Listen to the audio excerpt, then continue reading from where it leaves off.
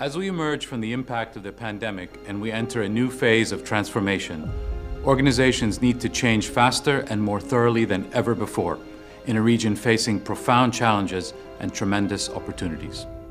PWC as a community of solvers is uniquely positioned to bring the right combination of people, capabilities, and technology. That's what we're calling the new equation, our new network-wide strategy.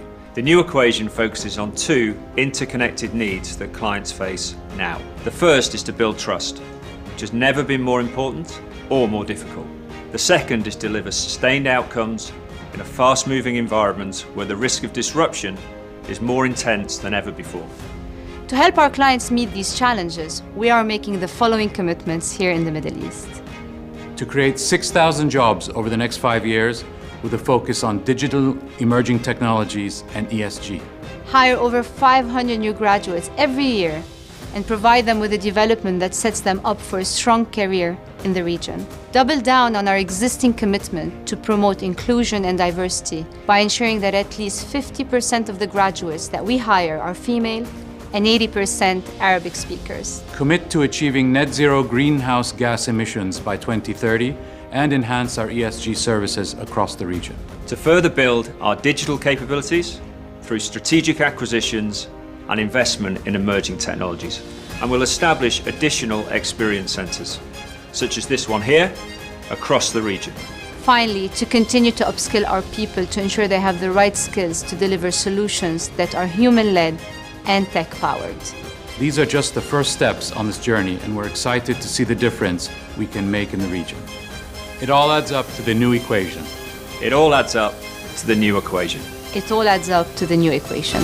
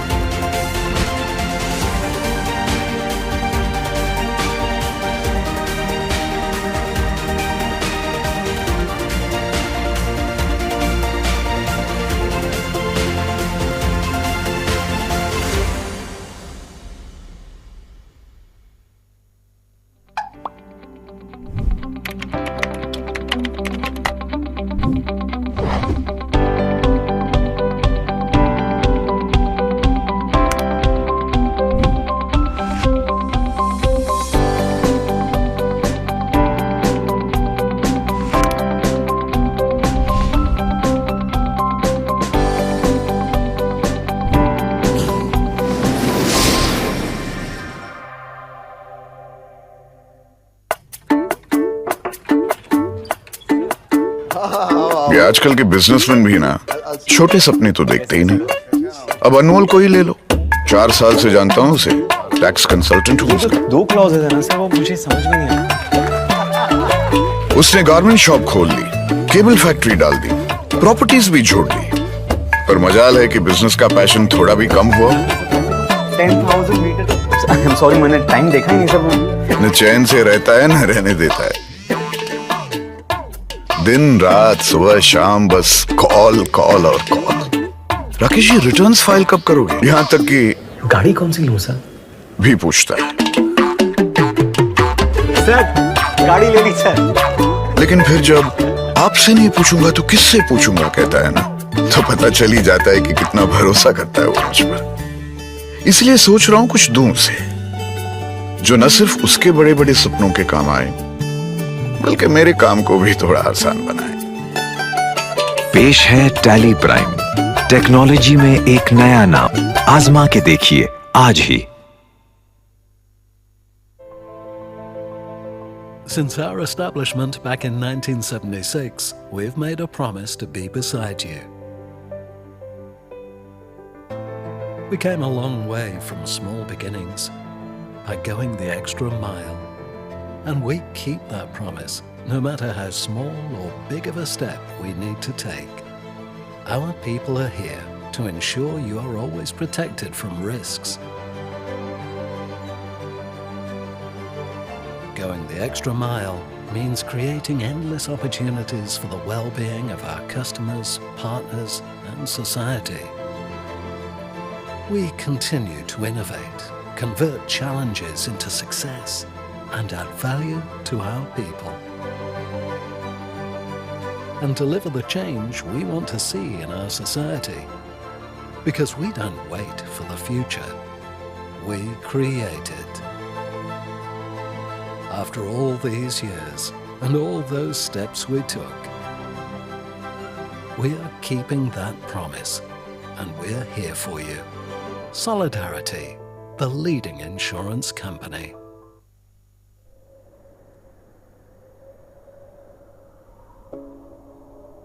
We are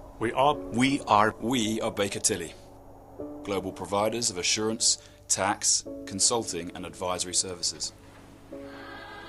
Ranked among the world's top 10 branded networks, Baker Tilly brings the power of a global network into local communities to help our clients make decisions that help them achieve their goals. We're growing, and we are looking for you to join us on our journey. our vision is to combine your talent with ours, to create a partnership that helps our clients face the future with confidence. Our impact is global, stretching across 145 territories. Our more than 36,000 team members have achieved a combined revenue of $3.9 billion in 2019. Our growth is strategic, and we continue to maintain a local presence to ensure a deep understanding of context for your business. Working with Baker Tilly means the future.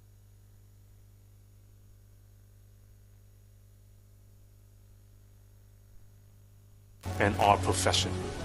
We are Baker Tilly. Nosotros somos Baker Tilly. 我們是 Baker Tilly. We are Baker Tilly. And we will never lose sight of you. Now for tomorrow.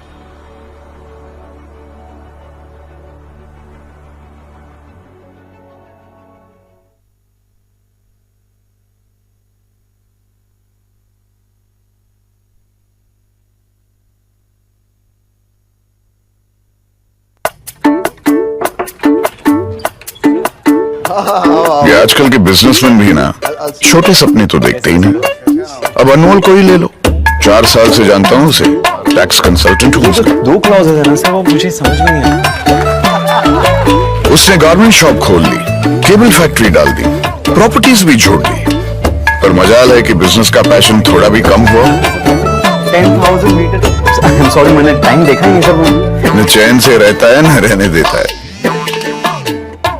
दिन रात सुबह शाम बस call call और call. Rakesh ji returns file कब करोगे? यहाँ तक कि गाड़ी कौन सी लूं सर?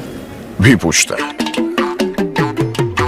सर गाड़ी ले ली सर। लेकिन फिर जब आपसे नहीं पूछूंगा तो किससे पूछूंगा कहता है ना, तो पता चल ही जाता है कि कितना भरोसा करता है वो मुझ पर। इसलिए सोच रहा हूं कुछ दूं उसे, जो न सिर्फ उसके बड़े बड़े सपनों के काम आए, बल्कि मेरे काम को भी थोड़ा आसान बनाए।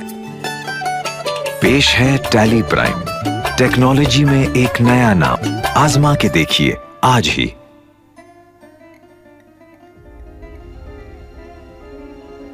As we emerge from the impact of the pandemic and we enter a new phase of transformation, organizations need to change faster and more thoroughly than ever before in a region facing profound challenges and tremendous opportunities.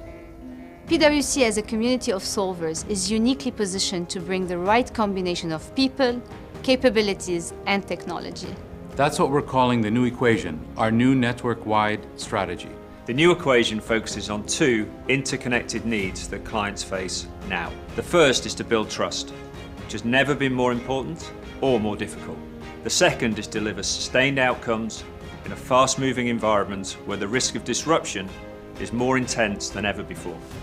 To help our clients meet these challenges, we are making the following commitments here in the Middle East. To create 6,000 jobs over the next 5 years, with a focus on digital, emerging technologies, and ESG. Hire over 500 new graduates every year and provide them with a development that sets them up for a strong career in the region. Double down on our existing commitment to promote inclusion and diversity by ensuring that at least 50% of the graduates that we hire are female and 80% Arabic speakers. Commit to achieving net zero greenhouse gas emissions by 2030 and enhance our ESG services across the region. To further build our digital capabilities through strategic acquisitions and investment in emerging technologies. And we'll establish additional experience centres, such as this one here, across the region. Finally, to continue to upskill our people to ensure they have the right skills to deliver solutions that are human-led and tech-powered. These are just the first steps on this journey, and we're excited to see the difference we can make in the region. It all adds up to the new equation. It all adds up to the new equation. It all adds up to the new equation.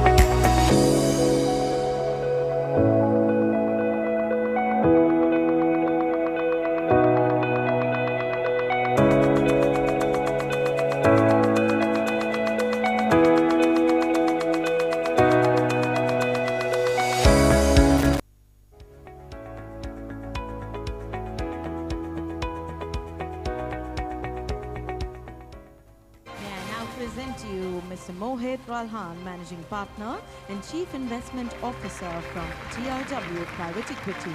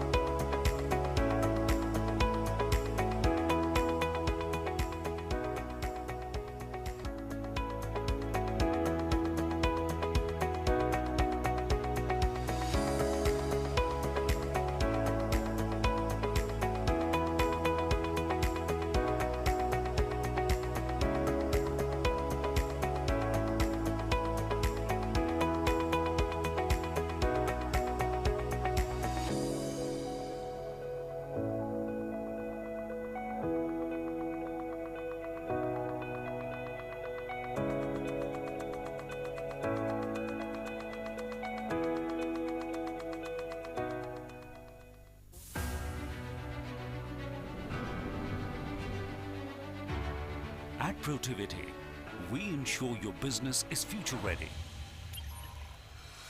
As we collaborate to solve problems with innovation at its heart, your trusted advisors for business and technology consulting, internal audit, data, and digital transformation.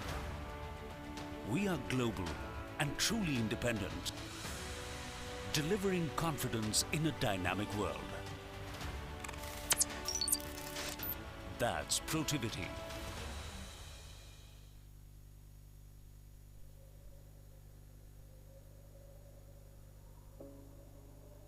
We are Baker Tilly, global providers of assurance, tax, consulting, and advisory services.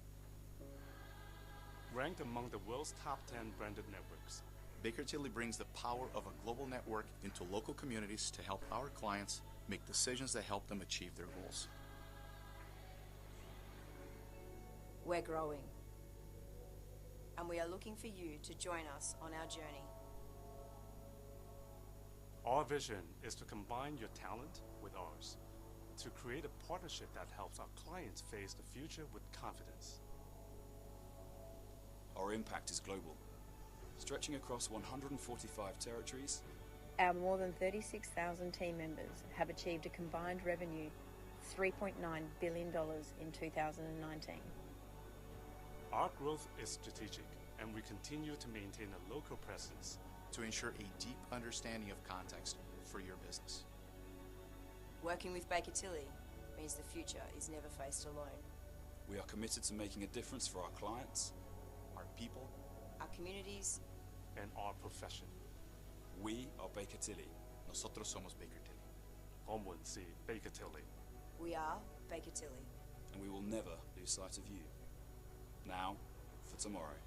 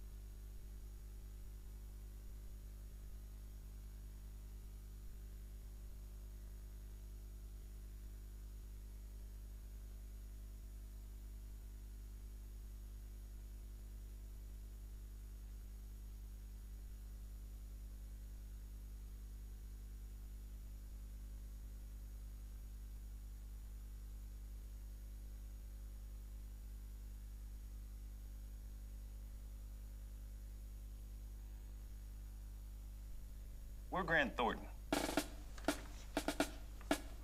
We are an audit, tax, and advisory firm, part of a global network of 50,000 employees in over 130 countries. Offering faster, tailored solutions, and with a commitment to quality. So why haven't you heard of us? Because when you're as focused on serving your clients as we are, it's hard to beat your own drum.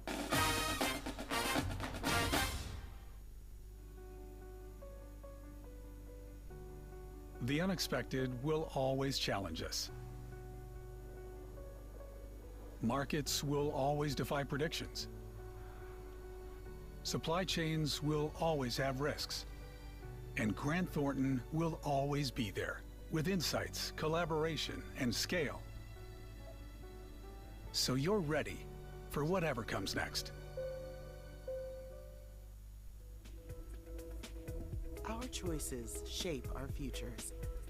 The future of businesses, economies, careers, and our world.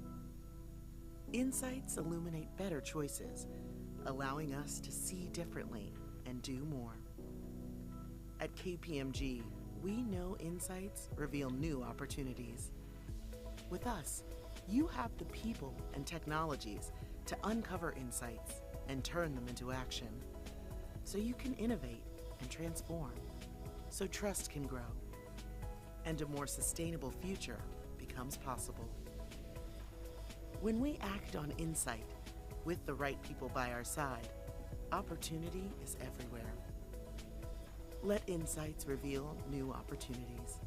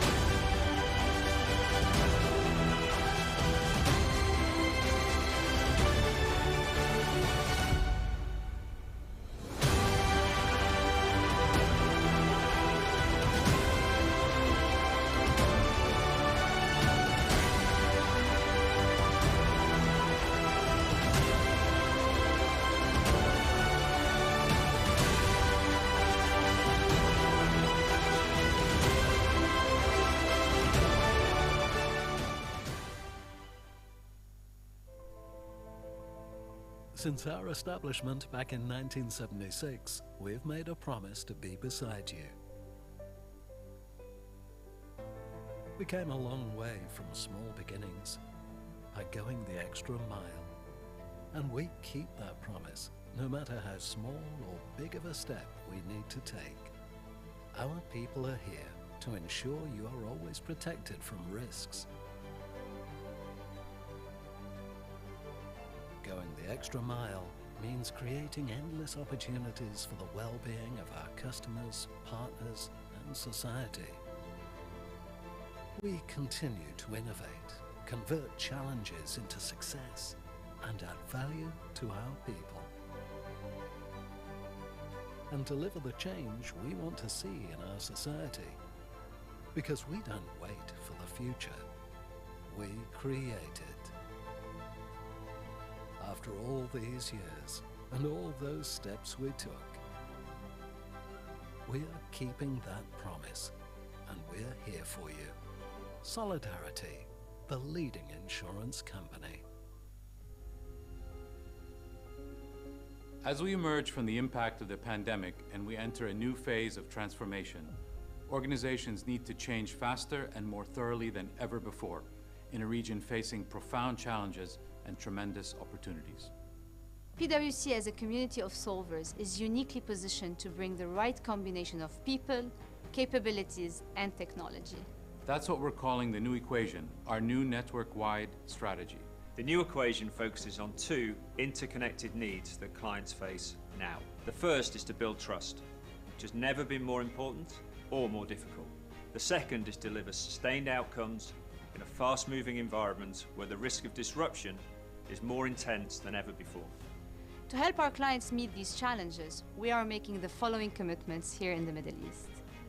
To create 6,000 jobs over the next 5 years with a focus on digital, emerging technologies, and ESG. Hire over 500 new graduates every year and provide them with a development that sets them up for a strong career in the region. Double down on our existing commitment to promote inclusion and diversity by ensuring that at least 50% of the graduates that we hire are female and 80% Arabic speakers. Commit to achieving net zero greenhouse gas emissions by 2030 and enhance our ESG services across the region. To further build our digital capabilities through strategic acquisitions and investment in emerging technologies.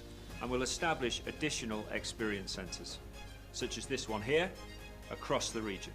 Finally, to continue to upskill our people to ensure they have the right skills to deliver solutions that are human-led and tech-powered. These are just the first steps on this journey, and we're excited to see the difference we can make in the region. It all adds up to the new equation. It all adds up to the new equation. It all adds up to the new equation.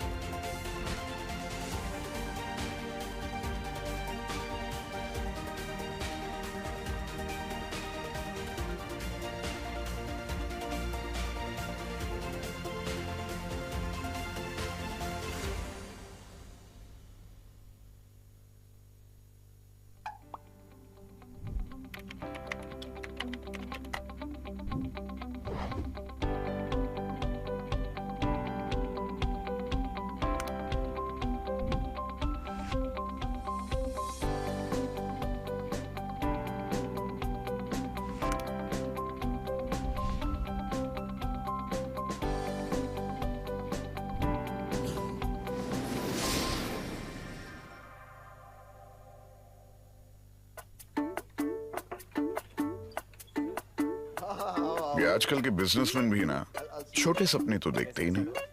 अब अनमोल को ही ले लो, 4 साल से जानता हूँ उसे, tax consultant हूँ उसका। 2 क्लॉजेज है ना सर, वो मुझे समझ में नहीं आता।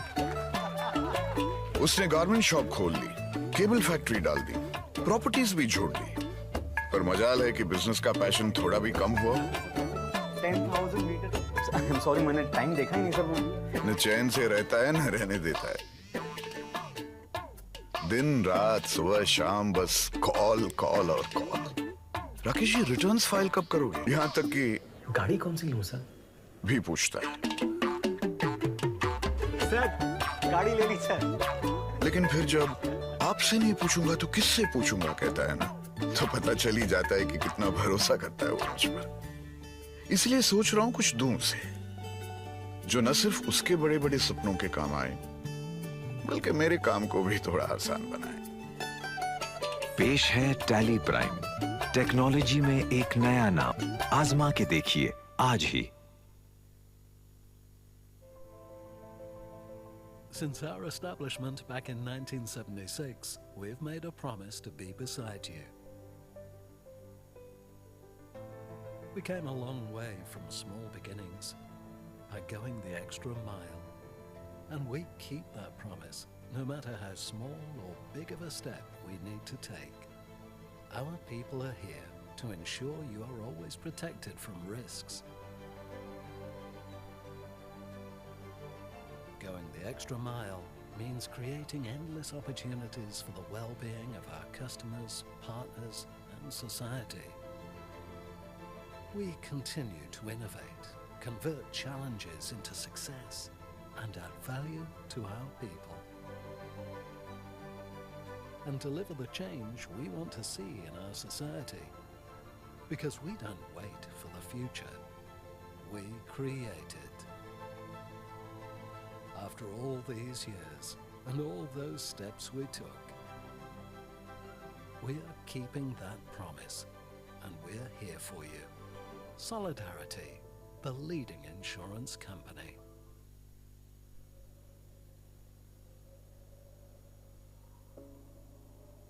We are Baker Tilly, global providers of assurance, tax, consulting and advisory services. Ranked among the world's top 10 branded networks, Baker Tilly brings the power of a global network into local communities to help our clients make decisions that help them achieve their goals. We're growing, and we are looking for you to join us on our journey. Our vision is to combine your talent with ours, to create a partnership that helps our clients face the future with confidence. Our impact is global, stretching across 145 territories. Our more than 36,000 team members have achieved a combined revenue of $3.9 billion in 2019. Our growth is strategic, and we continue to maintain a local presence to ensure a deep understanding of context for your business. Working with Baker Tilly means the future is never faced alone. We are committed to making a difference for our clients, our people, our communities, and our profession. We are Baker Tilly. Nosotros somos Baker Tilly. 我們是 Baker Tilly. We are Baker Tilly. And we will never lose sight of you. Now for tomorrow.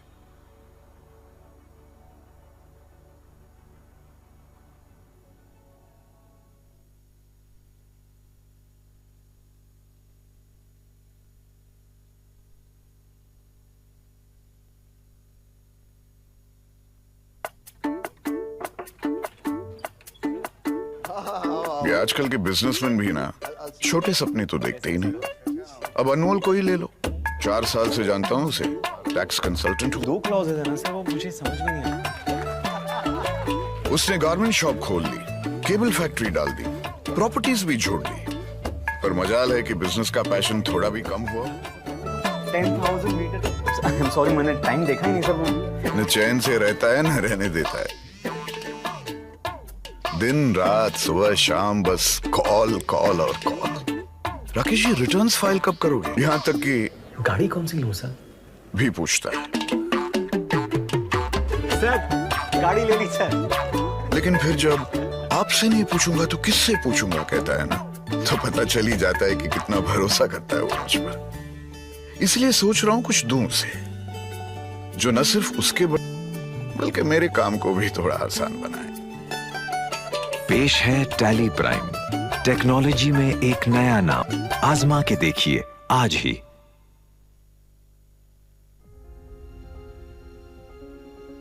As we emerge from the impact of the pandemic and we enter a new phase of transformation, organizations need to change faster and more thoroughly than ever before in a region facing profound challenges and tremendous opportunities. PWC as a community of solvers is uniquely positioned to bring the right combination of people, capabilities, and technology. That's what we're calling the new equation, our new network-wide strategy. The new equation focuses on two interconnected needs that clients face now. The first is to build trust, which has never been more important or more difficult. The second is to deliver sustained outcomes in a fast-moving environment where the risk of disruption is more intense than ever before. To help our clients meet these challenges, we are making the following commitments here in the Middle East. To create 6,000 jobs over the next 5 years with a focus on digital, emerging technologies, and ESG. Hire over 500 new graduates every year and provide them with a development that sets them up for a strong career in the region. Double down on our existing commitment to promote inclusion and diversity by ensuring that at least 50% of the graduates that we hire are female and 80% Arabic speakers. Commit to achieving net zero greenhouse gas emissions by 2030 and enhance our ESG services across the region. To further build our digital capabilities through strategic acquisitions and investment in emerging technologies. And we'll establish additional experience centres, such as this one here, across the region. Finally, to continue to upskill our people to ensure they have the right skills to deliver solutions that are human-led and tech-powered. These are just the first steps on this journey, and we're excited to see the difference we can make in the region. It all adds up to the new equation. It all adds up to the new equation. It all adds up to the new equation.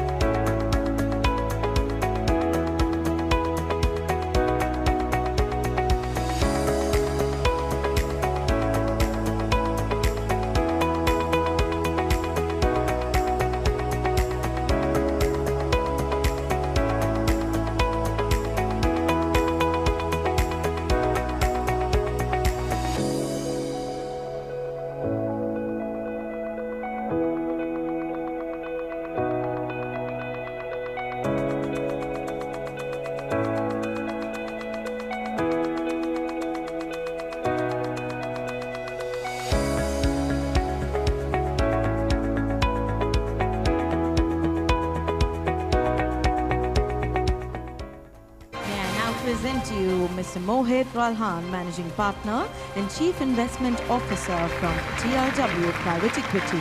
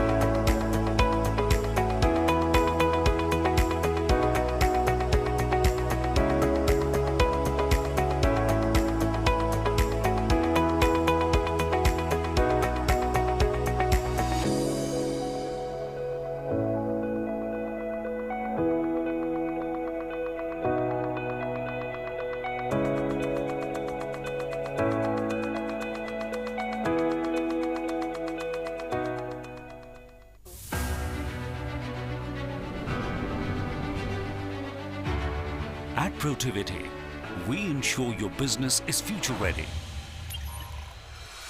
As we collaborate to solve problems with innovation at its heart, your trusted advisors for business and technology consulting, internal audit, data, and digital transformation. We are global and truly independent, delivering confidence in a dynamic world. That's Protiviti.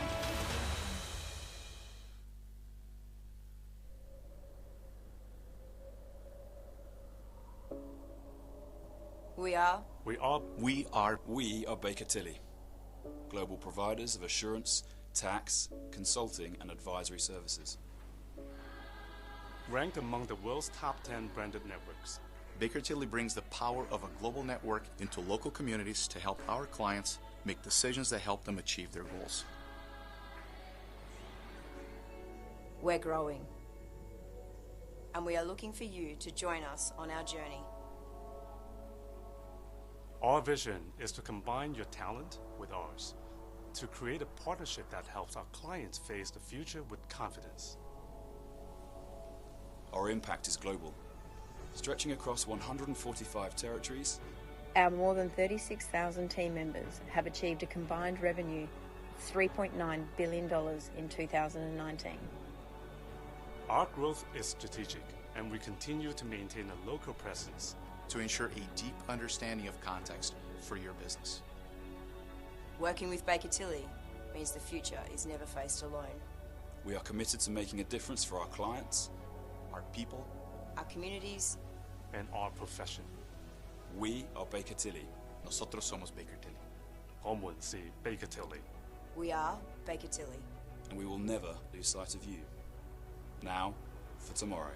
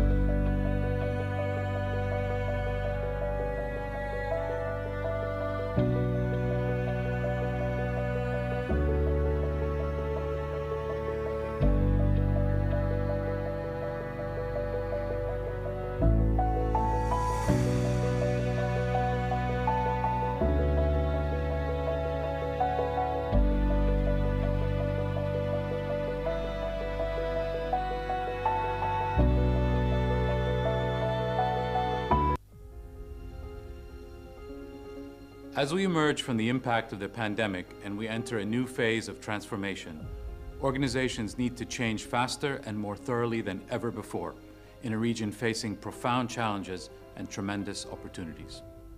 PwC as a community of solvers is uniquely positioned to bring the right combination of people, capabilities, and technology. That's what we're calling the new equation, our new network-wide strategy. The new equation focuses on two interconnected needs that clients face now. The first is to build trust, which has never been more important or more difficult. The second is to deliver sustained outcomes in a fast-moving environment where the risk of disruption is more intense than ever before. To help our clients meet these challenges, we are making the following commitments here in the Middle East. To create 6,000 jobs over the next 5 years with a focus on digital, emerging technologies, and ESG. Hire over 500 new graduates every year and provide them with a development that double down on our existing commitment to promote inclusion and diversity by ensuring that at least 50% of the graduates that we hire are female and 80% Arabic speakers. Commit to achieving net zero greenhouse gas emissions by 2030 and enhance our ESG services across the region. To further build our digital capabilities through strategic acquisitions and investment in emerging.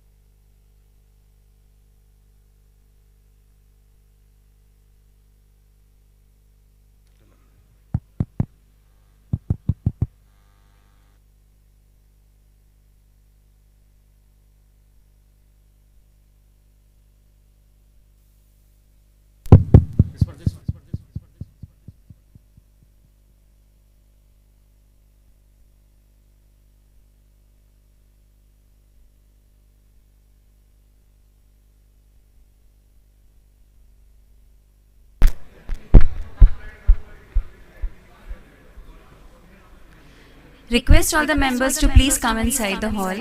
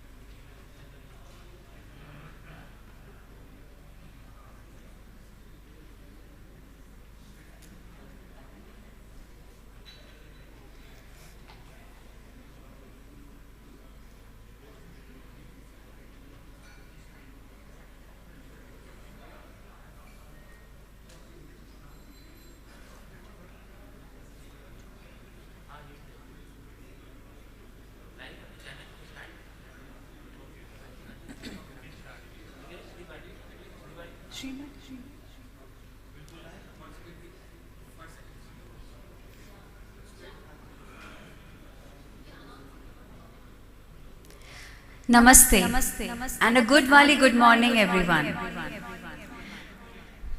After an engrossing session yesterday and a lovely entertaining evening, I hope we all are excited to see what the new horizon beckons on us today.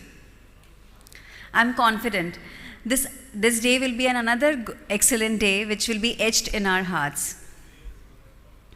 And what a better way to begin the day today with our very own BCICAI member who is an amazing singer, and today she will showcase her music talent. Please welcome C.A. Sri Bharti Mahesh Kumar, the versatile Veena player.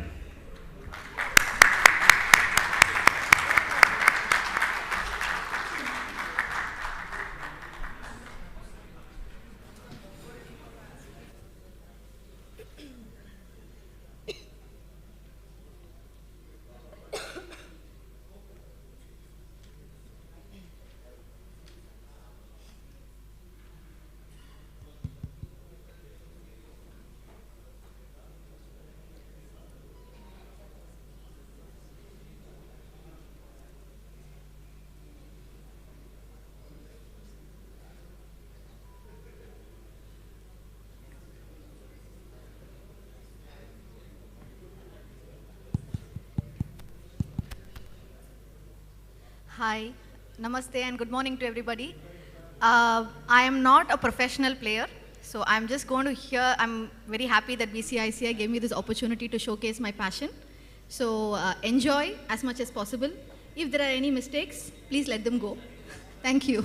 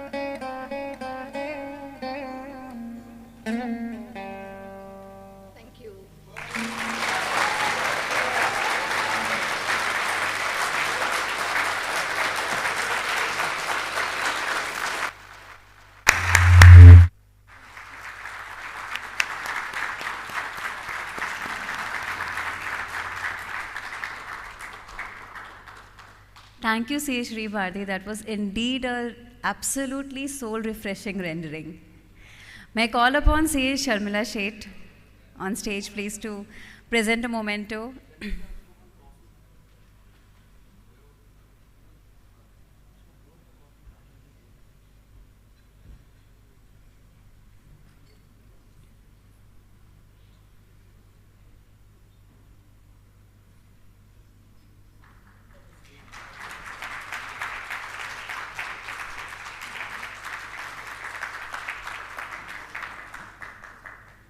Thank you, C. Shri Bharti. C. Sharmila, please stay on the stage.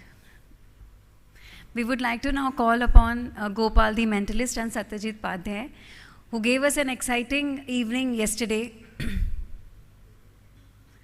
We would like to present a token of our appreciation to them.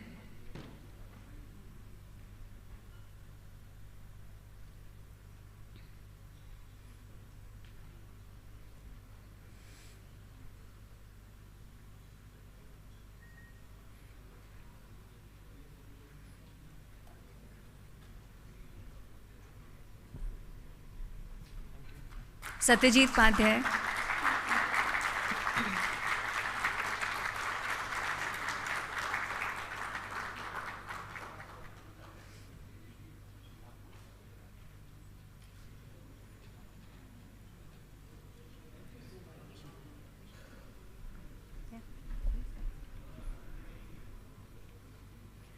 And now we have Gopal the mentalist.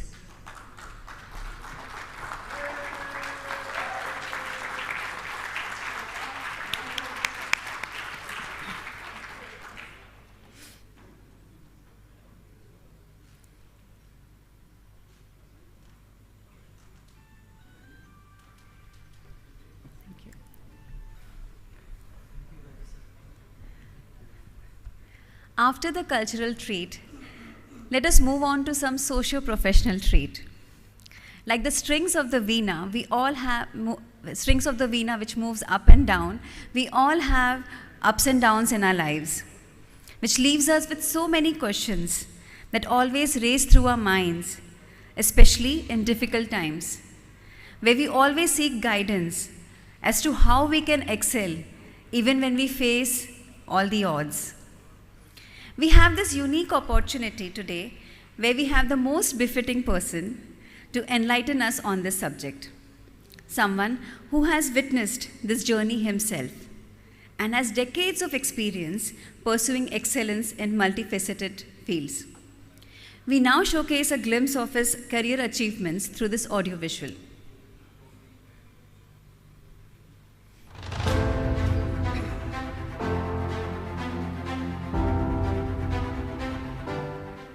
Dr. Narendra Jadhav, economist, educationist and author. Dr. Narendra Jadhav, a former nominated member of Rajya Sabha, is an independent director in several companies such as Tata Teleservices, Sustainable Agro Commercial Finance Limited, Jain Irrigation System Limited. During his 4.5 decades of public service, he held various distinguished positions, including Member of the Planning Commission and National Advisory Council, Vice Chancellor of University of Pune, Chief Economist RBI, and Advisory to International Monetary Fund, Afghanistan and Ethiopia. Dr. Jadhav is also a prolific writer in 3 languages, Marathi, English and Hindi. Additionally, his family biography in English, Untouchables, has been hailed as an international bestseller, translated into 15 languages, and has won the Sahitya Academy Award. Dr. Narendra Jadhav. Join your hands to welcome Dr. Narendra Jadhav to present his topic, Search for Excellence Against All Odds.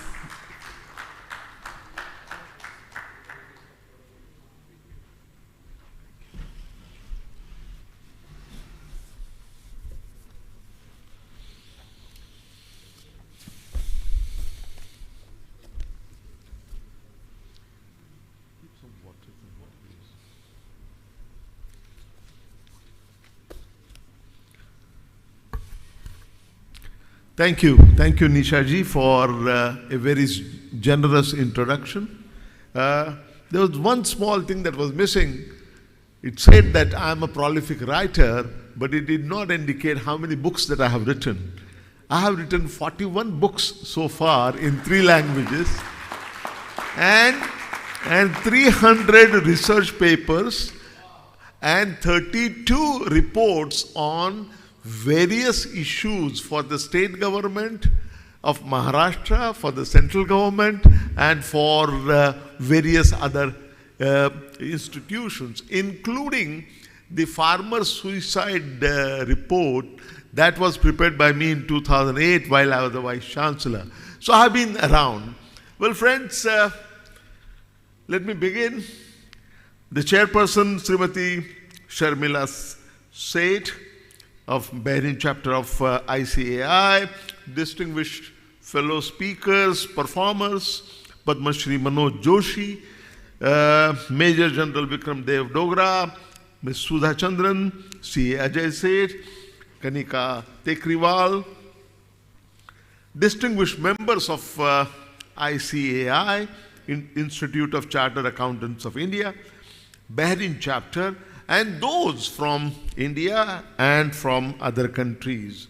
Well, ladies and gentlemen, at the very outset, let me commend the chairperson, Srimati Sharmila Seth, and her executive committee members of the Bahrain chapter of ICAI for organizing this 14th annual international conference on a theme of a great contemporary relevance, New Horizon Beckons. And of course, for organizing this conference so well. Well, friends, given the theme of the conference, that is to say New Horizon Beckons, I am reminded of the pearls of wisdom from Zarathustra, the great spiritual founder of Zoroastrianism. Zarathustra once said, and I quote, "Those who forget their past are invariably punished by the future." What this means in the present context is that even while looking at the beckoning new horizon, one must not forget where we all come from. Well, friends, the entire human civilization has evolved over time through individual and collective search for excellence. This entire evolution, that is why, ladies and gentlemen, I have chosen to share my thoughts this morning on the search for excellence against all odds. Yesterday, we saw a heartwarming and inspirational performance by Miss Sudha Chandran, and we are going to hear her later this afternoon. Implicit in what she has done was or is her moving narrative of search for excellence against all odds, search for excellence despite physical disabilities that were imposed on her. Well, what I'm going to speak about is my own experience of search for excellence against all odds. And the odds here, Sudhaji struggled against all odds imposed by physical disabilities, while I'm going to talk about struggle against all odds imposed by social disabilities. Now, what are the social disabilities that I'm talking about? Social disabilities that I'm referring to are in the form of caste system in India. That is the unique and most iniquitous social structure that we have had for generations. Well, friends, every sixth person in the world is an Indian. And every sixth person in India is a former untouchable. 16% both. I was born in one such family. I am a first generation learner. I have a PhD in economics from Indiana University in the United States, but none of my forefathers ever went anywhere close to any school or college. Where do I stand today? You have seen some of the achievements that I have had. Well, look at these achievements, and on the other hand, my father, who was actually far more brilliant than what I am, remained all his life a class 4 employee in the railways. So how did this change happen? And who made this happen?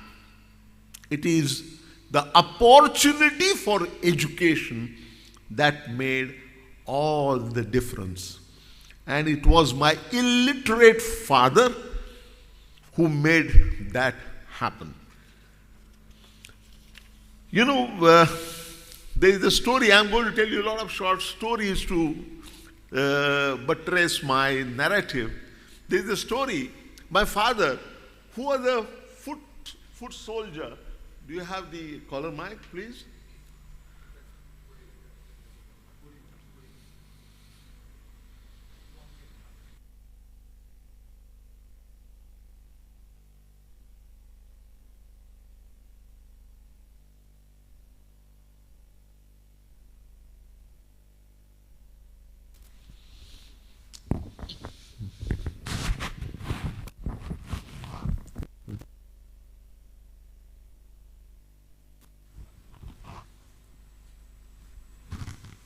I'm going to tell you a lot of short stories about this struggle of mine. The first one, my father was a foot soldier.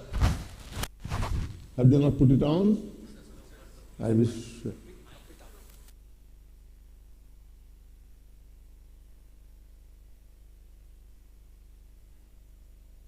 Everybody.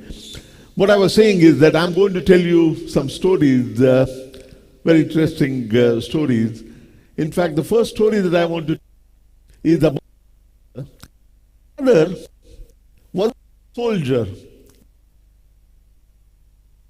and Ambedkar's basic message was का संगठित व्हा आणि संघर्ष करा. Educate, organize, and agitate. That was the theme. So my father, as a foot soldier, inspired other people. And like millions of other people, he was inspired by that. And he decided, he realized the only way he can lift his family from the abyss of poverty is to go for education. So he goes to the best school that he thought was there. The name of the school is Chabildas. It's not one of the greatest schools, but it's a good school. There. Now he had no idea about the academic cycle, but he goes there inspired. And he goes to the headmaster and tells him that I want to put my child in your school. Please enroll him. The headmaster said that you have come at the wrong time. You do one thing, you come in this particular month and then take the form, submit the form, and then in the next academic cycle in June your son can be considered for admission. My father was not willing to listen. He wanted that to happen then and then. So my father pleaded, he begged, he threw himself at the feet of the teacher and said, do what you may like, but I want my son to be educated, to get education here, because that's the only way. Now understand, he has no backing, no support, no financial or any other support. So after pleading when it did not work, my father announced that I am going to do fast unto death. I am going to sit here and go on fast until you admit my child. So the headmaster, who had never seen this kind of passion for education, finally relented and he said, all right. He said that सोमवार को आप आ जाइए और 11:15 रुपये. And then my father goes there on Monday and with the child, and then that child was admitted. And my father has written about, I will come to that later. That child, not me, that child was my eldest brother who became 1964 batch of IAS and retired as the municipal commissioner of Mumbai. The moral of the story is that, it is the opportunity. Work and all other qualities come later. The first basic thing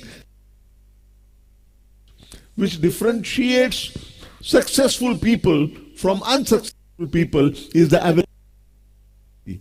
So you got to understand that when you see successful people, it is a largely, to a large extent, it is due to the opportunity that they were given. My father could have got 3 PhDs. He was that brilliant. But all life, what he did was to do the menial task in the railways.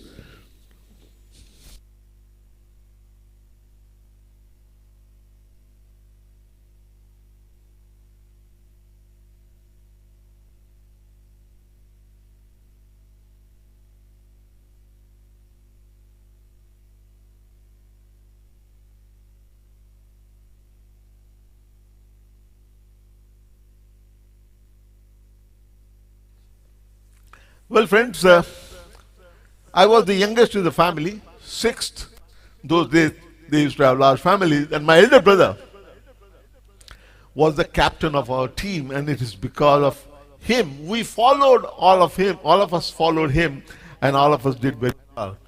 I grew up in a place called Wadala in Mumbai, which is, I can't say that is the best of the localities.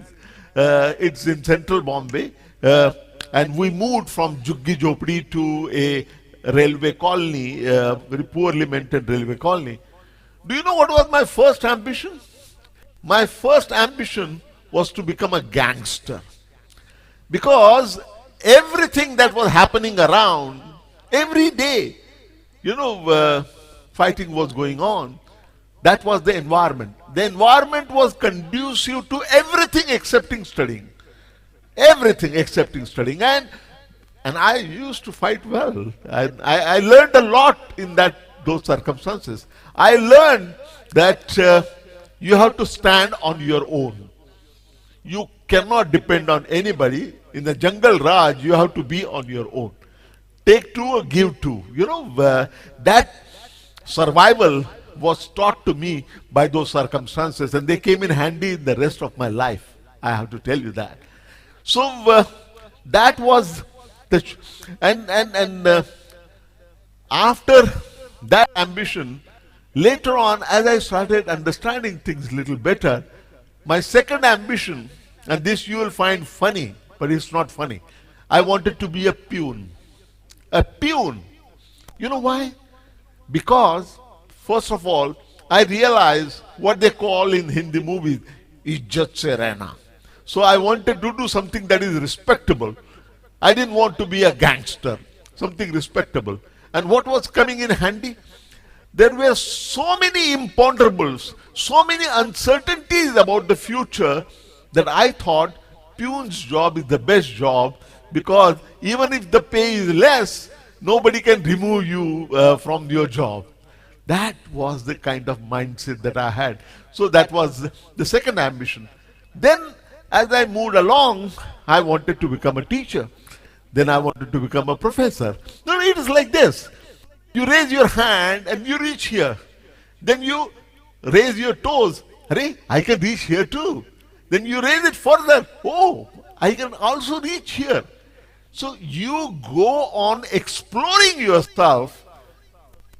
You go on exploring yourself, and you realize, as you realize yourself, as you realize your potential, you realize how to set up your life, how to build on your life, how to build on your career. And that is exactly what I think I did. There was incident there. When I was in the school, now it is very hard for people to believe. When I was in the school, I never opened my mouth. Never opened my mouth in the class. Although I was always a class topper, I never opened my mouth. You know why? Because the moment I started speaking, everybody would start laughing, because I was speaking in the mother tongue, which was a colloquial with a lot of slangs. It was not so-called pure Marathi, just Marathi. And everybody would laugh, so I used to keep quiet. Later I realized it is a matter of only convenience, but that's a different story altogether. So I would never speak. My wife tells me that after you start speaking, after you have opened your mouth, you have never closed it. But that's a later story. Those days, I never opened my mouth. Now, those days, people coming to our house, and you can imagine a class 4 employee's home and kind of people coming in there. They all realized that I had a potential to be somebody, that I was a topper and all that. So they would all ask me, what are you going to be? So I, like everybody in that age group does, I used to give them some goal answers, without speaking out. One day my brother, the oldest brother, he asked me, what do you want to become? I thought that since my brother is asking, I have to tell him what is in my heart. So I told him that I want to be a writer. His face was screwed up. Are, he said, this guy is going to be a pauper. And he left. My father was listening to this. And then the turning point came. My father was quietly listening to this. He was a man of few words. He used more of his hand than his words to say what he wanted to say. So my father called me and asked me, what do you want to become? So looking at my brother's reaction, I had become very conscious. So I started talking, gol matol, in circles without saying anything. That time what my father told me is something that I want to share with everybody. My father told me, and that I am going to say in Marathi, but I believe everybody will understand. And that is not translatable at all. Although I wrote English book on my Marathi book, this part is not translatable. My father said, Yepai. My father said, हे लोक तुला सांगतील, तू doctor व्हय, तू engineer व्हय, तू बालिस्टर व्हय, पण तू काय या कोणाचं ऐकू नको. तुला तुझ्या मनाला वाटेल ना तेच म्हणायचा प्रयत्न कर. पण मी पंचलाइन इज स्टिल देयर. तुला जे वाटेल ना तेच व्हायचा प्रयत्न कर. मी बी तुला सांगणार नाही का तू अमुकच व्हय का धमुकच व्हय. पण मो म्हणणं एकच आहे बरं का, तू जे काय करशील ना त्याच्यामध्ये टापला जायला पाहिजे. तुला चोर व्हायचं ना कोई बात नाही, पण मग असा चोर झाला पाहिजे की समधी दुनिया बोलली पाहिजे इसको बोलताय चोर. The point here is that this is nothing but what we call search for excellence. Don't be content with smaller things. Always think big, dream big, and achieve big only through that. So that was a turning point for me, and that really gave me, that was the beginning of my journey in the search of excellence. Then of course I went to, I did well in school, then I went into college, and after going into the college, I got carried away like everybody should, because unless you go too far, as Mark Twain has said, you don't know how far you can go. So I got carried away and quickly recovered, came back on track, and so I had taken those days in Mumbai at least, they went by waves. Those who did well in school would go for science. Sometimes it was commerce, sometimes it was science. Nobody could go to arts. Those clever ones were supposed to go to science or commerce.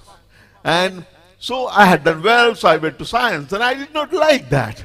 I was kind of lost and very depressed. And then because I had drifted from studies, my scores came down. That was the first time I did a thorough introspection in my mind. What do I want to do in life? First time. And as the luck would have it, that was the time, the year was 1971, I had gone to Missouri where my brother, eldest brother, was going through some refresher program. So he asked me to come over, I went there, and when I saw those IAS officers dealing with each other and talking about various issues, I thought that I should become one of them. That's where I belong. And then, accidentally, I ran into a book in my brother's house, there in his room where he was staying in Lal Bahadur Shastri Academy. I saw a book called Poverty in India by V.M. Dandekar and Nilkantha Rath. That book changed my life. I suddenly realized that I don't belong to physics and chemistry or anything. I belong to economics. And I read that book again and again, and I said, this is where I want to do my career. It was as if I had found what I wanted. And then luckily, although there is a limited flexibility in the Indian education system to move from one discipline to other, which is stupid, but now that is changing. That time there was one way available. From science I could take admission to statistics. and subsidiary subject economics. So I did BSc Statistics and Economics, and I worked very hard because I had lost the track. I worked very hard, and there I got first class with distinction, and that is when I knew that I had arrived. So I finished my BSc and then took admission for MA. MA Economics, of course, in Mumbai University. At that particular point of time, you know, everybody was appearing for the probationary officers exam of State Bank of India. The exam which is written by more people than IAS, IPS, those days at least, was the probationary officers exam of State Bank, because they are supposed to be very good employees. It's very competitive. So some of my teachers also had applied, some of my friends, colleagues had applied. So I also applied. All of them, I got through. So at the age of 21, I became an officer of the State Bank of India. That was a record. And everywhere I set the records. I was the youngest officer to become, youngest person to become a officer at the Reserve Bank, at the State Bank of India. 3 years of working in the bank, and I realized that that's not what I want to do. I had this urge for research. And luckily, again, the opportunity came, and at the age of 24, I joined Reserve Bank of India as the research officer. Reserve Bank of India has grades like officer grade A, B, C, D, E, F. Begins with A. I joined at the level of B. F grade is the Chief General Manager. And so I joined, and then I spent 31 years in Reserve Bank of India. And the moment I joined the Reserve Bank of India, I realized that I needed a booster for doing research. My MA was not enough. I needed a booster. So I said that the best thing is to go abroad. I just got married, and I decided to go abroad, and luckily I could succeed. I'm using the word luckily. There's a less of luck and more of the hard work there. But I was chosen as a national scholar by a scheme of the Government of India, Ministry of Education and Culture at that time. So under that, for every subject, pan-India, they used to choose one person. For economics, I was chosen, and under that scheme, I went abroad to America, to Indiana University to do my PhD. When I went to Indiana University, I went alone first. I had wife and a child, but everybody told me, and there was no knowledge, no information. Everybody told me that if you apply for visa for you and your wife, both visas would be rejected, which was absolutely wrong. I had a government RBI job, and I had a bond with them, and there was no possibility of my going forever. But that is what we were working on. So I went alone, and then my wife joined me after 10 months. When I went there, immediately after reaching the US, I realized that there was the Indian Student Association, but they were pathetic, a lot of infighting, and not really helpful. So in the very 5th day of my stay in US, there was this meeting of the Indian Student Association. I went there and I could not help blasting at the management of that institution. I said that all Indians are smart. All that they need is help for first 2 days. Once you give them the field, they are on their own. So if you are not sending somebody to receive and take care of them for the first 2 days, what good you are? You should close the organization. And that had such appeal with the people. It is incredible. I think the then president of the organization had made himself very unpopular. So I came as a ray of fresh hope, and unanimously on the 5th day in US, I was chosen as the president of the Indian Student Association.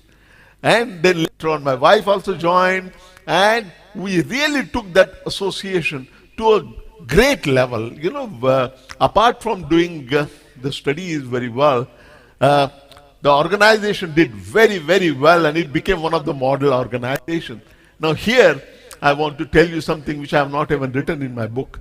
You know, I did very well academically. In fact, I have set a record A which has not been beaten even now. And recently I had gone there to give a lecture, and I said that that record would be beaten by another Indian only. And I'm waiting to see that happen.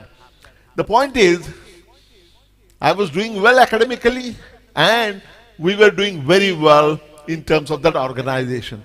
I had forgotten my social background. I had forgotten that I was a Dalit. I had forgotten I was Indian. And anybody saying anything against India, I used to pounce on that person. And they used to call me self-appointed Indian ambassador, because that is what the position I was taking. So it went on, but then I had a rude shock, and it took some time for me to recover. You know, I was being considered for the award of the best international student of the university. So the external director of foreign affairs or whatever, he called me and he said that, look, you are being shortlisted, so please help me help you. You build a dossier of yours so that, you know, that will enhance your chances of making it, because it's very competitive. So I said, what do I have to do? He said, get some recommendation letters from very senior people who are there in the senior professors and all, Indian fraternity. So I said, fine, because I knew most of them. They were all coming for the Indian Student Association. I checked with my other senior friends. They said, no. That particular professor, there was one particular professor, let's not name him, uske paas jao. He is the most respected. He was in charge of the atomic energy project of the university. So really a legendary person. Uske paas jao. But I did not know him personally. So there was somebody staying there. In fact, you would know him as a brother of Sardesai, Dilip Sardesai, and uncle of Rajdeep Sardesai, who was also staying in the town. He was middle-aged person. He knew everybody. So he said, I'll take you to him. I know him. So I said, theek hai. Then we went there. Two of us went there. And so we were received rather coldly. We were made to sit. And then he asked, what is the occasion? And he gave us up apple pie. Not chai or coffee, you know, apple pie. He was more American than Americans than themselves. So we narrated to him the purpose of our visit. He said, okay, we'll see. You know, non-committal. That's fine. I said, bade log hai. And then when we were coming out, he told Bobby, do you have a minute? Bobby Sardesai was the Rajdeep Sardesai. He said, Bobby, do you have a minute? Bobby said, yes, of course. So I stepped out. The door was open. I was standing just outside the door. I was very much in the earshot of what was going on. Not purposely, but accidentally. And the professor was speaking loudly enough. You know what that professor said? The professor blasted at Bobby Sardesai. He said, Bobby, तुम्हारी अकल मारी गई है? किसको लेके आते हो तुम रिकमेंडेशन के लिए? तुम धेड़ के बच्चे को लेके आते हो मेरे रिकमेंडेशन के लिए? ये कैसे तुमने सोचा कि मैं धेड़ के बच्चे को रिकमेंडेशन दे दूंगा? And I heard that, could not believe it. I could not believe what was happening. Believe me, I had forgotten that I was Dalit. I had forgotten my social background. I was only an Indian, I thought. But every time I have done that, I have been rudely shaken and reminded, this is what you are. And that is what happened there. We came out, Bobby Sardesai's face was ashes. I said, don't say anything. At that time, I felt very bad, because this guy, a legendary person who was there in US for more than 40 years or 45 years, was frozen in the past. He was not willing to come out of that. What was the grouse that he had against me? Nothing personal. It's only the social, and he was frozen in the mindset. So later, when I recovered, I told my wife that I don't feel bad now, but this is a professor who requires mental treatment. He is the one who he has a problem and he requires a treatment, counseling. Anyway, so the point that I was trying to make is that every step of the way, when you are coming from such social background, you are shaken and made to listen to that you are coming for this background, and that puts limitations on that.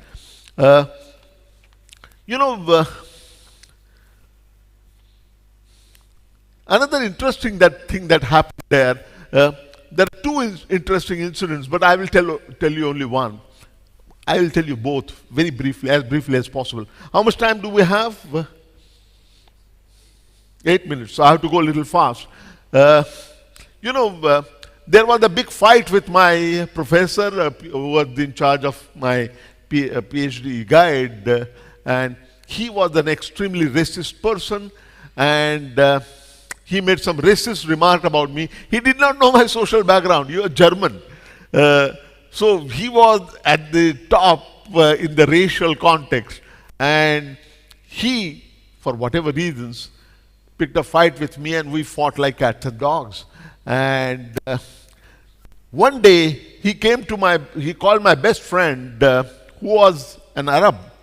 He was from Lebanon.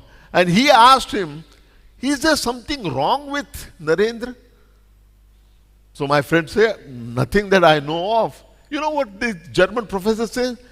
I think something has gone wrong down the line. I think he has got Arab blood in him. Imagine, a professor, a very learned and very respected professor, saying that he has Arab blood in him. That is why it is impossible to control him. And that, when I came to know, I said, that's it.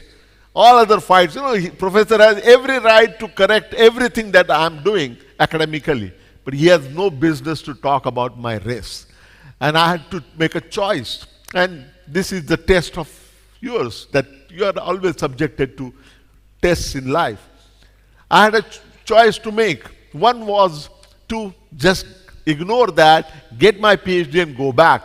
I said, I will never be able to live with dignity if I do that. I'm going to stand up and fight, no matter what. And I fought, and I'm very happy to say, my head of the department said that you may win the battle, but lose the war. I said, I don't give a damn. I'm not going to stand for this, and I'm not going to go back with a PhD, which I get by begging and making these unsavory compromises which go against my character. And they stood up for me. The fight took place, and finally I won. And the professor was told to come and apologize to me publicly in a faculty meeting, which he did.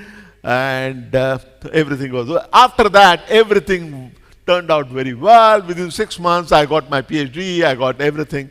And after the moment we got my PhD, me, my wife, and my child, and a daughter was also born there in America, we decided to go back immediately. So when I announced I understand I'm talking to an audience of people who have shifted and staying here, but these are my values. There was this function where I said that I'm getting my PhD in the next 15 days, and then we are going to go back to Mumbai. So everybody's reaction was, are you mad? Are you crazy? Are you out of your mind? Why are you going back?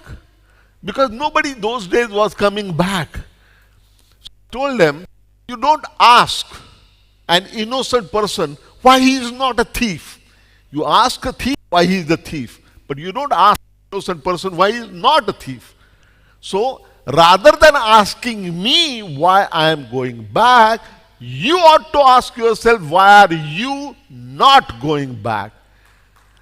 And believe it or not, most of them did not understand what I was saying. But 3-4 people who were in middle ages, they came to me the same night, one at a time, shook hands and said, young man, I wish I was as clear as you are when I was in the right age. That time we took a decision Now, every day I think about going back, but our children are telling, Papa, aapko jana hai to jaiye. We are going to stay here. And I am stuck here. So we never got stuck. I have always believed that for your mother, for your father, and for your motherland, there is no substitute, no alternative ever. And those who believe that there is, at some point or other, they are rudely shaken to remind them that there is actually no substitute for mother, father, or the motherland. That's my thoughts, my values. So, sixth day, after I finished my PhD, I was back in Mumbai. I back with RBI, and then I did not look back. I wrote papers, I wrote books like crazy. And I want to tell you about a special book that I wrote. I wrote books, many books, 41 books, and 3 books are in the offing. So I realized that I must write a book about my father. And my father, I told my father used to tell stories about his childhood. But, you know, my father had become a big nuisance because every day in the afternoon time, when siesta time for everybody, and he would bang the door and bang the things and try to fix them. Because that was the only thing he knew. So, I said something has to be done.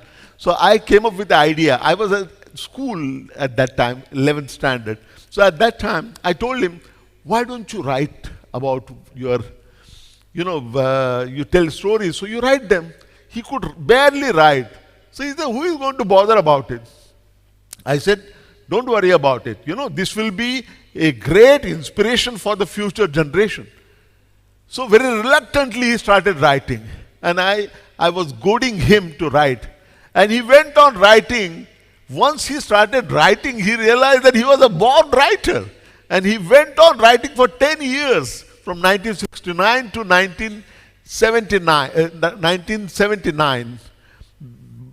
After I went to USA in 1981, I came back, looked for those notes, did not find them.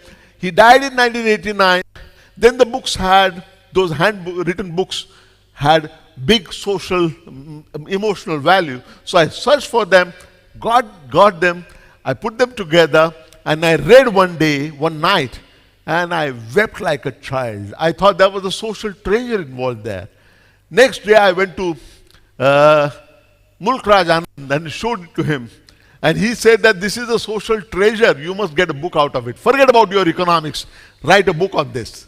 And then I edited that partly without touching the beauty of my language, his language. I rewrote, and then I interviewed everybody, my brothers, my sisters, my mother, and family friends, and rewrote the whole thing, keeping his own narrative in the middle. And believe me, that book, the title is Amcha Baap and Ami. That book has become the largest selling book in the history of Marathi literature. This book, Amcha Baap and Ami, has been translated into 15 languages. I wrote the English version myself, and that was auctioned in New York, and then Simon & Schuster published it as The Untouchables. It has got Sahitya Academy Awards, and 2 generations have come up in India, 2 readers' generations have come up in India reading that book and inspired by that book. And that book, I'm very happy to tell you that on my illiterate, so-called illiterate father, at least 5 people have done PhD on that book, and more than 25 people have done their MPhil thesis on that book. And that is the book which was at some point of time being converted into a movie. That did not happen, but that's a different story altogether. So I went on writing in 2005. I'm quickly going to wind up 2 minutes. Actually, I needed more time, but I understand. I'm going to take 3 minutes, exactly 3 minutes. You put this on. So after I kept writing, suddenly I kept writing, and I was I was head of the department, I mentored, and I, was so fortunate that I was given missions which are impossible to get for researchers. Can you imagine, like a James Bond-like mission, I came to Dubai to study Hawala market, and I prepared a report on that. That was the basis of certain recommendations made in the first budget by Dr. Manmohan Singh. I came here pretending that I am a Hawala dealer myself and wrote that report, and that report is a classic. I also worked as the advisor on exchange to Ethiopian government, and that was again another very daring thing which, I had gone under a different pretext, and I did that, and that report has changed Ethiopia in many ways, more ways than one. So my career has been great, and then I went to IMF, worked there as an advisor, worked with IMF and World Bank together on a project, and when I came back, I was the head of the department, I became executive director, all that I got. And then suddenly, I was kind of getting bored, so I went to Afghanistan. I was chosen as the chief economic counselor of Afghanistan in the middle of war, in the middle of recovery from a 22-year devastating war. And I went there and worked there. And it was a great experience on which I will write a book, but that is again different story. While I was in Afghanistan, suddenly one day my wife sitting here called me, and she said that the chief minister wants you to come over and become a vice chancellor. This came from out of blue. And I immediately said yes, because Pune has been the hotbed of social discrimination and social reforms, both. So becoming a vice chancellor of Pune University is like becoming a pope. And I dropped my fat-paying job in Afghanistan and took a job with a 95% wage cut, and I went to the university. Years at the university, I transformed the university, and it has been documented very well. I had changed the university, and then Dr. Manmohan Singh took me over as a member of Planning Commission, and then he also put me as a member of National Advisory Council. So there were people working with, and that was in the ministerial rank for your information. So working with Dr. Manmohan Singh, and I was working with Sonia Gandhi at the same time. There were lots of people working with Dr. Manmohan Singh, a lot of people working with Sonia Gandhi, but there were only hardly 9 or 10 people working with both of them. And I had that opportunity, and I could do many things which were very, very desirable. And a surprise of surprise was that after the term was over, after 1.5 years, Modi ji called me and offered me the member of parliament, the government, as the nominee of the President of India. And that term, I think I did a great job as a nominated member, because nominated members are not known to come there every day and work. I took that very seriously. I take everything seriously. And I finished that term successfully in the last April.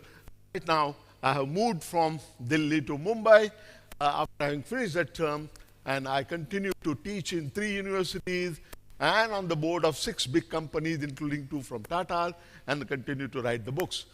People keep reminding me of my age. For me, it just doesn't matter. As long as I'm alive, and as long as my wife is supporting it, she is the one who takes care of me, I'm going to keep working more and contribute to the nation to the best of my ability.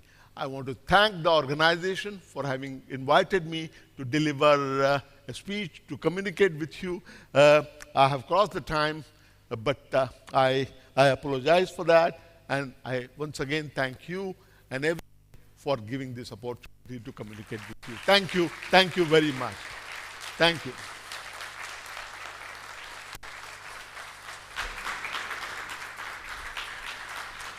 Thank you.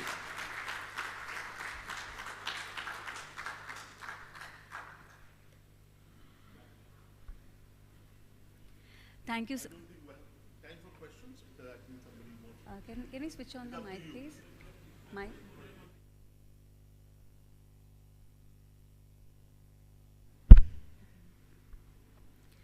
Thank you so much, Dr. Jadhav, for walking us through your life journey, which is an absolutely rocking and happening one. And it's an inspiration for all of us to take so much of learnings.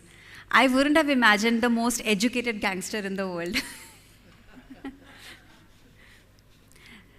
And the most important point that he drove to all of us was the opportunity which is there and the ability to tap us.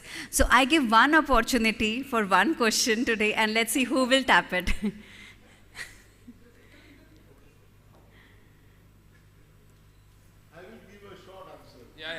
Thank you so much. No, very, very inspirational, and I love your gutsy moves and your confidence. I'm a very confused person when it comes to policy on reservation. So for example, I lost my medical seat by 1 rank and I was really saddened by it. But I also, coming from an economically well background, I went to an engineering school and I saw people where they come from lower backgrounds and they did really well, supporting their family and ended up with great jobs and uplifting their entire many families. But it doesn't speak for everyone. So what is your view on reservation policy in India?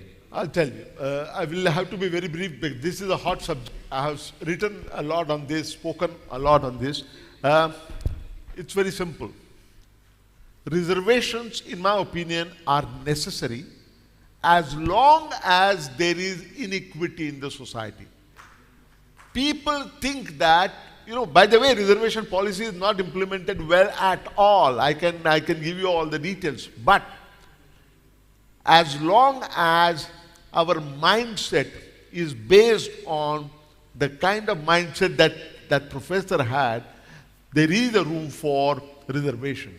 Reservation will change it affirmative action, and once everybody is thinking alike and is treating each other equal, we don't need reservation. But until that happens, we are going to need the reservation. Because you cannot imagine the amount of, if you look at the ascending order that we have had, when 97% of people were kept out of education, who lost? Not only these 97% people, the nation lost. Just imagine, they were confined to doing the menial jobs. How many brilliant people might have been born there, like my father? There might have been geniuses born in that, but they all were confined to do the menial work. Why? Because they were born in the low caste. So it was not only a loss for those families, it was a loss for the nation. Why have we been defeated all the time? Until recently, it is because of that. The amount of economic progress that we could not achieve is mainly because of below the potential achievement was because of the caste system. Just imagine, if everybody has a fair chance to be what they are and contribute to the nation, our nation would have become superpower 50 years back. But that did not happen. We are now moving in that direction, and as long as the discrimination mind continues, the reservation should continue. That's my feeling.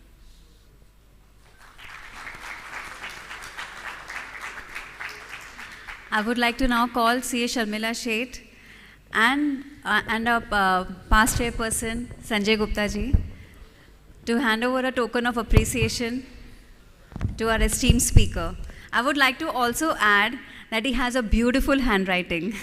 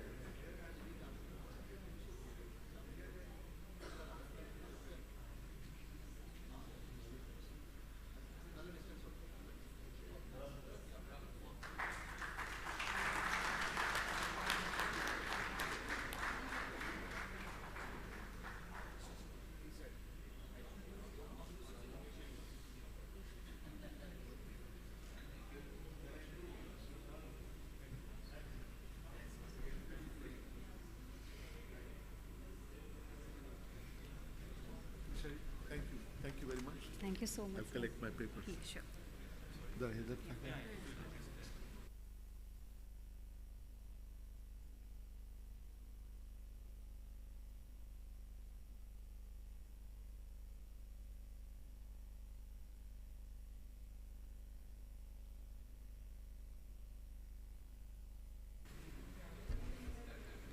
I now hand over the proceedings for the next session to very calm and composed our Treasurer, CA Clifford D'Souza.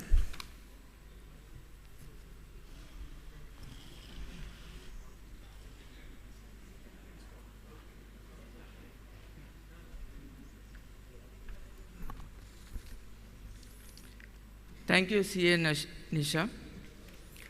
My dearest fellow CA members, dignitaries, and most esteemed guests, a very good morning to all of you. After COVID hit the world, it promoted the workforce to migrate from office to the remote working environments. So the response to the pandemic gave rise to the cybersecurity and data privacy concerns. To recognize this importance of cybersecurity and privacy safeguards our systems, organizations, and individuals, today we have with us an eminent speaker from Grant Thornton, Nishit Saxena, to enlighten on the topic Privacy and Cybersecurity, Ongoing Concerns and Opportunity. Can we have an AV, please?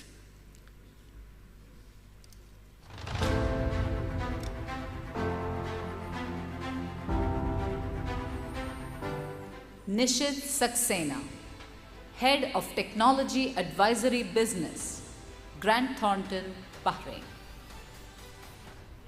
A senior executive and management consultant with a rich experience of over 20 years assisting clients with their IT consulting, business operations improvement, risk management, and IT transformation initiatives. He is a subject matter expert in the areas of IT governance, IT security, cyber risk resilience, and IT-enabled business transformation. Nishit Saxena.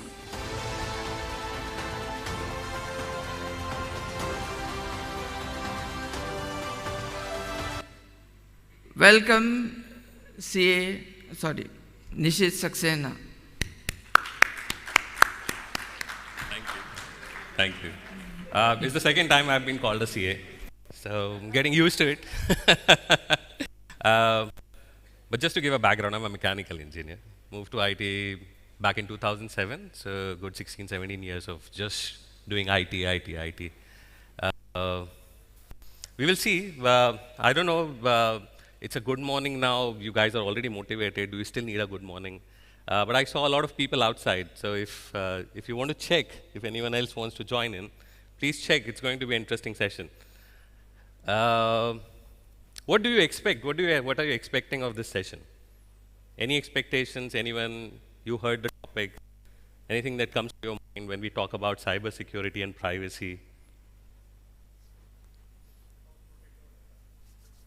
Good.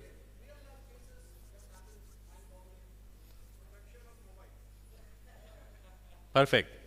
So all three covered. Okay. Well, we will start with the session. We will do 2 hands-on exercises just to keep you guys engaged and to know what actually security means in a day-to-day life. The presentation is a collection of. Yes.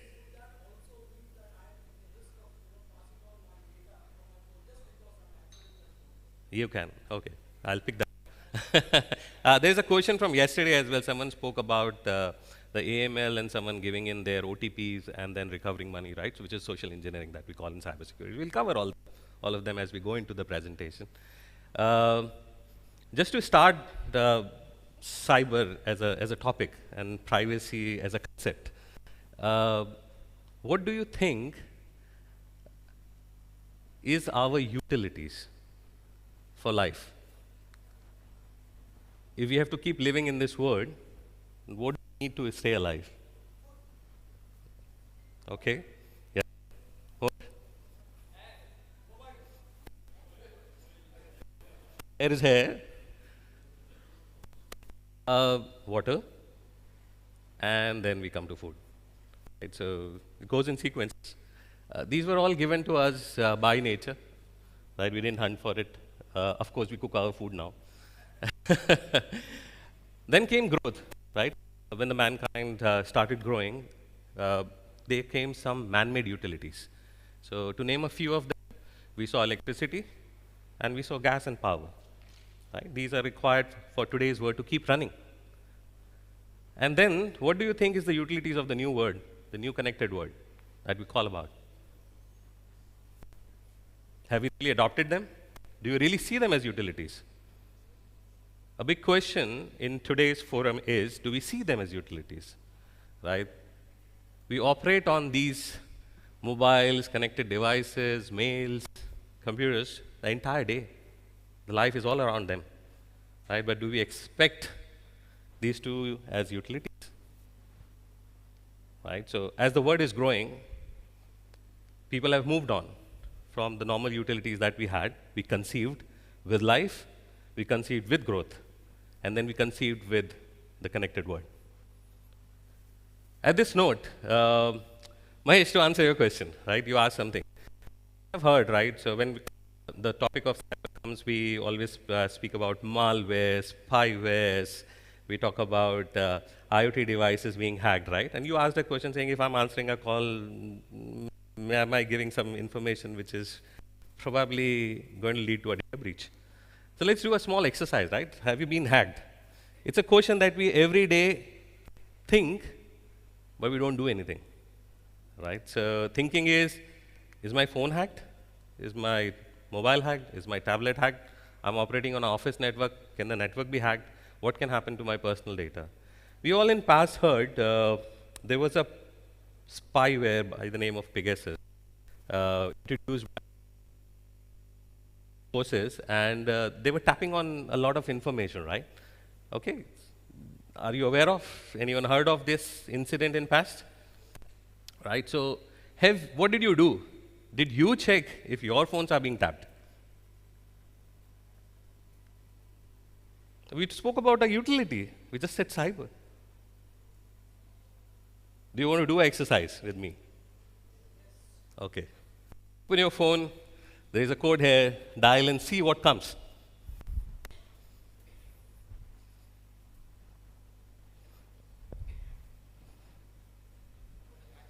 No. That's a standard answer of a hacker, no.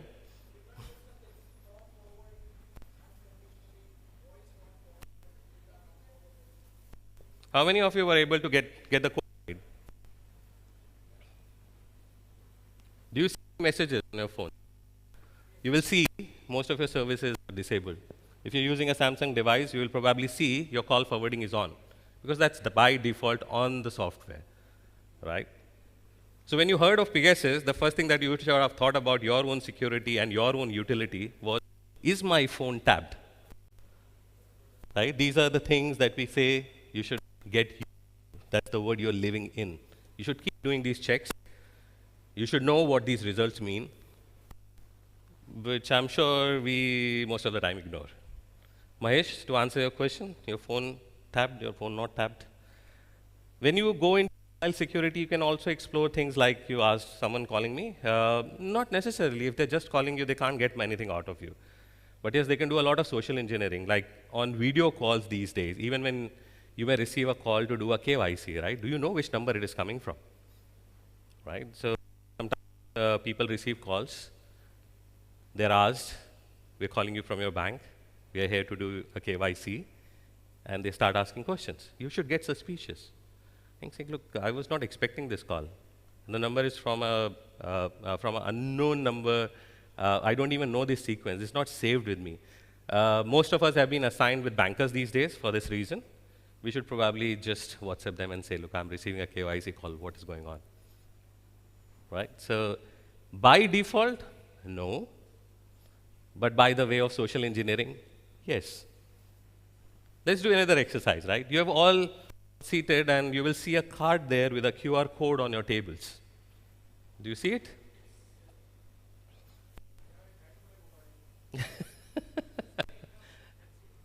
This is a QR code on all your tables, right? Just try what happens. Right? This is another way of verifying if your phone services are enabled, what's happening. You may get an advertisement notification, just skip it and go to the main screen, you will find a verify screen.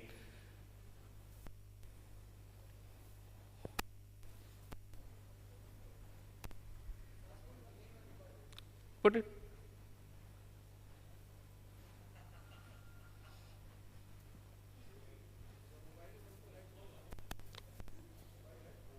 Try.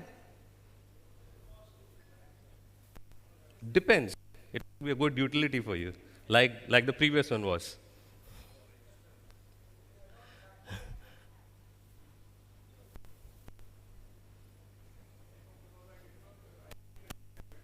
Simple, right? How many of you have been hacked? I got your numbers, right? Your names. Mahesh, to point your answer. You did it. Agree. See, if you really keep following this is exactly what happens in the real life. Right? There should be zero trust. When we talk about cyber, when we talk about privacy, there should be absolute zero trust. You should know utilities, which is cyber and privacy, and you should underline by saying zero trust. I'm not going to trust anyone in this world when it comes to these things. Right? And why? Because a lot of information might be misused. Don't worry, your data was not saved. It was just a pop-up message, a screen. You won't even see that page. If you try it, maybe you will not be able to do it again. But yes, this is the kind of world we are living in. What I did, I first gained your trust, and then later what I did, I misused your trust. That's exactly what happens in this world, right? Most of the time, when we fall prey to a hacking incident, somewhere we make some mistake. Do we acknowledge them all the time? Maybe not. We are usually shy. When I asked, do you know these? But we don't follow them as utilities. Right? So this is happening. This is happening on a day-to-day basis. This is happening to all of us. Another example of this simple thing is we're receiving links from Amazon every morning saying, please, there is a delivery parcel. Please come update your details, right? I'm sure you earned the 1,000 BDs which were offered, and they delivered it to you because a lot of people promised that they received the money. What happens? What happens to this data, right? I just gathered some data of yours, right? Which was your phone numbers, your CPRs, or your names, right? What am I doing with this data? Because I don't come all the time and try hacking you, right? You never get encrypted. You feel, oh, okay, somebody took my data, but what's actually happening to the data? Right? That your data is being sold. Do you know, has anyone ever attempted checking if your data is available for sale? Anyone? Most of you will say no, right? Is that the right answer? Can be questioned because some of you are not technology savvy, and you may not know even where to go and check.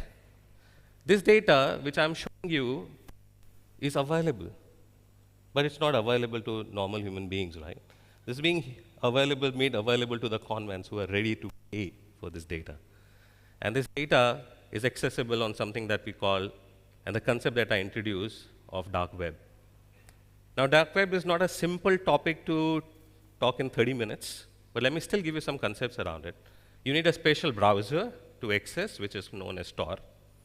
The files extension that you usually use for reaching the source is .onion extensions, right? And if you go and search there, you may find content available around all of these and probably more than this. Some might be irritating also. You may find videos of people which are notorious. You may find videos of people eating people, right? So I would not suggest you use it. I just want you to know the word in which you sit, right? What has happened till now, we have spoken of utilities that we don't know. We have been hacked, and our data has been stolen and it's already been sold. Do you relate to it? Yes, you can. You can. You can go there, search for email databases which are available for sale. You can look at phone number databases which are available for sale. You can be specific looking at Bahrain's data which is available for sale. like the 1.4 million WhatsApp accounts which got hacked some time back. So what's the threat landscape that we really live with? Or some concepts, we did some exercises, but what happens, right? Are there more words for us to learn? I guess for today's session, I'll keep it simple and I'll restrict myself to the threat landscape by saying ransomware, phishing, DDoS, password attacks, document theft, personal data loss, IP theft, man in the middle, right? These are things that you probably would have heard, right? So we go back to the same question. We saw a social engineering exercise where I gained your trust and I misused your trust, right? Have you done simulations around these things and do you know what these mean? Anyone? Fantastic. There's only one hand, right? So it's advised as an organization, as individuals, it is our responsibility to learn what these words mean, right? Like we learned our CA chapters, like I learned my degree subjects, right? These are new subjects that we keep learning. And the bad part about these things is the more you learn, the more they improvise because they now know how you're going to protect yourself. So if you've not started, think of the long way that they have come and the ways they know to con someone who has not been literate on these subjects, right? What do organizations do? So when we talk about it, the middle segment of this picture, which is the workstations, applications, cloud, hosted infrastructure, remote workers, virtual machines, mobile devices that we talk about, right? How do businesses really protect them? Right, so they do a layered security. They look at all these areas and try getting some solution tools, and we feel, oh, fantastic, my organization has safeguarded me. Do you really think there is something as 100% security? Right? Yeah?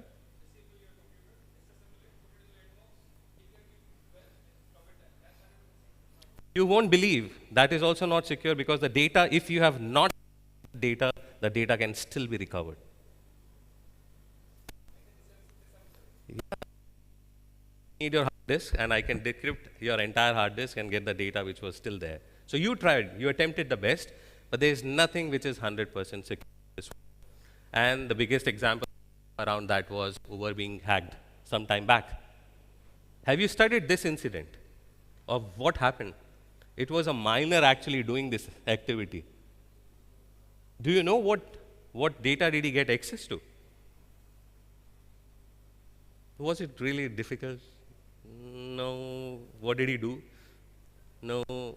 So he got access to something which is known as Slack. It's a tool. I'm not sure if how many people have used it, but Slack is a tool where you can incorporate your data and keep your documents, digital documents, right? Now, what he got access to is a Slack tool, what Uber claims, but what was stored there was all their invoices with all their vendor details, all the bank details of their vendors on those invoices where it could have been paid. So though it looks like a small breach, it was a lot of data, right? So most of these breaches, when they are being attempted, the hacker is trying to get access to your data, like I just did. By getting your phone numbers and your names, I can misuse them if I want. I can sell them if I want. There might be more things which are unknown today. And an important factor was, in all this exercise, the most secure layer that we call is a multi-factor authentication, where we say, don't trust the password. Let's send a code or an action to the user so that he actions it.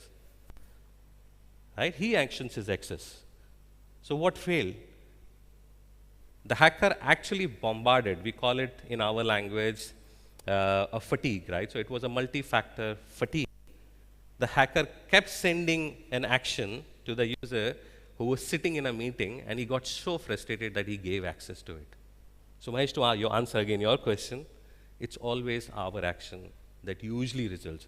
90% of cases you will find it was a user action that led to a breach.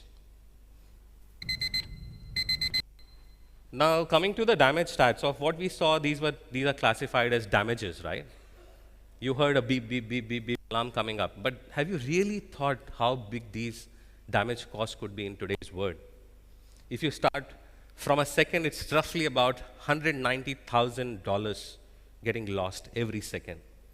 And if you really keep multiplying it and you go to a year with all the time that you spend, it's roughly about $6 trillion that were lost, right? Now, on one side, we feel this is just data. The other side, you have to also know, while your IT professionals and you yourself, when you try to safeguard, there's a parallel industry running where people are making money out of it. So it's a new business. Unethical business, but it's a new business. And people are making money out of it, amounting to $6 trillion a year, right? There are other stats which are presented, and we say start looking into each area. On the last slide, we saw some threats. The biggest threat that we see in this world, and the most complex to resolve, which is ransomware, where most of the time your data is encrypted without your knowledge. And you try getting access to it, you try getting access to it, and most of the time you will lose it, unless you agree to pay the ransom which the hacker is demanding, right? So alone, just with ransomware, that's roughly about $265 billion that is lost. Right? So we are not talking here 1 or 2 incidents making probably $1,000 for selling your data. We are also here talking about facts which are trillions and billions dollars getting lost because of cybersecurity. Now, some of these damage examples I've tried putting together and collating data from the globe. Half of it relates to data breaches that happened. We saw data breaches with Google. We saw data breaches with TikTok. We saw data breaches with Facebook. How many of you use this? Right, so that's the world we are sitting in. We use Google services on a day-to-day basis, either in form of a Google search engine, Gmail, or the Android devices where you have put your Google accounts. During the COVID time, we saw everyone wanted to make a TikTok video of their own, dance, sing, share. That was the only possibility in that COVID-struck world where we were all locked out, right? See, it's here. We talk about Facebook, that gave us, right, I guess the best invention in last 2 decades has been Facebook, where I could still go and find my friends that I wanted to be connected to. But is it safe? Can we make it safe? Have you taken any actions around privacy protections around these platforms? Maybe when you go back and with this perspective that the services that you're using most in a day-to-day course, you should start looking into and see you can disable, right? Governments and regulators are bringing a lot of reforms. You can safeguard your data. And that's why we call it a utility. Learn a utility and use a utility to your benefit. Now, so, yes.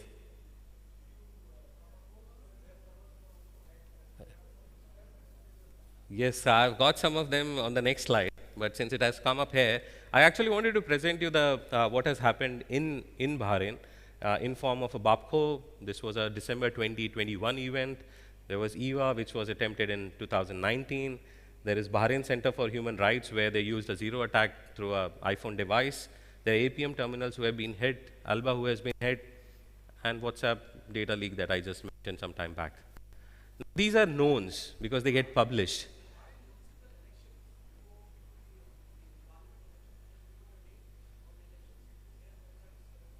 Yeah, a lot of incidents happening. These are the popular ones which always make it to the news. We study them.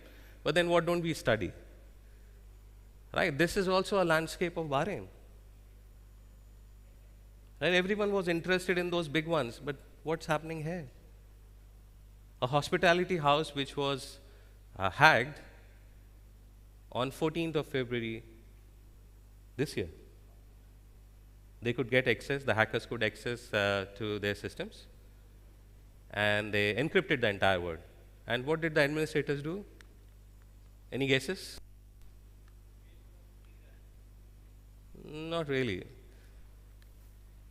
That's not the best, probably. You have taken care of paying a ransom, but it was a big amount. So the administrator decided to format everything. So it was not even possible to go back and see what has happened. And that's why these utilities are important. Not that you know cybersecurity is a utility, but what actions are available to you? Can you safeguard yourself? There could have been a data backup, 21 days of data lost in this particular incident, but they decided not to pay the ransom, but to take the hit of losing that 21 days of data. Now what happened? Was this local? It did not impact only the Bahrain operations.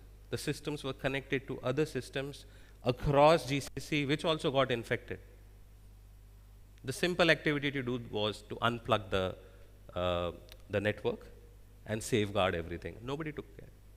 There was an IT admin sitting there who took a decision at 2:30 in the night and formatted everything. Comes to the next one, retail bank in Bahrain, where the servers were hacked by Nigerian hackers, and they stole roughly about $739,000. It was transmitted, gone, vanished. Nobody has a trail of where that money went. Comes to your benefit incident, not just the benefit incident, there were two other banks where people received messages from numbers, their customer care numbers that they used to broadcast their messages. So it's happening, right? It's the real world, and that's how cybersecurity is important. Most of these hackers are trying to get one or the other data. There was another well-known retail chain that was hacked. They paid. They paid. They decided, they said, no, we don't want to lose the data, we're going to pay. There was a well-established professional services firm in Bahrain. Now look at, earlier it was thought that these are banks, these are things where people are looking for data, where they can sell this data, make use of data. Now they come and hack a professional services firm, lock them down, and then the next moment go and post on the social media channels saying, look, they are not paying, we are going to release the data which we have hacked into in 7 days' time. They gave a time, they gave a date. So when it comes to reputational losses, it's not just the money lost, it's a reputational loss that the firm incurred. Over and above, these are big incidents where the entire firm or the organization was impacted. We, on a day-to-day basis, also see a lot of smaller activities like I did one with you. Stole your data. You did not take cognizance of what I have stolen. You're okay, your data went. You probably will think about it for 7, 8, 10 days and forget it, right? It is not to be forgotten. The message with all this is it's not to be forgotten. And coming to the small, minute incidents, a lot right now happening in Bahrain, where Bahrain is hit bad, is invoicing scams. We will talk about the invoicing scams in the coming slides. I'll give you a view of how these are done, what's happening, how you can protect yourself. But know, as we sit here, a lot of these are happening. Let's look at it.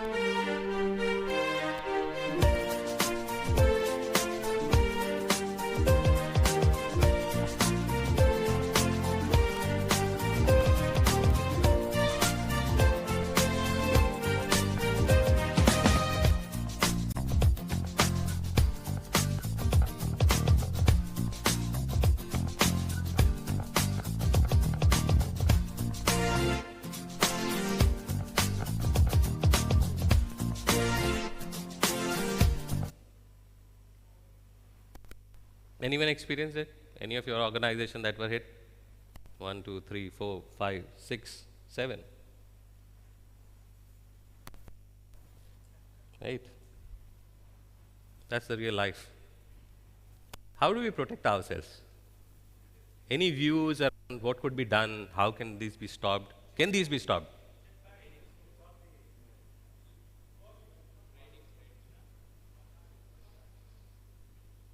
Any more thoughts?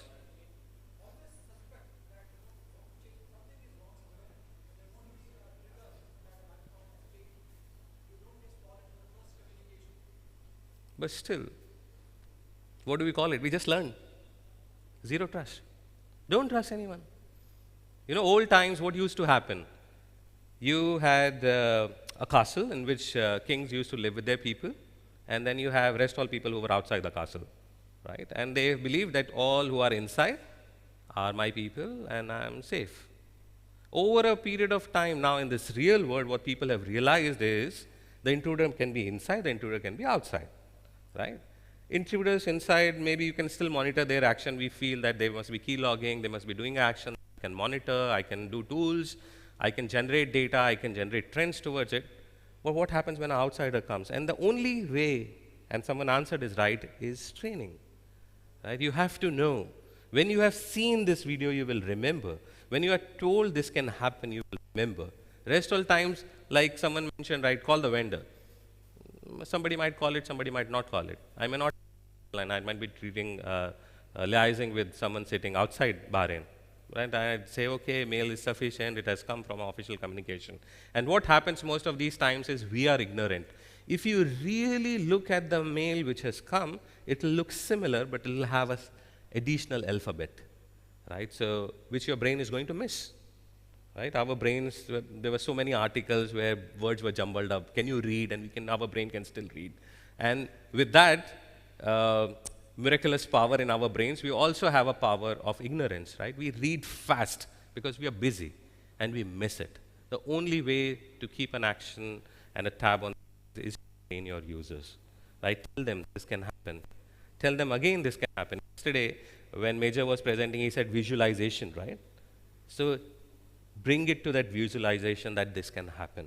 When they know, they will know what they should check at.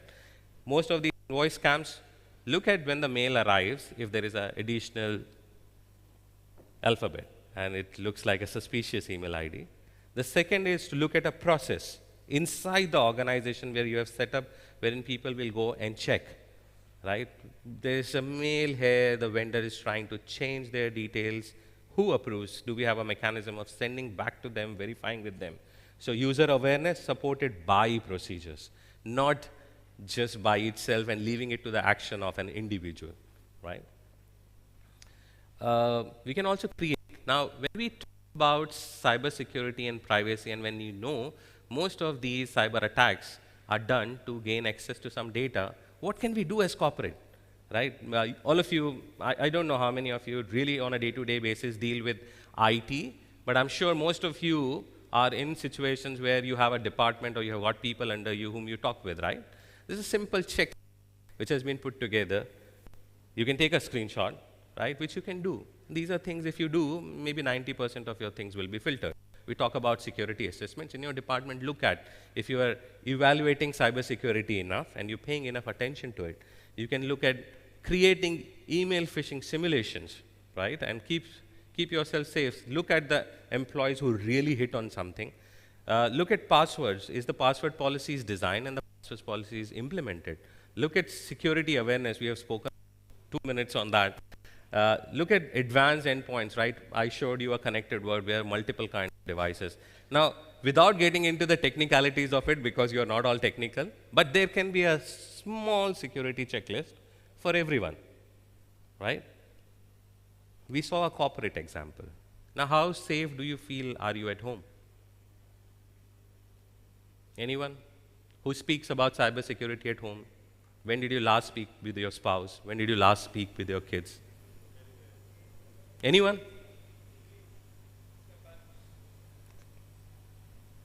Right, 2 hands of the entire population sitting here who probably are looking into it. Right? We saw a corporate study where we saw invoicing scam. Now, how bad can it get in real life when it comes to cyber incidents? Has anyone in their personal life experienced cyber incidents where you were conned? Most of the people will say, yeah. You will see where money was transferred from my bank account to another bank account, right?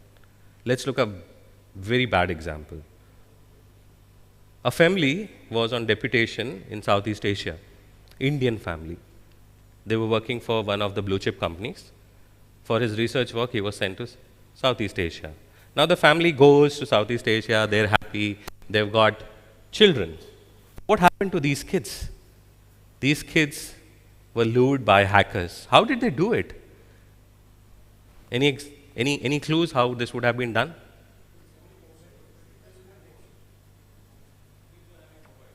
Right. Most of the time we find, right, we give our kids, when we give phones, they use it either to watch videos or to play games, right? And they get so engaged with it and without our notice, right? So this interaction was through a video game chat. continued for a year. Do you know what they got access to?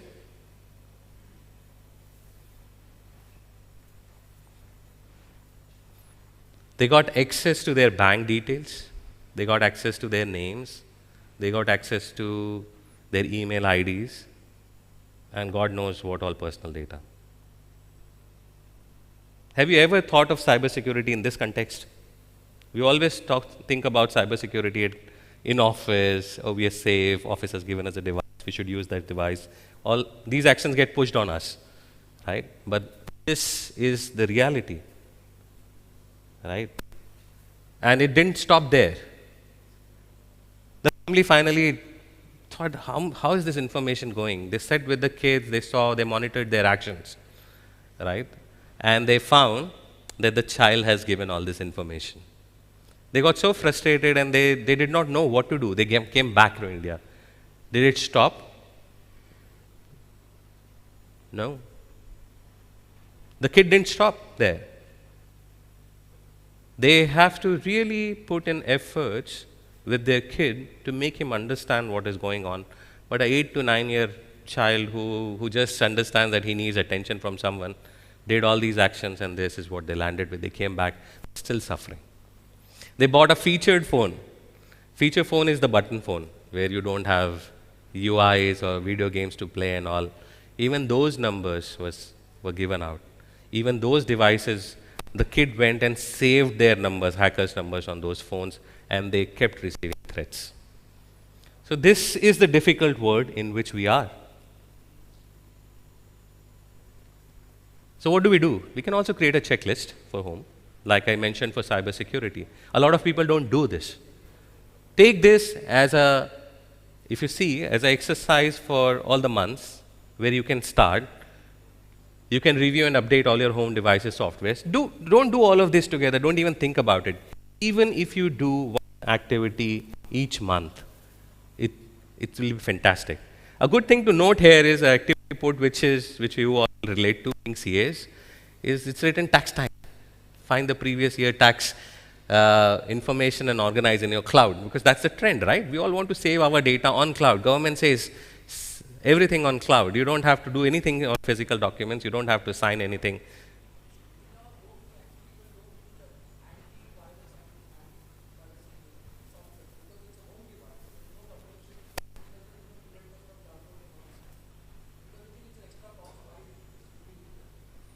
Do you eat food? You pay. Simple. And if you don't, then you suffer. There's no solution. And Mahesh, the answer is still not those softwares. The answer is how many. Right? The awareness is the most important point to keep in mind. Right?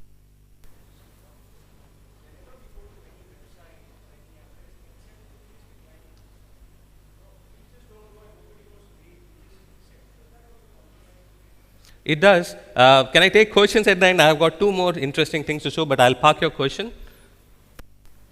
What's happening? What's happening? What are the trends that we will see in this world, right, in the coming year? They will start with us talking about regulators enforcing.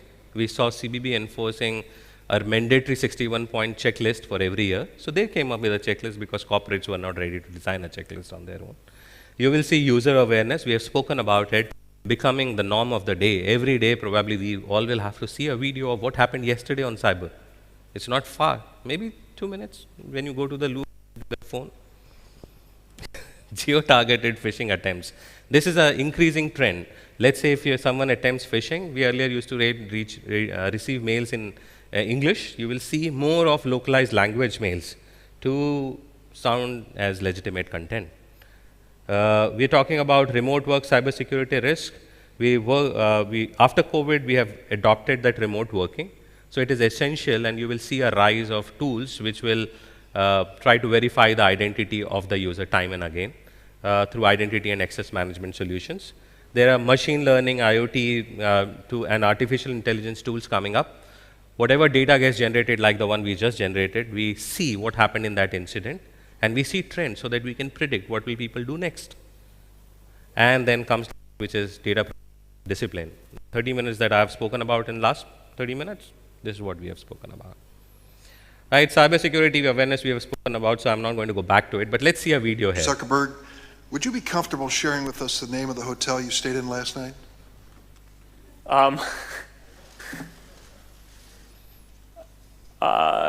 No. If you've messaged anybody this week, would you share with us the names of the people you've messaged? Senator, no, I would probably not choose to do that publicly here. I think that may be what this is all about. Your right to privacy, the limits of your right to privacy, and how much you give away in modern America in the name of, quote, connecting people around the world. A question basically of what information Facebook's collecting, who they're sending it to, and whether they ever asked me in advance my permission to do that. Is that a fair thing for a user of Facebook to expect? Yes, Senator. I think everyone should have control over how their information is used.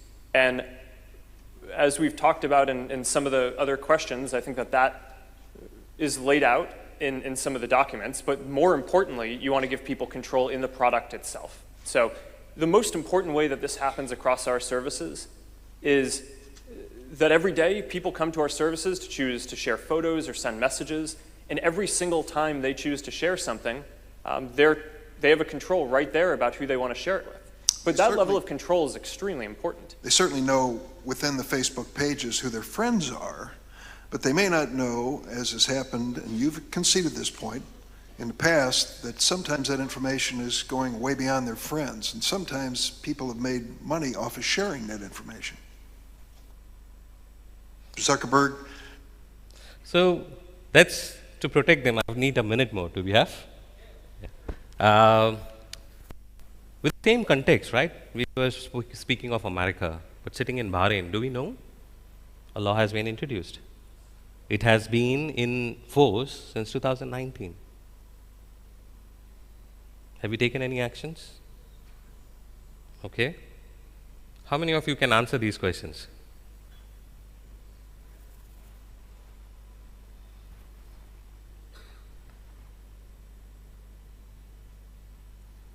So when we speak about utilities, we also speak about your rights. Do you know you have a right to erasure? I can go, if I have given data to someone, I can ask them to delete my data if I'm not feeling safe. You speak about cookies, right? It is your right to know what they're going to safeguard. So before you hit cookies, there is always a second option where you can go and select mandatory cookies. Mandatory cookies also have been explained in procedures of theirs, which also you can read. So we will have to become more and more intelligent is what it proves.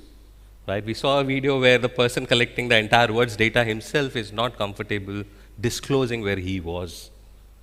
Right? And this is the last in the series. I, of course, will leave it to the thoughts from here if you would adopt cyber and privacy as a utility in your life. But I'll leave you with a thought here. I have an iPhone. And if I move from here and go over there and sit with my Democrat friends, which will make them real nervous, does Google track my movement? Does Google, through this phone, know that I have moved here and moved over to the left? It's either yes or no. Not by default. There may be a Google service which you've opted in to use, and if... So Google knows that I am moving over there. It's not a trick question. You know, you make $100 million a year, you ought to be able to answer that question. Does Google know, through this phone, that I am moving over there and sit next to Mr. Johnson, which would make him real nervous? It's his question. It's yes or no. I wouldn't be able to answer. I have an iPhone. This is where it ends, but and if I guess the thought we will have is I will have to see it again. Looks and like. If I but do you think would you be the next? Go over there and sit with my Democrat in these friends, circumstances, which will make them real nervous. Being Does questioned Google by regulators. Track my movement? Does Google, through this phone, know that I have moved here and moved over to the left? It's either yes or no. Not by default. There may be a Google service which you've opted in to use, and if... So Google knows that I am moving over there. It's not a trick question. You know, you make $100 million a year, you ought to be able to answer that question. Does Google know, through this phone, that I am moving over there and sit next to Mr. Johnson, which would make him real nervous? It's his question. It's yes or no. I won't be able to answer. So I'll leave it. I guess that's the thought I wanted to leave you all with today. Go back, look at, we didn't put it, Jatin. Jatin wanted to have a siren here and we decided not to have a siren here because we're all going to break for tea. We don't want to go with a siren. But would you be the next? Right? Of all what I have tried collecting here, the point is cyber is the reality, privacy is a reality. Use them as utilities and probably you will safeguard yourself, your organizations, and as well as your families. If someone has a question.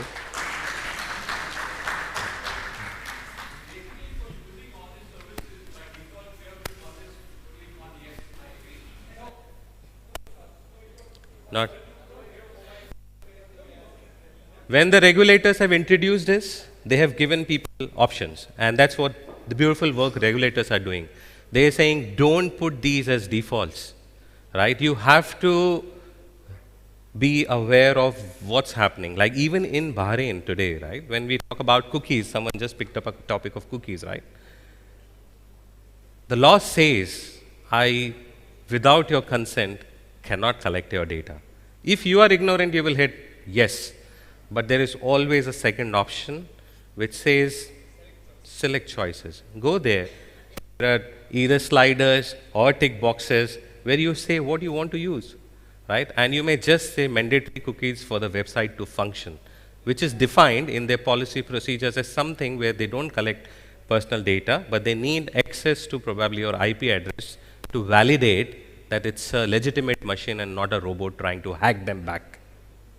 Yeah, so can you also address this Alexa and Google Assistant environment? I know how it could be much more safer, and also the newer digital banks poor infrastructure, where there's been a lot of money launderings have happened, because the traditional banks have got at least a better system. So the new banks, they're still catching up because they're cost conscious. So maybe if you could just address that. Yeah, thank you. It's the same concept I was mentioning. Devices, the way devices are defined, they are designed to a purpose. They solve a problem, is what we call it in application word. Let's say if you use Alexa. But yes, the problems by using those channels, voice recognition. So someone is recording, your voice is getting tracked. Someone has your Google account details. Someone has got, I would not say this, but I don't want to say this, but Google has got access to your passwords. Your passwords are lying in your mailbox. We know they are safe, but what if they are hacked and someone gets access to it? So nothing is safe. Banks are taking actions. I guess banks are the most proactive people, and banks have gone on to become IT companies to implement as much as security as they can, but nothing is safe. It's not a 100% secure world.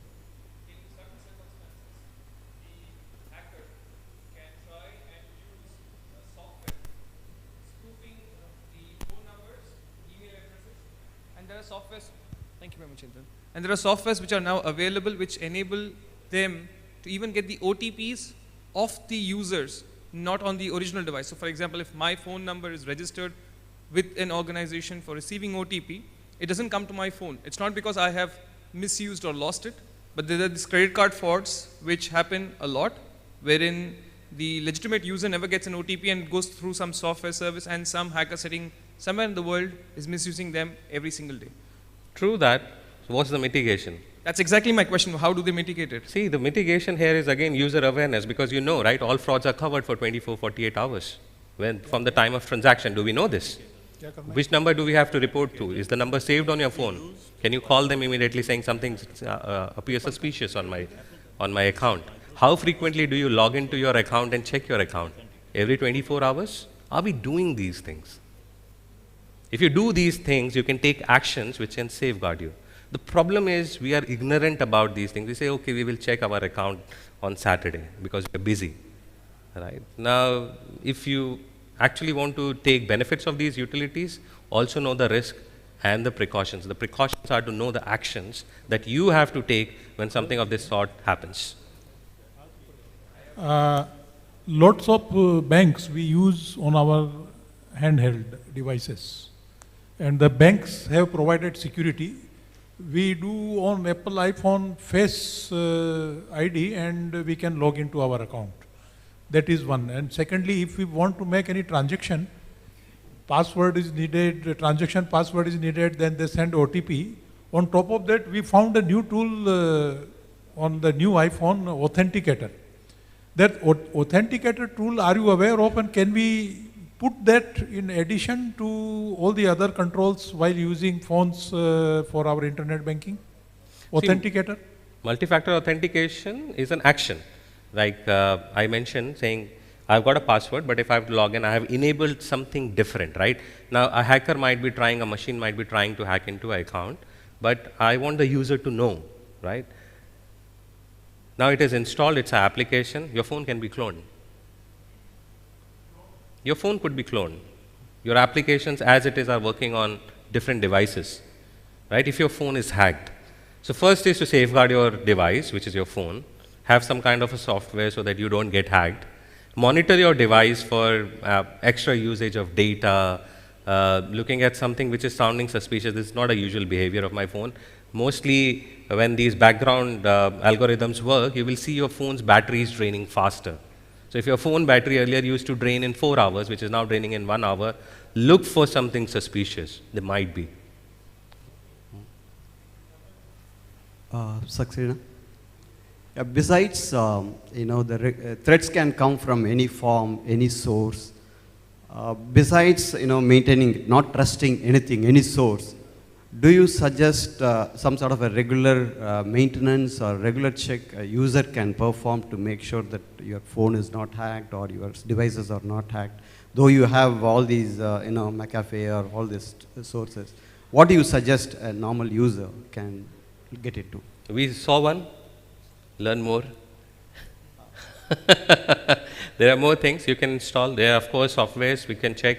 There are, if you are a leading OS users, which could be iOS or a Samsung or a Google Android, right? They all have put together safety softwares in your phone for phone maintenance. You can go there. They will show you which applications are using your resources the most. Maybe one of them is suspicious, then look for it. But awareness is the key. Sorry, I haven't taken your question. I'll just take this question, come to you. Last question. Yes.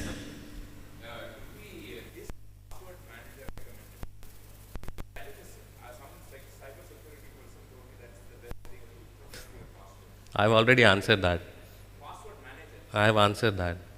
Everything is zero trust. It's up to you what you believe is safe. There is nothing safe in cyber world except for your brain.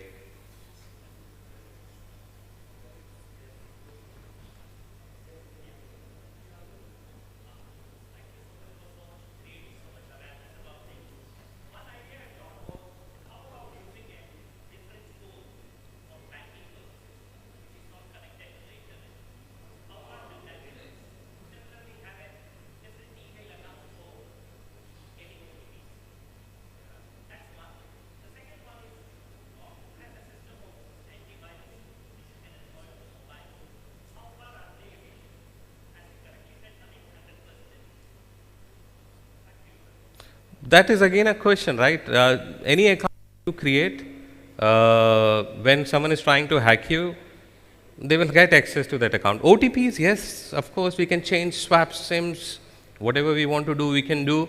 But these attacks are not done today, right? So if you have changed the number and you have waited a year, the behavior of the hackers is they will collect the data. They will wait for some time before they bombard you with information. OTP's case, most of the time you will find authentication fatigue, right? You will be sent OTPs numerous times in a day. You will be receiving calls from banks. There's a fraud happening on your account, right? In that particular sequence, the only best thing to do is switch off your phone and sit silent for 2 hours before you, or reach out to your bank through a different phone and tell them this is what is going on my account. Can you please freeze my accounts? But back to the same user awareness. Thank you very much, Nishit Saxena. I will now request our chairperson, CA Sharmila, and past chairperson, CA Manisar, to come on the stage and hand over the memento to Nishit Saxena.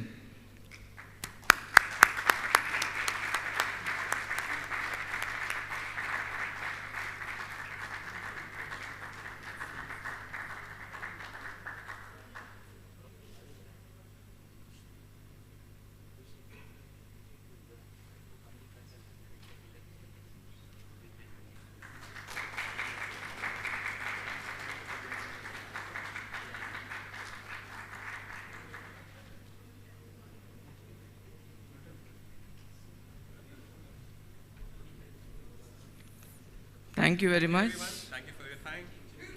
Now let's have a short break for a tea and join back fast for the raffles conducted by C.A. Sri Bharti.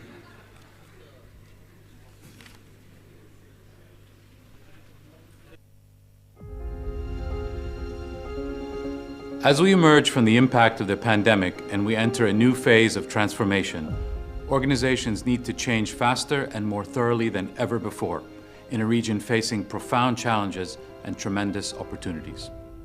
PWC as a community of solvers is uniquely positioned to bring the right combination of people, capabilities, and technology.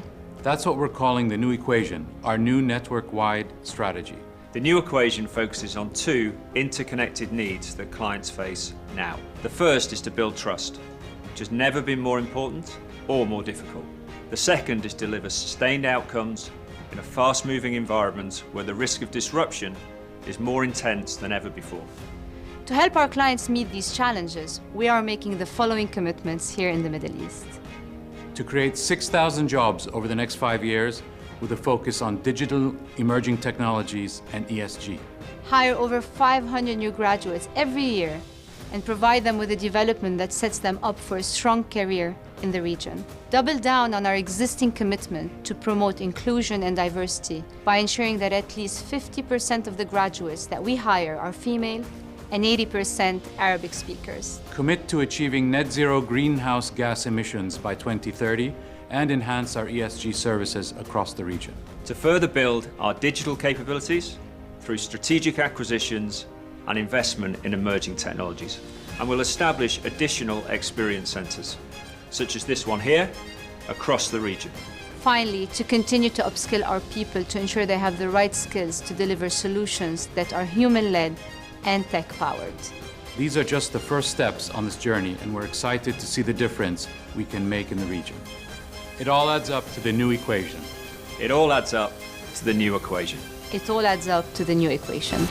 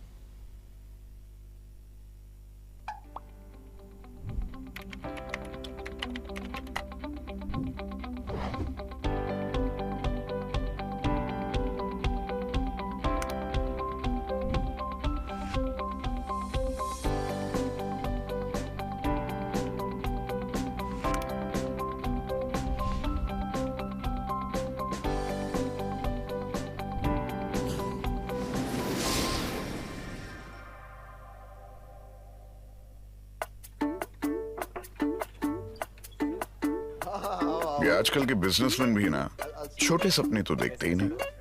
अब अनमोल को ही ले लो, 4 साल से जानता हूँ उसे, tax consultant हूँ उसका। 2 क्लॉजेज है ना सर, वो मुझे समझ में नहीं आया। उसने गारमेंट शॉप खोल ली, केबल फैक्ट्री डाल दी, प्रॉपर्टीज भी छोड़ दी, पर मजाल है कि बिजनेस का पैशन थोड़ा भी कम हुआ। 10,000 मीटर, आई एम सॉरी, मैंने टाइम देखा ही नहीं सर। वो न चैन से रहता है न रहने देता है, दिन रात सुबह शाम बस कॉल कॉल और call. Rakesh ji returns file कब करोगे? यहाँ तक कि गाड़ी कौन सी लूं सर भी पूछता है। सर गाड़ी ले ली सर। लेकिन फिर जब आपसे नहीं पूछूंगा तो किससे पूछूंगा कहता है ना, तो पता चल ही जाता है कि कितना भरोसा करता है वो मुझ पर। इसलिए सोच रहा हूं कुछ दूं उसे, जो न सिर्फ उसके बड़े बड़े सपनों के काम आए, बल्कि मेरे काम को भी थोड़ा आसान बनाए। पेश है टैली प्राइम, टेक्नोलॉजी में एक नया नाम, आजमा के देखिए आज ही। Since our establishment back in 1976, we've made a promise to be beside you. We came a long way from small beginnings by going the extra mile. And we keep that promise, no matter how small or big of a step we need to take. Our people are here to ensure you are always protected from risks. Going the extra mile means creating endless opportunities for the well-being of our customers, partners, and society. We continue to innovate, convert challenges into success, and add value to our people. And deliver the change we want to see in our society. Because we don't wait for the future, we create it. After all these years and all those steps we took, we are keeping that promise, and we're here for you. Solidarity, the leading insurance company.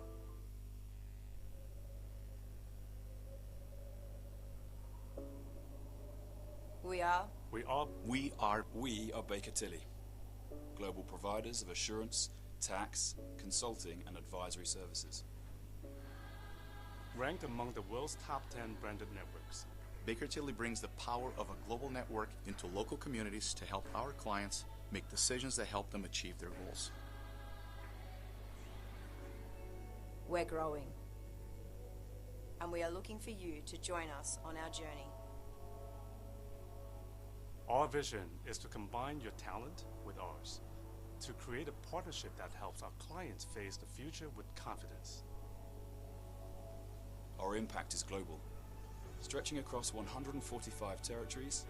Our more than 36,000 team members have achieved a combined revenue of $3.9 billion in 2019. Our growth is strategic, and we continue to maintain a local presence to ensure a deep understanding of context for your business.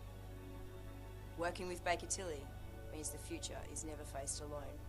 We are committed to making a difference for our clients, our people, our communities, and our profession. We are Baker Tilly. Nosotros somos Baker Tilly. 我們是 Baker Tilly. We are Baker Tilly. And we will never lose sight of you. Now for tomorrow.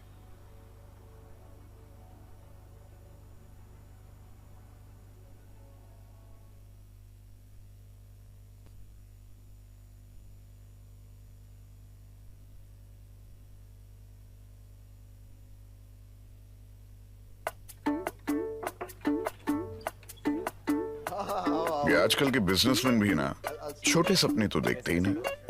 अब अनमोल को ही ले लो, 4 साल से जानता हूँ उसे, tax consultant हूँ उसका। 2 क्लॉजेज है ना सर, वो मुझे समझ में नहीं आया। उसने गारमेंट शॉप खोल ली, केबल फैक्ट्री डाल दी, प्रॉपर्टीज भी छोड़ दी, पर मजाल है कि बिजनेस का पैशन थोड़ा भी कम हुआ। 10,000 मीटर, आई एम सॉरी, मैंने टाइम देखा ही नहीं सर। न चैन से रहता है न रहने देता है, दिन रात सुबह शाम बस कॉल कॉल और call. Rakesh ji returns file कब करोगे? यहाँ तक कि गाड़ी कौन सी लूं सर भी पूछता है। सर गाड़ी ले ली सर। लेकिन फिर जब आपसे नहीं पूछूंगा तो किससे पूछूंगा कहता है ना, तो पता चल ही जाता है कि कितना भरोसा करता है वो मुझ पर। इसलिए सोच रहा हूं कुछ दूं उसे, जो न सिर्फ उसके बड़े बड़े सपनों के काम आए, बल्कि मेरे काम को भी थोड़ा आसान बनाए। पेश है टैली प्राइम, टेक्नोलॉजी में एक नया नाम। आजमा के देखिए आज ही।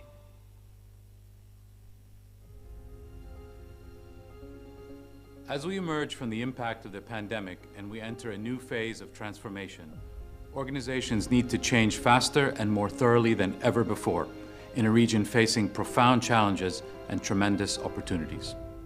PWC as a community of solvers is uniquely positioned to bring the right combination of people,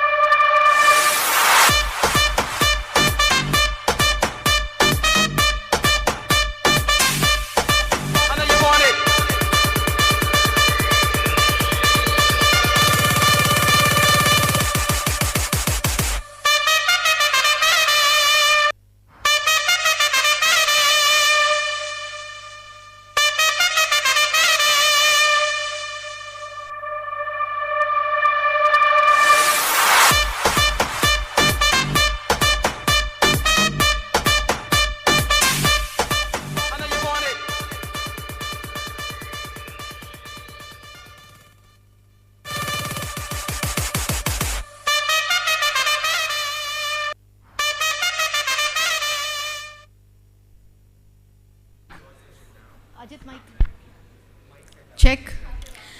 Hello members, can we all have you back inside please? It's going to rain raffles. All members enjoying your tea, coffee and the snacks, can you please walk in with those inside the hall please? I can still see on my right side people standing out. Can you please walk in with your snacks and coffee teas?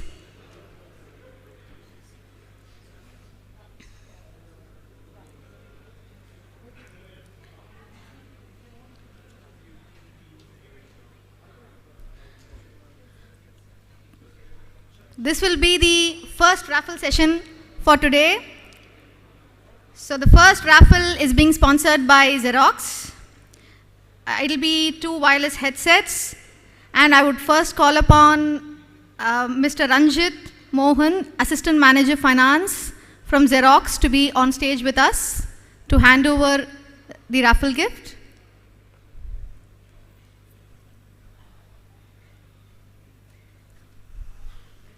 He's coming.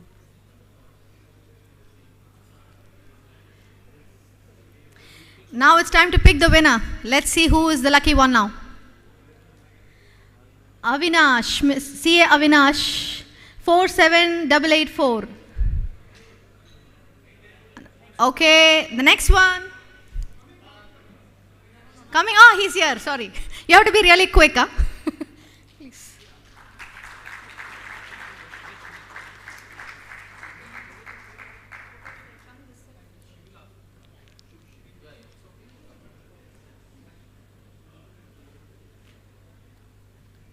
Yes, you can give it to me.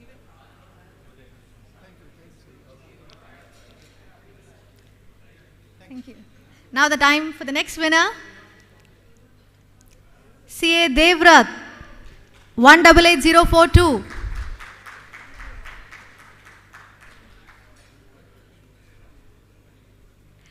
So as we wait for the winner to collect his prize, this is only a trailer. Picture abhi baki hai. There are a lot of wonderful gifts to be won, including gold coins. So those who want to get drenched in this raffle rain, ensure that you are inside the hall when you hear the bugle Sound.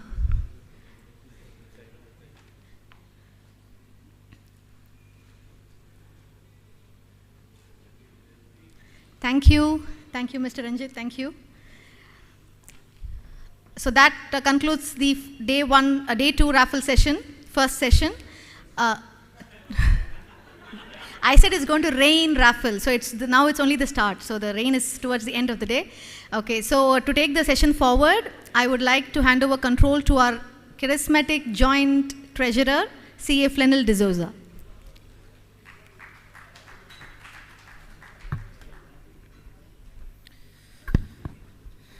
Thank you, Shri.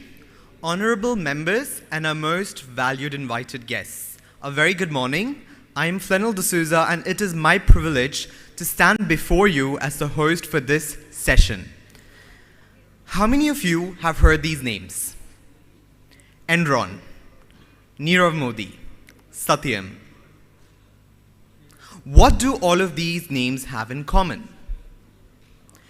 They have all been major corporate frauds that we all have come to know. Why did they transpire? In spite of having strong internal controls and so many professionals. Our speaker today will surely enlighten us. In this digital world, it has become imperative as chartered professionals that we are able to strengthen our controls, identify frauds. In fact, please allow me to go a step further and say, avoid frauds altogether.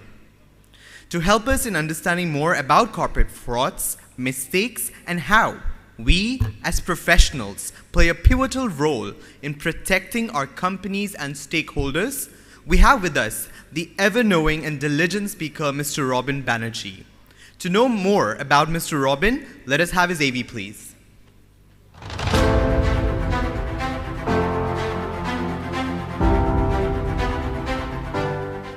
CA Robin Banerjee, President and CEO of KPMG India Limited.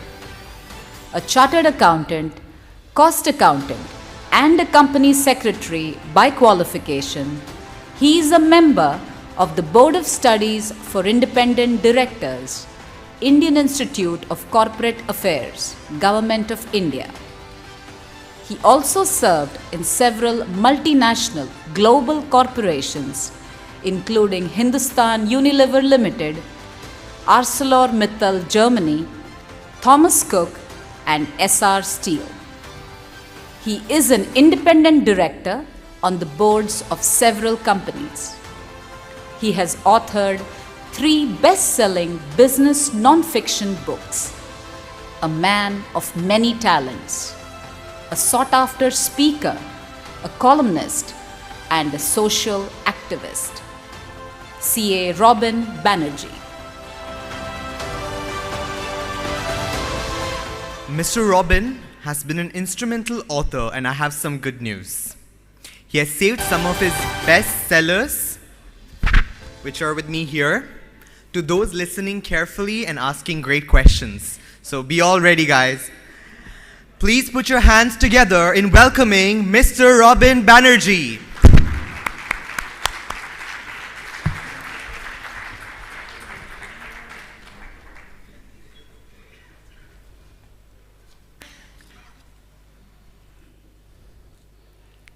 Good morning, ladies and gentlemen. This is what happens when the talk is after tea, because half of the house is empty. It's always true that whether the glass is half empty or half full, isn't it? So I have been told by the timer, I have 35 minutes. And ladies and gentlemen, we are now going to be transposed in the world of frauds and business mistakes. That's what we will discuss in the next 35 minutes. The topic is so vast and interesting. If I speak to you for 35 hours, I shall not end. And we are all accountants. We are accountants, auditors, consultants, advisors, and we are exposed to this world which is very dark. Next 35 minutes or so, Unfortunately, I'm going to talk to you about the bad side of the world, the dark side and not the bright side. Many of you have been exposed to this already, being chartered accountants, being auditors. Sometimes, or perhaps many times, you know that something odd is happening, and yet you go through the flow. Sometimes we wonder, what is our responsibilities? What is it that we should do? Can we change the society? Can we make a difference?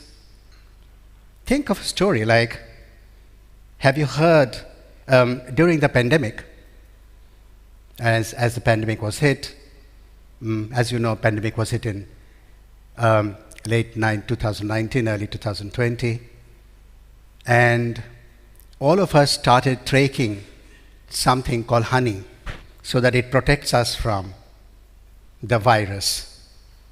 And at exactly that point of time, there was a market survey done, and that was done way back in your country called India, and most of us perhaps is from there. I do know that I'm talking to people who are perhaps mostly belonging to there. But just to give you an example as to how things go wrong in certain places, the most famous honey being sold at point of time was tested. There were 13 brands, and when they did the testing, they found that 10 of the 13 brands were adulterated. And that included the best of names, including a company which sells its honey or its products, especially honey, saying we're the world's best, we're the world's purest, and we're the largest exporter of honey, and that name is Dabur. It's in the public domain. It was adulterated. And what were they doing? The honey will cost maybe $2, $3 at the most. They were adulterating with sugar. Now, how much would be the sugar content of honey? What would be the cost? $0.1, $0.2, not even $0.1, I presume. And that's what's being adulterated with something called imported rice sugar from China. Why the hell would you adulterate honey with sugar? That too by company like Dabur, who has been around for 150 years. Is it a fraud or is it a mistake? Ladies and gentlemen, both. Why the hell should they do that? At that point of time, I used to give my old mother, Dabur Chyawanprash, which is 150 ingredients. And I said, if I give Chyawanprash to mother, she will be hearty. And that day when I saw the news, I stopped giving Chyawanprash to my mom. I never trust Dabur anymore. Bad news, but that's reality. As I say, the topic is very large and very negative, not good to hear. But let me tell you another story. A story which perhaps has changed a lot at least for the India, and maybe for the pharmaceutical industry itself. Around 2003, 2004, you must have heard of a name of a pharmaceutical company, Ranbaxy. Ranbaxy was India's second largest pharmaceutical company. And in 2005, Ranbaxy, their headquarters in Delhi, Gurgaon actually to be precise, recruited a research director, an Indian, in US, and he has been asked to join. After he joined the company, he said something is going wrong, something is amiss. We're the second largest pharmaceutical company in the country, very large exports, selling the products all over the world, but something is amiss. And he wanted to see that what's wrong, and he's a research director, 6 months, 1 year. He isn't able to get a hand on what's going wrong, something is happening. That point of time, he had a small little child, 3 years old. The child had a ear infection. And just to take you a little forward, some of you may be working for pharmaceutical companies. Pharmaceutical companies, many companies, especially the non-American ones, including Ranbaxy, they don't do basic research on pharmaceutical. Basic research costs a lot of money. It costs billions of dollars. It takes up to 20 years from the time it is, let's say, found that a particular molecule can work and goes to the market. It takes about 20 years to do so, 15 to 20 years. It costs between $4 to $5 billion. So that sort of money it costs. So what most companies do, and we are taking those medicines, I can assure you, every day, the companies generally manufacture those medicines which have gone out of the registration. So they have their rights of manufacturing for 20 years or 15 years, and after that anyone can make it. So that's one way of doing it. That when copying a product is out of the trademark or registration. The second way they do is companies do products which are similar to the original product, but not exactly. So what they do, they tinker with the manufacturing process, and they don't manufacture the exact one, but they tinker and deliver the product which is supposed to be delivered, the consequences or the benefits which the original medicine is supposed to deliver. It's called biosimilar. They're called biosimilar drugs. Drugs which are similar, but not exact. But biosimilars are supposed to be the same thing as the original drug. If the original drug costs $10, biosimilar perhaps will cost $2. Dinesh Thakur was a person who was recruited as a research director. Dinesh Thakur's daughter got sick, ear infection. Goes to a pediatrician, said, "Doctor, my child is suffering from huge pain and high fever." So doctor, Dinesh Thakur is a research director at Ranbaxy. He sees that, I have the biosimilar in my home, in my office. So he goes to his office, picks up the medicine, the biosimilar, applies to his little child. 2 days, the fever did not come down. Third day, Dinesh Thakur ran to the pediatrician and said that you gave a medicine and it is not working. It happens to be a lady doctor. She was very intelligent. Normally doctors, I hope none of us are doctors, are not as intelligent. She asked, which medicine are you giving her? What is the medicine? He said, this is, it was an antibiotic. I am from Ranbaxy. I had the biosimilar in my office. I gave that. He said, no. Go to the shop next door, buy the GSK Glaxo product. I'm writing the brand. You are going to give her this brand. 4 p.m. in the evening, he picks up the medicine. At 5 p.m., the fever goes down. He said, something is wrong. His biosimilar did not work. So product worked within 1 hour. He said, something is wrong. 2008, he started figuring out, trying to assimilate as much information as possible. His bosses, which is the directors, the owners of Ranbaxy, Malvin, and that's you must have heard, to smart-looking youngsters, found and got to know that Dinesh Thakur is doing poochtaj. Dinesh Thakur is trying to figure out something in the office. The two brothers sent the internal audit team, 14 of them, to Dinesh Thakur's office, chartered accountants like you and me, ransacked the office for 4 days, found nothing. On Saturday, no, I think it was Friday evening, having not found anything, they planted blue movies in his computer and said, Dinesh Thakur watches blue movies, and he was sacked in the evening without a notice. He was sacked because he was asking too many questions. Dinesh Thakur also figured out that medicines of Ranbaxy does not work. He went to US FDA, and he was in India. And then he realized that if I now go and complain, he has a child and he has a wife, they will be perhaps good. So it took about 3 years for him to get a lawyer who will give armed protection. With that, he gave information to US FDA, more information. And in 2012, you know what US FDA found? US FDA found the random products never worked.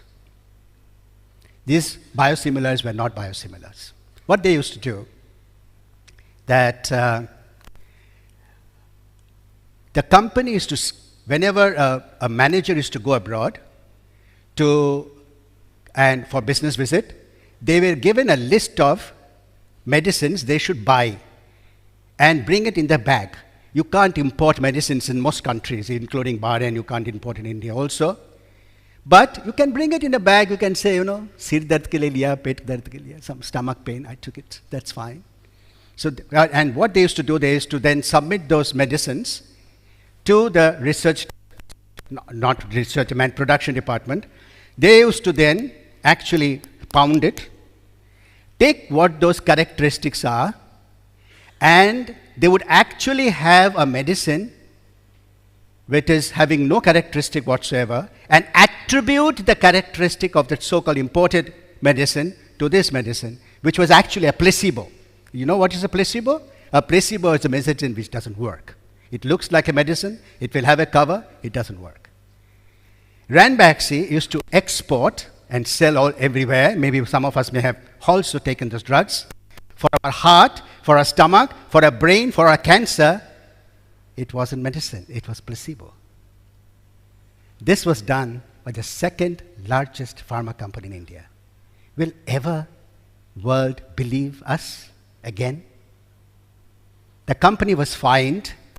They said, yes, we did it. 15 occasions they found. You can't find everything. They found in 15 occasions that they did this. They have been fined $500 million. This was and they couldn't pay the fine, in fact, even today, and they're inside having the roti and chapati of government of India. Ladies and gentlemen, is it a fraud or a mistake? Can you ever think that you shall do it? We are human beings. Can you ever think that I shall sell an antibiotic for a child which will not be antibiotic at all? Can you ever think that I shall make a medicine which should cure cancer and it is not a medicine at all?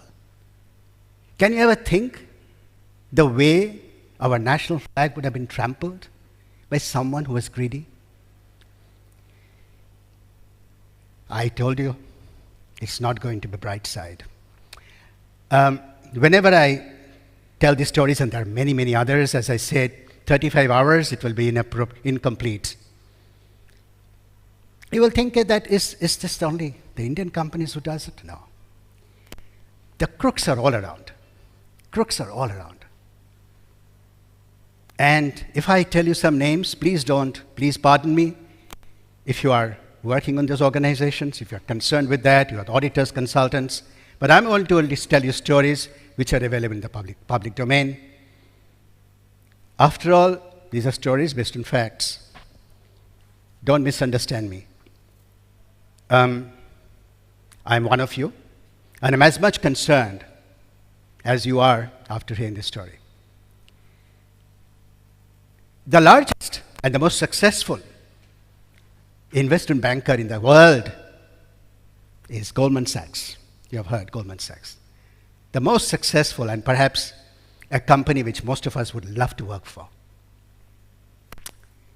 Several years ago, 2007, 2008, 2009, Malaysian government appointed Goldman Sachs to raise funds so that those funds can be invested outside and made money, as Bahrain does, Qatar does, Dubai does.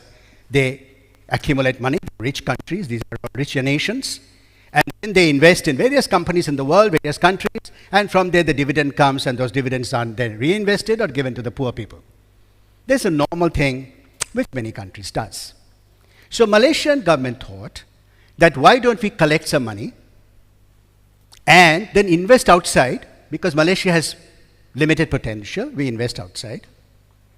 And with this investment, we shall then pass on this investment income to all those who are below the poverty line. And Malaysia has a high number of below the poverty line population. So the Malaysian government thought of raising $6 billion from the Malaysians to be outside. They appointed Goldman Sachs as their consultant and someone who is now going to help to raise the money. Because this money can be raised only when someone explains to the people, sells the idea, then collects the money, accounts for it, gives it to the government, and they hopefully reinvest and gets the money, the whole chain. Goldman Sachs was given, for raising $6 billion, $600 million commission, 10%. These deals are done at 2%, 1%. Many of your investment bankers, some of your advisors work for them. Perhaps 2% is out limit. $600 million. You know what Goldman Sachs did? You're all accountants. They ran away with $2.5 billion. Yes, ladies and gentlemen. Goldman Sachs ran away with $2.5 billion. Raised $6 billion? Billion. Ran away with 2.5. Of course, you will say, did Goldman Sachs pocket themselves? There are movies, in fact, if you see Netflix, there is a movie on that. And of course, there are stories that they must have shared with the politicians and the chief prime minister himself, who is now in the jail, who has been jailed just 2 weeks back because of this fraud. And Goldman Sachs has said that, yes, I did it, and now paid a $2.9 billion fine. They paid the fine. It's a settlement, as you know. Settlement is nothing but saying, yes, I agree. It's a light little word of government making money. Why should Goldman Sachs do? Cheat and steal the people money who are actually below the poverty line.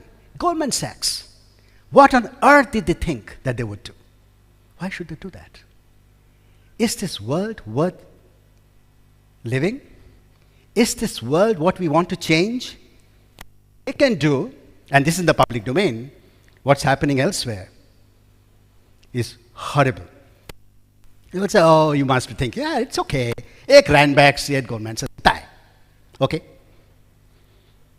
Which is the most prestigious consultancy firm. I don't know whether you are here. Even if you are, please do excuse me and pardon me for giving this example and story to you. The most famous consultant in the world is McKinsey. And each one, at least I always dreamed to work for that company. One of the company which I dreamt for, honestly speaking, and that's another story, is called GE. I used to work for Unilever, and my dream company is to work for GE.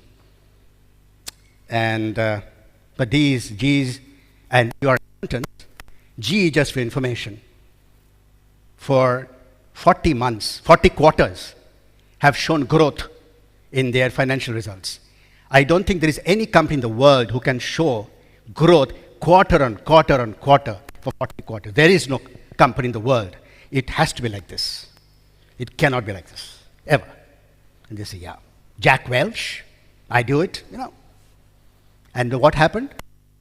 GE fudged accounts. Quarter on quarter, they fudged accounts. You know the story of cookies. That means what they did is simple. We are accountants. They used to not show profit in one quarter, and they used to show next quarter, therefore not make more provisions or not make provisions at all. So be as it may, that is what GE did. Perhaps one of the most, actually, that's the company I used to dream to work for. But McKinsey, some of you must be thinking of working for McKinsey's. So there was a company, there's a very, very, very famous pharmaceutical company called Purdue Chemicals, Purdue Pharmaceutical in US. They found out that there is a medicine, someone who suffers from chronic pain, deep pain, especially pain arising out of cancer, they need a medicine called an opioid. It has little opium in it. It's opioid-based, OPIOD. So the opioid is a medicine which is given for extreme pain treatment under strict medical prescription. Purdue Pharmaceuticals appointed McKinsey, and opioid is opium. So it is habit forming, And and that's the problem. If you have a pain, you take opioid, 2, 3, 4 weeks, you are done, stop, done, over. But if you don't have a pain and start taking this medicine, and this medicine was called oxytocin. Oxytocin. And this oxytocin medicine, McKinsey structured, McKinsey's the best and the most famous consultancy firm in the world, structured on behalf of this Purdue Pharmaceutical, how to sell this medicine as a thing to have, nice thing to have, and it doesn't have a side effect. So it's structured, it went to doctors, explained to doctors, they made brochures, they made films saying that, please certify oxytocin, तबीयत के लिए बहुत अच्छा है, good for your health. You know what happened? 4 lakh people have died in America. As I'm speaking to you, hundreds and thousands and millions are suffering from oxytocin, that opioid, desire to have the opium. They are dying because they need that opium. McKinsey helped to structure and destroy perhaps a generation by selling a medicine, and McKinsey knew that it is not to be sold. They knew it. They knew that this medicine is harmful, it has side effect, it has opium, but yet they structured in a way, they helped the pharmaceutical company to structure the medicine to sell in a way that it is sold to Aam Janta, to everyone, Tom, Dick and Harry, and the company can make money. McKinsey have said, yes, I did it, and I paid a $500 million fine just now. So ladies and gentlemen, these are the stories of the best of the lot. And if I keep going down, 12 minutes left, if I keep going down, you would realize that how horrible the carpet behind us, and we are standing in a wonderful place, we feel we are great people, but the way things are handled in many organizations is awful. And therefore, being our bound and duty, to import something, to improve something, corporate governance. You know, we all discuss corporate governance. We need to discuss corporate governance. We need to improve. Some of your internal auditors, I know, and some of your auditors, corporate governance. What is corporate governance? What is corporate governance? Have you ever thought what is corporate governance? Is corporate governance having board members? Is corporate governance having board members, director meeting? Is corporate governance making the minutes of the meeting, submitting to the government authorities, making an account statement and auditors comes and signs it? This is not corporate governance, ladies and gentlemen. This is bullshit. You know what is corporate governance? Corporate governance is one sentence. Corporate governance is all about making and producing goods and services. Making and producing goods and services of appropriate quality, of consistent quality at appropriate price. If any company can deliver consistent quality at appropriate price, that company must be having corporate governance. In the morning when you woke up today, ladies and gentlemen, what is the first thing you did? What's the first thing you touched? Some says, my mobile. Of course, you must have touched that. But the first thing we did, we went to the toilet and picked up a toothpaste and a toothbrush and brushed our teeth. That definitely is the first thing we did in the morning. When you picked up the toothpaste, did you think what toothpaste you picked up today? Think. This perhaps is the toothpaste which you have used yesterday, today, yesterday, last month, 1 year back, 10 years back, 20 years back. Most probably you have used the same toothpaste. Most probably.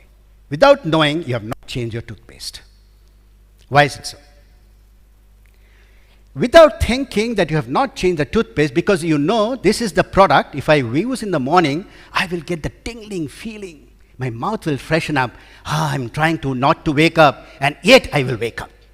Isn't it? That's why you use the toothpaste. And that means if this company has been producing, and most of the toothpaste companies in the world are around for 50, 60, 70 years. Almost.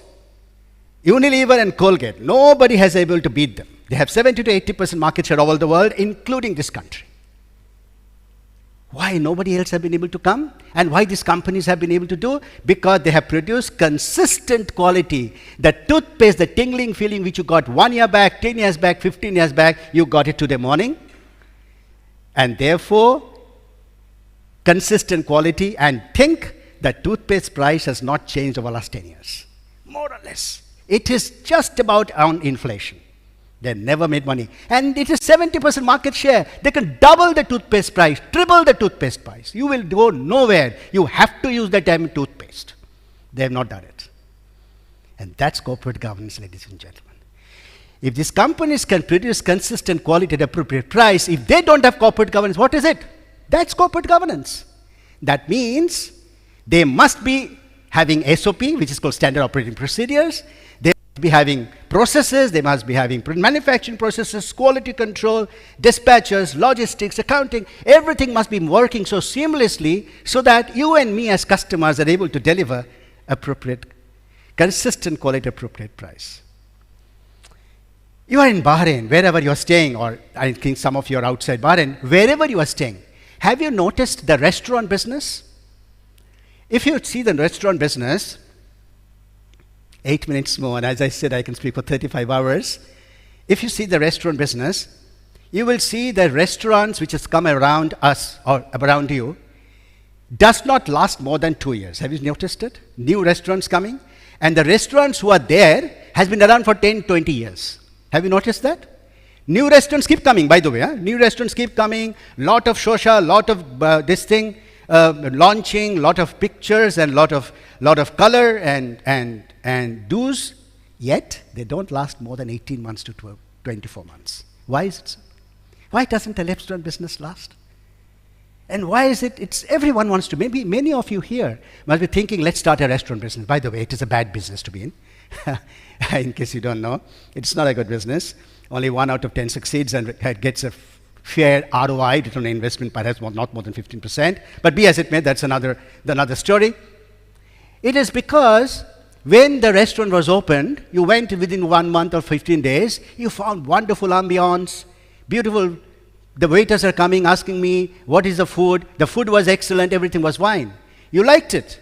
1 year later, you go to that restaurant and say, you know, last time, 1 year back, we went to the restaurant. It was very good. Let me try. And you will soon find the food is not the same. It was not the same. It's taking more time to come.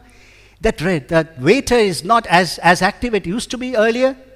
What went wrong? They did not have the standard operating procedure. The chef would have left. The quality of food the quality of materials which is coming must have compromised. They may be using the same old oil. And of course, therefore, they did not follow the SOPs, which means they are not following consistent quality. The quality has suffered, and of course, maybe the price is inappropriate here because the consistent quality is suffering. If this restaurant has not followed good corporate governance, means this restaurant could be having board of directors, this restaurant may be having meetings, profit and loss account balance sheet is being prepared, chartered accountants are signing, means nothing. That's nothing. In order to make that you and my life simpler, the various laws of the lands says the government cannot control consistent quality and appropriate price. So they say, if you have a board member, if you have independent directors, if you have meetings once in a quarter, if you find the minutes of the meeting, if you sign the minutes of the meeting, if your accounts are audited, hopefully you have an SOP, which is standard operating procedure, and hopefully you'll be able to produce goods and service of appropriate quality and price. The one more thing which government wants to do through these so-called corporate governance laws says that we, the business people, live out of society. So the societal interest also have to be captured and taken care of. That means employees must be treated fairly, taxes needs to be paid, we should not make dirty, we should not make the world dirty, and of course not impinge upon the societal bad habits. And in order to do that, some more rules and regulations comes in. But if a company does what it needs to do, consistent quality and appropriate price, it would have done everything possible. Now, time being short, and I told you some stories which are gory stories. If you look at the full world of, let's say frauds, and every fraud is a mistake, by the way. There are two types of frauds, ladies and gentlemen. We are all accountants. There is no third type. The two types of frauds are macro frauds and micro frauds. Think about this. There are micro frauds and micro frauds. Whenever we talk about frauds, internal control processes, and so on and so forth, we are all talking micro frauds, which means the cashier is running out with money. Cashier did not deposit the money. The purchase manager may have taken bribe and therefore did not purchase the right product. The scrap may have been sold in the night. These are all internal control processes. Some process, 4 eyes principle, 2 eyes principle did not work. These are micro frauds. We are always talking about micro fraud, but ladies and gentlemen, I told you 3 stories today. The first story is Ranbaxy's story. Who do you think has structured the fraud? The cashier? The accountant? Even the research director did not know. It was a Malvinder Shivandat Singh who decided that I am going to produce and sell medicine which doesn't work, because that's cheapest to do. I will take a placebo, say this is cancer medicine, and I will sell. Who would have decided? Ladies and gentlemen, it's a macro fraud. An auditor cannot catch it. An accountant cannot catch it. Maybe accountant knows. Maybe he can figure out that something is amiss. But can he do something? I don't know whether he can do something. Perhaps he doesn't even know that that is happening. Who has structured the McKinsey fraud? It is the chairman of McKinsey who decided that I shall sell oxytocin, the opioid, to the Amjanta so that they can be hooked on and this company can make billions of money. Who structured Goldman Sachs fraud? $2.5 billion they have taken away from $6 billion. Who the hell do you think has done it? The accountant? The auditor? The cashier? No. Right at the top. Ladies and gentlemen, this is called macro fraud. Macro fraud, we don't even talk. We don't even discuss. हमारा किताब में भी नहीं है. It is not even in our syllabus. How the hell are we going to change this world? We are chartered accountants. A time has come to reinvent ourselves. Just now there was a wonderful talk on cybercrime. Believe me, ladies and gentlemen, there is nothing in the world which is unhackable. Everything is hackable. And this is what he was told. Everything is hackable. The world is sitting on a situation that is an explosion of frauds. It is just becoming worse. Every year, the world loses $5 trillion due to financial frauds. And the GDP of the world is $100 trillion today, this year. So 5% for every $100 which is being traded and done business with, $5 is financial frauds. And my recollect or my understanding, $4, that means $4 trillion out of this so-called 5, is macro frauds. It's only just $1 trillion on which we study and work and do all our work is just $1 trillion. $4 trillion is outside our net. I have 52 seconds to go. And a big thing today nowadays is cryptocurrency. Ladies and gentlemen, it's a macro fraud. It's a macro fraud. A cryptocurrency, a Bitcoin is worth 0. I know many of you will hate me for this. Many of you will say, you don't have any understanding of finance. You don't have understanding of the modern technology. Hard to say. 6 months back or 1 year back, I said the same thing and I still say it's worth 0. It's a macro fraud going on a concept that there is a blockchain technology. Through that technology, we are making currencies. Who the hell are you to make currency? Currency is the work of a government. How can you create a currency from the air? Blockchain. You will say, okay, quickly you will say, no, how can it's a fraud? 2 things. 1, anything has a price. A price is dependent, it is 0.00. My time is up. Please continue with the chairperson's notice, maybe another few minutes. There should be, now you should start the clock again to say that I don't overshoot. Cryptocurrency, blockchain. Bitcoin. When you buy a Bitcoin, let's say it's worth $2,000, $20,000. Today it's worth $21,000, $20,000 jo bhi hai, whatever it is. So there is a price. What is the price? There is a price when there is a demand and supply. Everything has a price because there is a demand and supply. Chalo, now you tell me and I'll give you a price myself. What is the demand for Bitcoin? Do you want Bitcoin? Is there demand for Bitcoin? For instance, you walk out, go to Starbucks, want to have a cup of coffee, Bitcoin leke, can you buy a Bitcoin with a Bitcoin, a cup of coffee? Or for that Ethereum, can you buy a coffee? Will the Starbucks take your so-called cryptocurrency? The coffee. Therefore, the demand, where the demand comes, if that we are not going to use Bitcoins, if we don't have demand, that means demand must be coming from somewhere else.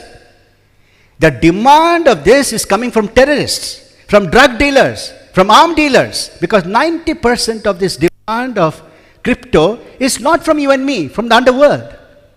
And we don't know the demand. We will never know the demand of the drug dealers, never. So demand is not known. Very nice, excellent. Which chalo, demand and supply. Is supply known? Who creates cryptocurrency? How do you know the supply? Does anyone know? We are all chartered accountants.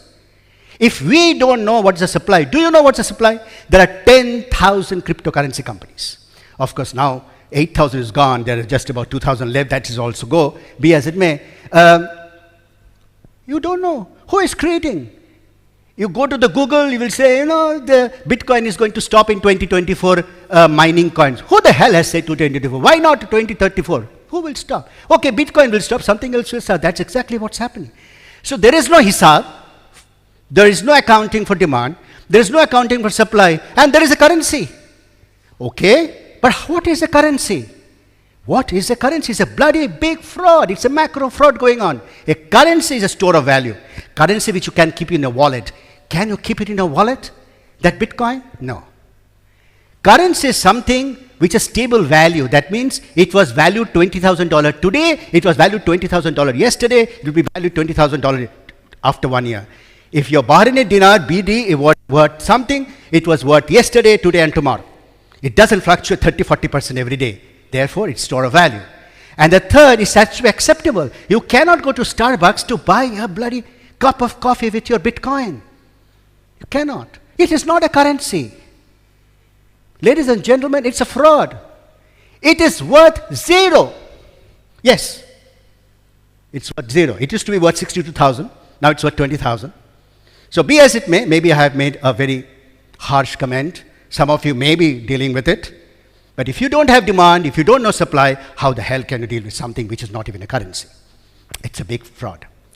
So I can go on and on, as I said. The cyber world is definitely a fraud going, which to my mind, the cyber world fraud is actually a micro fraud. It is a mistake which you and me do. We share the OTPs and we don't protect our passwords. And we are foolish enough that when a hacking takes place, we are foolish enough to know that hacking I'm not able to understand. So that's, cyber fraud is to my mind, as of now, it is that part of the $1 trillion. The $4 trillion and cryptocurrencies is we are still missing.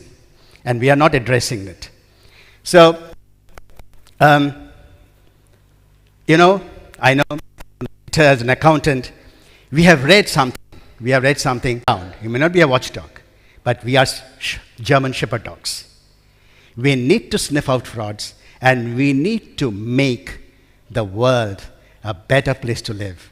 We can't live in a world where $5 trillion is hoodwinked out of us, and our next generation does not know where to stand. Thank you, ladies and gentlemen. God bless you.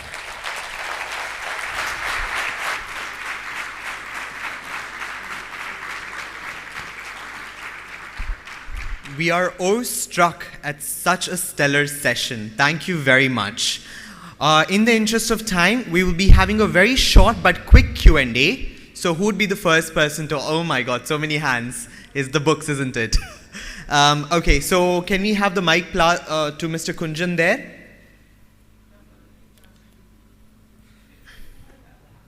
Thank you, Mr. Robin, for your excellent presentation. Your last quote reminds me that our institute motto itself tells, Ya Esha Suptasu Jagrati, which means when others are sleeping, we must be awake. And let us remind all ourselves that time has come that we need to be bloodhounds, no longer watchdogs. This is my opinion. My question to you that you mentioned about micro and macro frauds. Both, I believe, at two ends of the spectrum. While micro fraud, we understand it's an individual mindset which may be filled with greed, fear, motivation. How does whether the macro fraud also has the same genesis? I mean, you mentioned $5 billion in Goldman Sachs. So Rajat Gupta got to know on phone. There was a telephonic board meeting going on. This is what happened, unfortunately, ex-chairman of McKinsey. Warren Buffett is investing $5 billion in Goldman Sachs, which is actually sliding. He goes out of his room at 3:42, makes a call to his friend, Rajaratnam, and 2:42 to 3:42 to 3:43, in these 2 minutes he makes a call, and in 3:47 or 3:48, that is 3 hours, 3 o'clock and 48 minutes, Rajaratnam buys shares of Goldman Sachs, and the market closes at 4 o'clock. And that day, Rajaratnam's share purchase was 25% of all the shares traded of Goldman Sachs. And then Rajat Gupta said, no, I did not tell anything. I did not say anything to Rajaratnam. He bought the shares because of his own theory. What phone call did you make at 3:42? And why was the shares purchased at 3:47? It's still a mirage. And he had to go to jail for 2 years. He has still not accepted he has done anything wrong, just for information. But I know time is out. I'm already encroaching about the next. The answer to this is greed. G-R-E-E-D. Greed both at micro and macro. But the problem is we, the accountants, focus on micro greed and exclude that damn macro greed, which is we are not focusing on. We need to focus on that. Greed is the answer. Question. I would request everyone to please keep it concise. We have so many hands. I would request you that after the session's over, please sit with Mr. Robin and ask your question. But right now, since we have time, please raise your hands who want to ask the questions. I'll take new phases. So I think we have Mr. Mani asking a question there. I would request you to keep the question concise in the interest of time. No, instead of government or regulators promoting corporate governance, so is it not the time to promote ethics rather than the corporate governance? Both the same. Both the same, sir. Corporate governance is a word for ethics. Ethics is corporate governance. And you cannot produce appropriate quality of goods and services and appropriate price unless you're ethical. So it's one and the same, sir. There's no difference. Thank you so much. That was very quick. So one more question. Okay, I think Arun will give the one gentleman in front of you a chance. Thank you. Interesting presentation, interesting talk. Don't you think corporate governance also means responsibility, accountability, and transparency? Of course. Specifically for the banking sector. Do you agree with this statement? Yes, of course. Corporate governance is ethics. Ethics is corporate governance for sure. As I said, corporate governance is all about producing goods and quality of consistent quality, appropriate price. Also, you take care of society, that means the employees, the government, and what you do for the environment. So it's all corporate governance, yes. Government doesn't know what to do, how to do it. Therefore, they said, director banalo, have directors, have board meetings, and so on and so forth. But it does include, absolutely correct. Thank you. All right. Thank you, everyone. One more, I think. All right. We'll give Mr. Arun because he's been so eager to ask the question, but please make it concise. My question is very concise. My question is on values. Like you mentioned, we have to be sniffer dogs and we have to do it. But how do we correct it at the source? Like you mentioned Unilever taking steps that they're able to do that at a consistent price, consistent quality at appropriate prices. Is it because of the values that the leadership sets? And how important is it that you can control values at a leadership level? And how do you imbibe that with the employees? Values come from the top. It is always the captain. In Unilever, two things, just for information. In Unilever, if there is a death in a factory due to accident, the Unilever board does not get bonus anywhere in the world. Number two, the meeting starts with EHS, health, environment, and safety. Every meeting, be it a marketing meeting, manufacturing meeting, production meeting, every meeting, first they will discuss health, environment, and safety. employee health and safety, EHS, and then the meeting starts. So when everyone knows a boss starts with health and safety and well-being of us, everyone starts focusing. Any value, anything. Session.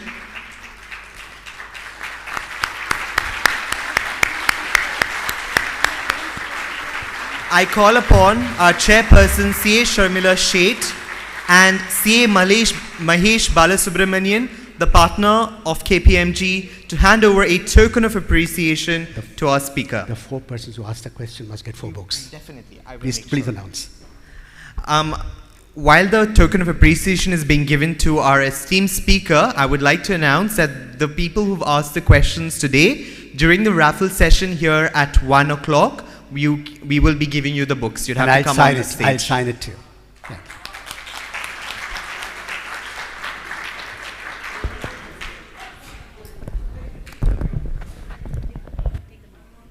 I would also like to announce in the meantime that Mr. Robin has provided many more copies of his bestseller books here to BCICAI for the raffle. So in the afternoon session, you all here have the opportunity to win some books. So I will see you then.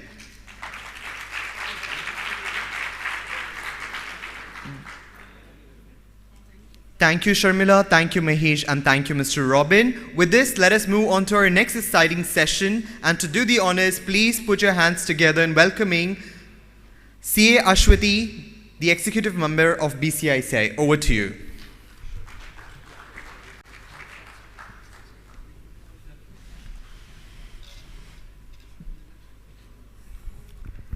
Thank you, CA Flanell D'Souza. A very good afternoon to all of you. As you all know, our theme of the conference is New Horizon Beckons. And our next speaker truly and very inspiringly embraces this theme. She is a powerful voice for change and a role model for women across the world. From being a cancer survivor at the age of 22 to being a multi-million entrepreneur at the age of 32, she proved, as she herself have quoted, that there is nothing in the world that can stop you from achieving what you want, nothing but your self-limiting thoughts. Ladies and gentlemen, we have an incredible and a very inspiring speaker with us today. And to know more about her, can we have the AV, please?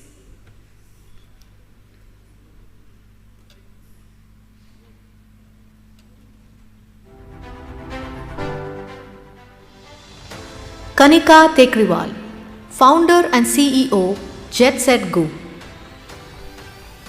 Kanika heads India's largest private jet and helicopter fleet. She has over a decade of experience in the aviation industry, which she entered at the age of 17. Her expertise and vision has brought her the National Entrepreneurship Award from the Government of India. She also features on many coveted lists such as Forbes 30 Under 30, BBC's 100 Most Inspirational Women, CNN's 20 Under 40, and many more. Kanika is also pioneering air taxis with intra-city connectivity in India using electric vertical takeoff and landing mechanism. Her dream is to enable the fastest possible connectivity between destinations and is focusing on using the third dimension, the sky, as the future of transport. Kanika Tekriwal. Kanika, please.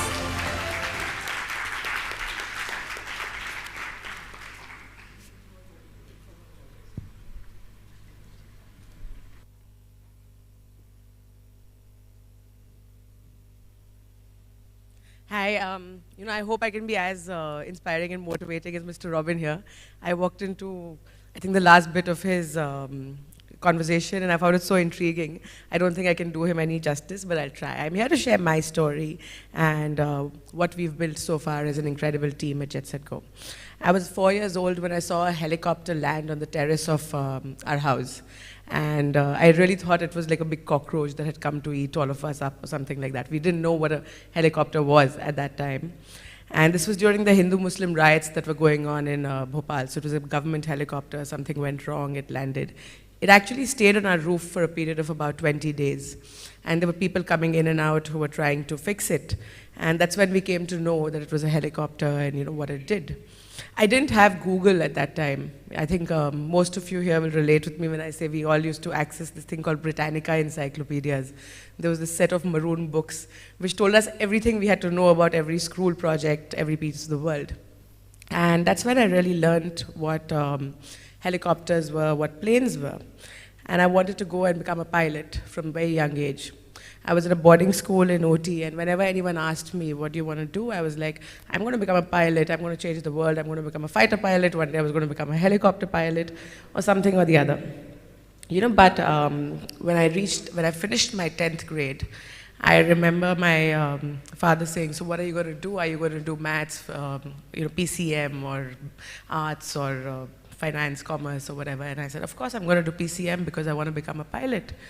And I belong to a very, very orthodox Marwari business family where girls don't work, girls don't even work in the family business, leave alone, become pilots or work for other people.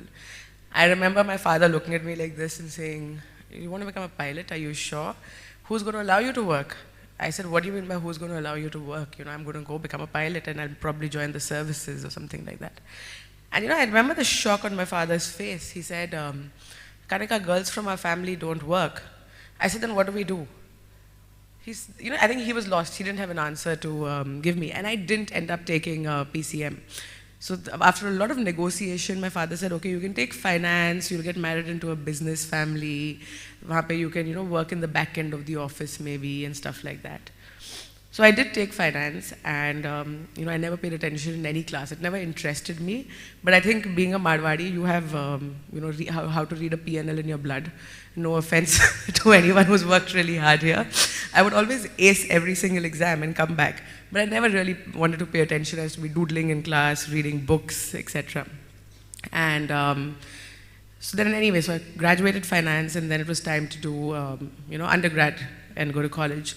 So then I had a complete change in mind. I said, okay, if you don't want me to become a pilot, if you don't want me to do anything cool, I'll just go study art. I'm really good at drawing, painting, so I'm going to go to Parsons in the US, study art.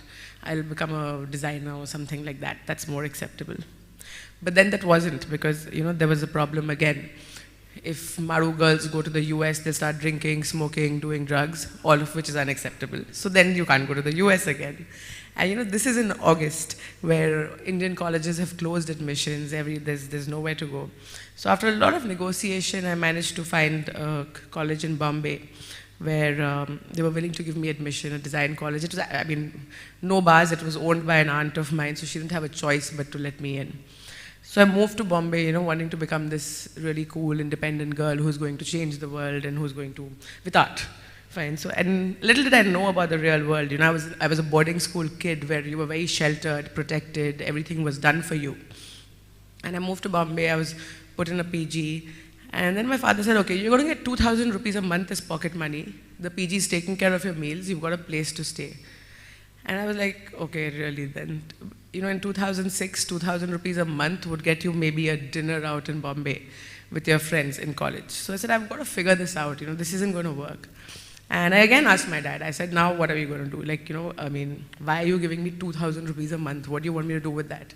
So he said, again, you will get into drinking, smoking, drugs. What do you need money for? All your clothes we will buy, all your shoes we will buy, all your books we will buy, your meals are catered for. And you can go to college by bus because we don't want you becoming a spoiled Marwari brat. I was like, fine, I've got to figure this out. And that's when I said, I've got to fix this for myself. I can't keep taking no for an answer and keep doing what I'm being asked to do. So I thought of what I was really good at, and through a friend I managed to become, not an intern, but I would finish art school at about 4 p.m. in the evening and go to a very big organization where I joined, telling me my helipad's not going to work. And I said, well, it's not going to work, maybe you should look into it. And I left it at that. I had this, I think when you're 16, 17, you're young, naive, stupid, you have a lot more courage. I definitely had a lot more courage at that time than I have today, I would say. So the next day when I was in college, we had an art exam going on. And our art exam was, they would have models on a stool or something, and you had to sketch them. So, and you weren't allowed cell phones inside class, and I had my cell phone in my pocket vibrating away to glory, and I said, what the hell is going on? Who's calling me so many times? So I actually left my exam to use the washroom, and I had 462 missed calls on my black and white Nokia touch phone from the office, and I remember that because I was like, I didn't even know this phone had the capability to record 462 missed calls on it. So I called the office. I was so scared, that I've lost my job, I've done something wrong, why are they calling me? And my manager was like, Kanika, the owner wants to meet you. What did you go and do? He's been asking for you since the morning. He doesn't know you work part-time. Please get here right now, blah, blah. I said, I'm in the middle of an exam. If I leave the exam, I'm not going to graduate this year. So you've got to wait. Let me finish the exam and go. I still remember drawing that model without legs and leaving it and running to the office. I grew some grass and stuff underneath it. And I went running to the office, and the owner called me into a boardroom with all his team over there. And he had some of the biggest architects doing that project in the world.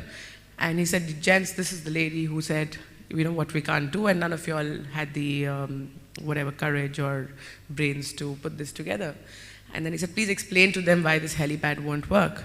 So it was very simple, you had a helipad on a lower building, you had a higher building on one side, higher building on one side, higher building on one side, and in the front. So how would the helicopter approach? You need a 100-meter approach free area for the helicopter to come in. And I only knew this from the internet at that time. I had no clue. I had no formal education, obviously, in aviation. And everyone was quite stumped, obviously. And then the chairman took me into his room, which was parallel to the conference room. And he said, look, we're looking at buying planes. Why don't you, do that for us? I said, sir, I'm 16 and a half, going on 17. I go to college in the morning. I finish college at 3:30. I come here at 4 and I work. I have absolutely no idea how a company is run. And I have no clue how planes are bought. I don't know what gives you the faith to ask me to do this. And, he said, someone had faith in me, Kanika. I'm a very young CEO too. And I think I have faith in you. Give it a shot. Come up with a business plan. With all that commerce, finance studying, I had no clue how to make a business plan. He then called the group CFO inside and he said, please help her create a business plan. I want it in the next month and then we'll put it to action. We came out of his room and the CFO said, Beta, don't worry. This is very exciting for you, I know. You go 1 week later, you tell him, sir, I can't do this. It's for very big people. He'll give you a nice bonus. He'll give you a reward. They'll give you an award in the company retreat and stuff. And you'll be happy with that. Until then, I wasn't motivated to make this business plan, do anything. I thought it was all hogwash. But the moment this guy said Beta, this bald, tall CFO who was so obnoxiously full of himself, I said, I'm definitely going to do this with or without your help. So with the help of Google, I made what I would call a very, very shoddy business plan. Obviously, that guy didn't help me out. If someone got that business plan to me today, I would really tear it up and just shred it and say, get out of my face. But I did whatever I could, and I went to the owner with a business plan which required him to invest over $200 million, buy a few assets, how we would run them. And he accepted it. I think the shock for me was not that he asked me to do it. The biggest shock for me was that he accepted what I was talking about. He then got me a team to help me refine it and work on it further. And within a year's time, we bought 4 assets for the corporate. We ran them. College became lesser and lesser. I was also doing a degree college from 7 to 10 in the morning in economics. That I would never make it to. I used to pay a peon 100 rupees who's to mark my attendance. And I used to go give my exams. My design school, I negotiated really well with my teachers. And I said, see, I'll do better than anyone else. I'll come first in class. Just let me come 1 or 2 days a week. And I used to have a tuition teacher who used to come and teach me econometrics in my lunch break during these office hours. So we worked really hard and we set up what was one of India's first private aviation companies for this corporate. And there was no regulator that time. There was no know-how on how private jets were run. So we were all learning as we built the business. The only hitch in the story was my parents had no idea that I was doing this. If my parents came to know, I would probably be packed back to Bhopal and living with them. So there used to be a magazine called Society magazine, which was giving some awards, and I went on to TV to get the award for the youngest CEO or something, and my father happened to see that on the news. And that was the end of it all. He called me and said, how dare you, you were lying to us, you were working. I said, I wasn't doing drinking, drugs or smoking, I was only working. So that can't be such a big crime in the scale of crimes that you're referring to. But anyway, so then he said, you know what, your college gets over in 2 months, so you decide either you get married or you go do an MBA or something abroad, but you're not going to work any further. That actually worked very well for me because, I was working, there was an advisory company in the UK who was working with us, advising us on the aviation project that I was working on. And they were after my life to move to the UK and work with them to head India for them. So I said, fine, I'll go do an MBA. I got myself admission really quickly into an okay-ish college, which was more on scholarship again. Moved to the UK, worked with those guys. But I think that's where I really learned, how to run a business. In my previous role, I wasn't really responsible for a P&L. It was like running a glorified taxi service where there was no pressure to earn money. It was only to execute for the ministers, for the government, for the owners. But then I was moved into a different environment altogether, where you're in charge of the P&L of an entire country. You have to go find the business, build the business, sell the business, earn money and come back. And that's when, and I was the only Indian in a team of 45 very white British people who still, and very older ones I would say, and who still treated Indians like they had continued to have conquered India or had an empire over India. So that year was a very challenging year, but it was a very real year where I learned how you have to do real business, I think. For me, it was a two-pronged battle again. One was about building the business in India for them, and the second was about making sure that these white took Indians seriously. They believed in us. They took India as a business serious enough. And we built the world's fastest 8-seater turboprop plane. We sourced halon gas for the government, which was something that was extinct. So very exciting, different projects. And then my MBA got over, obviously, while I was working with them. So I went back to my parents and I said, I'm working with this company again. I'm doing really great. I'm heading India for them, and I would like to continue doing that. And it was then that my mother said that, Kanika, you've been complaining about a pain in your arm for the last 1 year. So why don't you go get that checked? Then we'll talk about working, etc. The real plan was 1 week later, they wanted me to see a guy who they were convinced they wanted me to marry. And we went to the doctor with a simple pain in the arm. We came back diagnosed with cancer. And that kind of, completely changed life. And it taught me the biggest lesson that I've ever learned, that in every adversity lies a very big opportunity. It's up to us to look for it. So obviously with the diagnosis, my entire life plan, my entire belief, everything changed, right? So we spent a year going through chemotherapy, radiation, etc., everything that you have to do to get out of cancer. I think the only thing that I had clear in my head at that point of time was that I do not want to let the disease beat me. I am going to beat the disease, and I'm going to make sure it gives me something more than what I can get out of it. So the fight went on, and I remember the only thing that kept me going during the disease were these 2 books that this Lance Armstrong had written. Now he's no longer as cool as he used to be. He's been involved in all the various drug scandals, etc. But he wrote about how he won the Tour de France 7 times despite having fought cancer. And I used to keep telling myself, if he could win the Tour de France, I can build the next biggest company. So anyway, I recovered from cancer, and the day I finished my treatment, I went to my father and I said, now there's no getting married, there's no doing what you want me to do. I'm going to do what I want to do, because it's a second life that God has given me.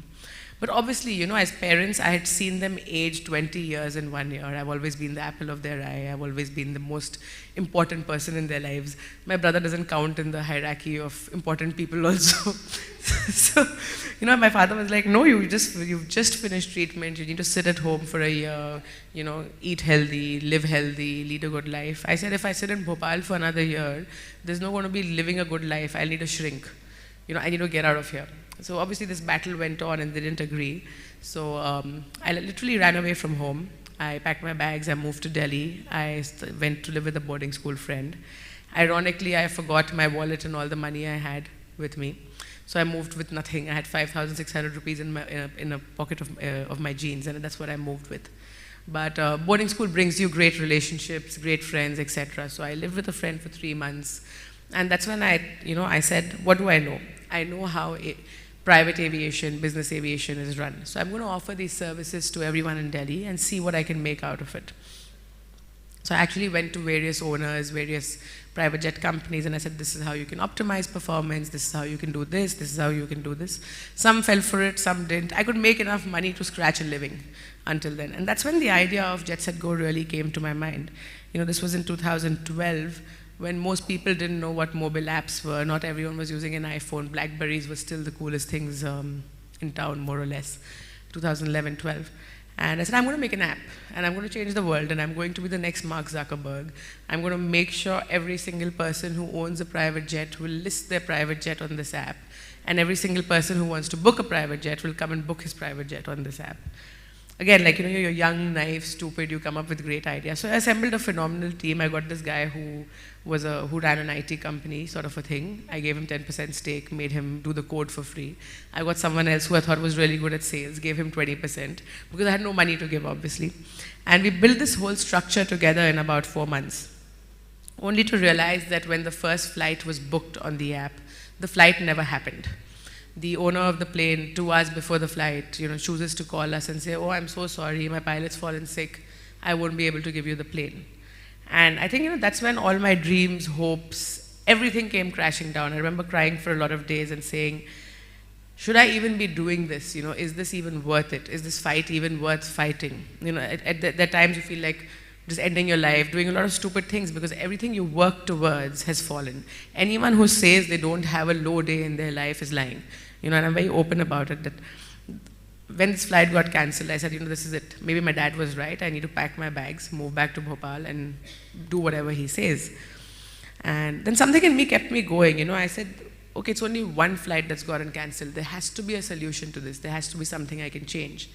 And I went back to the drawing board and I said, what is the problem that we were trying to solve? I thought the problem in the world was booking of planes. That's not the real problem. The real problem is service, delivery, consistency, quality. If someone's paying 20 lakhs to fly from Dubai to Bangalore, the plane jolly well be there for them. That's the biggest problem that I need to fix. So I said, okay, if capital isn't a constraint in this world, what would I do? I would buy these 20 planes and I would run them and I would do this. But unfortunately, India being India, what was happening was, most people who own private jets for their own use were chartering them out at very subsidized rates just to, I would say, circumvent their own fixed costs. Right? So they were flying, say, 300 hours. They would charter them out for the balance 300 hours. And they would sell them much lower than the cost of operation because they were not looking at making money from them. So I said, why are smart, intelligent corporates, who own these planes, who own these assets, actually going out there and selling a product lower than what it costs?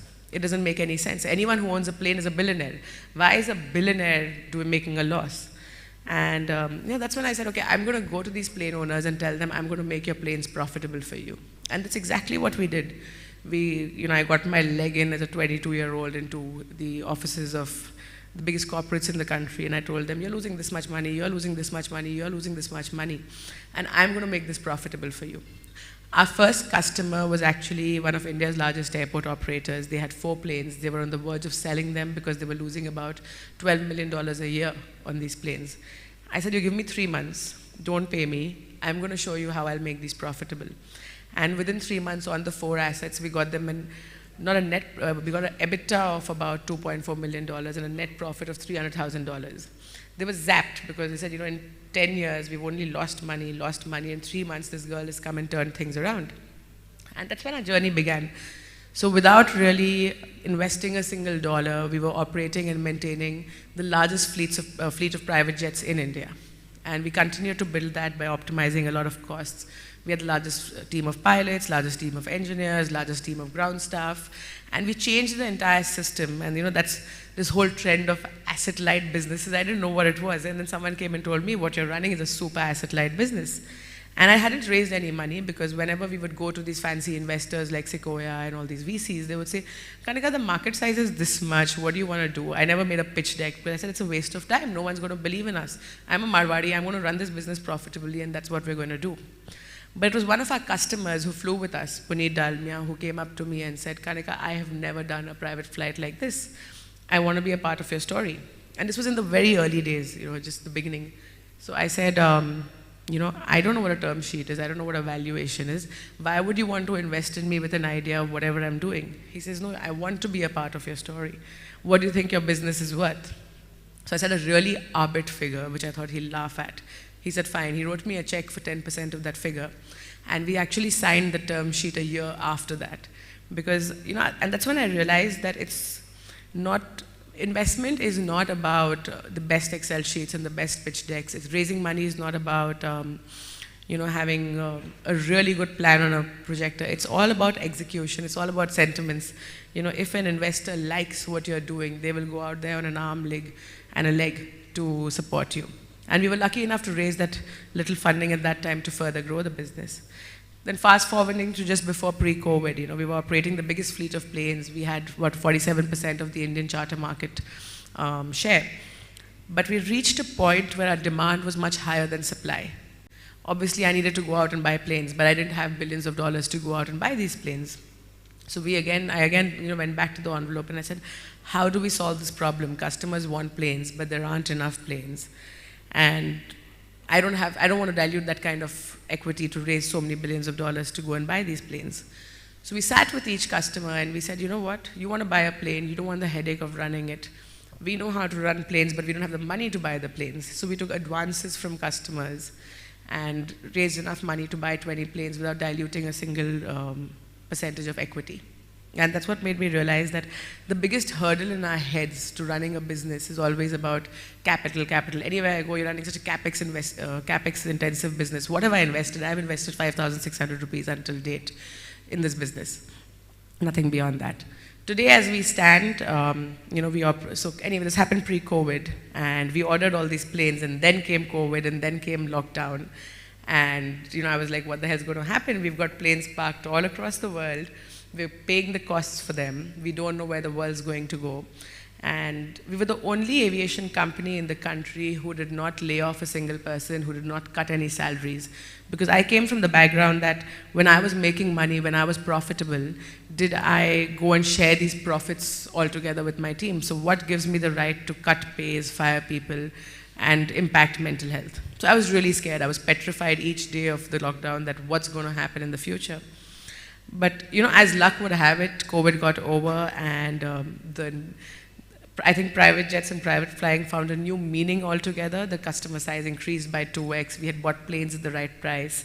And today, as we stand, we operate Asia's largest fleet of private jets and helicopters. We're fully profitable. We have a team of about 400 people. And now we're moving towards, like that's shown on the AV, we're moving towards the next step, which is ensuring you don't go from home to office by a car, but a flying car. They're called eVTOLs, the electrical vertical takeoff and lift devices. So we're in the process of enabling these in Chennai, Mumbai, Hyderabad, and Delhi at the cost of an Uber.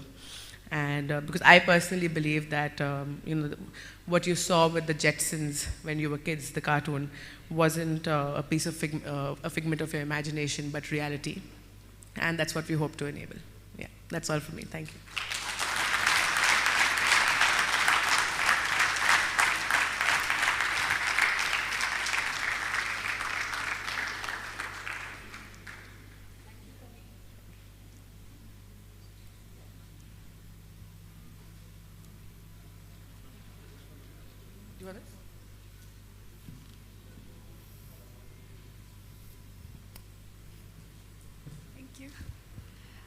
Thank you, Kanika. That was quite an engaging speech. And thanks for being so candid and sharing your incredible story with us.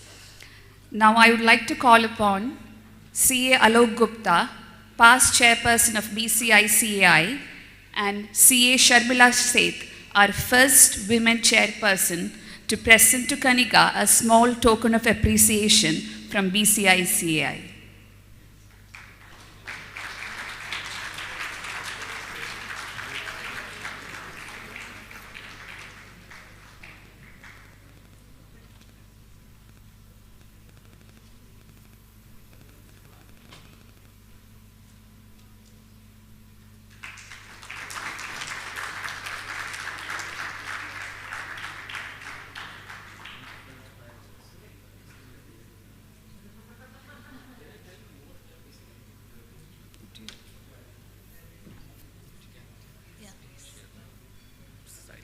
Thank you. So he just asked me if I can tell him more about these electrical vehicles that we're talking about. So I don't know if you've been watching the news off late, but these are basically electric vertical takeoff and lift devices. They're nothing but human drones, which are fully run on electricity and not run on any form of fuel. And they take off from rooftop to rooftop, have a very low landing weight, they're autopiloted, no pilots, 4 people. So they're literally a car with wings, or a car with drone-like blades, is what I can say. So the first tests have been done in Brazil, the first human tests have been done in Brazil, and Embraer, Airbus, Boeing, all of them are working on these different vehicles. We as JetSetGo, we believe our role lies more on the infrastructure part of it. So what we're doing currently is we've tied up with about 60% of the rooftops in India, which can take the weight of these, to build these heliports to have these vehicles land. I know it's very futuristic, but it's a 4 to 5 year project to see the first flight happen, obviously. But the greatest victory in this is that, I don't know how many of you are familiar with Bangalore or Chennai. It takes you almost an hour to navigate 8 to 9 kilometers of traffic. Here you're traveling 8 to 9 kilometers in 16 minutes at the same cost as an Uber. And I think that's where the real revolution comes in. Because when aviation first started, if you remember, it's only now that flight tickets are much cheaper than they used to be. But 10 years ago, 15 years ago, most people couldn't afford to fly. So, I think our whole approach towards this is that we have to democratize flight, enable flight for every single person. It should not be that, okay, you've got these amazing flying vehicles, but it's only the uber rich who get it. The idea behind doing this is not only to, of course, change people's life, but I think 80% of the road pollution caused is saved if 40% of the consumers traveling by cars on road choose to use eVTOLs. So overall, I think it's a win-win for the environment, for the country, and for all of us as such.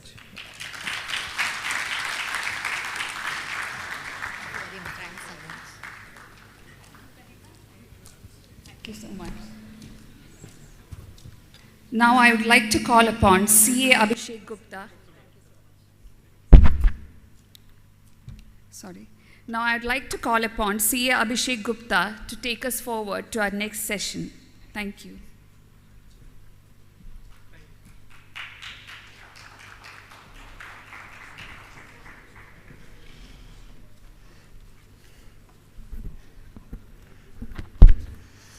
Thank you, Aswati. So, I, C. Abhishek Gupta, member of Current Executive Committee of Bahrain Chapter of ICI, here again, your host for the upcoming session. Good morning, lovely ladies and kind gentlemen. In the year 2022, amidst a superstorm of market turmoil, economic shifts, business challenges, the team BCICAI is determined to boldly go and explore new horizons. As the theme of conference suggests, beckoning of new horizon, we surely will aim to lay the path to move nearer to the destinations from where new opportunities will come into the view. Now, the question in front of us is that what are these potential opportunities? Who is going to help us achieve these destinations? Why would we want to explore new horizons when already the view looks beautiful from where we stand? And to help us understand the what, who, and why related to the new horizons, we have Ms. Seema Kasat, Director KPMG Bahrain, and Mr. Kamil Gira, Director KPMG Bahrain, who will speak on the topic of exploring new horizons in the evolving new marketplaces. Now, without further ado, let's find out more about our speakers for the session. Can we have the AV, please?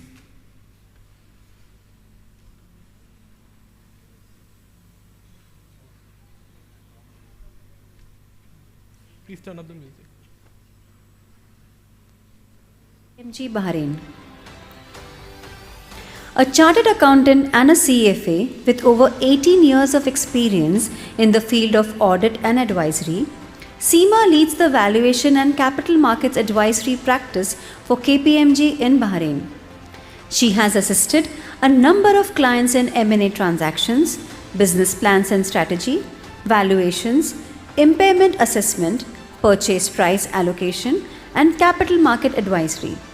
Seema has also led valuation of portfolio comprising of 400 companies worth more than $2 billion for a regional investment bank and various capital markets advisory mandates including rights offering and TMA code advisory. CA Seema Kasat.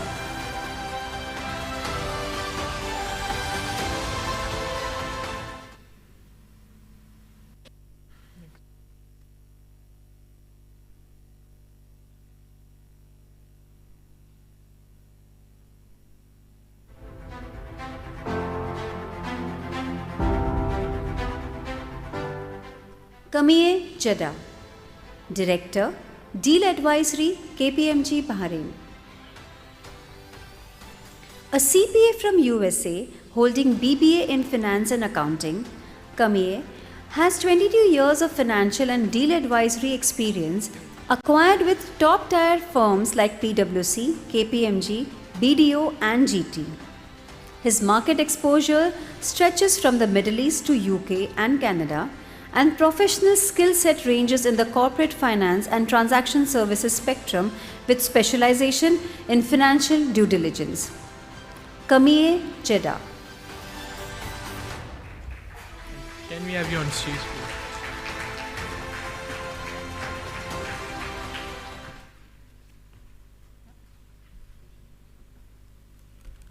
Testing, testing. Hello, everybody. This is yours. Just a minute while we sort out the presentation. And here we are. Let me start by thanking you for having us here. It's a real honor for KPMG to participate in this forum of prestige. I personally am very happy, and I've got great pleasure to be in front of you all today in reflection on the new horizons that beckon upon the M&A and deals in this brave new world we find ourselves in. Unlike earlier financial crises, including the dot-com bubble and the credit crunch, the COVID-19 pandemic, we can all agree, had a sweeping global impact on the world economy. From personal experience, let me just reflect on 2008, a year very similar to 2020, but from a slightly different perspective. When the credit crunch hit the UK, in Birmingham, we were kind of forced to look closely into the assets of the United Kingdom and see how do we propel the economy forward. And I participated personally in two of the biggest deals around the Tata Land Rover acquisition as well as the Cadbury Kraft acquisition. Now, why am I telling you this?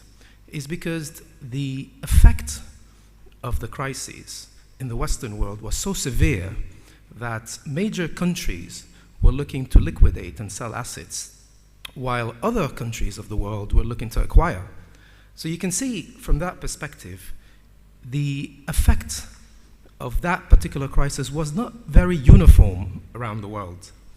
In fact, after we sold most of the assets in England, I looked to this region, who wasn't as hit as the Western world, and I made my way over to KPMG Dubai. So, what were the lessons that were learned from earlier crises?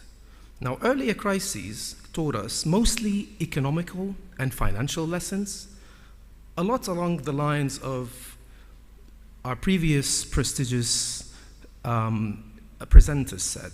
It was more about accounting, bookkeeping, auditing, doing things right. There was a huge, question mark around accounting and around auditing and about the whole profession at the time.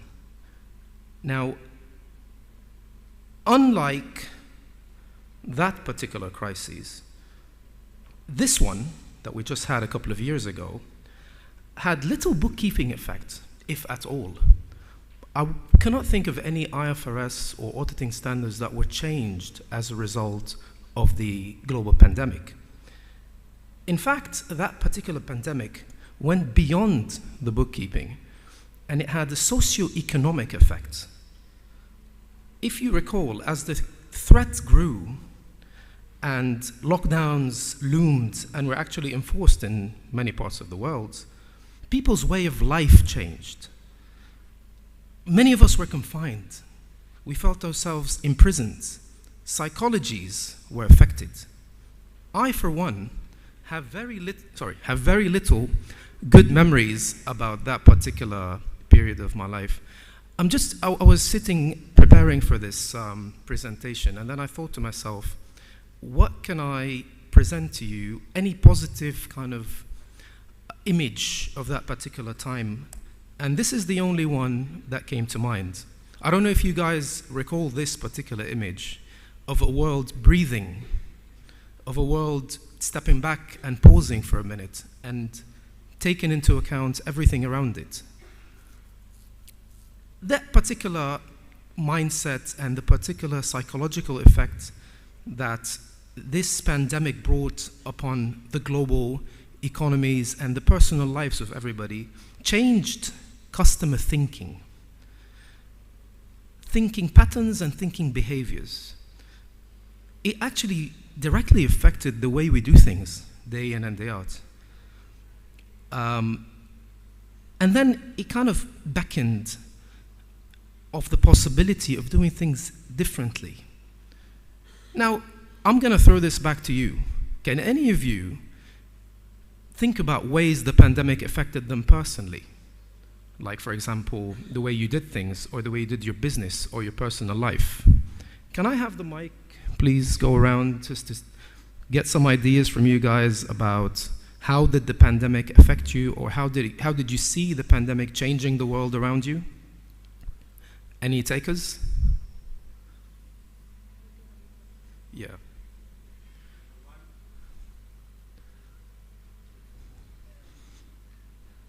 Yeah, we're all having difficulties with the microphones. Yeah. One point definitely that a lot of people learned is the flexibility to work. No matter where you are, you can still deliver what you're required to do. Absolutely, absolutely. So one thing is working remotely. And this, I mean, sorry, if I could just ask you, why did we think about that? What was the driver behind us wanting to work remotely? What is it exactly? That was the need of the hour. There was probably no other way of moving forward. Exactly. So there was a need for us to think about working remotely, which is actually social distancing. Unfortunately, we were trying to keep our loved ones protected and our colleagues protected, so we couldn't go to work. But we needed to find a way to go to work. We needed to find a way for life to continue, correct? Any other examples? Yes? Hello. Hello. Hello.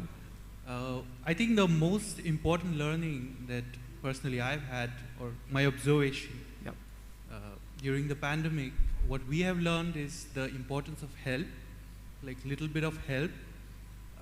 Maybe a little bit of help from one side may not make a big difference to me, but at the receiving end, maybe it might make a huge difference. Okay. Yeah.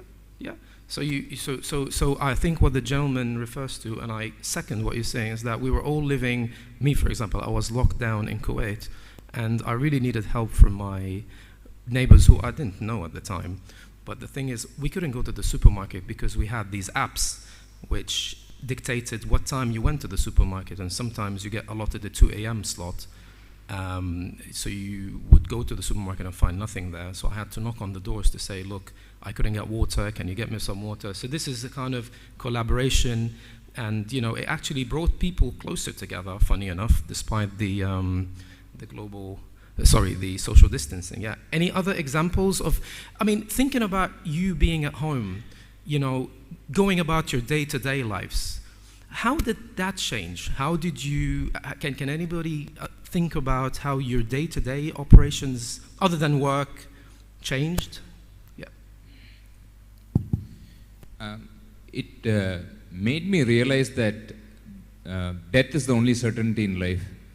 And to be, I think, closer with family and friends during COVID. So can I just ask you about that? So in a time where you were confined, how did you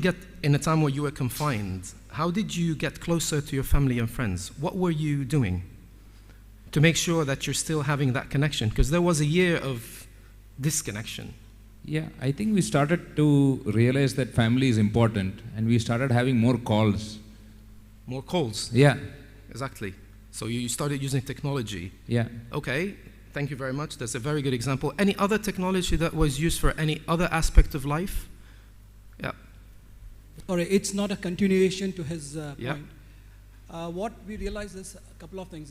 The whole industry of vaccination, which we believe that it takes about 7 to 10 years for a vaccine to be tested and then, introduced into the human beings, was all done in 12 months' time. And we are really not sure whether we were actually being treated or we were being actually used for experiment. This is my point of view. Yeah, no, I share this. I share your point of view. Yes. Yeah. From the point of view of the official side, as a regulator side, we found an increase of 40% increase in digital transactions over a period of during the period of time. Give me an example. Like, for example, transactions using online transactions, basically, through acquiring businesses. And so we found from the regulator, from CBB's perspective, in Bahrain, there's a 40% increase between 2019 to 2020, 21, and 22. Okay. And the maximum transactions conducted were online transactions. Yep. Right? Yep. And so that was one of the reasons why which led us to. And of course, you had technology companies coming to us for taking license, and banking becoming more digital rather than physical. Right? Correct. This was the change which found in last. And indeed, that was the change. The change. Sorry, can I get the screen, please? Yeah. So the change that happens is precisely what all of you were saying. So as a result of the social distancing, we worked from home. We used technology while we were sitting top-suited bottom pajamas. We couldn't go out. We couldn't go and watch a movie. We couldn't get entertainment, so entertainment had to come to us. So there was the likes of the Netflixes of the world that rose in prominence. Also, we couldn't go out and eat. Food had to come to us. And there's where all the Deliveroos and the Talabats thing came to life. And, and then the digital banking, more so, was digital medicine, so basically healthcare.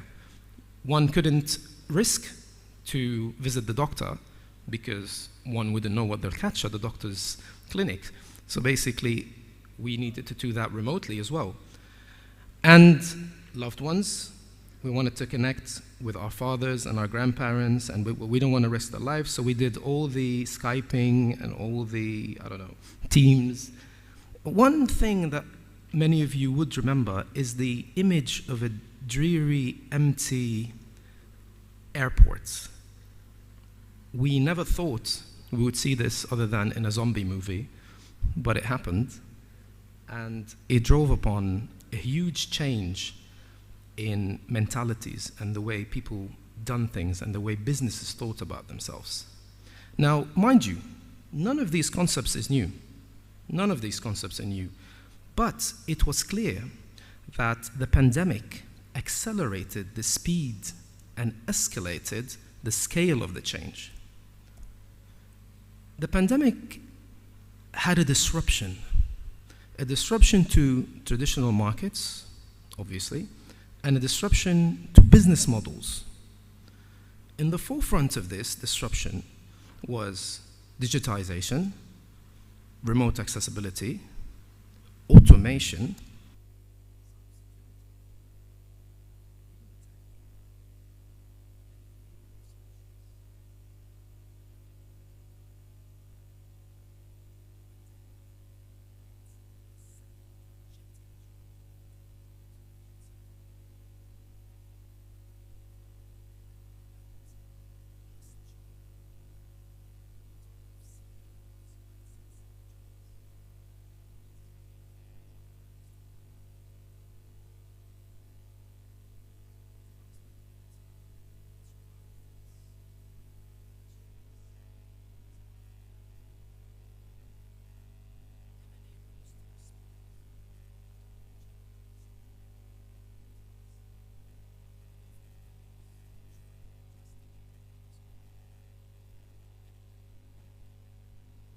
So what does this mean inorganically? Instead of growing in-house capabilities to address the changing world, the new horizons that beckon, many CEOs saw deals and mergers and acquisitions as a key way to face the new world evolving and achieve their goals faster, thereby affecting the way deals are contemplated,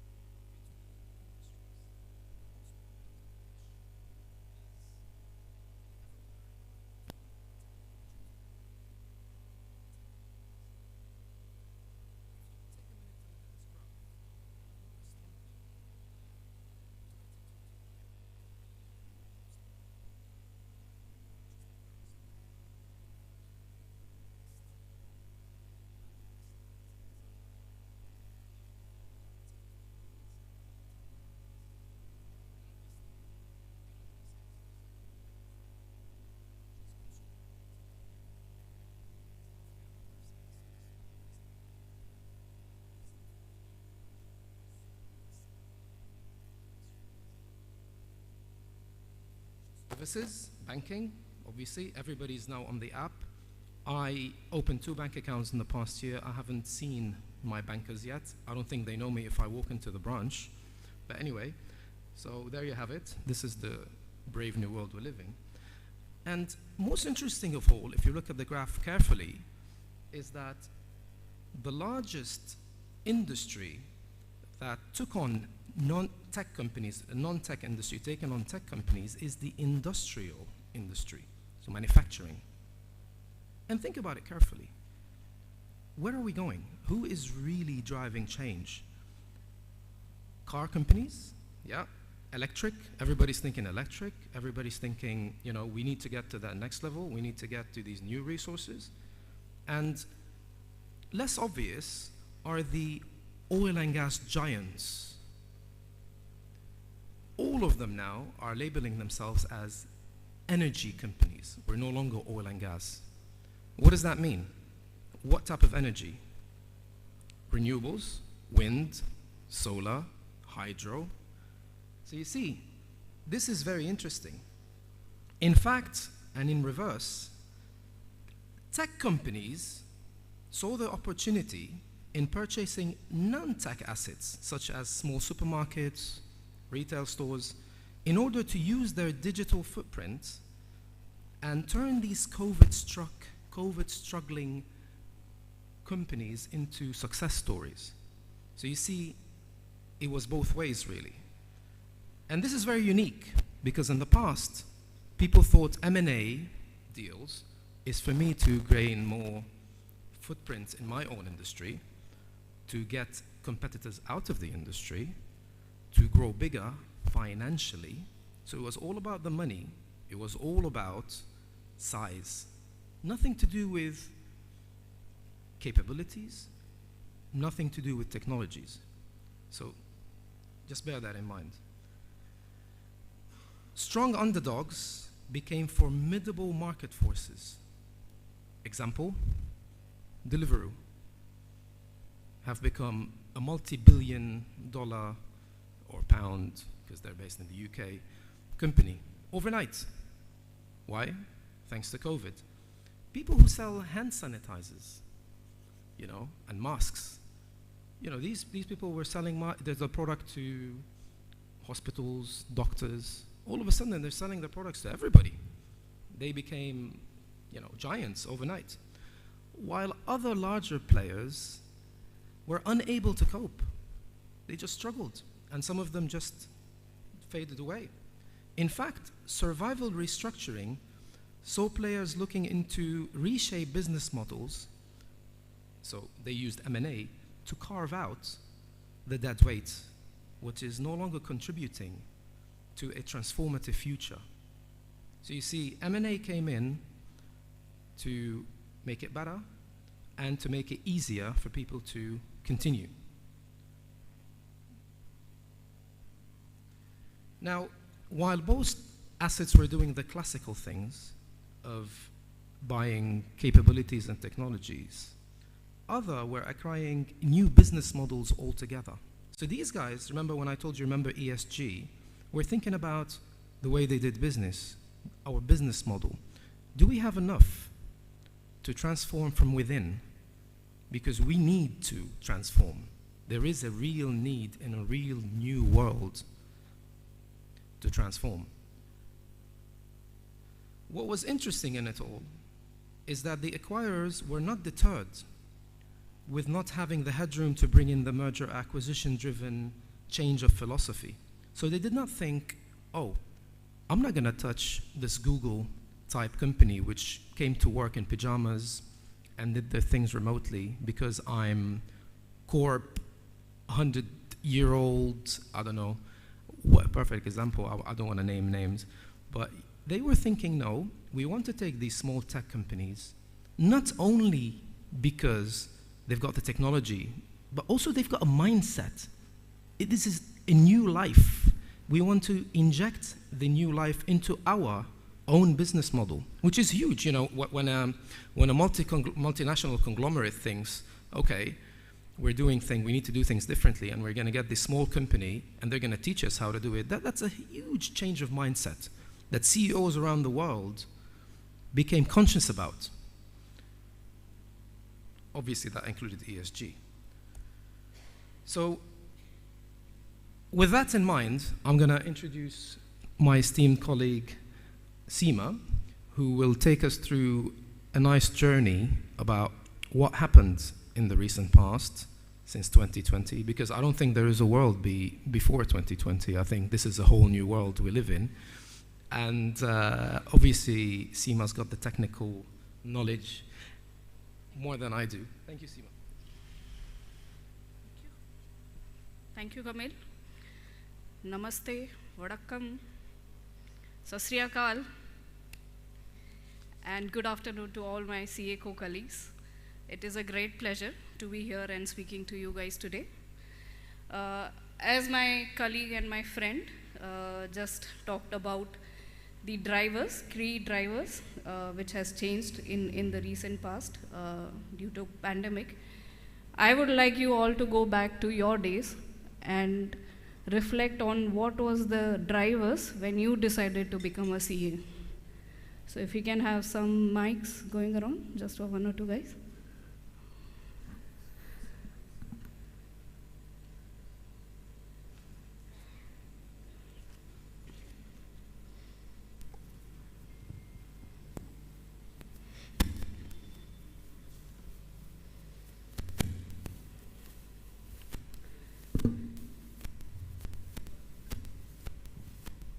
Hi, good afternoon. Getting no opportunity in science, decided to go to commerce and do the CA. Okay, that's a good reason. One more. Yeah, Jatin.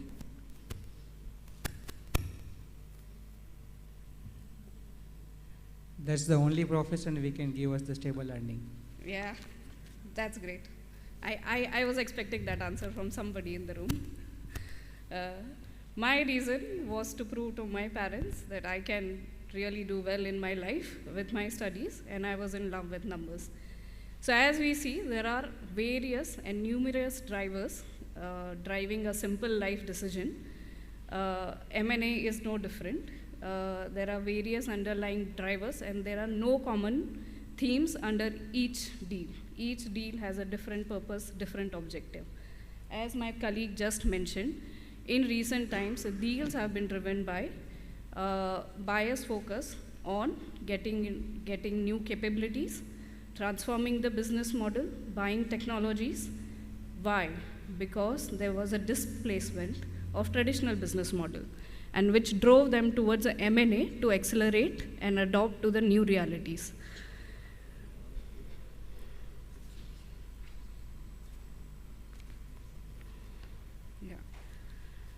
So 2022, we were all facing the pandemic, disruptions, lockdowns, economic slowdown, which obviously affected M&A deal making as well.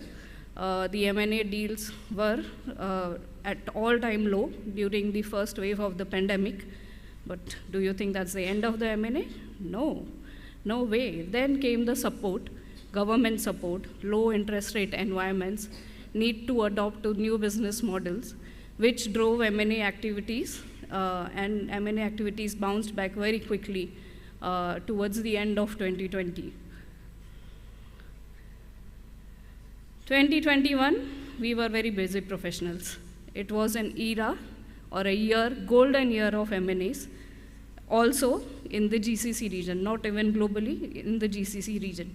And the key drivers were low interest rate environment, the need to change the business model, adopt to the new business realities, availability of funding, and it was also an era where we saw rise in a lot of distressed assets which were available globally. But was the distressed asset only the source of M&A? No.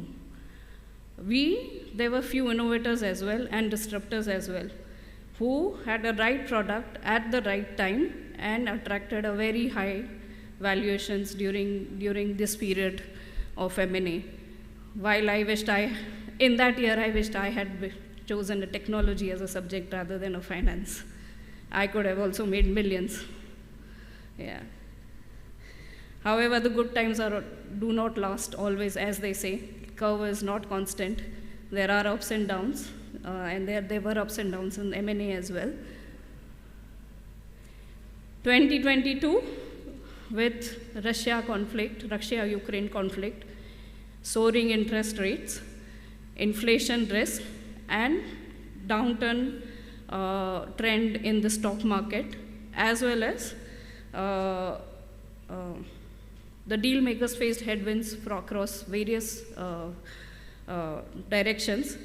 Deal values have dropped significantly in 2022. As per the latest statistics, in first 9 months of 2022, deal values globally have declined by 70%. What are the key drivers for decline in these deal values? Obviously, the ongoing war, the risk relating to recession, uncertainties, all-time low consumer confidence. But as they say, life is all about reviving. And picture abhi baki hai mere dost. So is it end of M&A? No. We are sitting in a region which is flourishing with high oil prices, geopolitical situation, government's agendas of diversification, and we believe that M&A will bounce back very soon. Yes, whether the nature and the underlying objectives of the M&As will be same? No. It will be driven by different strategies and different directions. As per KPMG's latest study, S&P 500 companies have an available cash surplus of 2.2 trillion. Obviously, they are not going to sit on it. They will be investing that in M&A market. So we do expect a lot of M&A activities coming up soon our way. Just summing it up all, fundamentals for M&A remain the growth drivers, transformation, value creation, and acquiring new capabilities.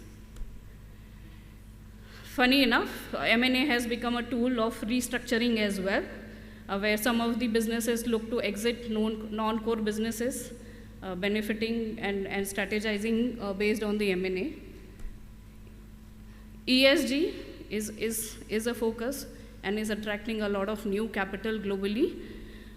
In the region also, in the larger deals, we have seen ESG being a focus, but seemingly not to that level as you see globally. But it's not very far, because once you start dealing with global markets, global players, ESG will become a focus going forward. Inorganic is the name of the game. There is no longer organic way of growing the businesses. Due to the inorganic evolution, there is a widening base of new investors in M&A sector. And a recent example of this could be a telecom buying into an FS sector, which could not have been even thought about in the past. We have seen with our clients a change in the thinking mindset, where they are no longer thinking about cost efficiencies or synergies, while they are thinking much ahead of integration and the talent-related issues. With changing deal dynamics and the need to transform the business and achieve ambitious growth, all deal teams will require expertise, deep expertise available within their network, and that means we are here to stay.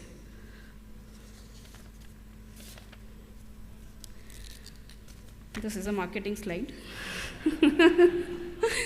Okay. So as we said, our involvement as a KPMG, I see a lot of my clients here who have worked with whom I've worked, and a lot of my friends and colleagues who already know what we do. But in this region, one unique thing is we don't get involved when deal is announced in the market.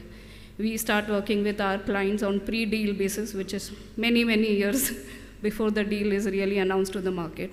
So our involvement starts from a pre-deal assessment, highlighting what are the key deal breakers, key deal makers, and what are the structuring advices. Obviously, when the deal is announced, we help our clients through entire process. We also had to reinvent ourselves. Advisors are not immune to new changes in the world, going on in the world. So our diligence is no longer only focused on numbers, financials, or synergies, but also on the technology, on talent. We obviously help throughout the deal cycle, including negotiations and closing of the deal, and journey doesn't stop there. We are there with you for the first 100 days of integration as well. So we are your partners and hope to continue to be working with you all in future as well. Thank you.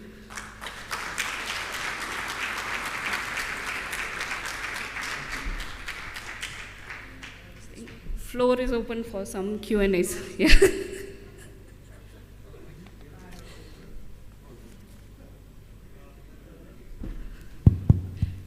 Yeah, just to add to Seema's marketing slide. Sorry. Yeah, it's not only technologies and capabilities, but always think ESG as well. Because I know it's not obvious in this market. ESG is not something that we think of, but as we transact with the wider globe economy and the international markets, you know, be it a buyer or be it a seller or be it anything, people are looking at us from an ESG microscope. I don't think, you know, even an investor who wants to come to this market, if they are thinking about the asset that they want to put on to their portfolio, if that particular asset doesn't gel well with the overall theme of ESG, that's a huge negative mark on that particular investment. Even targets, so I know you might be thinking, but who would buy any targets in the region? Well, you know, I think Kareem was purchased by Uber, so that's one example. But even going in reverse, if we as investors want to invest in the Western world and the target themselves don't view the potential parent as ESG savvy, they're not going to be interested. I think a recent study that was just circulated yesterday on our KPMG internal mail actually said that ESG is the new intangible in deals. ESG puts value in deals beyond what SEMA does, forecasted cash flows and projections and market comparables. That's all well and lovely, but there is an element whereby if you are making your people happier, people want to buy you to say, yeah, we care about our people.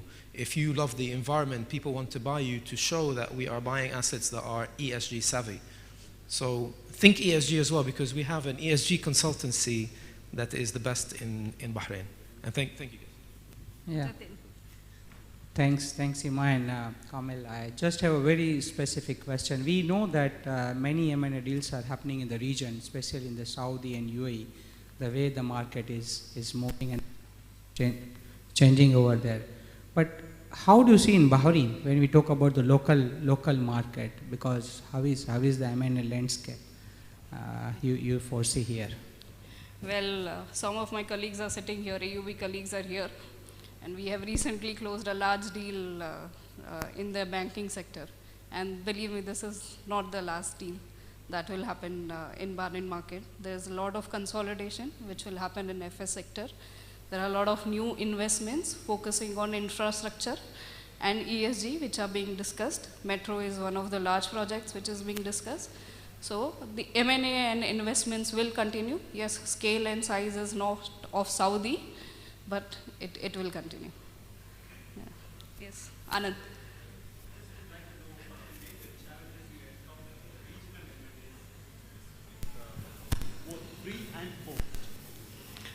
Okay.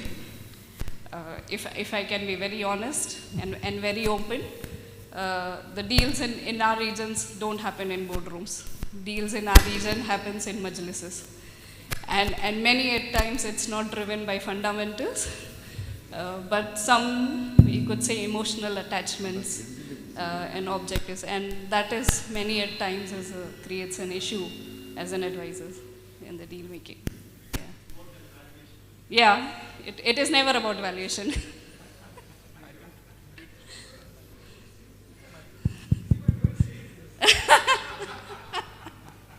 She was being honest.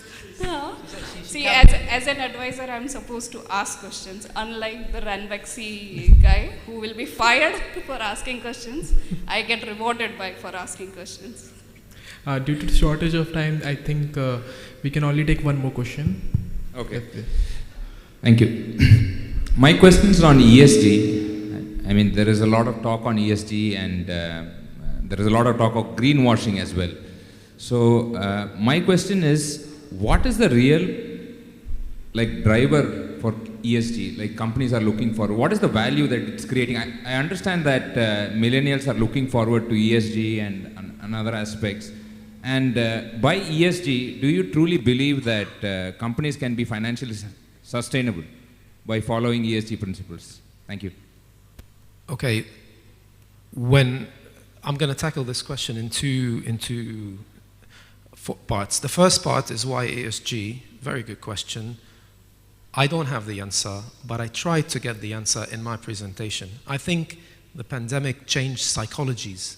Pandemic had this impact which not other crises in the history of all crises have had on people. We had the Great Depression, people went hungry, that's fine. But for some reason, this COVID pandemic, the lockdowns, the prisons that we were put into, they kind of changed something. Something clicked. You realized that you want to work from home. You want to spend more time with your family. You just told me that. So that changed the way, people want to give value to their employees. Where, for example, in the UK, in a dying economy, I've just escaped London, the firm that I was working for couldn't give us bonuses or pay rises. What they gave instead, flexible working, you have one day where you can come to, and this kind of adds value, and companies are winning by not losing financially and giving this kind of flexibility. That's and that's from the people's aspect. From when it comes to the green aspect, the picture that I showed you about a world breathing, we are all now thinking about life. I mean, somebody said that life is too short, and the pandemic proved it, that we're very vulnerable. And everybody started thinking about the future, their kids, I want to leave something behind. It's not just about me, me, me. So people started thinking, it is something that changed in the psychology of people. And that's all that I can tell you. I'm not a psychologist, I'm an accountant. Not a very good one, Seema is a better one. But that's what I think happened. Now the second part is whether companies, I think the question is it sustainable? Is it actually cost efficient? Okay, this is not the question. The question is, can you do without it? Can you turn a blind eye to ESG? You are dead in the water, my friend. The whole world is moving. It's a new horizon beckons. Correct? This is what we're here to say. The new horizon beckons. You want to answer, or do you want to just pretend and die away? So whether or not it's financially efficient or not, it's besides the point. Is that everybody's doing it, and everybody's aware of it, and this is the way this new world is moving forward, I think. Thank you. Thank you, everybody. Thank you, Mr. Makasat and Ms. Kamil, for your insightful session. Can I request you to please stay on the stage? Now I would like to invite Mr. Akash Nanwal, Head of Remittance from Beyond Money, and CA Sharmila Seth, our chairperson, on stage to present memento to our speakers.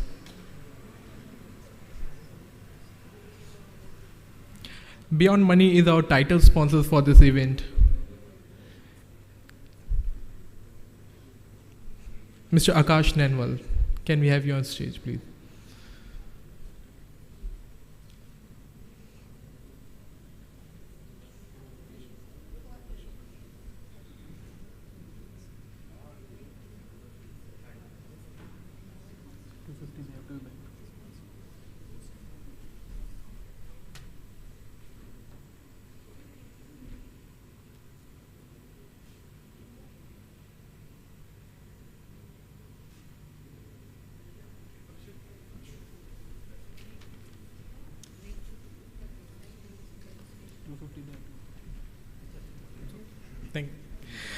Thank you, Ms. Seema. Thank you, Mr. Kamil. Thank you, Ms. Shamila. Thank and you. Cheers. Mr. Akash Nenwal. So now you can all proceed for the lunch. And before lunch, I would like to make one more announcement. That after lunch, we have an exciting raffles on the way. So please ensure that you all are here. And after session, we also have our ICA President, CA Debashish Mitra, and ICA Vice President, CA Aniket Talati with us. So please ensure you all are here by 2:50 p.m. in the hall for the raffles and to hear from our Vice President and President. Thank you, everyone.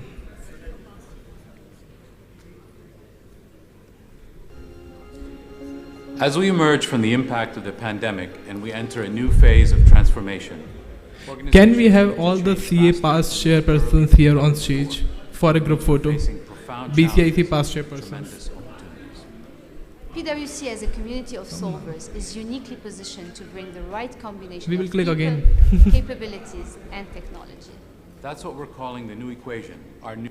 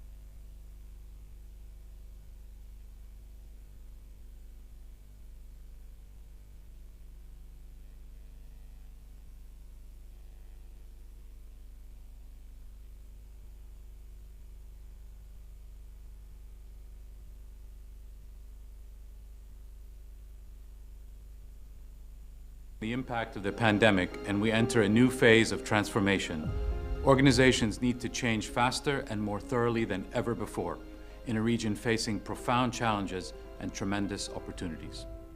PWC as a community of solvers is uniquely positioned to bring the right combination of people, capabilities, and technology. That's what we're calling the new equation, our new network-wide strategy. The new equation focuses on two interconnected needs that clients face now. The first is to build trust, which has never been more important or more difficult. The second is to deliver sustained outcomes in a fast-moving environment where the risk of disruption is more intense than ever before. To help our clients meet these challenges, we are making the following commitments here in the Middle East. To create 6,000 jobs over the next 5 years with a focus on digital, emerging technologies, and ESG. Hire over 500 new graduates every year and provide them with a development that sets them up for a strong career in the region. Double down on our existing commitment to promote inclusion and diversity by ensuring that at least 50% of the graduates that we hire are female and 80% Arabic speakers. Commit to achieving net zero greenhouse gas emissions by 2030 and enhance our ESG services across the region. To further build our digital capabilities through strategic acquisitions and investment in emerging technologies. And we'll establish additional experience centres, such as this one here, across the region. Finally, to continue to upskill our people to ensure they have the right skills to deliver solutions that are human-led and tech-powered. These are just the first steps on this journey, and we're excited to see the difference we can make in the region. It all adds up to the new equation. It all adds up to the new equation. It all adds up to the new equation.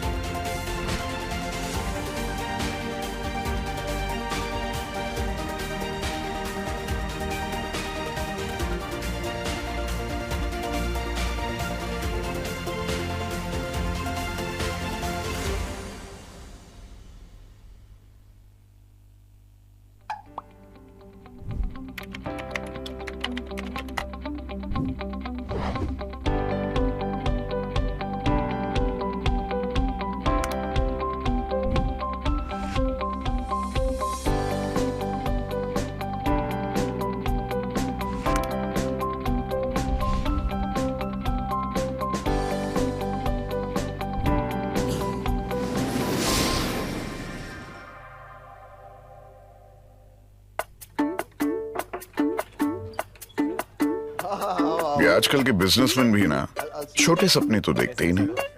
अब अनमोल को ही ले लो, 4 साल से जानता हूँ उसे, tax consultant हूँ उसका। 2 क्लॉजेज है ना सर, वो मुझे समझ में नहीं आया। उसने गारमेंट शॉप खोल ली, केबल फैक्ट्री डाल दी, प्रॉपर्टीज भी जोड़ दी, पर मजाल है कि बिजनेस का पैशन थोड़ा भी कम हुआ। 10,000 मीटर, आई एम सॉरी, मैंने टाइम देखा ही नहीं सर। न चैन से रहता है न रहने देता है, दिन रात सुबह शाम बस कॉल कॉल और call. Rakesh ji returns file कब करोगे? यहाँ तक कि गाड़ी कौन सी लूं सर भी पूछता है। सर गाड़ी ले ली सर। लेकिन फिर जब आपसे नहीं पूछूंगा तो किससे पूछूंगा कहता है ना, तो पता चल ही जाता है कि कितना भरोसा करता है वो मुझ पर। इसलिए सोच रहा हूं कुछ दूं उसे, जो न सिर्फ उसके बड़े बड़े सपनों के काम आए, बल्कि मेरे काम को भी थोड़ा आसान बनाए। पेश है टैली प्राइम, टेक्नोलॉजी में एक नया नाम, आजमा के देखिए आज ही। Since our establishment back in 1976, we've made a promise to be beside you. We came a long way from small beginnings by going the extra mile. And we keep that promise, no matter how small or big of a step we need to take. Our people are here to ensure you are always protected from risks. Going the extra mile means creating endless opportunities for the well-being of our customers, partners, and society. We continue to innovate, convert challenges into success, and add value to our people. And deliver the change we want to see in our society. Because we don't wait for the future, we create it. After all these years and all those steps we took, we are keeping that promise and we're here for you. Solidarity, the leading insurance company.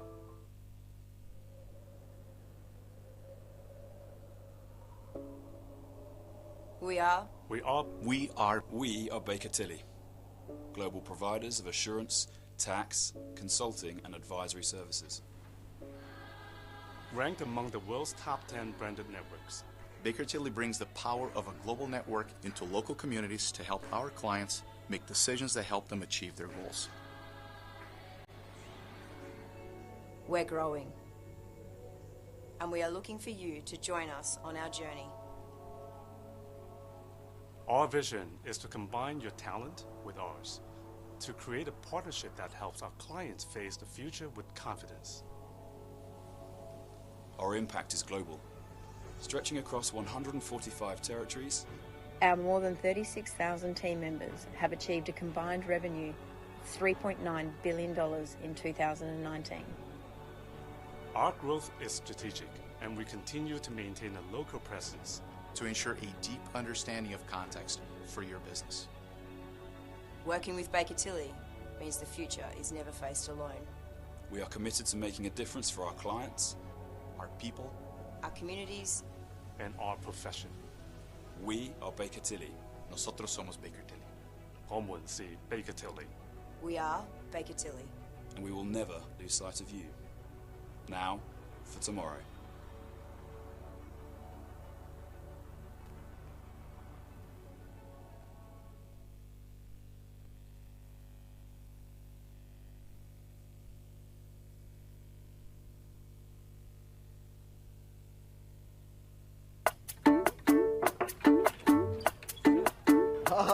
ये आजकल के businessman भी ना छोटे सपने तो देखते ही नहीं।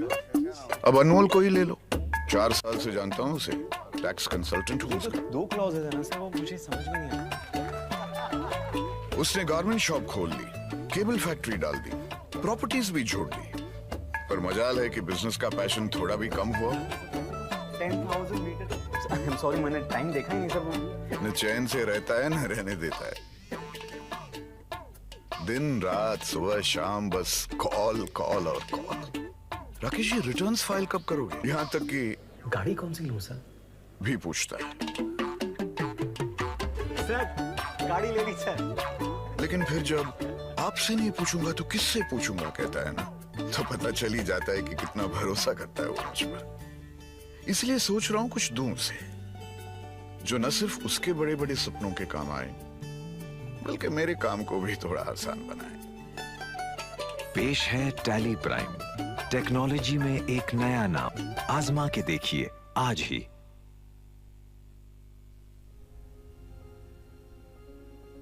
As we emerge from the impact of the pandemic and we enter a new phase of transformation, organizations need to change faster and more thoroughly than ever before in a region facing profound challenges and tremendous opportunities. PWC as a community of solvers is uniquely positioned to bring the right combination of people, capabilities, and technology. That's what we're calling the new equation, our new network-wide strategy. The new equation focuses on two interconnected needs that clients face now. The first is to build trust, which has never been more important or more difficult. The second is to deliver sustained outcomes in a fast-moving environment where the risk of disruption is more intense than ever before. To help our clients meet these challenges, we are making the following commitments here in the Middle East. To create 6,000 jobs over the next 5 years with a focus on digital, emerging technologies, and ESG. Hire over 500 new graduates every year and provide them with a development that sets them up for a strong career in the region. Double down on our existing commitment to promote inclusion and diversity by ensuring that at least 50% of the graduates that we hire are female and 80% Arabic speakers. Commit to achieving net zero greenhouse gas emissions by 2030 and enhance our ESG services across the region. To further build our digital capabilities through strategic acquisitions and investment in emerging technologies. And we'll establish additional experience centres, such as this one here, across the region.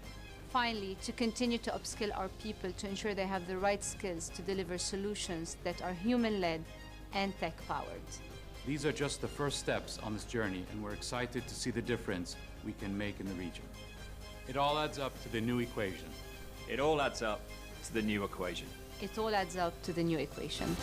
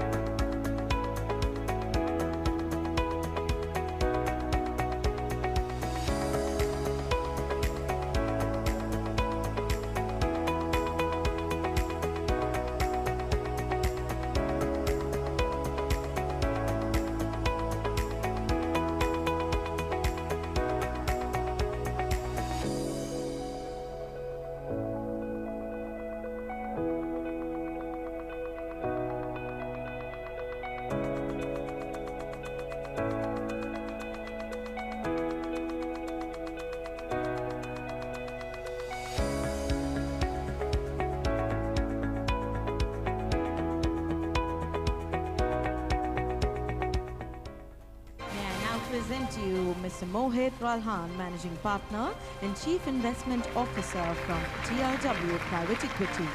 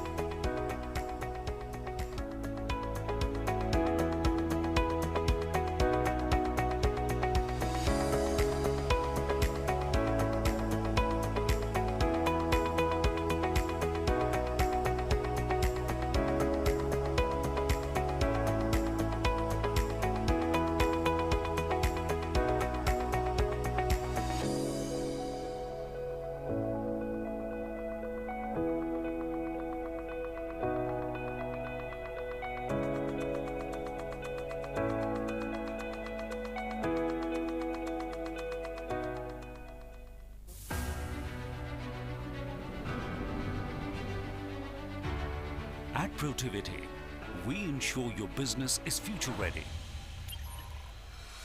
As we collaborate to solve problems with innovation at its heart. Your trusted advisors for business and technology consulting, internal audit, data, and digital transformation. We are global and truly independent, delivering confidence in a dynamic world. That's Protiviti.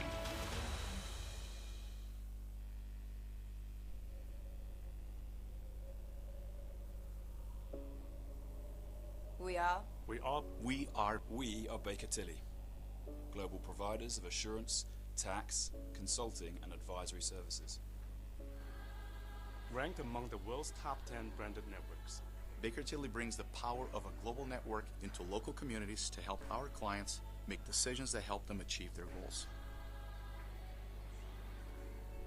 We're growing, and we are looking for you to join us on our journey. Our vision is to combine your talent with ours, to create a partnership that helps our clients face the future with confidence. Our impact is global, stretching across 145 territories. Our more than 36,000 team members have achieved a combined revenue of $3.9 billion in 2019. Our growth is strategic, and we continue to maintain a local presence to ensure a deep understanding of context for your business. Working with Baker Tilly means the future is never faced alone. We are committed to making a difference for our clients, our people, our communities, and our profession. We are Baker Tilly. Nosotros somos Baker Tilly. Como si Baker Tilly. We are Baker Tilly. And we will never lose sight of you. Now for tomorrow.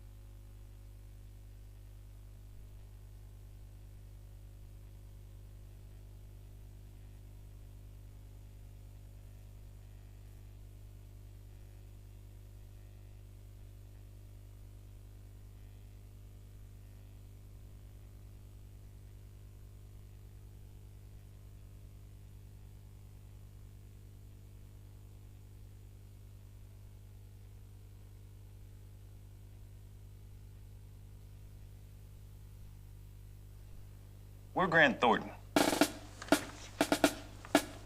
We are an audit, tax, and advisory firm, part of a global network of 50,000 employees in over 130 countries.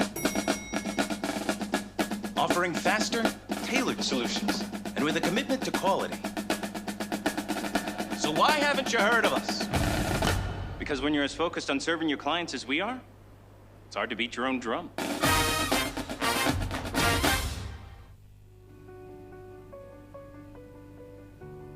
The unexpected will always challenge us. Markets will always defy predictions. Supply chains will always have risks. And Grant Thornton will always be there with insights, collaboration, and scale.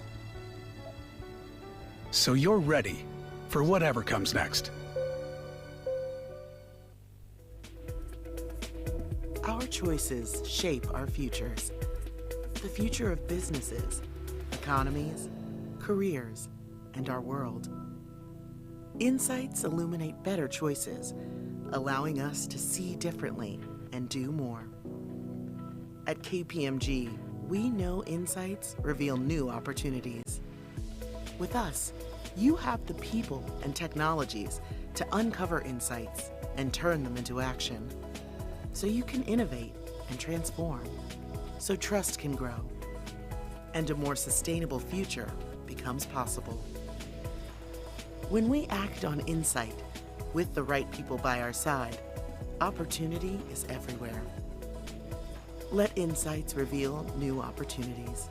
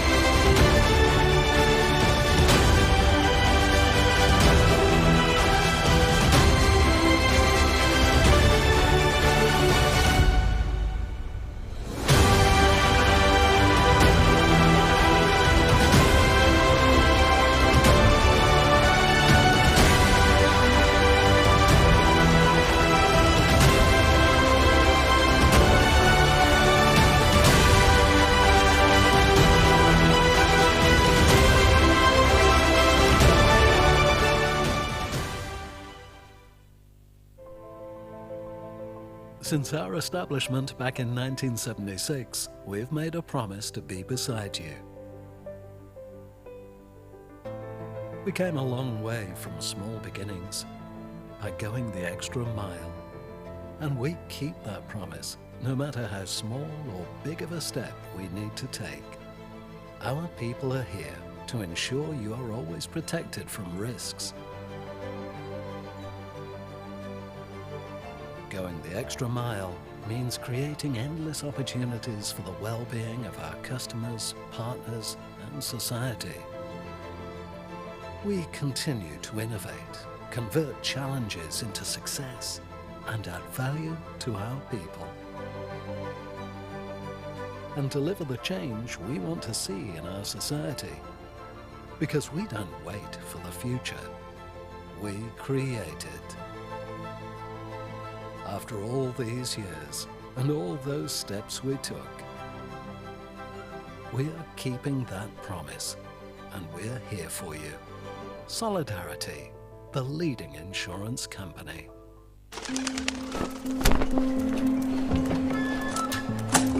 We We leave our homes behind in order to give our families a better life. Are you ready for school? We make every sacrifice possible to make sure that they are taken care of. Our love for them goes beyond borders. We know how much they mean to you, which is why we promise to look after them whether you are in Bahrain or return back to India. Al Hilal Takaful. Protection beyond borders.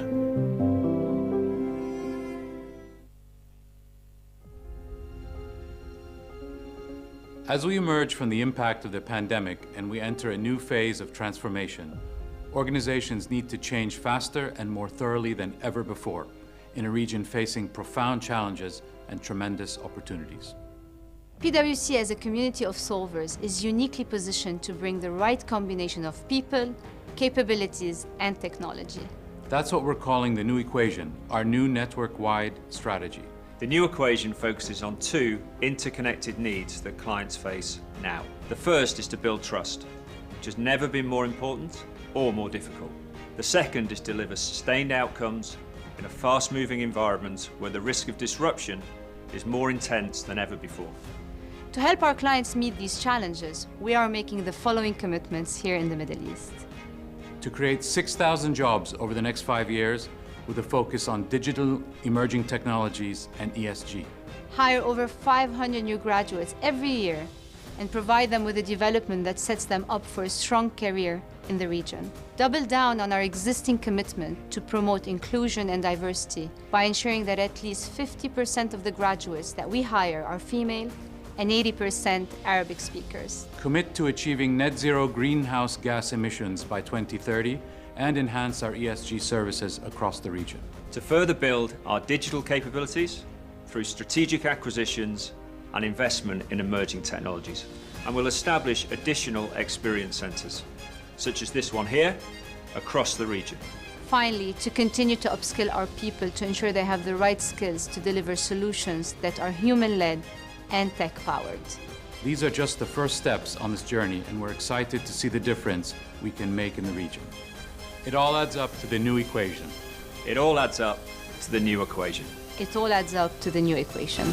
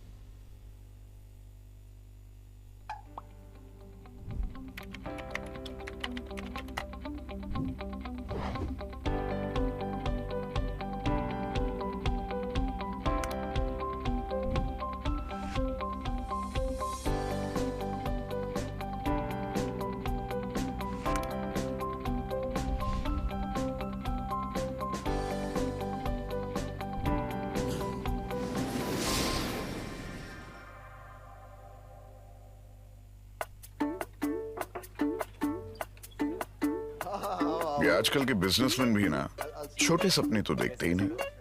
अब अनमोल को ही ले लो, 4 साल से जानता हूँ उसे, tax consultant हूँ उसका। 2 क्लॉजेज है ना सर, वो मुझे समझ में नहीं आया।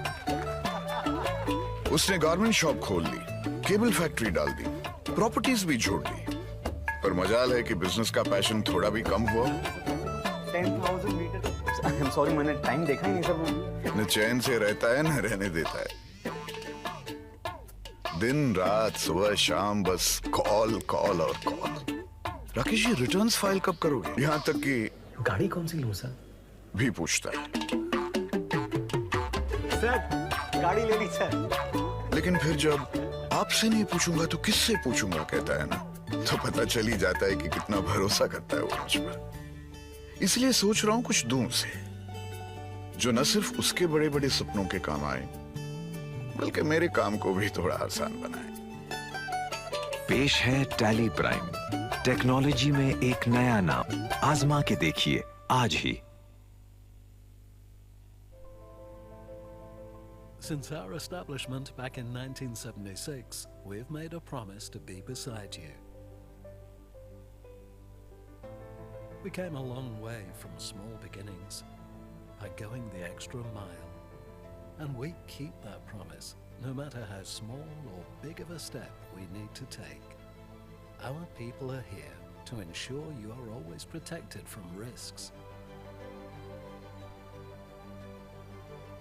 Going the extra mile means creating endless opportunities for the well-being of our customers, partners, and society. We continue to innovate, convert challenges into success, and add value to our people. And deliver the change we want to see in our society. Because we don't wait for the future, we create it.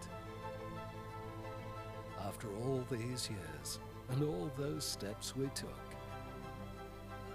we are keeping that promise, and we're here for you. Solidarity, the leading insurance company.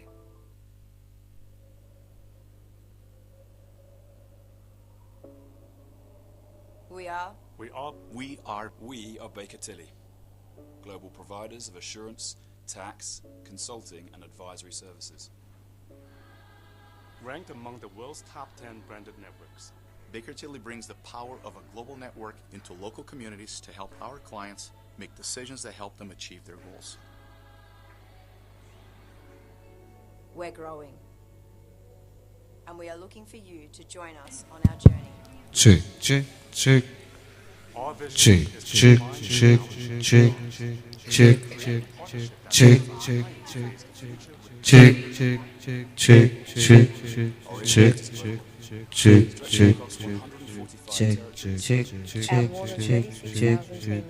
have achieved a combined revenue of $3.9 billion in 2019. Our growth is strategic, and we continue for your business. Working with Baker Tilly means the future is never faced alone. We are committed to making a difference for our clients, our people, Our communities, and our professionals. We are Baker Tilly. Nosotros somos Baker Tilly. Homonsi Baker Tilly. we are Baker Tilly. And we will never lose sight of you. Now for tomorrow.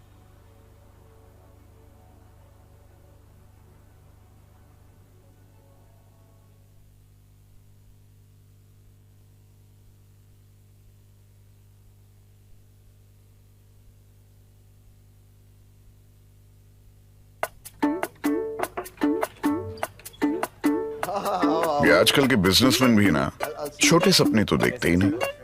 अब अनमोल को ही ले लो, 4 साल से जानता हूँ उसे, tax consultant हूँ उसका। 2 क्लॉजेज है ना सर, वो मुझे समझ में नहीं आया।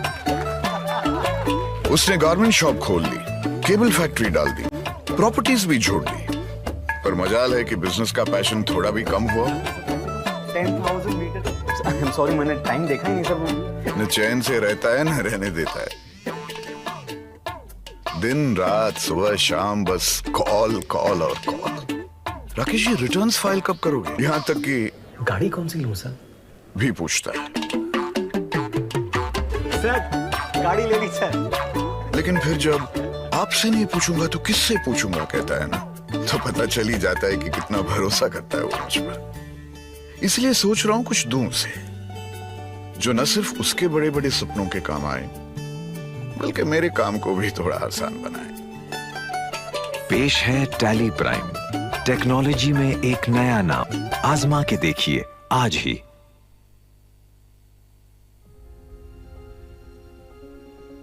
As we emerge from the impact of the pandemic and we enter a new phase of transformation, organizations need to change faster and more thoroughly than ever before in a region facing profound challenges and tremendous opportunities. PWC as a community of solvers is uniquely positioned to bring the right combination of people, capabilities, and technology. That's what we're calling the new equation, our new network-wide strategy. The new equation focuses on two interconnected needs that clients face now. The first is to build trust, which has never been more important or more difficult. The second is to deliver sustained outcomes in a fast-moving environment where the risk of disruption is more intense than ever before. To help our clients meet these challenges, we are making the following commitments here in the Middle East. To create 6,000 jobs over the next 5 years with a focus on digital, emerging technologies, and ESG.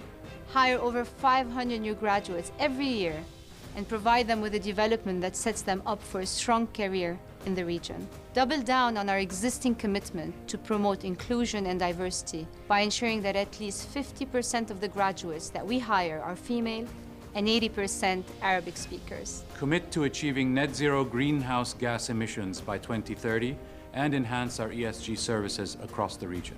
To further build our digital capabilities through strategic acquisitions and investment in emerging technologies. And we'll establish additional experience centres, such as this one here, across the region. Finally, to continue to upskill our people to ensure they have the right skills to deliver solutions that are human-led and tech-powered. These are just the first steps on this journey, and we're excited to see the difference we can make in the region. It all adds up to the new equation. It all adds up to the new equation. It all adds up to the new equation.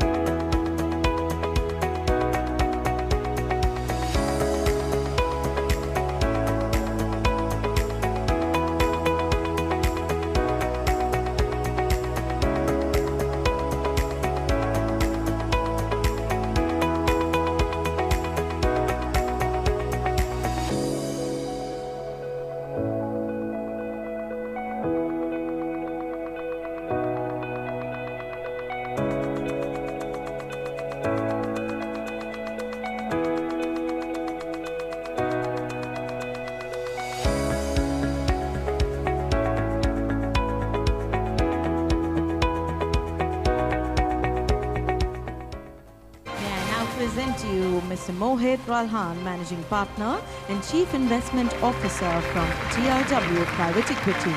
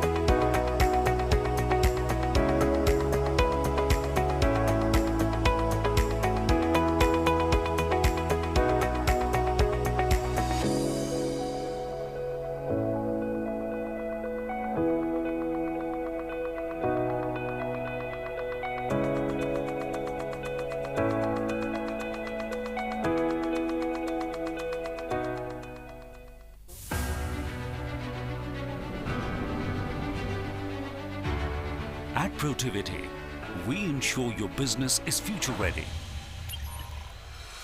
As we collaborate to solve problems with innovation at its heart, your trusted advisors for business and technology consulting, internal audit, data, and digital transformation.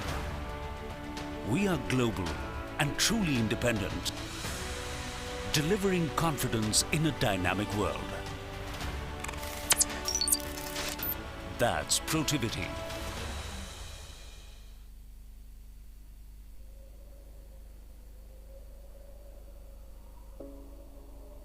We are Baker Tilly, global providers of assurance, tax, consulting, and advisory services. Ranked among the world's top 10 branded networks. Baker Tilly brings the power of a global network into local communities to help our clients make decisions that help them achieve their goals. We're growing, and we are looking for you to join us on our journey. Our vision is to combine your talent with ours, to create a partnership that helps our clients face the future with confidence. Our impact is global, stretching across 145 territories. Our more than 36,000 team members have achieved a combined revenue of $3.9 billion in 2019. Our growth is strategic, and we continue to maintain a local presence to ensure a deep understanding of context for your business. Working with Baker Tilly means the future is never faced alone. We are committed to making a difference for our clients, our people, our communities, and our profession. We are Baker Tilly. Nosotros somos Baker Tilly. 我們是 Baker Tilly. We are Baker Tilly. And we will never lose sight of you. Now for tomorrow.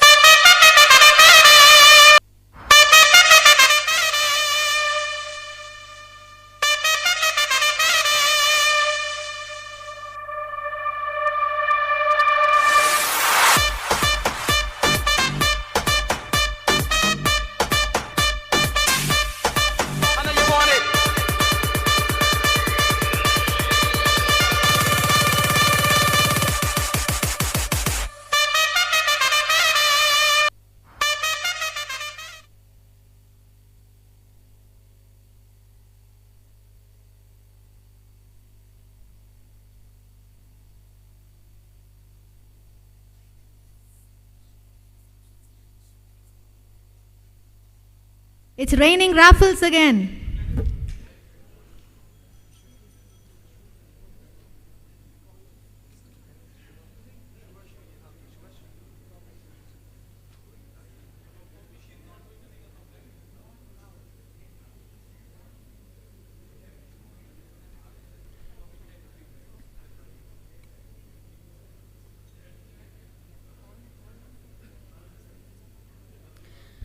We will first start off this raffle session. Before the raffle, we have actually the book signed by Mr. Robin Banerjee to be handed over to the members who asked questions during his session.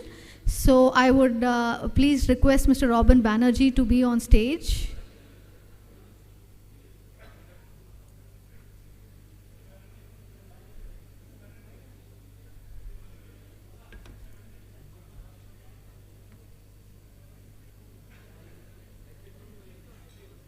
Mr. Robin Banerjee, yes.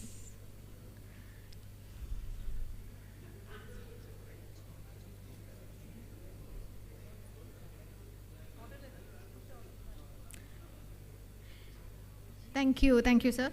I would now call upon CA Kunjan, who asked the first question, to come and collect.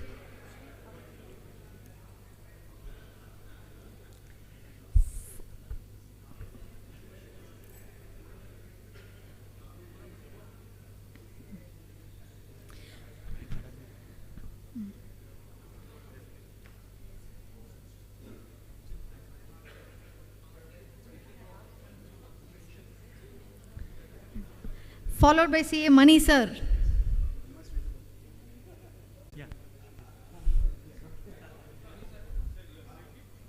And next up, Mr. Prashant Govil.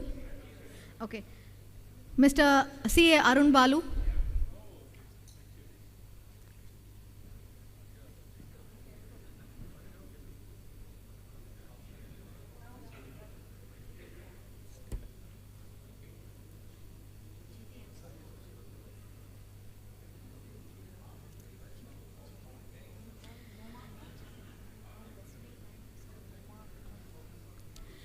Our sponsor GT has come up with learning courses, and they have launched a learning management system, GT Academy. GT Academy is delivered through a secure and easy access online web-based platform which specializes in learning, education and development meant for everyone who is looking for technical and professional upskills.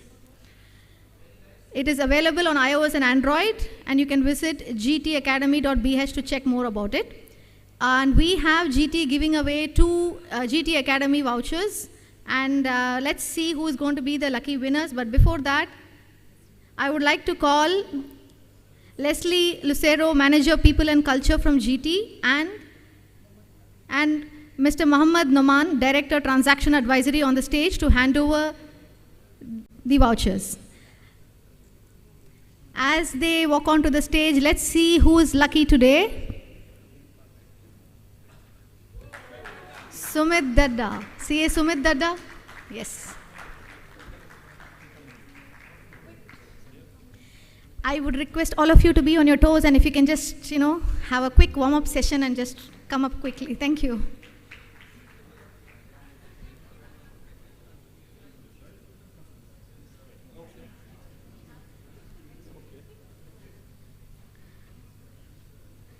Next winner, we will, as they hand it over, let's see who is our next winner. CA Sandeep Mehta.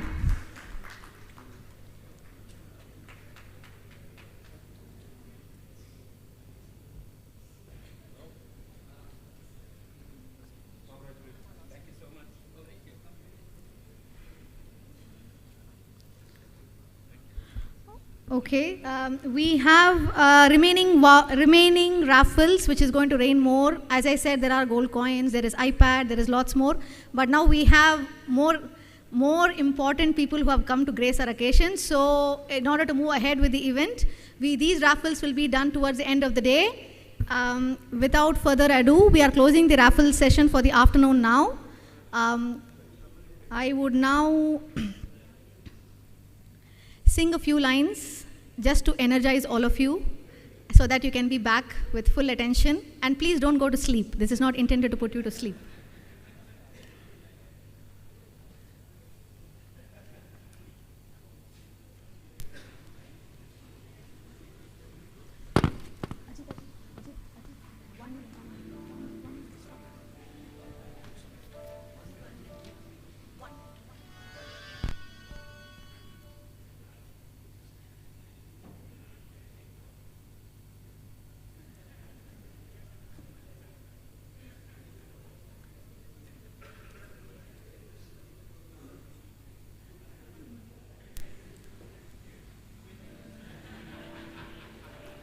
मोह मोह के धागे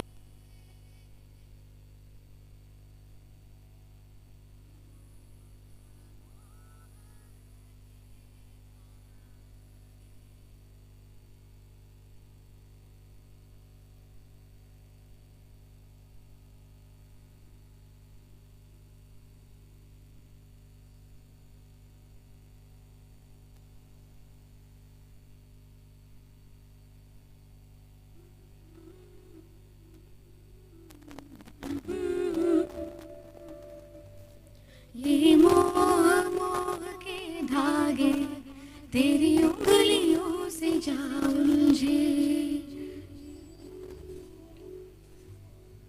ये मोह मोह के धागे तेरी उंगलियों से जा उलझे कोई टोह टोह ना लागे किस तरह गिरह ये सुलझे है रोम रोम एक तारा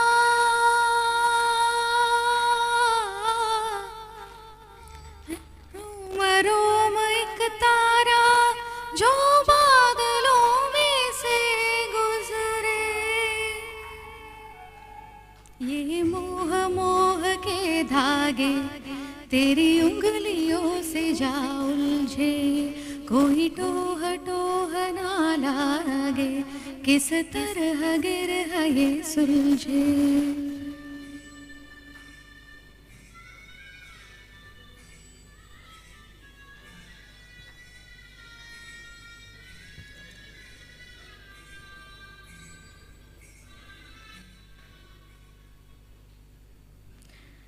Thank you all. That was just to energize you.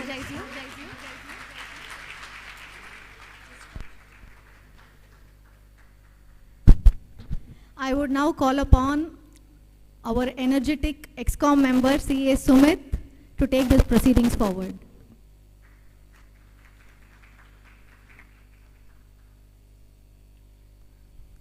Thank you, CA Shri Bharti.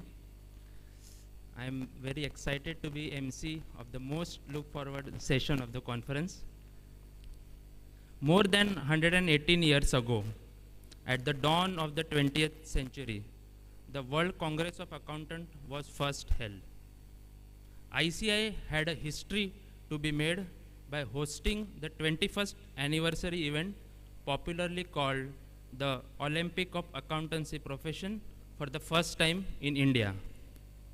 18th to 21st of November, the world saw the might of ICAI. More than 6,500 physical attendees from over 100 countries, 20,000 virtual attendees, 35 plus insightful sessions, galaxy of speakers, top-notch industrialists, thought-provoking subjects, extravagant culture events, and a grand venue. To add icing on the cake, with over 8,000 tons of carbon credit, the World Congress of Accountants was aimed to build a carbon neutral conference. All this would not have been possible without the passion and perseverance of the two torch bearers of ICAI who are present among us. I would now request the stage management team to please play the AV of both President and the Vice President.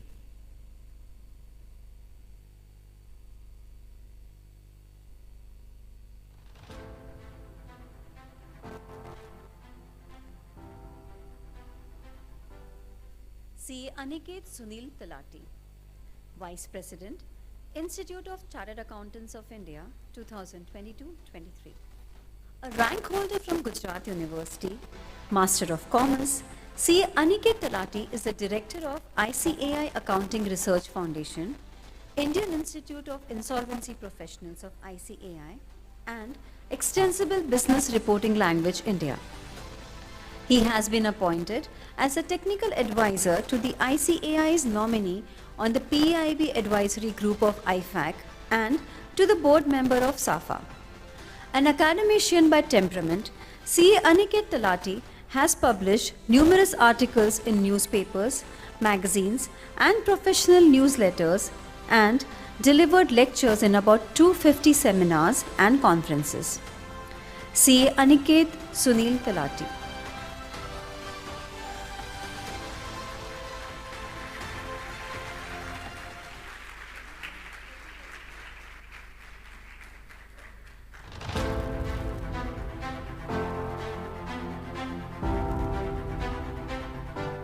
CA Dr. Debashish Mitra, President, Institute of Chartered Accountants of India 2022-23.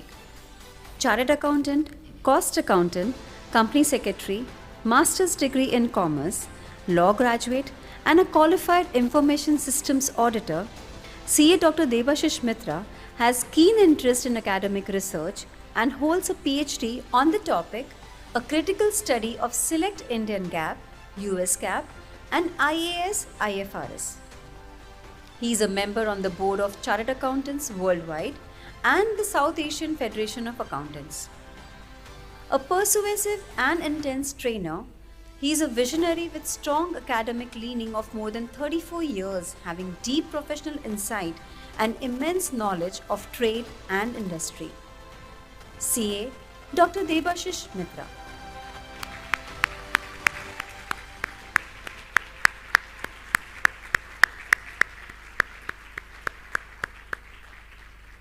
Dear members, with rapturous applause, please welcome CA Aniket Talati, Vice President ICAI, to come on stage and address our members.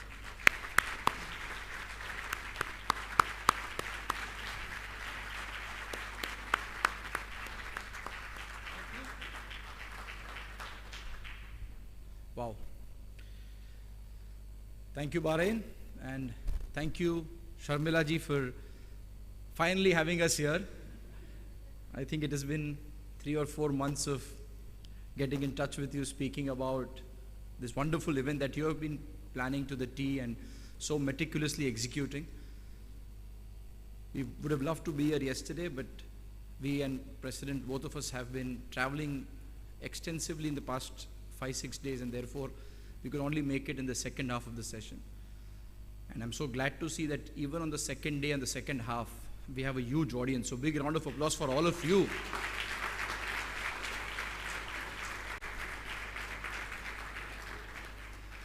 And of course, the wonderful executive committee that you have of the chapter.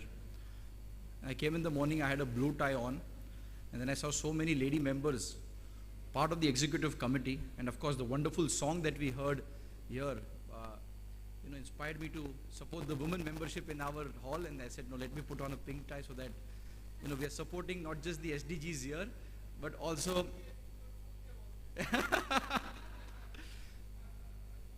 no, on a lighter sense, sir is in blue, so I had to be in pink also.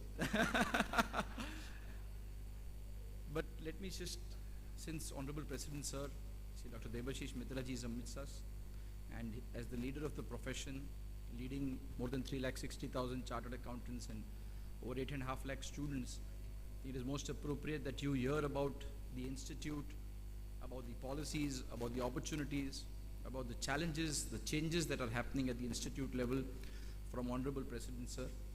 I will, in this opportunity that is given to me, maybe only discuss 2 points with all of you. I think first goes back to WACOA, which was mentioned just before I started speaking.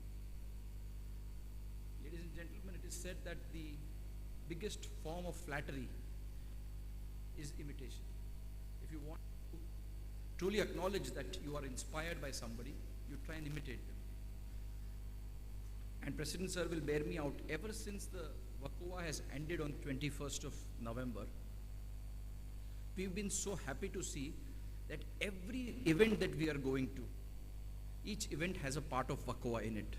And I think that is the biggest endorsement of the success of the World Congress of Accountants. We went to Hyderabad for this regional conference, and in the beginning, traditionally we have everybody on stage, lamp lighting, and we start the program. But they spent 15 minutes to do a dance act to show all the various forms of dances that happen in south of India. Again, hugely inspired by what happened in the World Congress.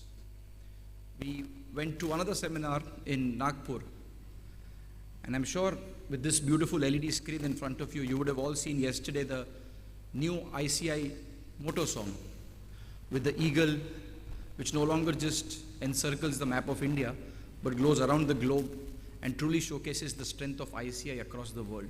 And that has been now taken over. And when I came here today, Sharmila ji, extremely happy to see the baubles that you have picked up from the World Congress, and of course so many other aspects that everybody has taken home from the WCOA. Let me just share with you, the WCOA was not just an event for 4 days. Some of you who were there would have seen Sonu Nigam perform in the evening, and he was singing the song, not as melodiously as it was sung earlier, but he was full of energy and saying, "Jeene ke hai 4 din." And President quickly quipped, 18, 19, 20, 21 November.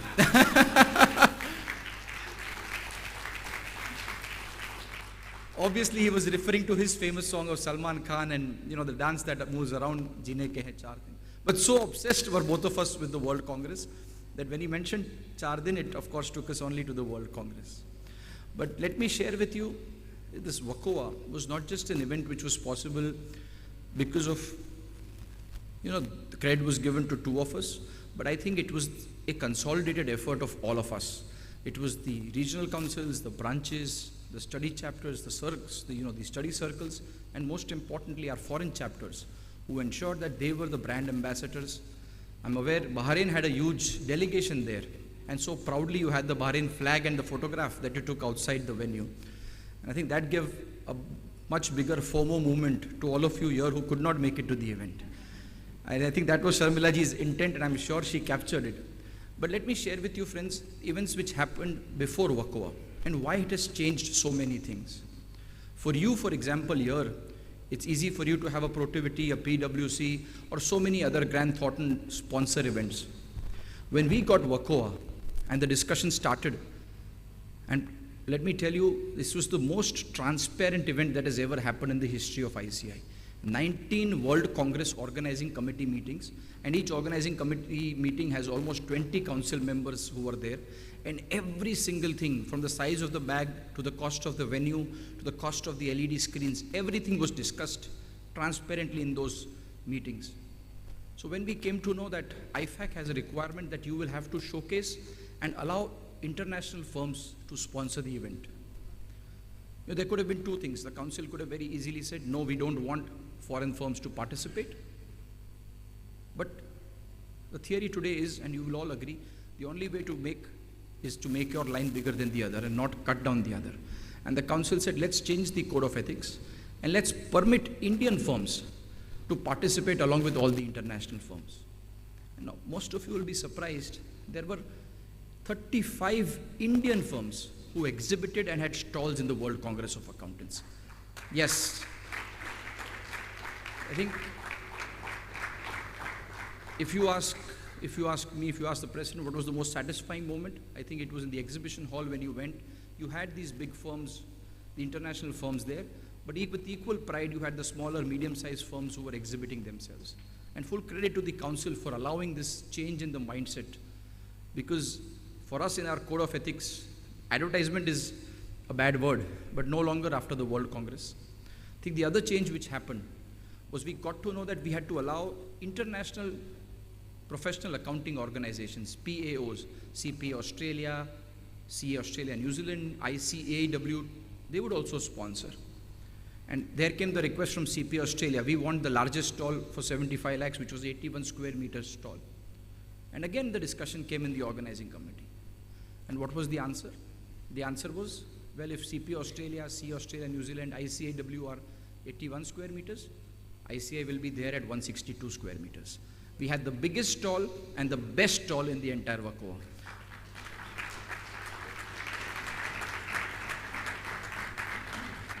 And you can ask anyone who participated, it was one stall or one exhibition hall where there was maximum participation, and of course people were lining up to play because the whole institute changed the way it functions. Till WACOA, we were always an inward-looking organization where the focus was that we are the best, but we used to say it amongst ourselves. And this was one opportunity for us to showcase to the world what ICI is. And I think under President Sir's phenomenal leadership, and I think full credit to him, we must all appreciate and applaud the vision that he had for us.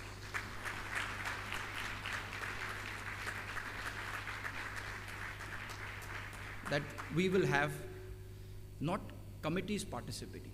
Earlier, if we would have thought of exhibition, you could have seen ASB, AASB, DAB, ESB, different committees exhibiting. But the idea was not showcasing committees of ICI, but the role of ICI. Today, ICI is an accounting standard setter, it's an auditing standard setter, it's an ethical standard setter, it's a valuation standard setter, it's a forensic standard setter. So why not have all of these together and showcase ICI as a standard setter? We have Board of Studies, Student Skill Enrichment Board, the Career Counseling Committee, the examination. Put all of them together and show ICI as a world-class educator. Which other institute will have 8 lakh students? Believe me, if you add all other institutes, still their student strength will not add up to what ICI has. That is our ICI. And I think all of this aligned in a beautiful manner, in a form that when WACOA happened, every member, more than anything else, went home proud to be a member of ICI. And therefore, I think I can quote Mr. Gautam Adani, who spoke at the event. And he spoke about how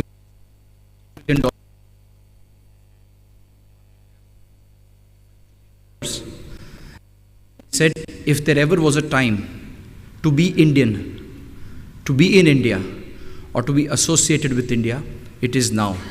I think with the World Congress, all of us as proud chartered accountants can say, if there ever was a time to be a chartered accountant or to be associated with ICI, ladies and gentlemen, the time is now. I think it's a matter of great pride that the WACOA has given us. And I would say that this is resonating not just here, but in every part of not just India, but the globe, wherever we are going. And to take this forward, the second point that I would like to discuss is the review of education and training. The Institute has embarked on a journey. Again, this year when Sir took over as president, we had 3 different council meetings, public exposure, and now we are on the verge of finalizing a world-class curriculum. We had meetings in the Ministry of Corporate Affairs, and we are confident very soon we should have the final approval. We received the in-principle approval 6 months ago, and the final approval to launch the new course. What does this new course entail? The new course not only has different levels of examination in terms of final now has 6 subjects, intermediate has 6 subjects. It has a self-paced learning module, which is delivery of the education and also the examination through a computer mode and on an on-demand basis. So those 4 papers are on-demand, online, live. The articleship period is 2 years, but these are all schematic changes. I think 2 important changes that will affect all of you. One is that the course envisages not just giving the chartered accountancy degree to Indians, but having an international curriculum. And what that would mean is, if that course was to be launched, let's say in the Middle East, we now want to seek permission from the government, and which we are very confident of getting, that you can pursue chartered accountancy, a commerce graduate, a Omani, a Muscati, a Bahraini, whoever he is, can do the CA course, but we will be able to modify the taxation papers or the company law papers to suit your domestic requirements so that it becomes attractive for him to do it. So that is one very important change that is being proposed. And second would be to allowing all the students to pursue articleship not just with chartered accountants in India, but with chartered accountants across the globe. Because yes, the membership of ICI does not reside only in India. ICI truly resides in all of you, and especially in our chapters. With these words, I think exciting days ahead of us as a profession, as an education, as a course which is looking forward. I would only seek the indulgence of all of you as we take ICI forward and this new course curriculum forward. Please participate in this process. Make sure that you are having articles, and more importantly, if you have children who want to pursue this course, you will no longer have to look at any other international course. The ICI international curriculum is going to offer you a world recognition, and you can also proudly say that, yes, my next generation is also a chartered accountant. With these words, once again, thank you very much, Sharmila ji and the entire team for inviting me, and I wish all of you a very, very happy learning. Thank you.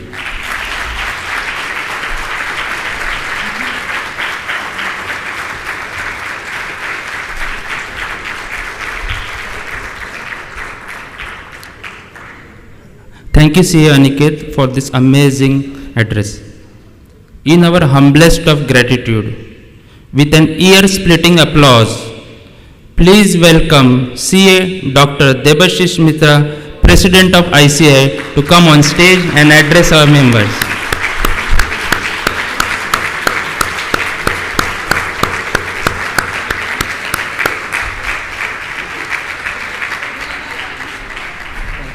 Thank you very much. Thank you for this.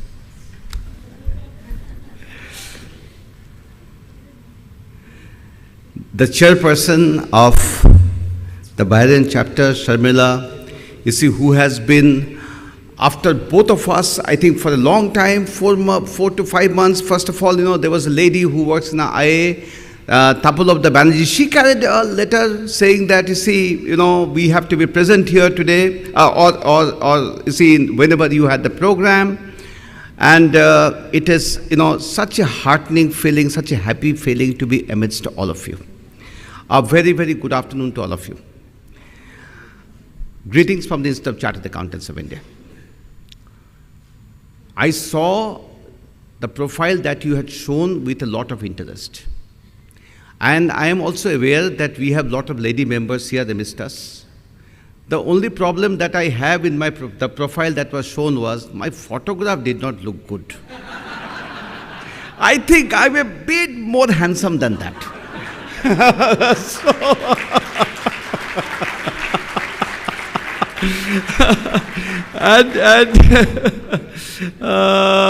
When you introduced Aniket Talati, you forgot to mention that he is going to be one of the youngest presidents of the Institute of Chartered Accountants of India.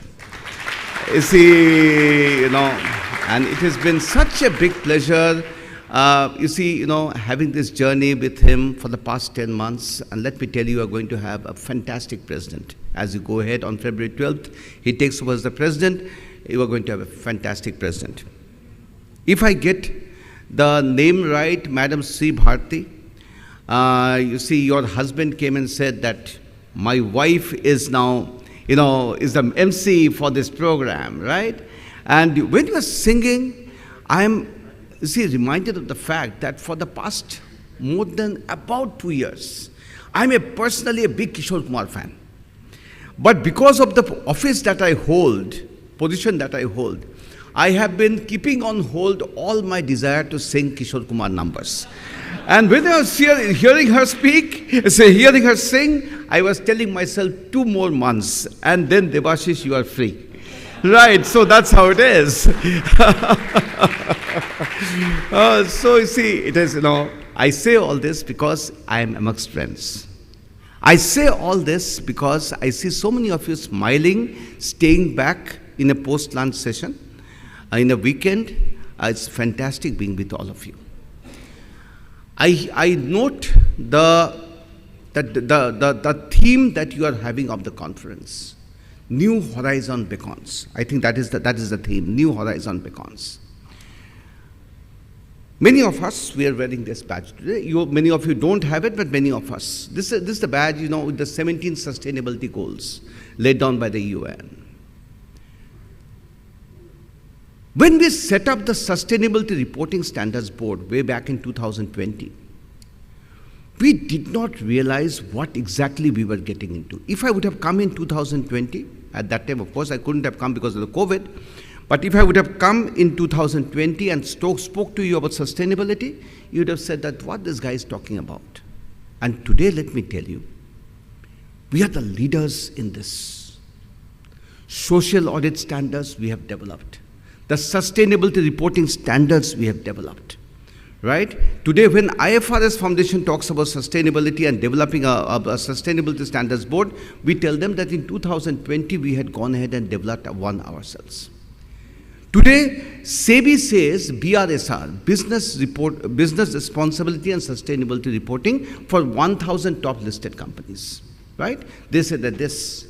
And what has happened is, I was in Bhopal about a few months back, and there was this girl who came and met me, that, sir, here is a cup of coffee for you. Many people, they know that I have this strong love for coffee. And then I asked her, what are you doing here? Well, sir, I am doing BRSR reporting. I said, BRSR reporting, what do you do? Well, sir, you don't know? Business responsibility and sustainability reporting? Sustainability? I was looking at her. She's caught on with the new opportunities. Sustainability, those of us who are very inclined towards financial reporting, as we go ahead at the Institute, we believe non-financial reporting will take a center stage. You see, we'll have to report on things like carbon emission, the environment, ECG. We are developing the ECG standards, by the way. Right? So these are things about which we got to be ready. And at the Institute, I, Aniket Talati, we are trying to make us the future ready. That whatever you said, the future beckons. Right? So that is very important. That is number one. Sustainability, we are doing so much on this. And of course, you are all aware that the World Congress theme was building trust, enabling sustainability. Right? So that is how it was. And, there was so much of debate. When you gave you that souvenir in hard copy, there was a debate in this thing. Should we give you an e-copy of the souvenir, or should we give you a hard copy of the souvenir? So much of debate on that. Right? So see, the sustainability agenda has really, really moved in the Institute. So you can see the change that's there. I and Aniket, we were both there in Singapore about 4 months back. And there we were speaking to the CEO of the Singapore Institute of Chartered Accountants. And she was asking us, what do you think about the future of audit in a post-digital age? What do you think? My answer was that as you go into a post-digital age, the test checking or the sampling that you are talking about will get down. The expectation will be 100% checking. 100% checking. Artificial intelligence will take over. And then the reasonable assurance that you give today, where you say true and fair, that will not be very relevant. What will be very relevant is how much of a fraud catcher you have been. That will be very relevant. That is the future which beckons us. And with that future in mind, we have developed 19 forensic audit standards. We have developed that. And we are pushing our profession towards that. That you see, this is the future, and this is because that reasonable assurance might get converted to absolute assurance as we go ahead. So please note that is going to be a future, you see, which we believe at the Institute is going to be very, very important. Technology. So many of us are young here. Aniket is an expert on technology. I try to grapple, try to understand from him. But then there was this man, many of you might have met him. He was there in the World Congress chairing a session. He's a 92-year-old man, a past president of the Institute of Chartered Accountants of India, A.C. Chakravarti from Calcutta. 92 years, still rimrod straight, still can speak, very well organized, thinking, articulate. He was asked this question a few months back, what do you think is the future of the profession? New horizon beckons. And he was saying, technology, technology, and only technology. That is what he was saying, right? So we have understood that if this man can say this, then there is some merit in whatever he says. Today, if you walk the corridors of the institute, you'll find that we are trying to get our people, conversant with the best in artificial intelligence, in blockchain, in data analytics, in cybersecurity. We are trying to get our people ready for that. That is what we are trying to do. Now, we have a group of people, about 50-60% of our practicing members, who are small and medium practitioners. Now, we'll say, what do I have got to do with technology?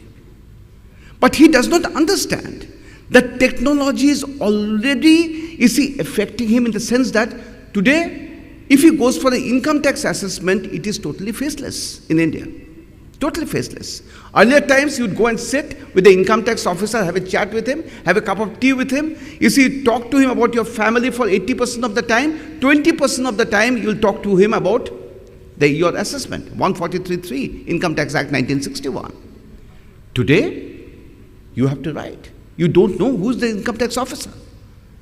Things have changed. The rules of the game have changed. Now, what we are trying to do is get our people ready to face this future. Get our people ready. So, we are developing audit tools. And we propose to give it free of cost to all the members. Force them to use these audit tools. We are going to, 30 crores of budget has been already sanctioned. Force them to use this so that they are conversant with the latest that is happening on the technological front. That is what we are trying to do. So those of us who are sitting here and trying to think what the institute is doing, we are.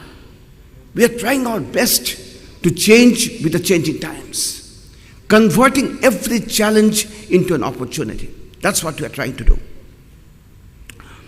Trust. I can now go on saying that we are the second largest accounting body in the world. Sharmila will be very pleased if I say that you are one of the chapters out of the 44 overseas chapters that we have. I can also say, feeling breathless, that we are present in 75 cities, 45 countries of the world. I can say all this. You will hear me. But does that get us the trust? Y.H. Maligam, the past president of the Institute of Chartered Accountants of India, in an article that we carried in July 2022 issue of the Chartered Accountant, he writes, the success of the profession, he writes, will be determined not by your size. The success of the profession, he writes, will not be determined by your power. He says that the success of the profession will be determined by the respect and dignity that the profession commands. And this, to our mind, ladies and gentlemen, is what the future that we envisage. Aniket was just now telling us about the eagle. When I saw it for the first time on the 17th of November, the new video of the motto song, the first thing that struck me was the eagle flapping his wings, flying all across the globe. Right? That's the first thing that struck me. Please note, this eagle, Garuda it's called, and those of us who are old-timers would know it, that this Garuda, the eagle, was adopted as an emblem of the institute way back in 1949. It's not today. And to many of us, Garuda represents fearlessness, Garuda represents innovativeness, Garuda represents the ability to face challenges. And when you found the Garuda moving about, all of us, we were very much enthused that this is what we have to be. You see, ruling the world as a top-class global body, ruling the world. And today, post the World Congress, and the best was when Piyush Goyal was taken in, the Honorable Minister and the rank holder, he was taken around our exhibition center. And he looked around. He says, "Kya kar diya bhai? Aisa to pehle dekha nahi." Right? So we, surprised everybody, and those of us who were there, we surprised everybody, you see, with the way we visualized. And one day, one night, I woke up Aniket. Aniket, wake up, 11:30 at night. I said, one quote has come to my mind. And today I have just read this quote. Right? And Aniket at 11:30, he usually does not go to sleep so early, so I said that this thing. I told him, Muhammad Ali, the great boxer, let me quote him. I said, he said, the person without wings, the person without imagination has no wings. And if you have no wings, you cannot fly. That is what he said. And that was the time we set the agenda. Let us imagine. The cricket pitch you saw, those of us who went there, the football ground that you saw in between, this was all imagination working. We did not have any reference point. It was all imagination working. At the institute, we soak in the aroma of the three words: independence, excellence, and integrity. We allow the perfume generated by these three words to envelop our mind and our hearts. But we know post the World Congress, our time has come. We know this, right? We know that our time has come. The time for ICAI has come. And ladies and gentlemen, fasten your seatbelts. Be ready to fly. Sky is the limit. Thank you very much for your kind patience. Thank you.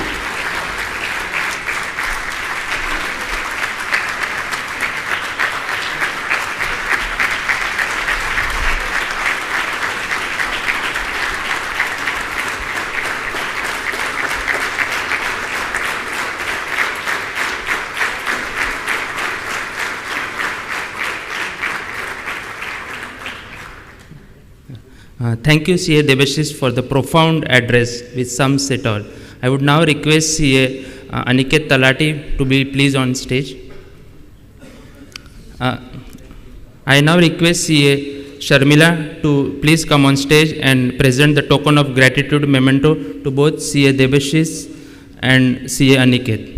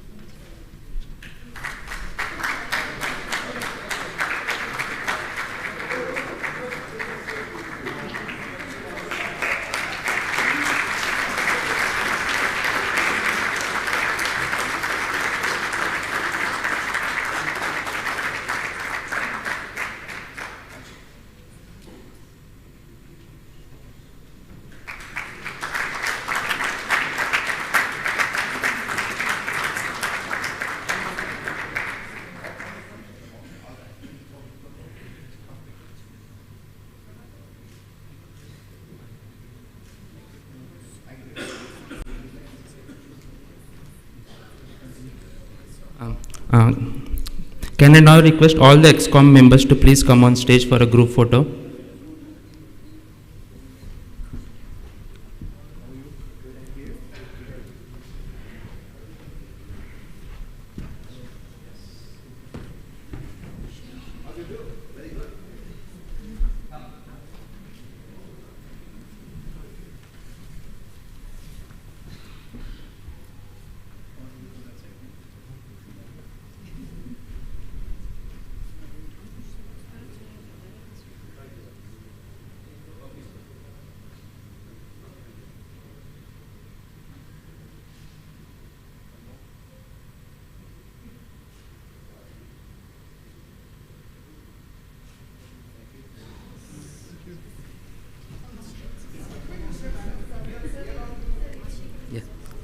I would now request all the past chairpersons who are present in the hall to please come on stage for a group picture.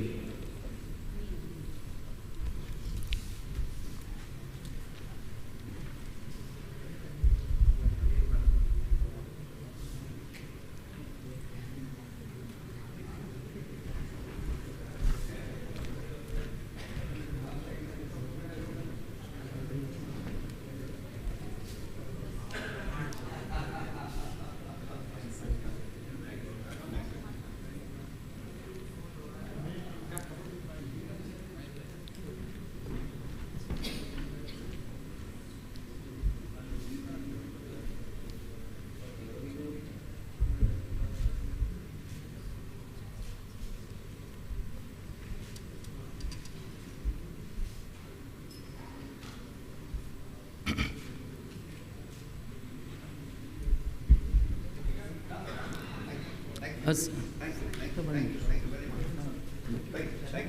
Very nice. Okay?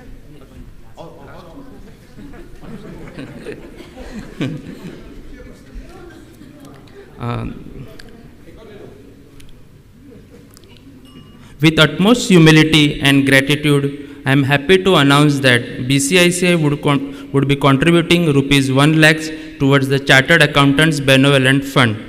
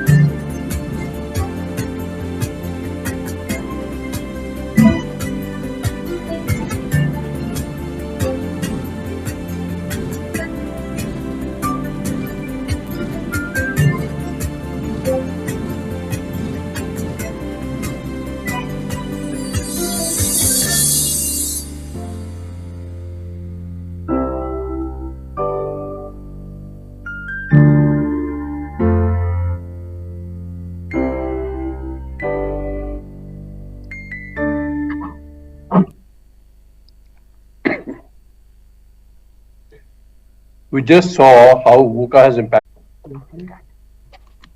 Yeah.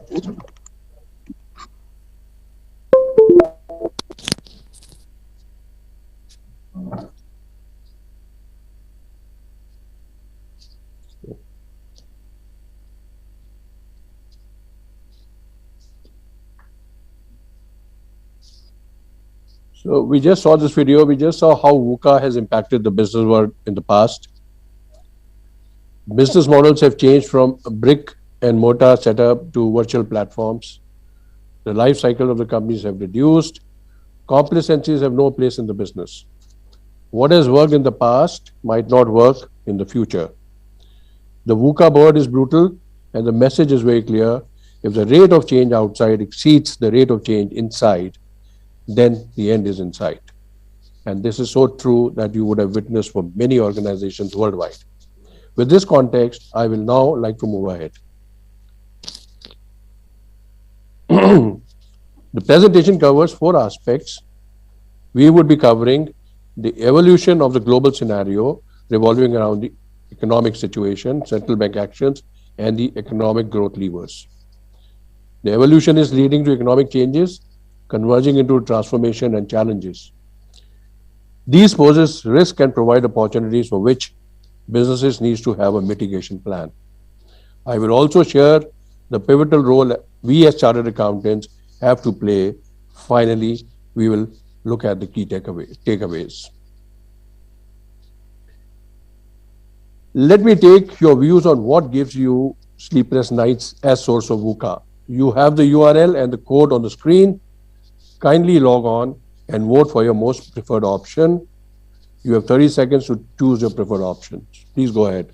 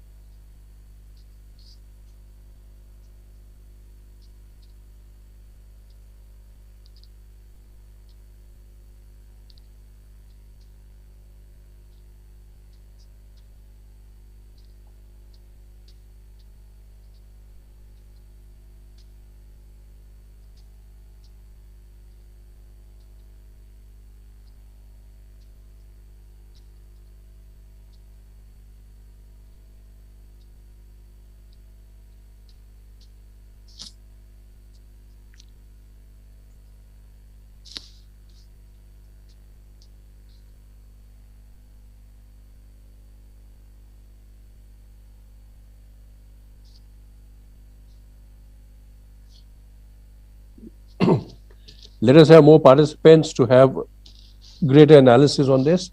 I request everybody who is present to vote, please.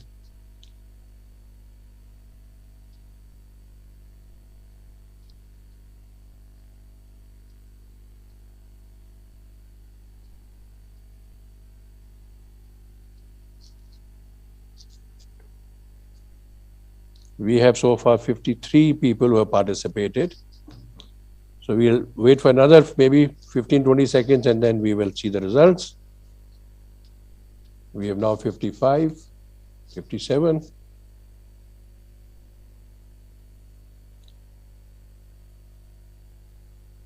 Okay, so if we were to look at the results of this survey, what it shows is that most of the chartered accountants do feel that your specific industry developments have significant impact, and that gives you sleepless nights. And the other two also follow lead, which is geopolitical events and the stringent regulations and compliances. So there are no right or wrong answers, but it is what is most important for you, and that's how you evolve your strategy in this VUCA world. And when we talk about it in detail, we will talk more specifically on these.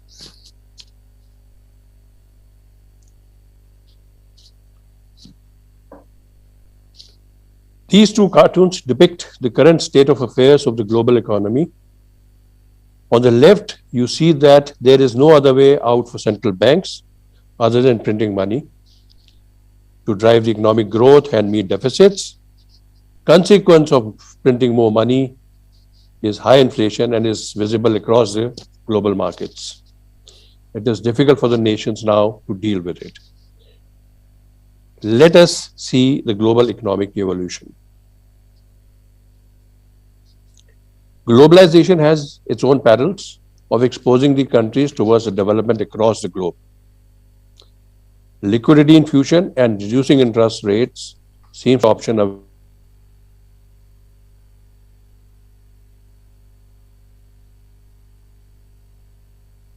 scenario.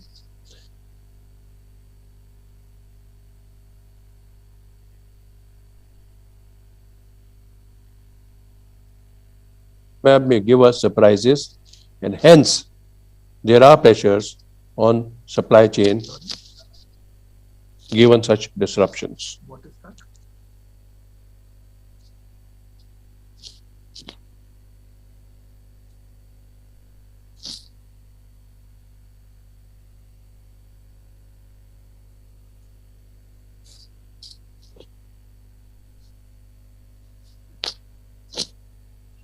Focus hence is shifting to deglobalization, and economies are looking inwards for the growth drivers. Demographics, that is young workforce, has emerged as a key differentiator amongst the nations. Countries having positive demographic dividend like India and China can continue to leverage consumption-driven growth. However, developed economies like US, Europe, and Japan have either a mature demographic or an aging population. Challenges remain for these to bolster economic growth.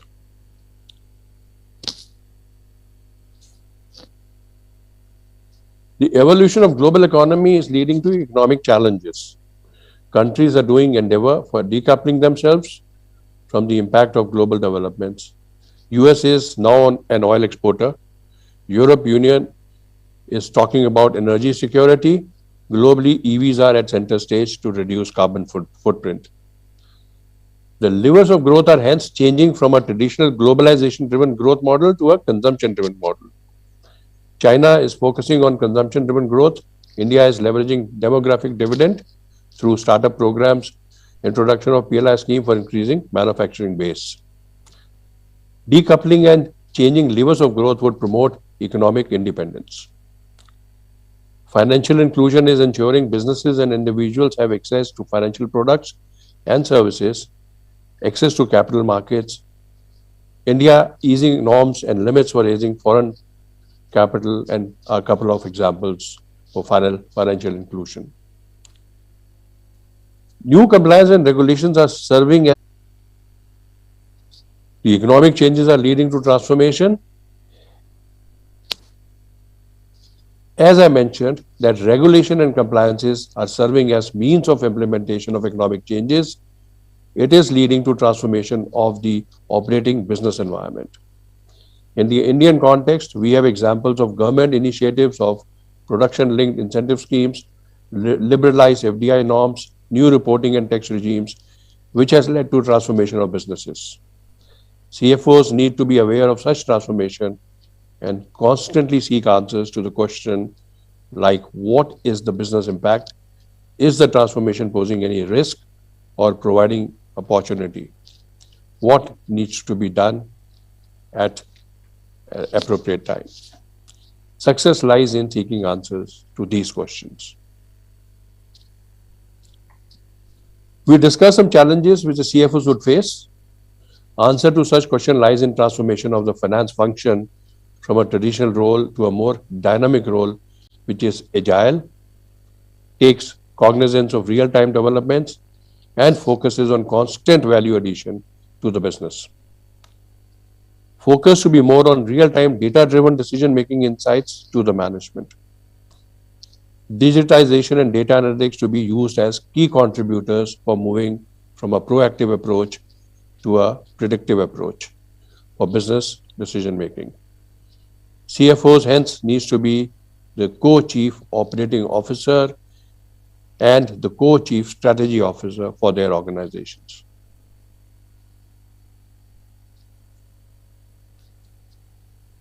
For ensuring sustainable, profitable business, the CFO must be agile. He must evolve himself from the traditional role of financial reporting, budgeting, taxation, and treasury towards being a strategic advisor to the board of directors. A constant endeavor to act as a change agent for transformation of business is of paramount importance. He must leverage his core expertise areas of reporting, treasury, and taxation with strategic perspective for harnessing potential of technology. Such combination will help in being a re-engineering catalyst.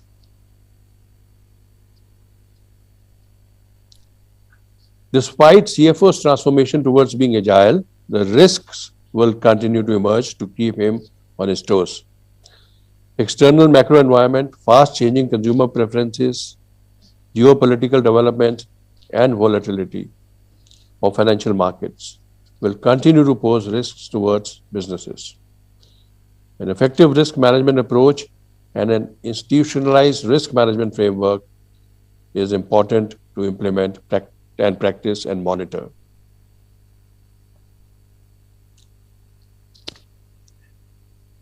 The risk management framework should be properly framed within the organization.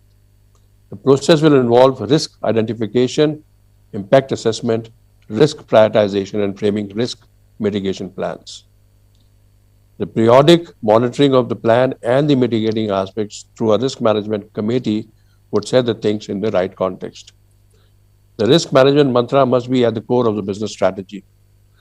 In VUCA times, the businesses which have an asset-light model, who are operating on a low-cost base with flexibility in operations, will always have an edge in the competitive scenario.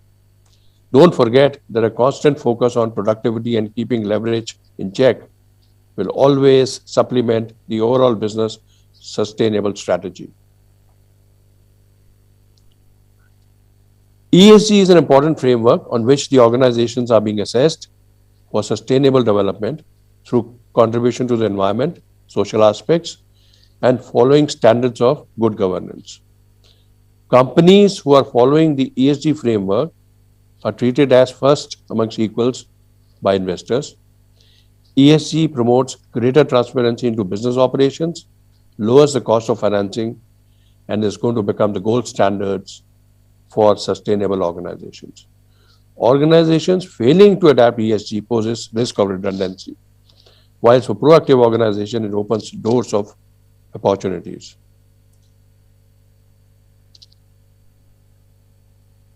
According to a recent study by McKinsey, tailpipe auto emission constitutes around 7% for the global CO2 output currently. And by 2040, emissions from material production may account for 60% of the total life cycle emissions in the automotive sector. Mitigating the emission-related risk assumes prime importance. Hence, for our industry, we have early adopted the emission norms from BS4 to BS6 and offer smart hybrid vehicles which contribute to reducing the CO2 emissions. Usage of flex fuel engines has helped in further reduction. The industry has introduced electric vehicles as the next step. A greater use of green energy is helping in reducing production-related emissions. This is a busy slide.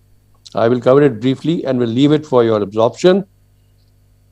The slide gives a glimpse of the risk library categorized into stakeholders' expectations and events emanating geographically and is relevant for the auto sector. You may have a glance at it and obviously design a risk library suited to your organization and to your businesses.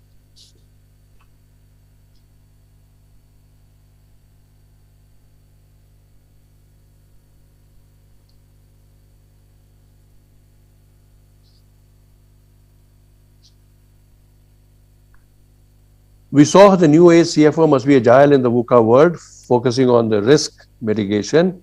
In this regard, digitization of operations and data analytics will act as your second brain, giving you relevant insights for quick decision making. The domain of data analytics should surround around various facets of businesses, including marketing, supply chain, engineering, production, finance, and strategy.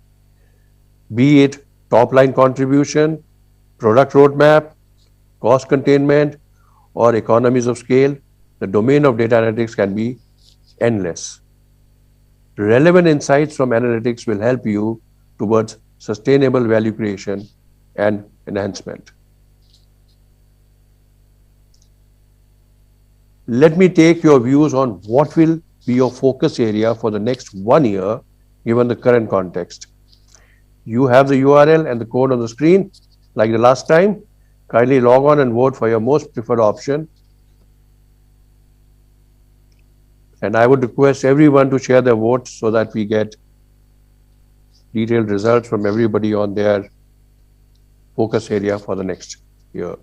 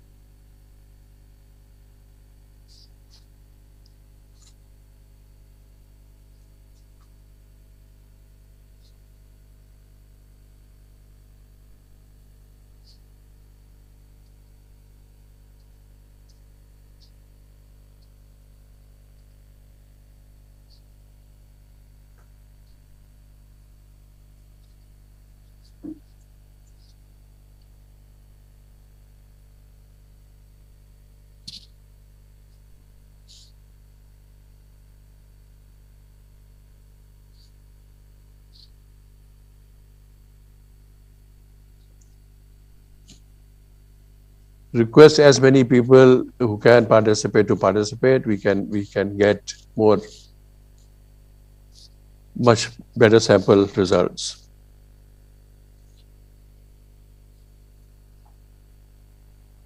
So far we have 44 participants.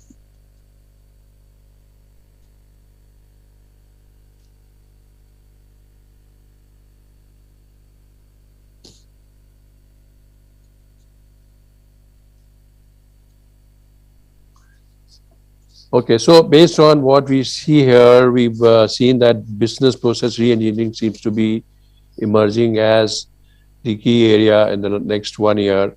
And why not? Because so much is changing in terms of your processes, so much intervention of digitization now.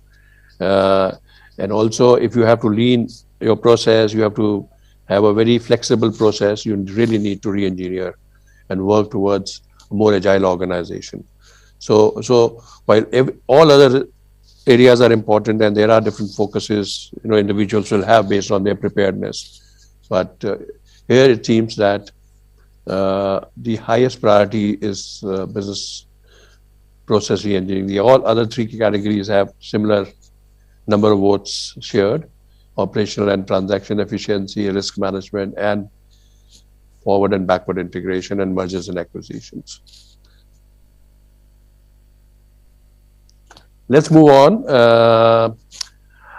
This is a typical cartoon showing that CFOs have to do a tightrope walk for risk mitigation, and this is really something that you see more in today's world, that there is so much of risk emerging on account of so many factors, as we mentioned earlier. The risk on account of monetary policies, central bank intervention, geopolitical situations. We had COVID.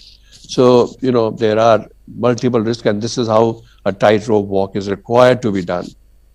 On the bottom, what's being shown is that if we are able to perceive risk and not analyze it properly and close our eyes when the action happens, then the bomb is anyway going to explode.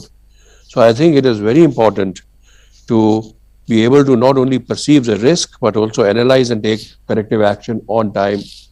Else you will have a situation where many organizations have gone through, where they've not been able to diagnose the risk earlier and have collapsed.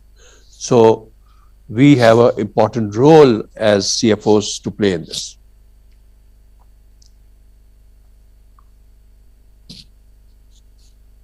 I will now talk about how do we manage the VUCA world and what should the CS be doing.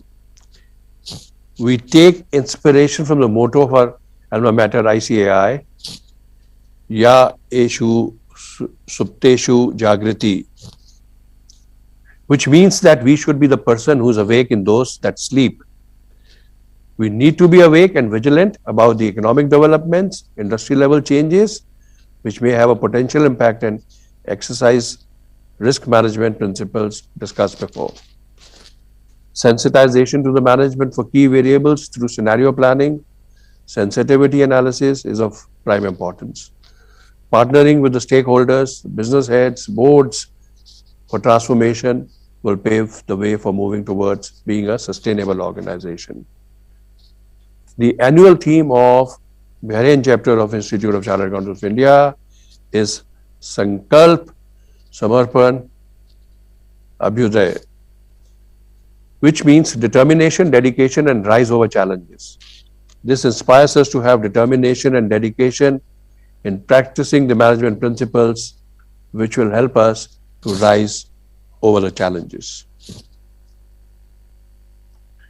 Let us now navigate the VUCA world through VUCA. So, we are aware of the traditional economy of VUCA. I will now share a new VUCA around the practice and tools to navigate with each one of them. For volatility, we need to have compelling vision and values framed through stakeholders consultation, risk management framework, etc. For uncertainty, we need to develop understanding. For informed decision-making insights through benchmarking, SWOT, sensitivity, data analytics, which will give you edge in your business. For complexity, we need collaboration for creating synergies. These could be through corporate actions around M&As, backward-forward integration, imbibing best practices, and so on. For ambiguity, we need to be agile by promoting an environment of constant improvisation and adaptability. Skill augmentation, having the right team, creativity, and learning are important traits in this regard. These can act as your ready reference guides in the VUCA world. You may also design your own VUCA commensurate to your industry, variables, and domain.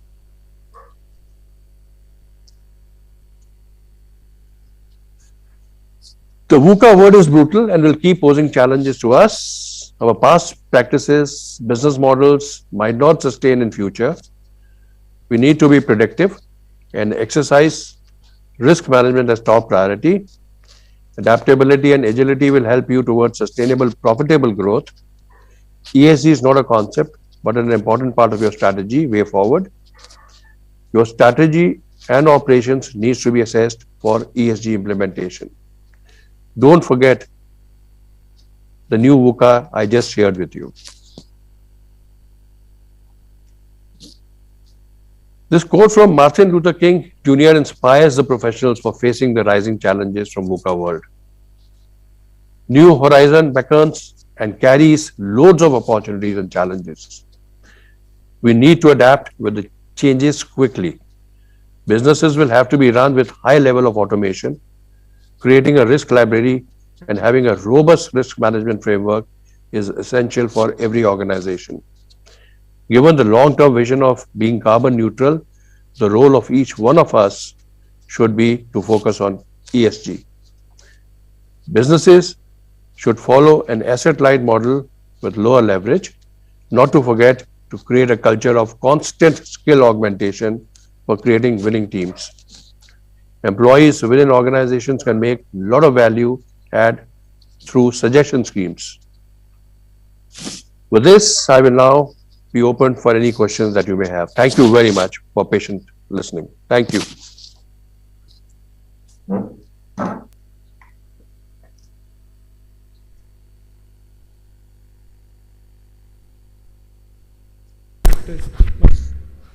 What a presentation.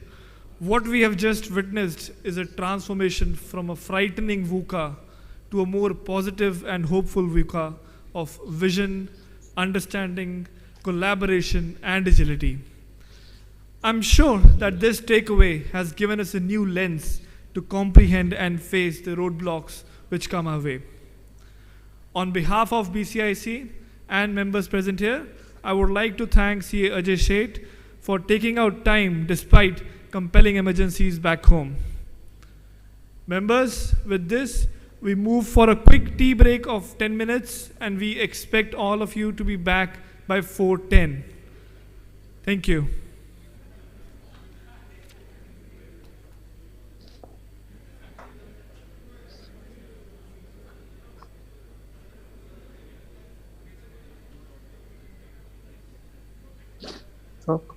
Stop.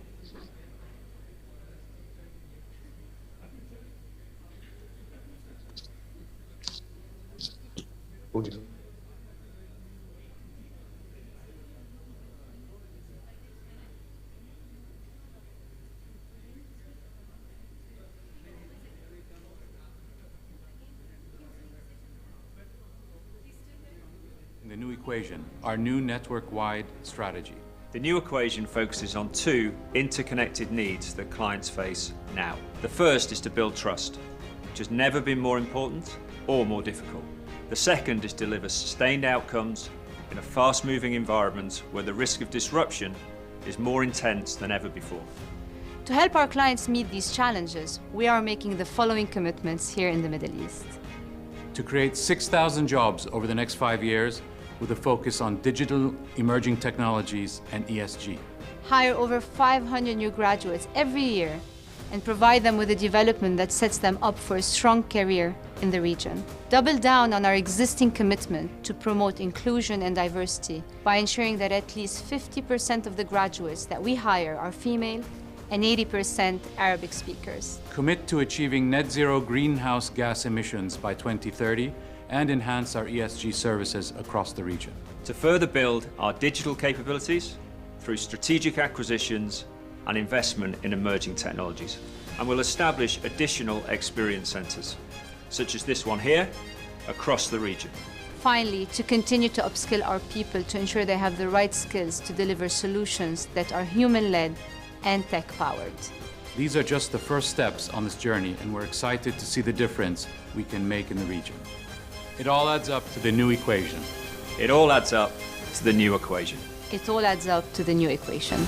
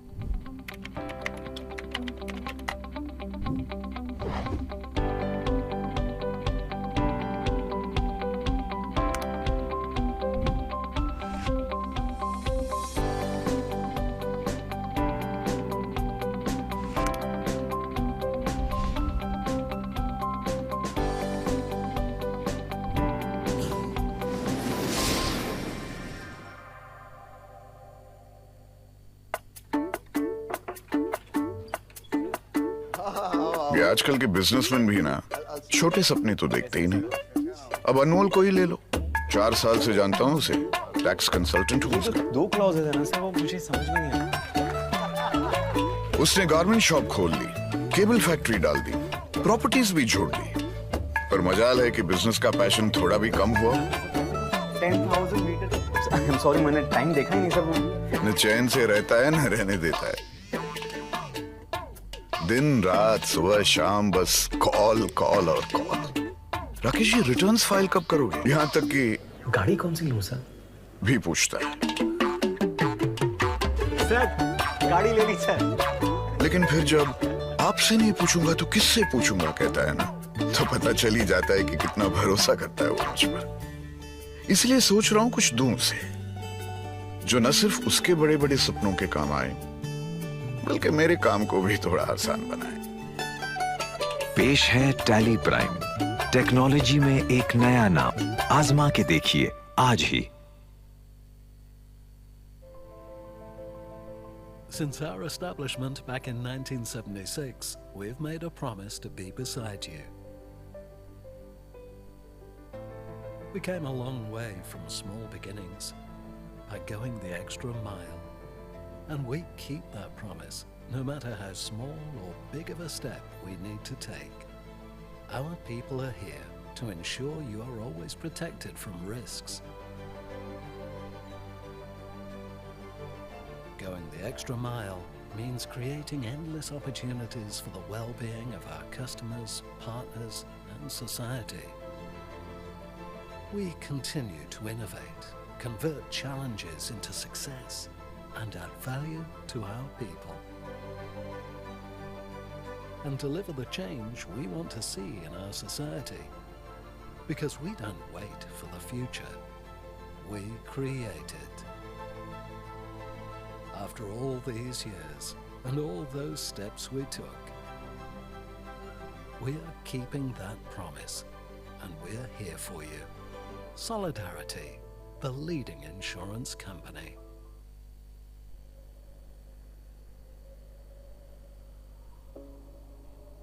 We are Baker Tilly, global providers of assurance, tax, consulting, and advisory services.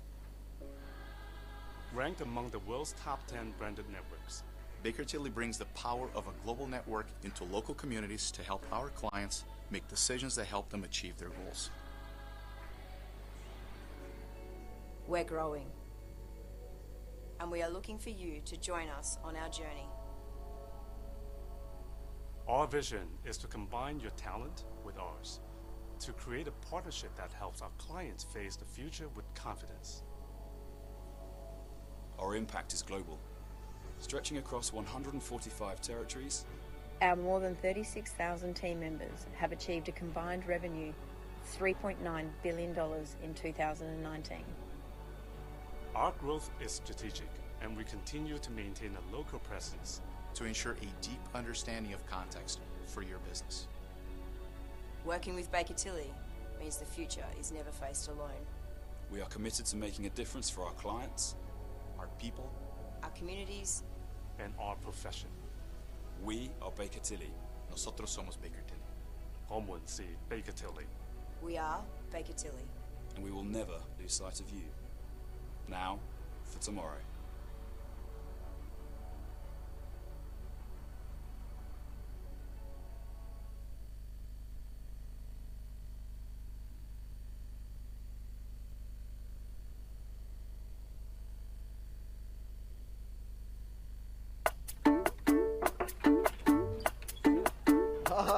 ये आजकल के businessman भी ना छोटे सपने तो देखते ही नहीं। अब अनमोल को ही ले लो, 4 साल से जानता हूँ उसे, टैक्स कंसल्टेंट हूँ उसका। 2 क्लॉजेज है ना सर, वो मुझे समझ में नहीं आया। उसने गारमेंट शॉप खोल ली, केबल फैक्ट्री डाल दी, प्रॉपर्टीज भी छोड़ दी, पर मजाल है कि बिजनेस का पैशन थोड़ा भी कम हुआ। 10,000 मीटर, आई एम सॉरी, मैंने टाइम देखा ही नहीं सर। न चैन से रहता है न रहने देता है, दिन रात सुबह शाम बस कॉल कॉल और call. Rakesh ji returns file कब करोगे? यहाँ तक कि गाड़ी कौन सी लूं सर? भी पूछता है। सर गाड़ी ले ली सर।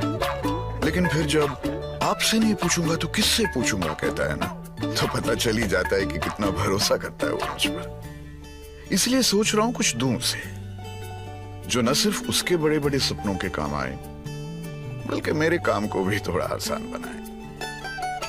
पेश है टैली प्राइम, टेक्नोलॉजी में एक नया नाम। आजमा के देखिए आज ही।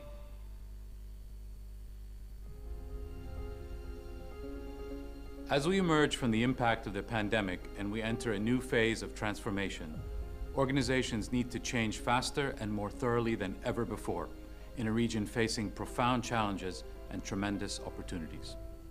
PWC as a community of solvers is uniquely positioned to bring the right combination of people, capabilities, and technology.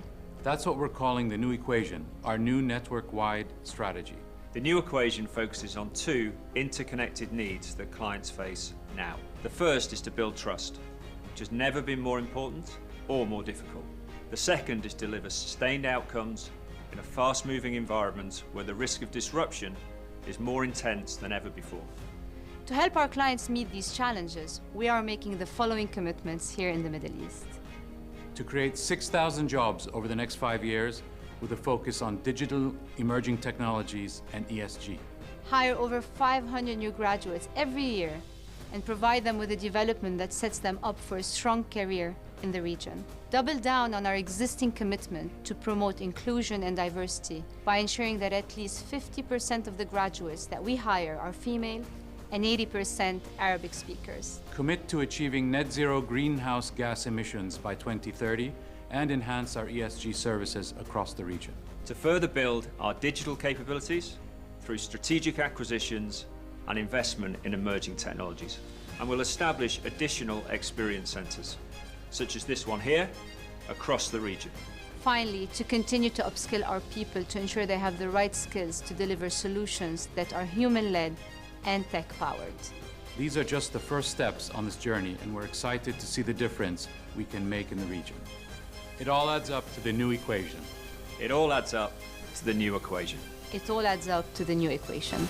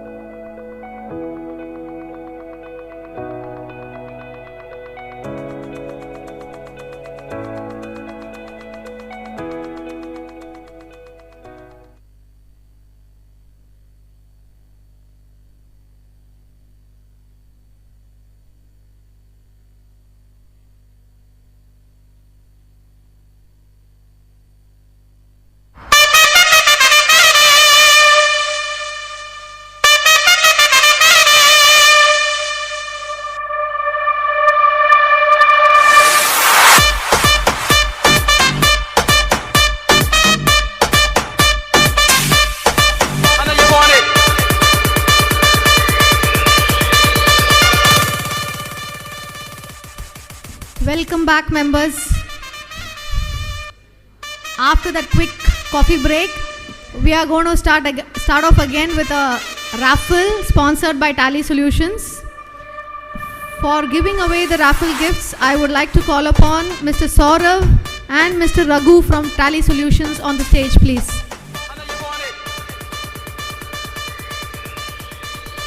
Mr. Saurav and Mr. Raghu.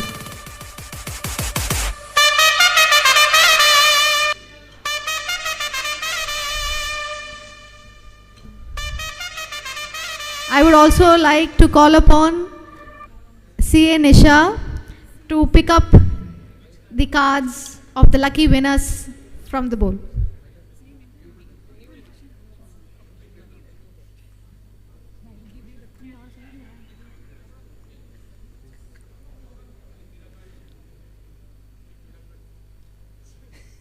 No.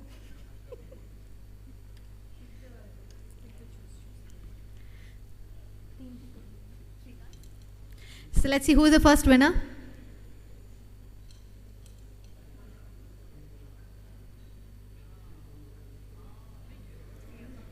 CA Vivek Gupta. Yes. And Tally Solutions has given them JBL speakers.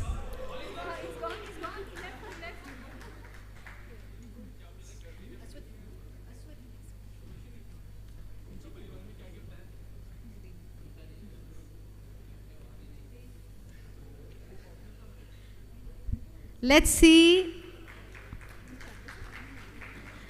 who is the second winner.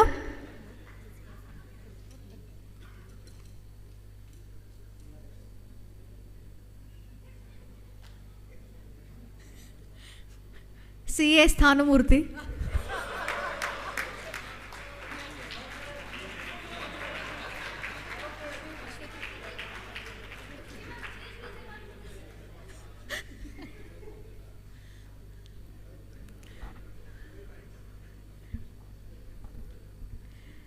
Okay, let's see who is the final winner.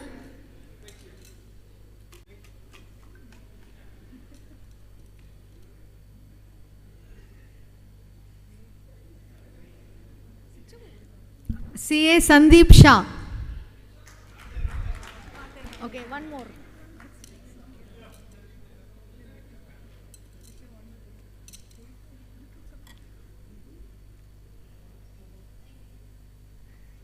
CA Subramaniam Ranganathan.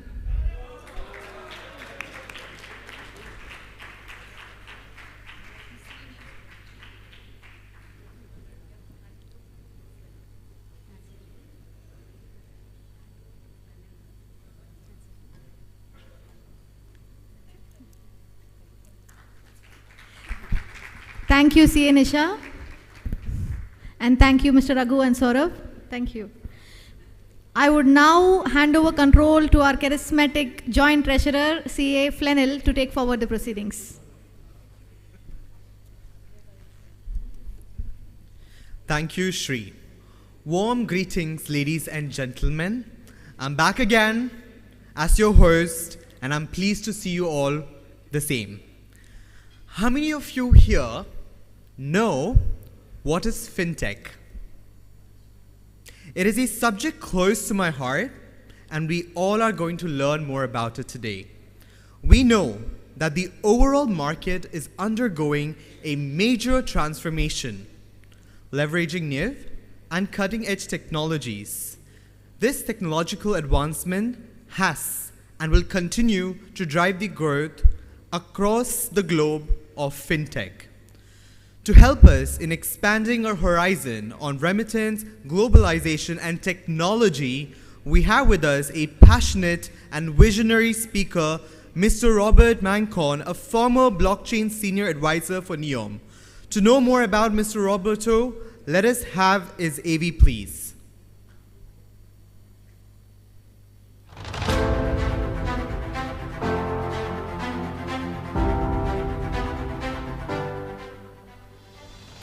Roberto Mancone, CEO and Executive Board Member, Beyond Money.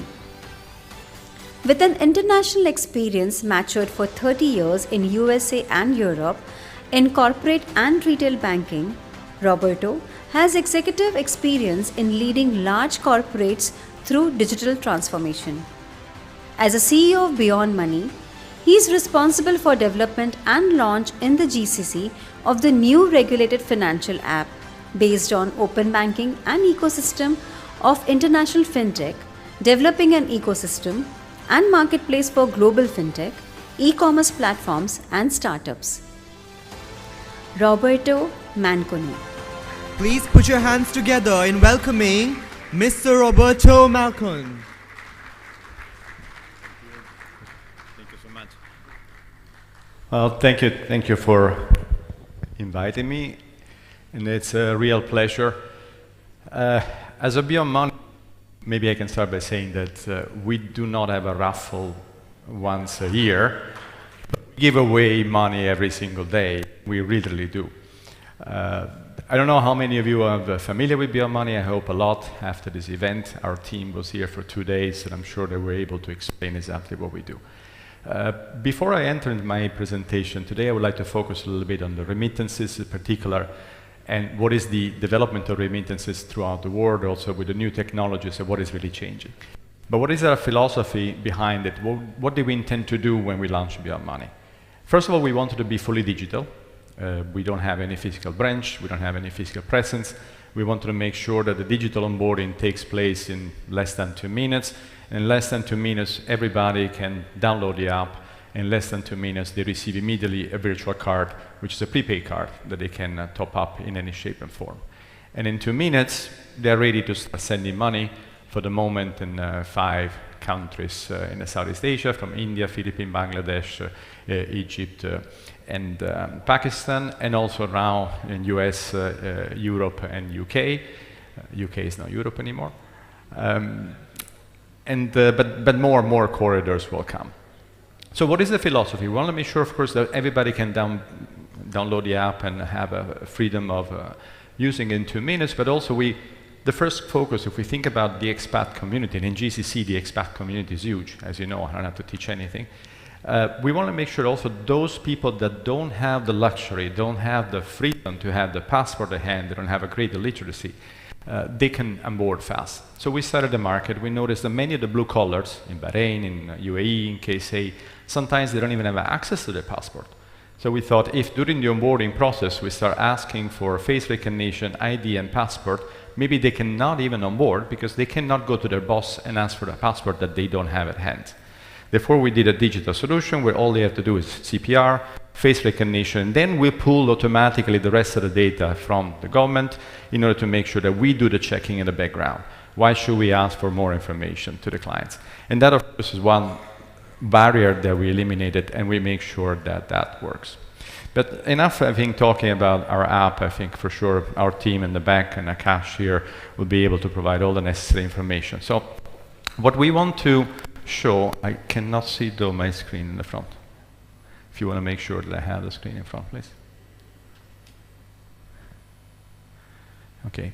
So why do I want to focus on remittances? Because, of course, you are a perfect example, a perfect sample of expat community, and like you, millions of people in GCC, but all over the world, have a typical attitude. Every single month, they send money back home. Myself, also, I'm an expat. I send money back home. My wife is in Italy, and of course, I do the same thing that everybody else does. Now, what happened in the last few years, if you see on the last, in decades, this amount of money that has been sent every single year increases constantly. Now it's reaching almost $560 billion. The chart is not really updated. And inevitably, the flow continues to increase because of the globalization, because a lot of people tend to go in many countries, in GCC, in US, UK, in Asia, and consequence, there are always more and more people that tend to send money. And the chart over here indicates the normal flow. The red normally are the incoming, the inflow, the countries receiving, and the blue are the countries that normally are sending money out. It can be GCC countries, it can be Europe, US sending money out, and of course the traditional countries are receiving money.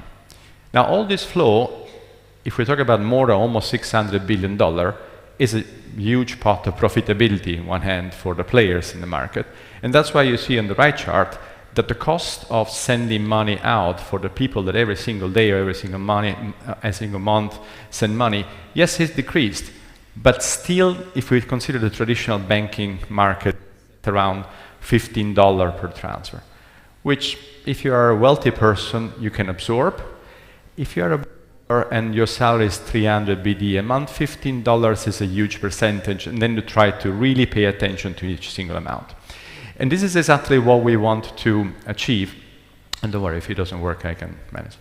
And this is exactly what we wanted to achieve. So our goal was to be digital, because if we are digital, inevitably we reduce the cost of operation. We don't have branch, we don't have porter, we have a less amount of people on the ground, which allows us then to have an operating model, which allows us to have a scales. Right now we are managing millions of transactions per annum with a very limited back office. Why? Because everything is, of course, digitalized. And that allows us then to transfer this low cost that we have internally, transfer to the clients as well. And this is why you see the aggressive offer that we have in the market. It's not just because we are crazy or because we want to throw money out of the window or because we want to gain market. Sorry, I have. Of course, we want to gain market share, but in any case, we make sure that the cost that we have internal is always lower than the revenues that we generate. The globalization, as I say, of course, is increasing remittances, right? I mean, right now, India is the country that represents almost 21% of total global remittances all over the world. This year, for the first time, India will reach the mark of $100 billion sent from all over the world back to India. And this is an important element, of course, of development of the country by itself, because it represents almost 3 or 4% of the GDP in India, which means this amount of money that people like yourself and all the workers send back to their country increases the development of the original country, and it contributes even more than the FDI, the foreign direct investment. So ironically now, people that are traveling all over the world based on globalization are contributing back to their country even more than foreign direct investment. And this trend will inevitably continue in a certain way. And India right now represents, as I said, 100 billion ahead of Mexico, China, and Philippines, which are the countries afterward. Now, what changed? Because in India particularly, there was a big boom in 2000 compared to 2021. And also changed the fact that now US, UK, and Singapore are the countries past GCC countries in terms of money sent from abroad back to India and back to the other countries, Southeast Asia. What changed is the education. So people from these countries, people from countries like India, are now highly educated. They go in these countries where they're well paid, and therefore the amount of transfer that is going back from these countries to the country is higher than the amount of money by blue collars, which predominantly are in the GCC area. So there's also a shift. Education is also allowing a lot of people to have a higher capabilities and positions. The median salary, of course, in these countries is by far higher than the ones that you have in GCC, and as a result, there is a shift of transfers and, of course, also an increase of money. And this, of course, helps people to be successful in their countries, but like yourself, but at the same time also helps the country to grow with the remittances that they receive. If we focus 1 second on a Gulf country,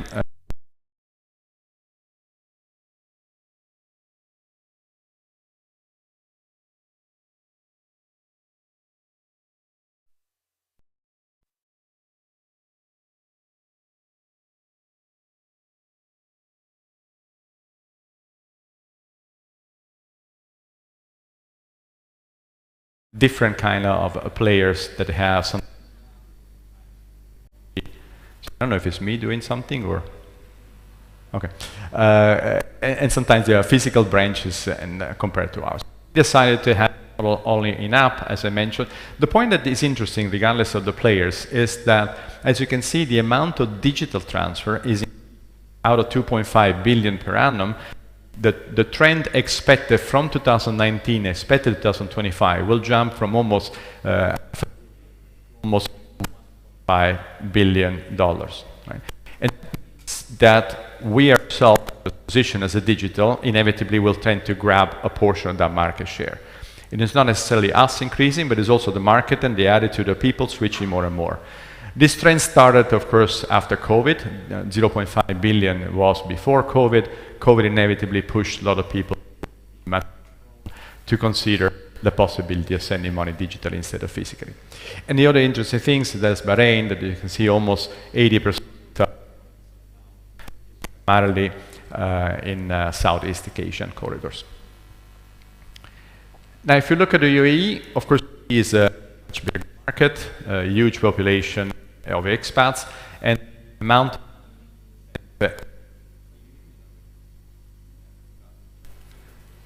You want to change the microphone? I can also use this one if you want, if it's wrong. Yeah, just... Sorry for that.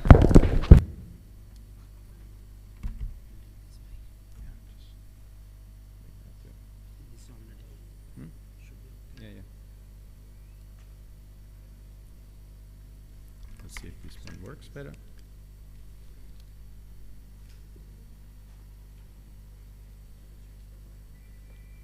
Can you hear me now? No. Yeah, sure.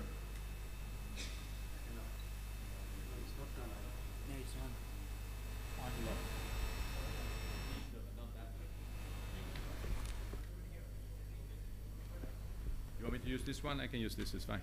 Yeah? Okay? Okay.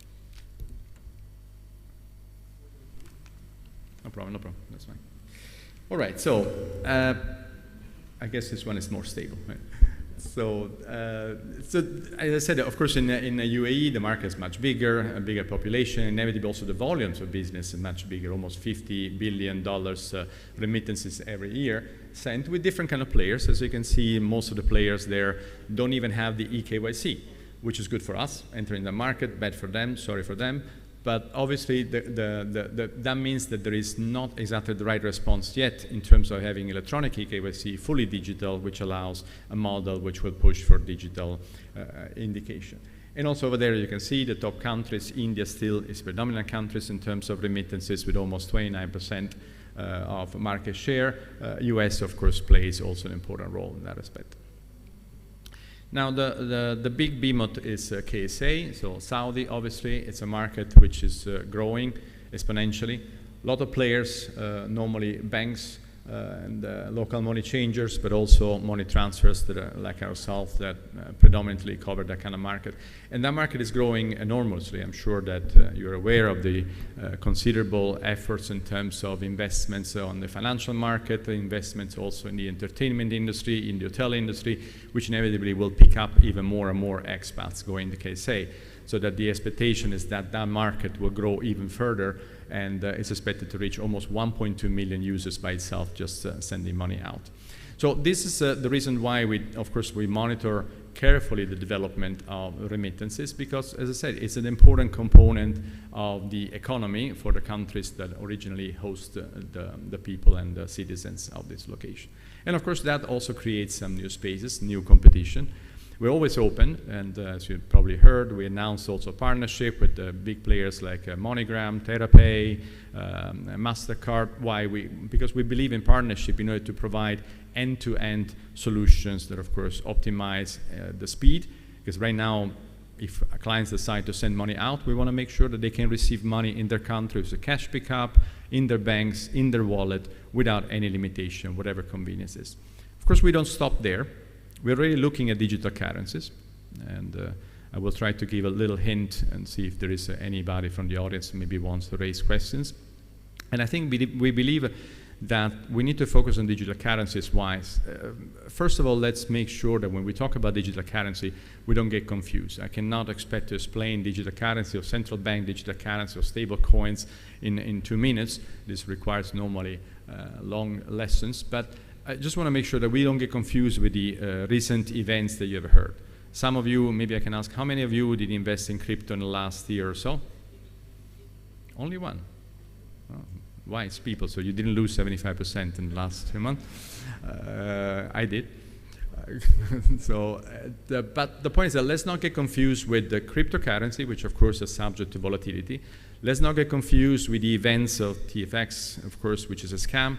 But that's why I want to focus on stable coins. For those of you that are not familiar with, stable coins, of course, use a blockchain infrastructure need, but they're meant to be stable because they're supposed to have a one-to-one reserves to dollars and treasury bills related bonds. So the first thing that I wanted to quickly say is that when you hear about stable coins, please, please only be based on those fiat-based stable coins. Do not trust any kind of stable coins that mentions that they either have some crypto underneath, so they're backed by crypto, because of course, inevitably, if you're backed by crypto, you are backed by volatility, so it can never be stable. And for sure, do not follow the so-called algorithmic stable, because they have a fantastic algorithm that guarantees stability and then ends up to zero, like you probably remember Luna and Terra were kind of examples a few months ago. But stable coins, if they are USDT or USDC, you probably ever heard of that. If you didn't, I suggest that you focus on those, have had a strong pickup in the last year alone. So the volumes of stable coins today, so people, not people necessarily, but mostly corporates that are using stable coins in order to have instant transfer in a very efficient manner with a total stability of exchange rate of USDT and USDC versus the traditional dollars, is picking up exponentially. In less than 1 year, as you can see, we went from almost $10 billion volume to almost $150, $160 billion volume of transactions made. Now, is that a lot? Is that little? It's still little if we consider that the entire volumes of monetary amounts is much bigger, but still, we have to respect the fact it's a huge pickup. And as I said, this is not private individuals normally using it, but it's primarily corporates. Now, this chart indicates that if we wanted to compare stable coins altogether as one of the largest comparability versus the M1, the money supplier in US or in the EU, is still small. The previous charts show you 150 billion, which may sound like a lot, but if we compare that to the monetary supply that you have in the US, when we talk about almost 20 trillion, or if we talk about Europe when we have 12 trillions, it's definitely small. But nevertheless, the 171 billion can grow. That growth took place in 1 year. So it's a phenomenon that we need to monitor carefully, of course, because it's not systemic yet. But if that 171 becomes in 2 or 3 years 1 trillion, then it starts to change the rules of the game. And that means what? It means disintermediation. Because if you use stable coins, most likely you're not using banks.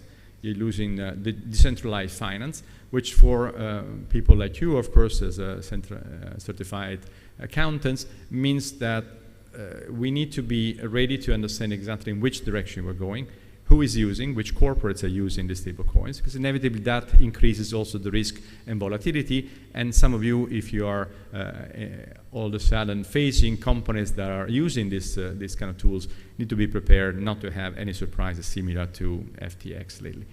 But these open also doors, because if we, for example, are able to offer stable coins to people instead of traditional currencies, we allow, of course, people to send money fast in a secure manner if they are really pegged to the dollars. And for many countries already, especially in the Southeast Asia, also in South America, where there is a huge inflation, a lot of people are preferring to transfer funds into stable coins instead of transferring their own currency, which has an inflation rate of almost 10% per month.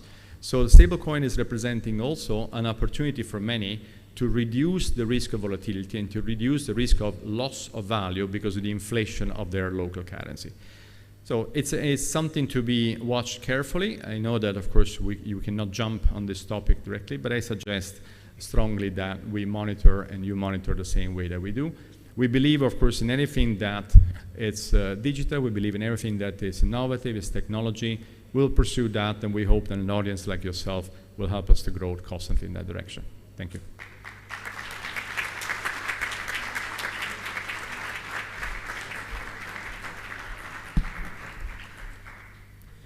You have galvanized us with your marvelous session.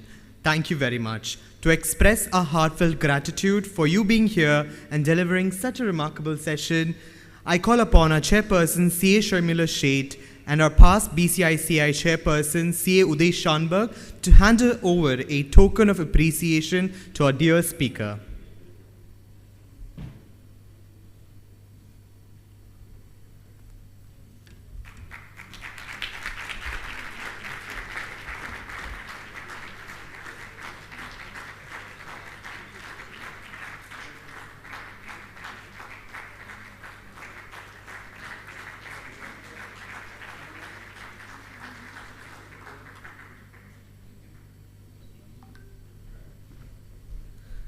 Thank you, Sharmila, Uday, and Roberto.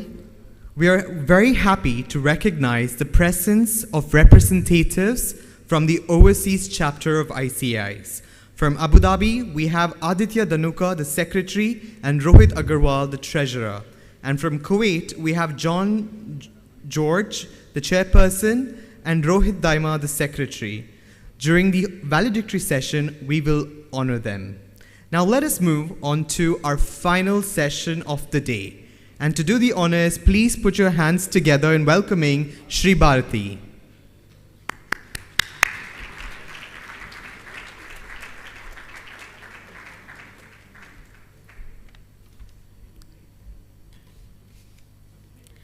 Thank you, Flanell. I am back. Friends, achieving success is a journey. It's a long journey which at times is rife with difficulties and unexpected challenges. Today, we have with us one such person who has shown us that when challenges in life knock you down, it's not how hard you fall, but how high you bounce back that counts. She has converted setbacks in life to courageous comebacks and showcased to the world that the only impossible journey is the one where you never begin. Let's know more about her. Can we have the AV, please?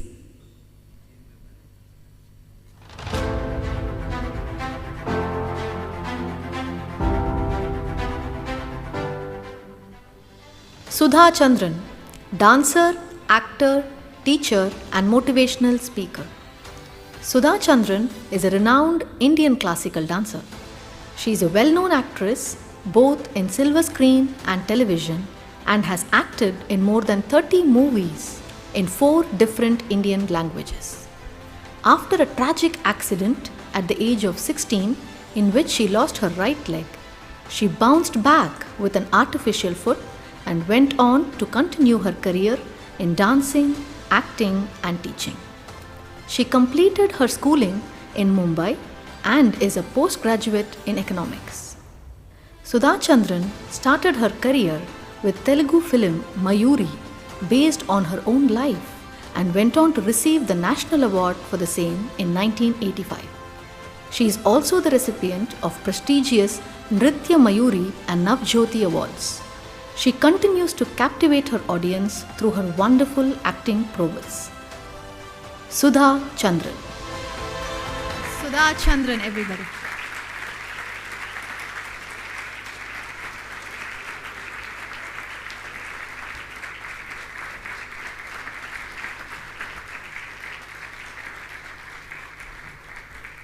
A very good evening. A very good evening to all of you. It's my honor, my pleasure to be here in front of this wonderful audience. Thanks, because chartered accountancy is something that all of us relate to. कमाना बहुत आसान होता है, उसे कैसे बचाया जाता है वो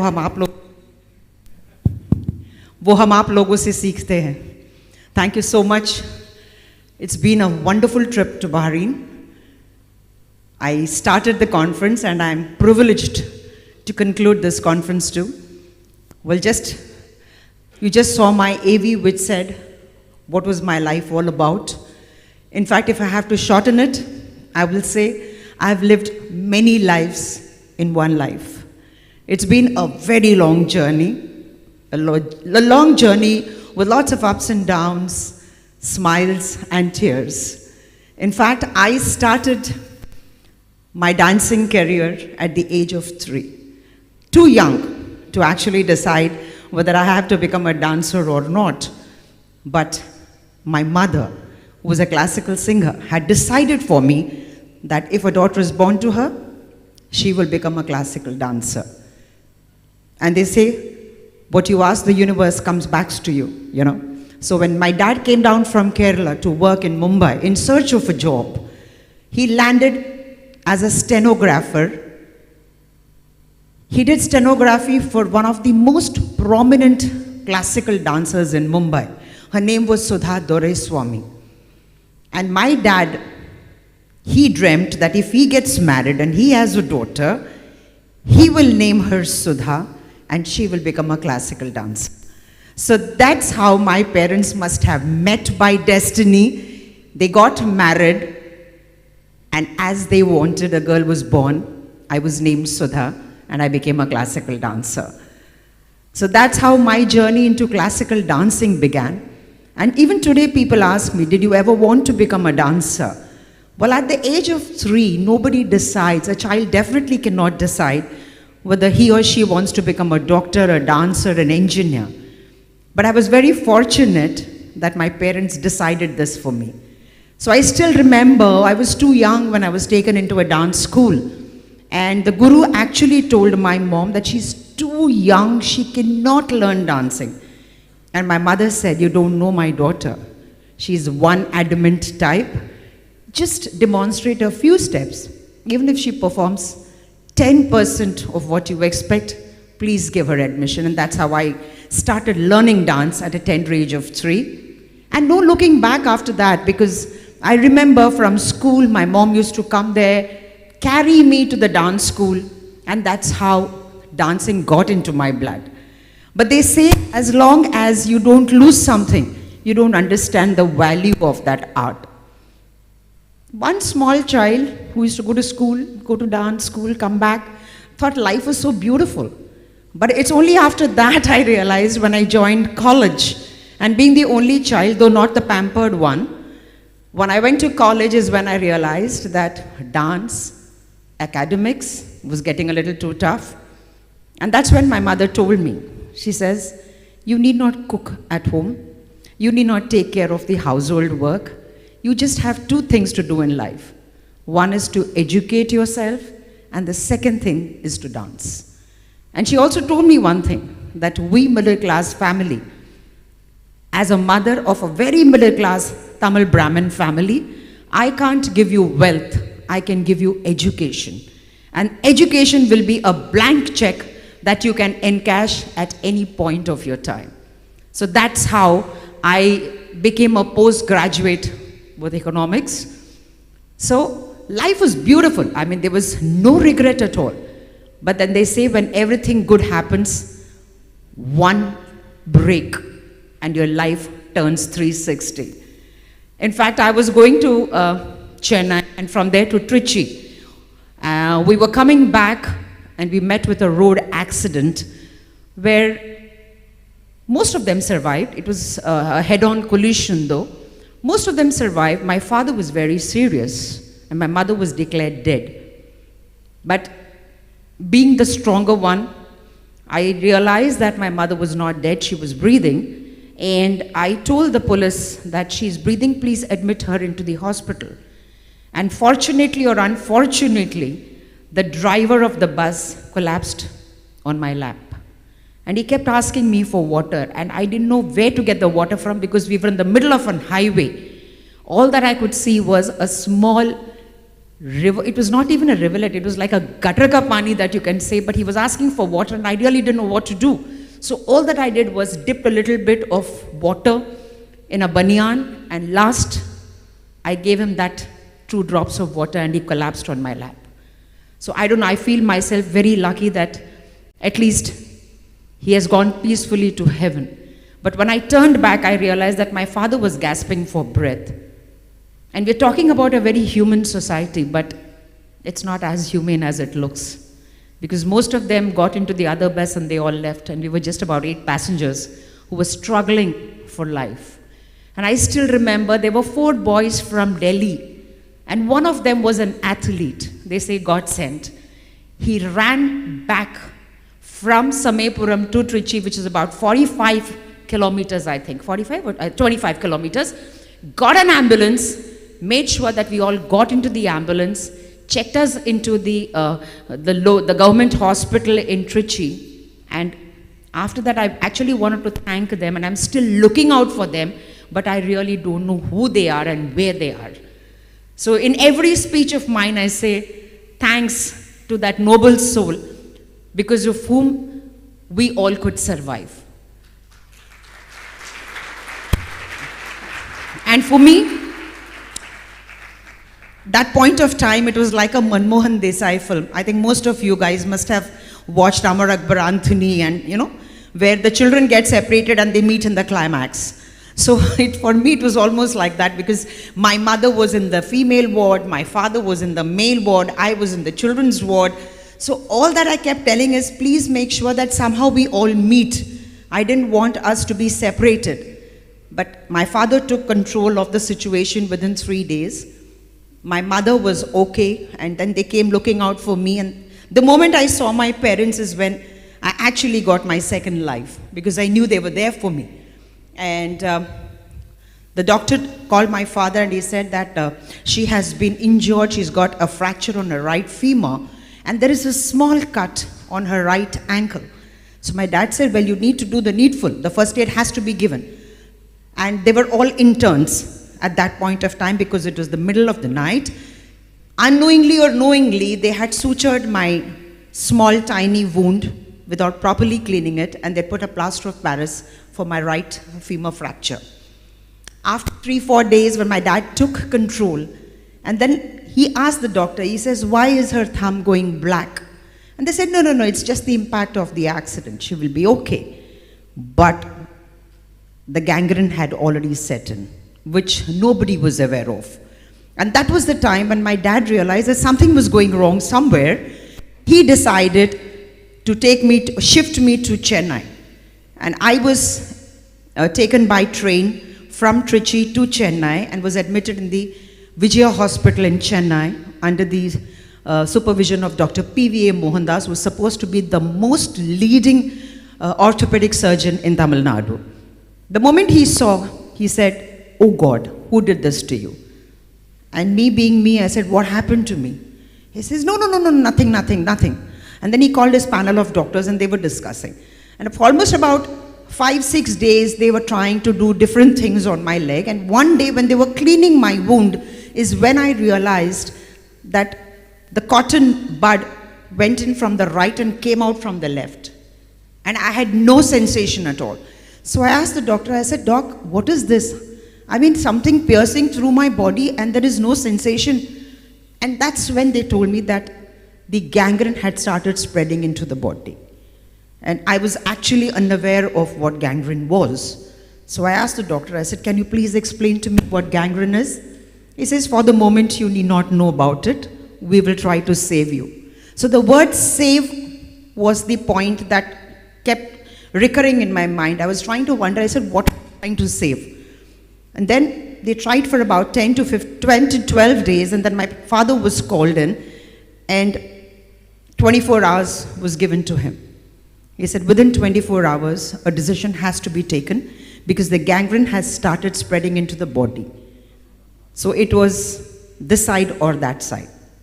And for a father, at that point of time, to decide whether he wants to lose his daughter or save that or lose the limb, you know, there were so many questions in his mind. And then my mother went up to him, and then they discussed, and me being a minor, I was not allowed to decide for myself. Fate played very dirty with me at that time because I was a minor. Probably if I was a major, I would have said, no surgery, I prefer to die. But my father and mother decided that let the amputation happen, and we are there for you. And my dad walked into the room and he told me, he says, tomorrow we're taking you to the operation theater, and most probably it's an amputation of your leg. And I looked up at my dad and I said, why did you agree for this? I mean, I don't want to live without a limb. And he said, why not? Because I'm going to be the limb that you are going to lose. And I asked my dad, for how long? How long are you going to be that limb that I'm going to lose? He says, as long as I live. So I asked him, how long are you going to live? Do you know how many years you're going to live? And that was the day he promised me. He promised me and he said, I will not leave this world till I see you successful. And he lived up to that promise. He lived up to 86. And he saw me rise like a phoenix bird from the ashes. So I'm so proud because they always say, like people used to ask me, is he your father? I said, no, he is my appa.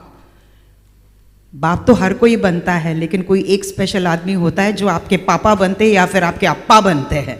So that was that special man for me. And he always stood like a rock of Gibraltar behind me. And he always said, don't worry. Keep trying. And my mother was also, though she was not a very open-minded person, but she was the foundation of our family. She always used to keep telling me, give it a try. If you fail, you fall, I'm there for you. I will hold you, make you stand again, and make you take that first step, which will make you cover those 1,000 miles that you want to walk. So that's the family that I was born into. And today I stand here tall, high, and so proud of the fact that I am the only daughter of Mr. and Mrs. K.D. Chandran. And after that also, after the amputation, the big question mark was, what next? Well, there is a limb, you can walk with it, but my question was not just walking. I needed to dance.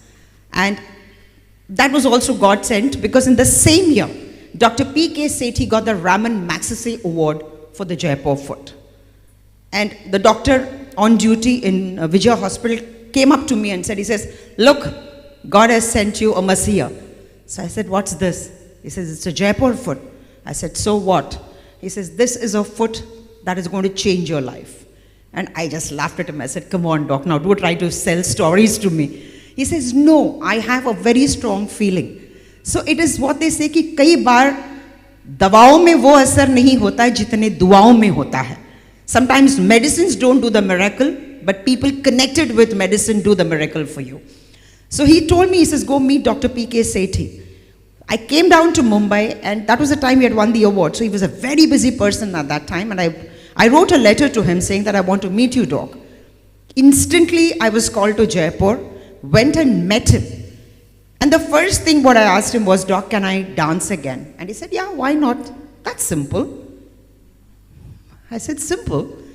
With an artificial limb, do you think I'll be able to dance? He says, yes, of course. I said, doc, but I do Bharatnatyam. Bharatnatyam means footwork.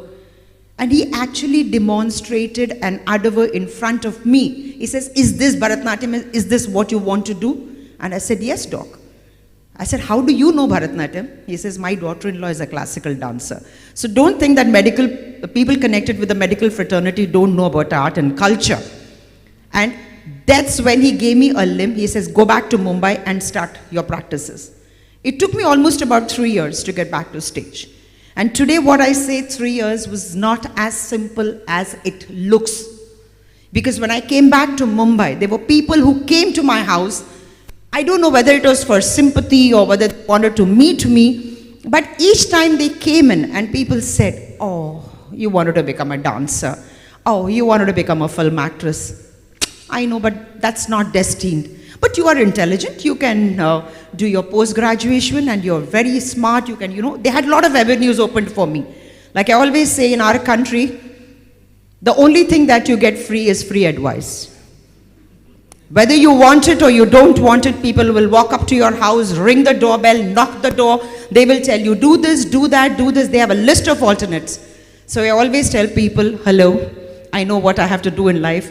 You go back to your house, you have enough problems, go solve that first. You don't come and mess with my life. And people thought I was very arrogant at that time. But that was my defense mechanism. Because if I had not adopted that defense mechanism, I would not have been here.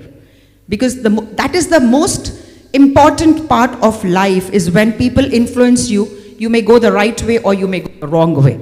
Fortunately, I took a decision not to listen to people, but I was very patient enough to understand what they were trying to say, because I decided what I wanted to do. And it took me almost about 2 years to dance. It was like starting from the scratch. And my dad used to go to the office, we used to shut the doors and we used to start practicing, me and my mother and my guru. And after 2 years is when I told my dad, I'm coming back to stage. And my dad said, are you crazy? You haven't even practiced. I said, Dad, I have put in my 2 years. And he says, when did this happen? So my mother said, behind closed doors. We didn't want to tell you because you're a loudmouth. You would have gone proclaiming to the world that my daughter is getting back to stage. And I still remember that Saturday when I was performing, it was absolute secrecy. but the papers carried a very beautiful article saying that loses a foot walks a mile. And somewhere people just connected to this, and they said, is Sudha back on stage? And when I came on stage that day is when I saw the entire auditorium was filled. And after the Ganapati Kaustuvam, when I came on stage is when the 1,000 people stood up and said in one voice, welcome back, Sudha. I think I had won my battle. I had won my battle that day because it's very important not just to come on stage. The acceptance factor is very important. The fact that people love you, the fact that people want to accept you as you are, instills that confidence in you, and probably that is why I could come on stage and dance for about 3 hours non-stop. And that's when I created history. And after that, there was no looking back, because then I started doing a lot of dance performances. And this got the attention of the most eminent producer of South, Mr. Ramoji Rao. He wanted to make a film on my life story. And I was called to Hyderabad, and initially they had decided to cast some top heroine from Andhra because they wanted the film to sell. And when I went there, I spoke to him, and when I was narrating the stories, when the director decided that if I make this film, I make the film with you, or I don't make this film. And now this was a big challenge because I was not prepared for the film industry. And I came back to Mumbai, and as usual, the typical Hindu families where we sit and discuss, and my mother said no, my father said yes. So this went on for about 2-3 days, and my grandmother put a final call. She says, she's doing the film. And I did the film. And then Mayuri created history again. So I think these were things that were destined to happen. And after Mayuri also, people said, oh, the heroine has arrived. But again, I was termed as a one film wonder. They said, ऐसे लोग फिल्मों में नहीं चलते हैं. So don't have big dreams. One film hit, that's it, now go back. Now again, I was very disappointed. I said, then why did I have to come to this industry if I'm not going to be accepted as I am? And almost 6 years, I was unemployed. I was just sitting at home. And everybody, again, people came and told me, Arey, why are you sitting at home? You're so educated, why don't you do this? And somewhere I believed that if God has decided something for me, maybe this is a period that I need to wait. And I waited, thinking that something very good is going to happen. And that's when television happened in India. And it happened in a really big way. And I remember walking up to a producer and saying that I need work. Can you give me work? And he said, yeah, of course. And I thought it was one of those filmy promises. But within 10 days, I was called, and I became a part of the most popular television series called Junoon. If you people remember, most of you people who are coming in from India would remember Junoon. It was the biggest mega television series, and I was so proud to be a part of it. And then they say, not because I wanted to be a part of the industry, but I had no work. So I started working in television. And then in 2002 is when the magic happened, when I met Ekta Kapoor, and she offered me a role in Kahi Kisi Roos, where people still remember me as a lady with those big bindis and garish makeup. Yeah. And when I went and met her, and when I heard the story, I said, what role am I supposed to do? She said, you're doing the negative role. I said, are you sure? Because I don't look negative anyway. She says, yeah, but there's a lot of negativity within you, which I need to get it out. And that's how I became the most acclaimed negative actress. Probably she realized it, because when I see the series today, because it's being telecast, I actually feel that everybody, all of us have this negativity and positive elements in us. But maybe it's because of our culture that we try to push the negative elements inside and say, no, don't allow it to come out. But I was very fortunate that through my characters, all that negative elements comes out, and it comes out so convincingly that today I've been called the most iconic negative character on television. And even regarding my bindis, females, we have very little females out here, but they all must be knowing those lovely bindis that I kept putting, and that became a big craze in India. And thanks to all the men who supported these women, because they saw our serial at 11:30, Thank you so much. And probably that's the reason that we could all earn our money and save a lot of money. So that's how my life started. And then after that, each time I've been approached for positive roles, I start on a very positive note on most of my serials. But somewhere midway, the audience turn up and say that, "Arey, madam, maza nahi aa raha hai." घर तोड़ो ना, बहू को जलाओ ना. So, and I just turn back and say, well, this is Kali Yug, boss. If this is what I have to do to earn my money, well, that is it. But a lot of women have been, I mean, I gave a lot of importance to saris, to bindis, to jewelry. So there were a lot of industries which started doing really well because of me. So I must thank my producer, Ekta Kapoor, because she's also a very dynamic lady. And probably that is the same dynamism which I also had. So when two dynamic people meet, I think they create magic on screen. And the magic still continues. And yes, the struggle has been there. But the only point that I want to say is, if we sit down and think about this, then nothing is going to work in our favor. It's very important that we need to have the guts to swim against the tide. Well, I don't really need to tell you to, I mean, you people have already, well settled in life. And like I said in the beginning itself, we are all dependent on you. Because every month I have an issue with my chartered accountant. Because he says कि आपको इतना tax भरना है, ये advance tax भरना है, ये करना है. And I keep asking him, भैया कुछ तो बचाओ यार. इस गरीब के बारे में कभी तो सोचो. So this is what I keep asking all the chartered accountants. Can't we find out some via media? हमारे जैसे गरीबों पे थोड़ा सा तरस खाओ. That's all that we have to say. Because like I just asked today, I think I asked you yesterday, what was the anthem of the chartered accountants? So she said, the anthem in short says that we are awake when the world sleeps. मैंने कहा वो तो ठीक है, आप तो awake हो, पर हमारी चैन की नींद क्यों बर्बाद कर रहे हो भाई? हमें भी तो चैन से सोने दो. But anyway, it was so wonderful being here. And yes, the journey, like I said, started off. I'm a very small, middle class family girl, but who was taught the values of life. So at the end of the day, for all of us to be successful, like today I see most of the children keep questioning their parents a little too much. Why, for what, ye kyun, wo kyun. But I always tell the kids, just believe in your parents because they have seen more summers than you have. So if they say something, then it must be in the right context. So blindly just follow them, your life will be beautiful. Like I followed my parents, and today I'm very happy in the position that I have reached. So it's very important for all of us to take blessings of our parents. And after that, Nache Mayuri, Kahi Kisi Rose, and then came the next season of Nagin. And when we started Nagin, people said, Nagin? Nagin ki kahani kaun dekhta hai? But people watched Nagin season 1, season 2, season 3, season 4, season 5, season 6. And I was so happy that though I never played a Nagin, but I had all the Nagins in my house. So it was almost like it was like a zoo where we had all the animals sitting in my house, and I played the negative character, making all the Nagins dance to my tunes. So I think most of the characters that I have played have been negative, but they have been so popular. So I always say I'm one of those actresses that people love to hate.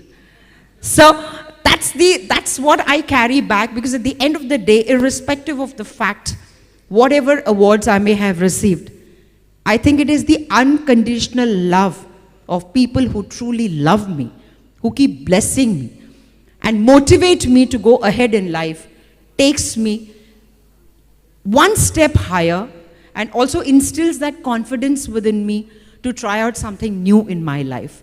So this has been my life in short, thanks to my parents. And of course, at this point of time, I have to mention the most important person in my life today, after my father, my husband, Mr. Ravi Dang.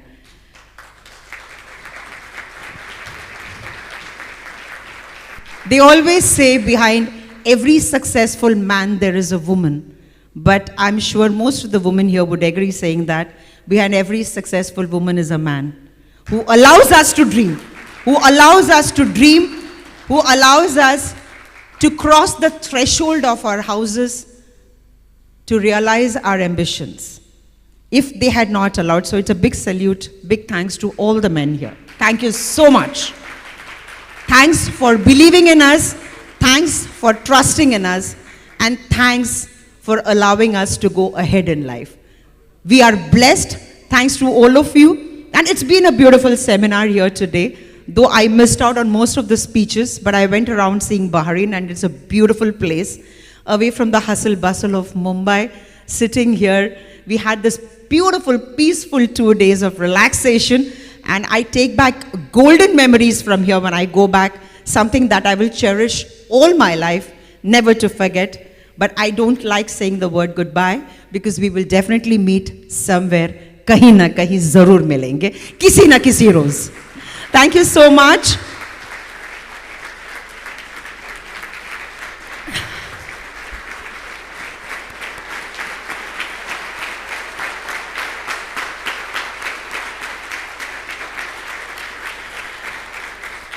This really means a lot to me, but I would be more happy if you have some questions to ask me. I think that will make the session a little more interesting instead of just me talking. So in case you have anything to ask me, please feel free. Yes, sir. Yes, sir.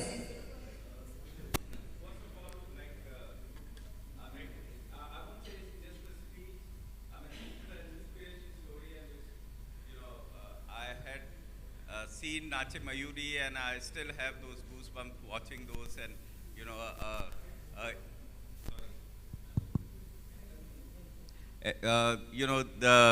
the blood stream coming out when you were practicing, and also still those memories are there. And kudos to you, this is inspiration then, and this is inspiration now. I want to just ask a question, because when you get into these difficulties, and when you said, even after your treatment, unemployed and all this, there's always a juggle between acceptance. When you accept things, you start getting it. But then when things doesn't go right, after a while you start thinking, why me? I want to know from you, this struggle between acceptance and why me. How did you deal with it so that, people can get some tips how to deal with the situation? See, the question, why me, has never been answered. And it will never be answered. Because why me, the chosen one? There are two ways of looking at it. One, why me? Maybe because God wanted me to be the messenger. There's some purpose for me to spread this message to the specially challenged people or to the world. So if you see that in a very positive way, then great. Why me? But if you look at the negative aspect and keep asking, why me? Why did this happen to me? I think that is going to push you down. It's not going to take you further. Because if you have an answer for a question, then you might as well dwell into the question. So don't get into a zone where you don't have an answer. It's better you shut that door and try to open the doors, because what happens when your mind is stuck in something where you cannot find an answer? You might lose out on those opportunities which are opening in front of you because your mind is clogged. And acceptance, it's very important. First, we have to accept us in the position that we are. So once you accept yourself, you feel proud of the fact that, well, I am special and I am gifted, then you move ahead. Because when you question your individuality or your acceptance, then starts the iotas of doubts and question marks. And then when people start talking to you is when you start, that juggling, is it this way or is it not? Should I? Then those questions arises. So just when you say, I accept myself as I am, and this is the way I am going to be, life is going to be beautiful. Yes.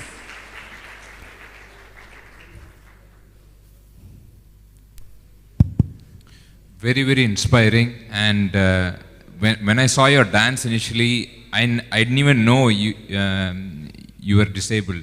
So really amazing. Even my sister is a Bharatanatyam dancer, so I really follow this art. I'm really fascinated by it. My question is on the balance between when you realize that you know you're too right. Like, for example, I know I'm right, but when does that cross to a point when it's arrogance? Or you pointed out that at some points I realized that I was arrogant. When do you come to a balance that, okay, is there somebody who you talk to kind of justify I am maybe crossing the limits? See, one normally doesn't tend to cross limits if you come from a family which has inculcated the right culture and values within you. It's very important. Because, like when I said I was arrogant, it was not in the negative sense of arrogance. That was a defense mechanism that I had to adopt. Because if I had not adopted that, probably I would not have been as strong as I am today. So that was being arrogant for a certain purpose, there's nothing wrong in that. But it should not become a part of your life or a way of life. So once you know that you're crossing, I think as an individual, we always assess ourselves. Back after a day's work, when you sit back, they always say spend that 5 minutes for yourself to analyze what you have done, where you have gone wrong, and whether you have crossed the limits. So being arrogant, I personally feel arrogance is a very abstract term. It has to be used in a very positive way, and once you know that, I think life is going to be simple. But they say when you're very successful, arrogance takes over, and that is absolutely wrong. The more successful you are, the more grounded you have to be. Because they say it's easy to digest failures, but it's very, very difficult to digest success. So that's very important. Yes, sir.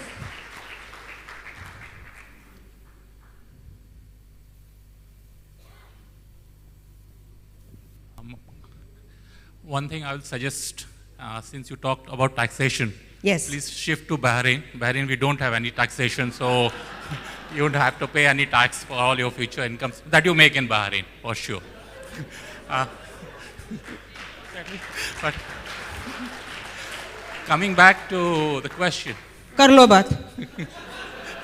मैं एक गरीब actress, I am asking for employment in India. अब आप बोल रहे हो बाहर ही ना जाओ, तो मैं तो टोटली अनएम्प्लॉयड हूँ. Then I don't need a chartered accountant after that. Madam, sir पैसे नहीं होंगे तो चार्टर्ड अकाउंटेंट का क्या करूँ मैं? बहरीन में भी आप कमाएंगे मैडम. सर यहाँ कुछ नहीं है काम करने को. अरे मत पूछे, सब लोग एक एक देंगे तो फिर कितना हो जाए. खैर वो दूसरी टॉपिक है, उस पर बाद में डिस्कस करेंगे. यहाँ कुछ नहीं है सर, हम बेचारे Okay, my question is, when did you started believing yourself? Belief came back to you because it is a difficult thing what happened to you. Yes. When you started believing back that you can do something. See, there are two things. I was at a point of time when I was too young to even understand the impact of this. But somewhere, my grandmother had told me one thing in life. She says, when everything goes against you, there is someone above you. Just believe in him. Don't doubt him. So that was the point that actually stayed back in my mind. I said, I don't need to talk to people down. I don't need to ask questions down. I said, you have done it. Now you find the answer. And that worked for me. So I always say there is somebody above us who controls us. That implicit faith, the moment I realized that is when I knew that I was here to stay and he will support me and show me the way to reach my goal. So I think that's very important. Hello, yes, sir. Inspirational story, ma'am. Thank you. Thank you. I have been a 90s child. Okay. Yes. And I have been watching Wagle Ki Duniya, submissive serials. Yes. It was enjoyable. Yes. पर आजकल ऐसा हो गया है कि it is so dramatized. जैसे आपकी आंखें इतनी बार दिखाएंगे कि कोई डरता नहीं हो तो भी डर जाएगा थोड़े टाइम के बाद. It is so dramatic. So do you think the audience tastes have changed towards sadistic, I mean, too much dramatization? I mean, do you think it has gone? Do you think the society itself loves controversy? Sir मैंने आपको अभी बोला हमारे पेट पे लात मत मारिए sir. मैं अब क्या गुनाह किया है मैंने? क्या गुनाह किया है? जिस आंखों की आपने बात की, मेरी आंखें बोलती है, बहुत ज्यादा बोलती है. In fact, after Nagin, I was given the title of overacting की दुकान. You know, so कुछ लोग कमा रहे हैं सर, उससे कमाने दीजिए ना. And let me tell you one thing about television or about entertainment media. Realistic theater, realistic films कोई नहीं देखता है. जब तक घर में कलेश ना हो, जब तक सास चिल्लाए ना, जब तक सास अच्छी साड़ी पहने ना, जब तक सास अच्छे गहने ना पहने, कौन देखेगा सर? कोई नहीं देखता. Because the next day the woman will talk, you know what? You saw Sudha Chandran, look at the sari that she wore. अरे जरा ढूंढ ना कौन से शॉप में मिल रहा है वो. So see, that is what takes it. See, we are in the entertainment media, so a little bit of hamming and little bit of unrealistic cinema and theatre always works. And true to yourself, even in the 90s, when your family must be watching these over-the-top dramas, you must have definitely come and peeped and watched it once at least. True to yourself. कुछ भी हो, देखा होगा ना, हो गई बात, खत्म. That's it. Yes, sir. Hello, good evening, ma'am. Good evening. Ma'am, first of all, thank you for the wonderful performance yesterday. Thank you. Amazing it was. Thanks. So, ma'am, I have a quick thing. Actually, I'll just take a couple of minutes, guys. So, I was born in 1994, and I think कहीं किसी रोज 2004 के आसपास खत्म हुआ. जी, बिल्कुल. But still, I have seen that with my mother. और जब भी हम देखते हैं, so Ramola Sikon, that role. So my brother is here as well. So. Hi, he was laughing the most. Yes, yes, you can guess. Ji. So Ramola Sikand, we used to make fun like in some fun? manner. Fun each other. Yeah, you are like him, her. That's. Oh, were you like me? That's Ramola Sikand with a mooch and dadi, man. Now he has. Earlier he never used to have. Then, so उस time पे actually while we are watching the show in a funny way. Anyway, so my mother always says कि ना ये सुधा चंद्रन है. She is a dancer. And she is such a big person, and as so many achievements she used to tell us.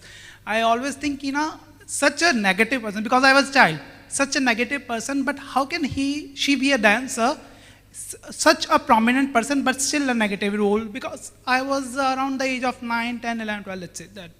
Or there was an interview of yours once, जिसमें आपने कहा था, maybe, correct me if I'm wrong, you were passing through an airport, किसी ने बोला कि ना there's Ramola Sikand, don't go near her, she's such kind of lady. ऐसा आपने कोई experience बताया था एक बार. Most of the people used to stay away from me. किसी को मेरे चमड़ी को छूना था कि ये किस चमड़ी की बनी हुई है.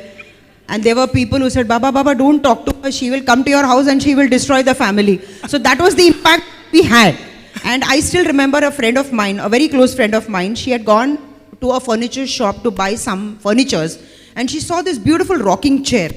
And her daughter went, she said, Mama, don't buy that rocking chair.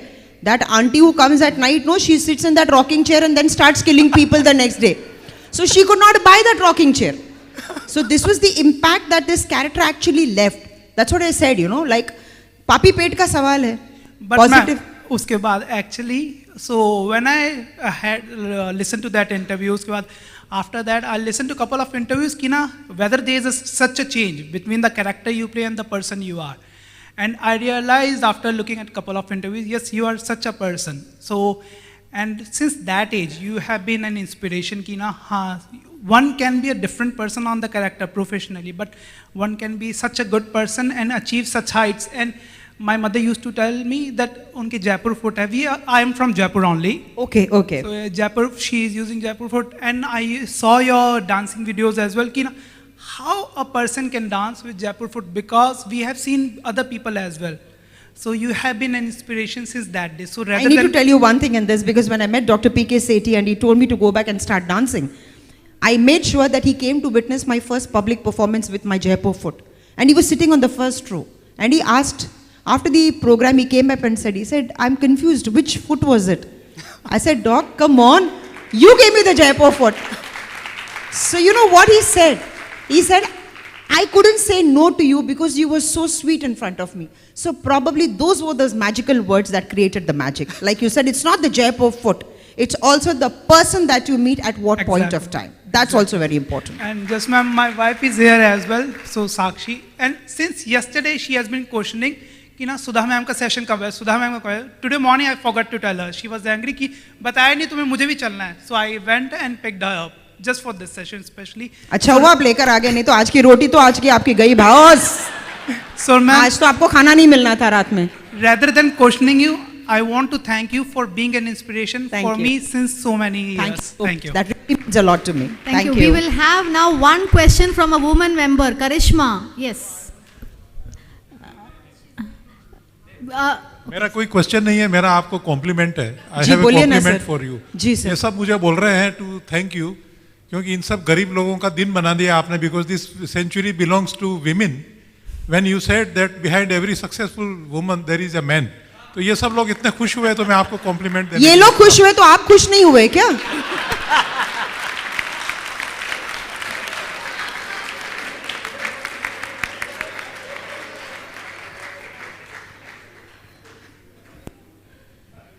Hi, good evening, Sudhaji. Hi, good evening. Karishma. I wanted to tell you that I had the honor of learning Bharatnatyam from you in your house in Villaparle, because that's where I used to also live. Oh my God, okay. Yes, it's a small world. It is, and I'm so thrilled to see you Oh my here. God, it's such a pleasure meeting you. It is. So you must have been beaten and banged by me many times if you were a student. You were a very strict teacher. Several times, and used to have that wooden thing and used to beat Yes, on me. yes. Yeah. See where you are today? Yes, so my only question to you is, first of all, it's such an honor. I'm so thrilled to see you. Thank you. After all these TV serials and movies, do you still get a chance to practice Bharatnatyam? And will we ever be, have a chance to see you perform? Of course, I'm regularly practicing and I'm performing too. Because if I stop dancing, then I stop living. My life will end there. Thank you so much. So great to see you. Thank you. Yes, sir. Boliye, bindas boliye. Yes, and I will not say no to him because he's my husband.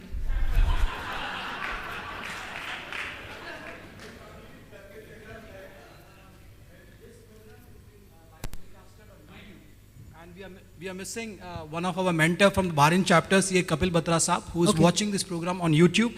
And he has a question for you. Sudhaji, how much playing a negative role continuously for several years affects the actor's personality?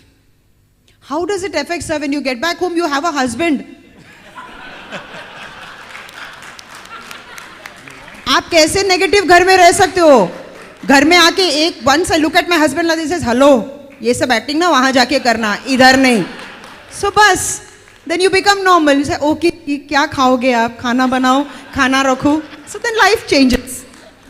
Sudhaji, Yes. one thing, as my colleague, the previous chairperson, Mahesh, mentioned, this being live cast on YouTube as we speak.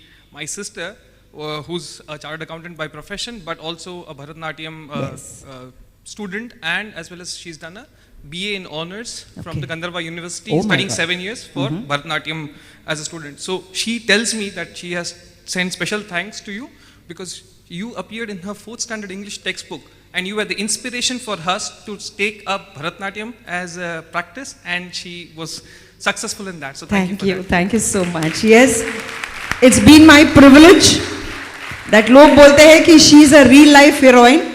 But I'm so happy that the next generation is reading about me, learning about me. So I'm very privileged and honored to say that I'm a real life heroine and a real life heroine too. That's more important. Thank you so much. Thanks to your Thank you sister. so much, ma'am. Thank you so much. Thank you so much. Thank you. Have a wonderful year ahead. Great 2023. And have a blast, and we really enjoyed this trip. Thank you so much. Yes, ma'am, we will request you to stay on stage for 2 minutes. And Sir, आपको कुछ पूछना था? Don't go home disappointed. बोलिए ना. Madam, it is not easy that we get inspirations like you. It will never happen like that. I mean, accidents happens to so many people. Many come out, most of them don't come out. My question to you is that how art played a role in your life? Because they say art is form of God. Very important and, question. We are yes. chartered accountants. Most of us, exceptions like taking music or art, we are all left-brained people. So art is like a right brain. It's like to see the life as a whole, as a It's actually a global stress canvas. buster. Let me tell you that. Connecting yourself with art helps you connect to another world. See, when you actually delve into it, like when I dance, I even forget the fact that I have lost my leg.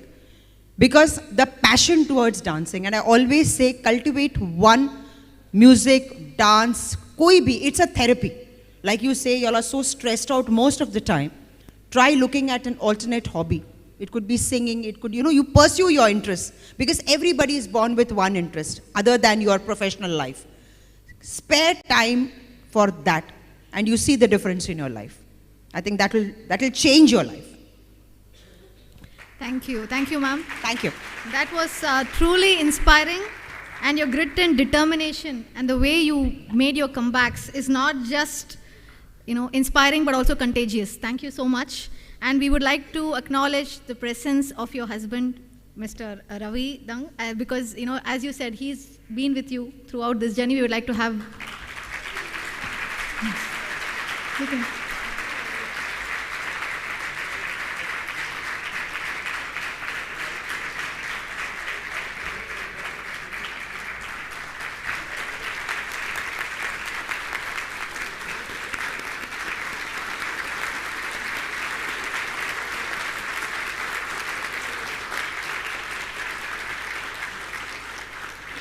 Thank you. We would also like to thank CA Subramaniam Ranganathan, who was very instrumental in actually getting us connected to Sudhaji and made today's evening possible. Thank you, Ranga. I would now request our chairperson, CA Sharmila Sheth, to come on stage and express our gratitude and thanks to Sudhaji for this wonderful, wonderful evening and inspiring us. Thank you so much. Sharmila.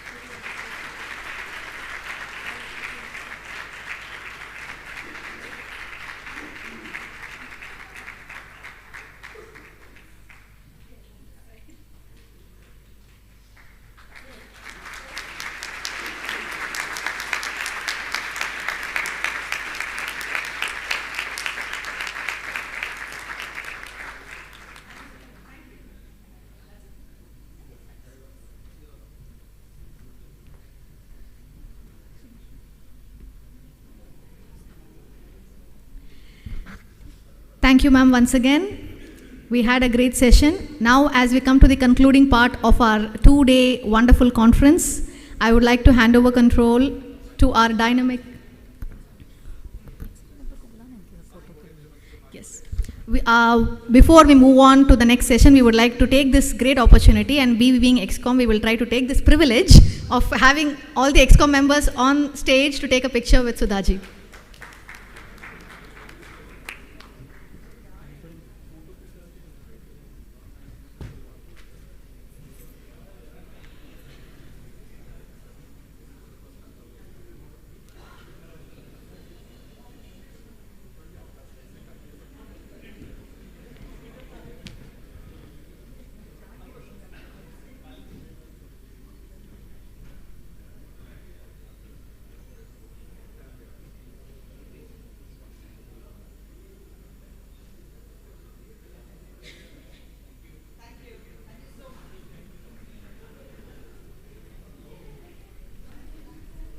Women BCICAI members on stage, please.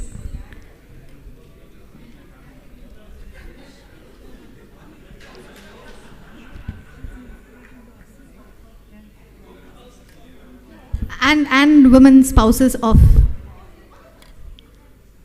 BCICAI members as well. Only women members.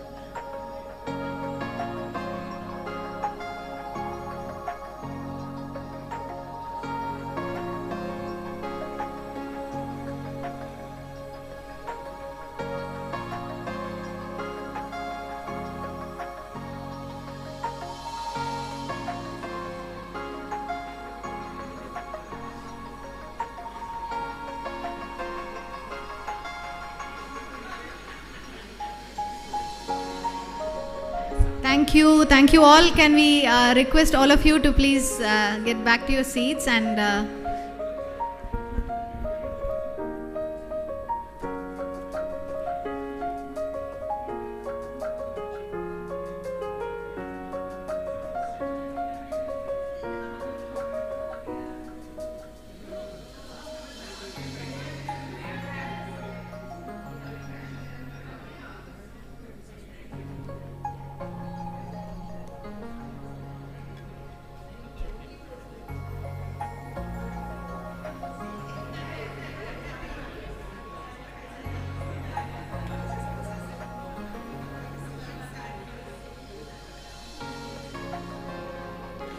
thank you. As I said earlier, to take the session forward to the concluding part, I would like to call upon our dynamic Vice Chairperson, CA Sthanamurthy Vishwanathan Meera.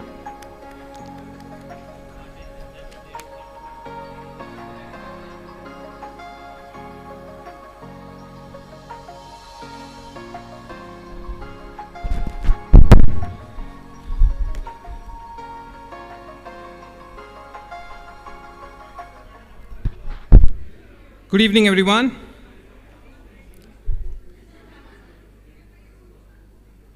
One who forgets his past is invariably punished by the present and the future. In IT, trust no one, as we live in a zero trust environment.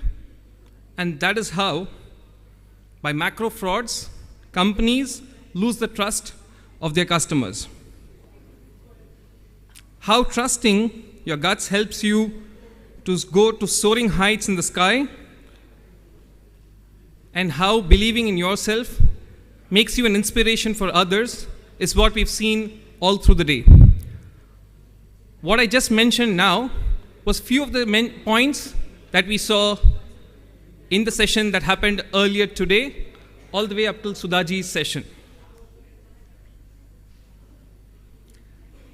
We also saw many key takeaways from our beloved President, CA Dr. Debashish Mitra ji, and our Vice President, Sri Aniket Talati ji.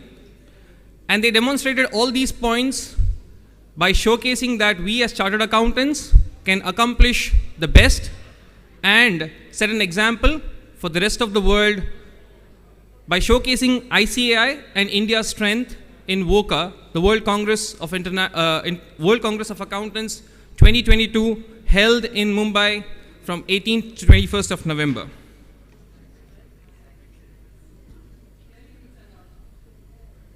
No event is successful like the way we've seen success here.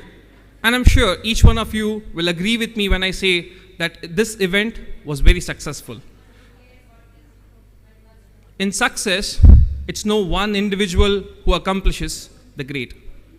It's always team effort, and this team comprises of the dignitaries, starting from the Ambassador of India to the Kingdom of Bahrain, His Excellency Sri Priyush Srivastava ji, Mr. Jamal Fakhru, the Managing Partner of KPMG Bahrain, Mr. Abbas Al-Radi, the Chairperson of the Bahrain Accounting Association, and the representative from the Ministry of Industry and Commerce. Without the patronage from the Ministry of Industry and Commerce, this session would not have happened. Ladies and gentlemen, I understand your enthusiasm. Those to the right of the stage, I understand your enthusiasm to have a conversation with Sudhaji. I would just request you all to take the seats for a moment, because we have to thank them, especially Sudhaji, who was the basis for this session, for the start and for the conclusion. And it's not right that we don't thank the ones who deserve thanking in a proper manner.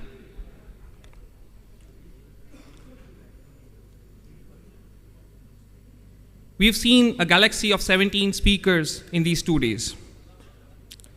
As I said, without the dignitaries and the support from the Ministry of Industry and Commerce, we would not have had this event. Such is the same support for the speakers. Without them, none of you would have been here. None of you would have come up to attend this session. So it's the speakers who make the day. But to get to the speakers, we need funds. And to mobilize funds, we need sponsors. So no event is successful without the funding from the sponsors. And we thank our sponsors. We also have invited guests. Thank you. A louder round of applause would not hurt the sponsors. One big round for the sponsors.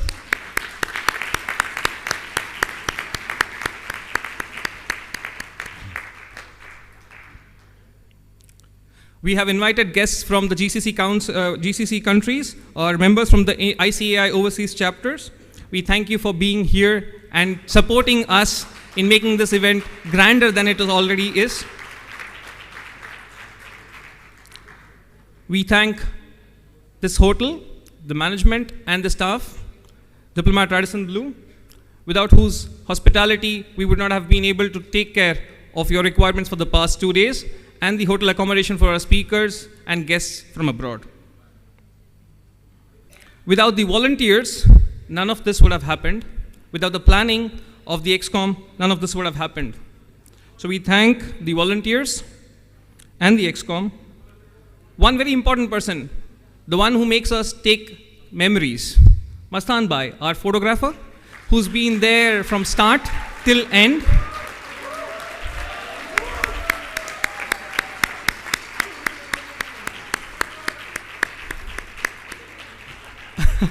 Without Mastan Bhai, see, I'm calling him to take my special photograph, so this is why I'm thanking him in person. But having said that, without him, none of us would take home memories. So a big round of applause for him once again. We also have our digital partners, partners who've made this screen and everything of this setup possible, and who've been here for the past 2 days, making sure that we have the best on the screen so that each one can enjoy every single moment. We have team from Convex led by Ajit Bhai.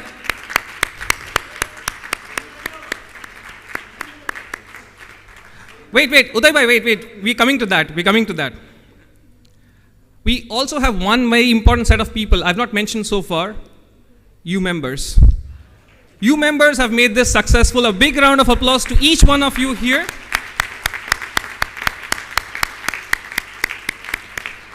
And it's without you members, this 14th annual international conference, New Horizon Beckons, would not have been successful. Please note, this is not the end of the vote of thanks, because we have to now honor people who've made these activities. So I've just mentioned in summary. Now we'll go in a bit detail. I'll call people on stage. I want all of them to come up on stage at one go. We'll give them the mementos, we'll take a photograph, and then we'll proceed on to the next session. So at start, we have Convex, our partners from Convex, first gentleman, and we have Ajit.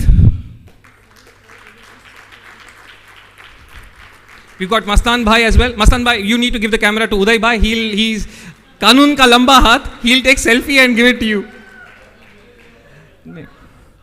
We've got people from DT. Yeah, okay. Yeah, Sharmila, our chairperson, is going to do the honors.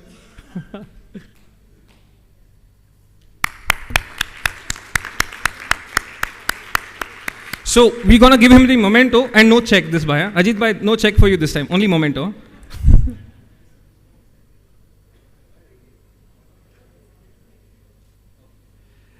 Next on stage, Mastan Bhai. Thanks Flanel for doing his job. Nana.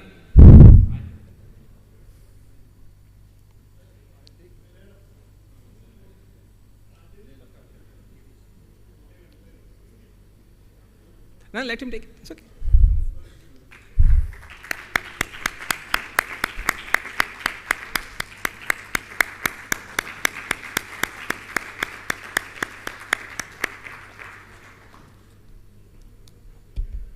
Next, we have people from Daily Tribune and Salam Bahrain. We'll have Meera ji later. We have the representative from Diplomat Radisson. I guess we'll have to look at him later as well. We have volunteers from the registration desk, and they are CA Ambika Shetty.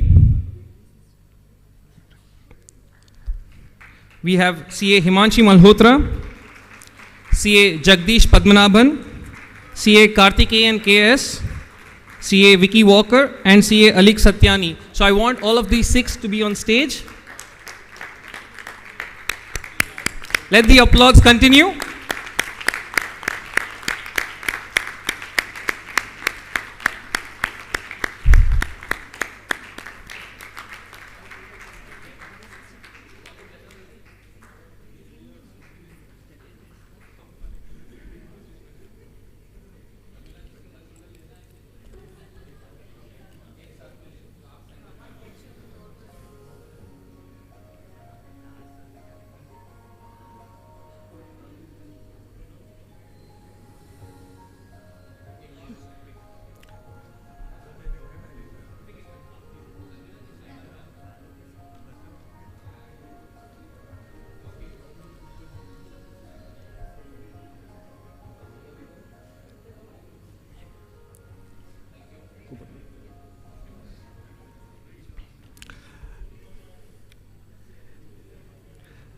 We would request now our members from the overseas chapter from Kuwait. We have the secretary, Aditya Dhanuka, and CA Rohit Agarwal, who's the treasurer. We would like them on stage. And from the Abu Dhabi chapter, we have John George, the chairperson, and Rohit Daima, who's the secretary. Please come on stage. We'd like to thank you for being here with us this evening.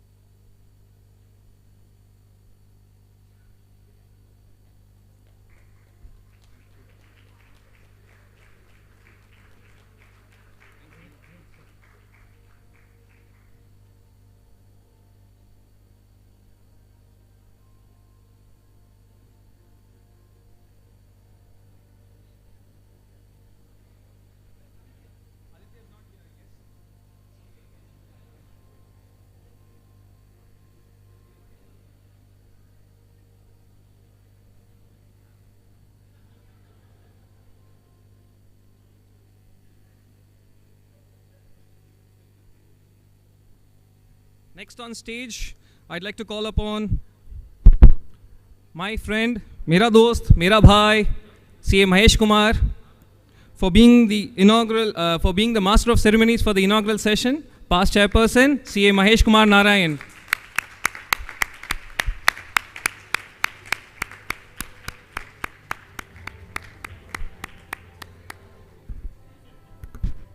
Just not for inaugural session. He has been my go-to person for every single thing whenever I get stuck. So thank you so much, Mahesh, for that.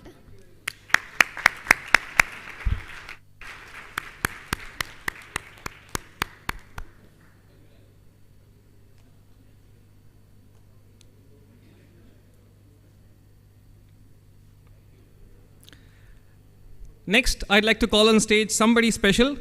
These people have made these 2 days successful. How? It was a seamless execution of all the events, all the speakers, sponsors, whoever came on stage had to be taken care of. It was a minute-by-minute planning and required the execution by very dedicated people. These set of people are the stage management team, who made sure everything that happened on this stage was perfect to the T, so that those sitting on that side could enjoy it every single time. So the list is as follows. We start with CA Shubhashri Srinivasan, past secretary of the Bahrain chapter of ICAI, the brain behind all of this. We have CA Khushbu Rajkumar Vagnani. We have CA Chintan Upendra Seth, CA Rushabh Dhedia, CA Karishma Uponi, CA Charles Itti, CA Akhila Madhuri, and CA Bhuvna to please come on stage.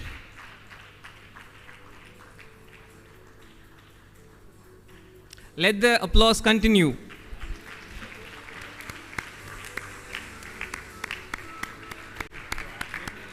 नहीं तू है भाई, तू हम लोग का XCOM नहीं है, तू अलग है, बाहर है.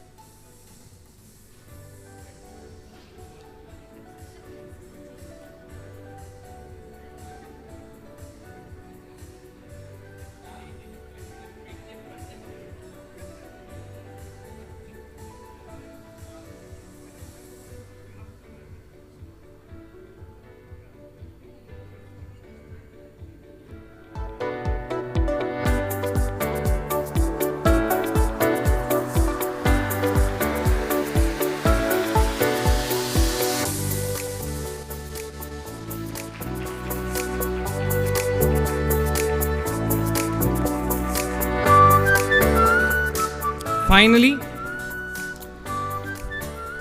the people who you have selected and appointed to represent yourself, to make sure that we serve in the manner that befits you, so that you're taken care of. The executive committee of the Bahrain chapter of ICAI. So I'll start with CA Sumit Khopkar, followed by CA Ankush Malhotra, CA Abhishek Gupta, CA Ashwati Udayrajan, CA Sri Bharti Mahesh Kumar, CA Flanil D'Souza. CA Akansh is in absence. He had to go to India for a personal emergency. Our treasurer, CA Clifford D'Souza. Secretary, CA Nisha Sharma Kotwani. The chairperson, CA Sharmila Sheth. And me, the vice chairperson, CA Sthanumurthy Vishwanathan Meera.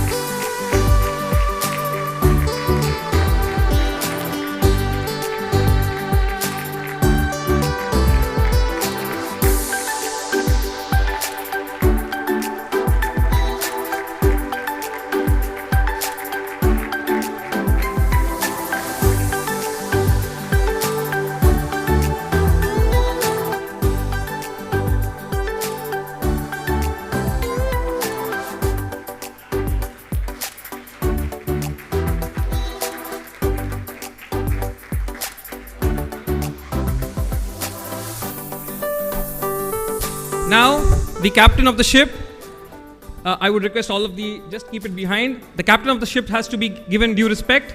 CA Sharmila Sheth, the one who's leading us all and making this event a grand success.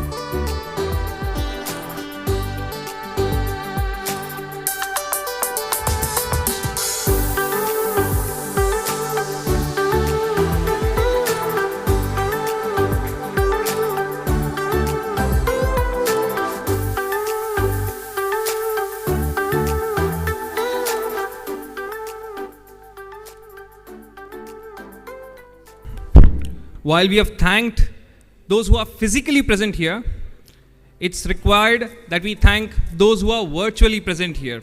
We thank all those who are viewing this event live on YouTube for the past 2 days across the globe.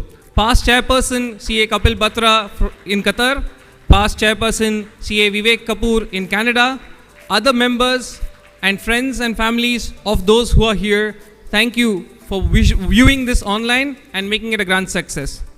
But as we say, we don't want to end the note with thanks. We want you to take home some memories, but not just memories, some gifts also. So we have the raffles coming up, the most exciting part, which Sri Bharti was saying earlier, wherein she said it's going to be raining raffles. So let's just have the raffles, and I give control back to Sri Bharti.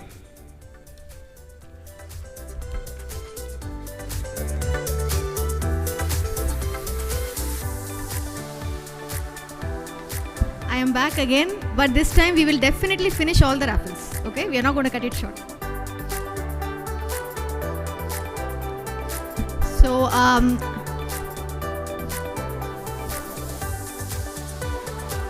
we first start with BCICAI Instagram winner. We had given a hashtag BCICAI 14 New Horizon Beckons NHB and asked people to, take pictures and post it. So from there, let's see who is the first. We have one winner. Let's see who is it.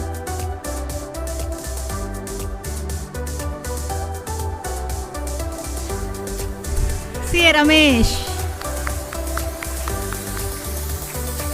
CA Sharmila, can we have you on stage to do the honors?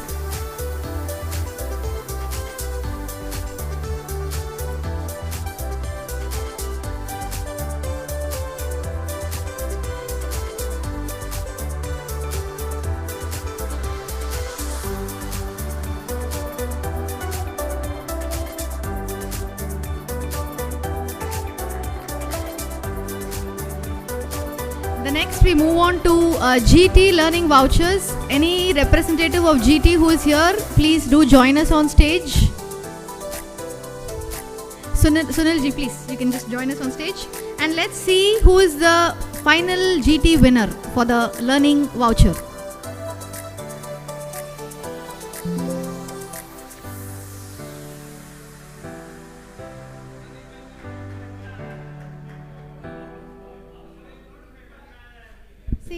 Subramaniam Ranganathan.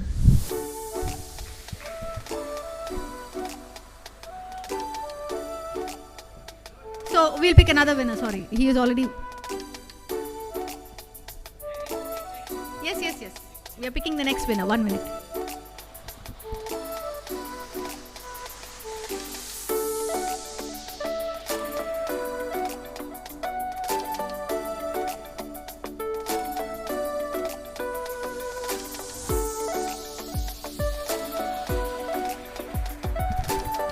Yes, our lucky winner is Vicky Walker.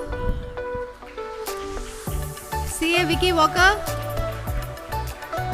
Okay, he's at the reception desk. Oh, he's here. Yes.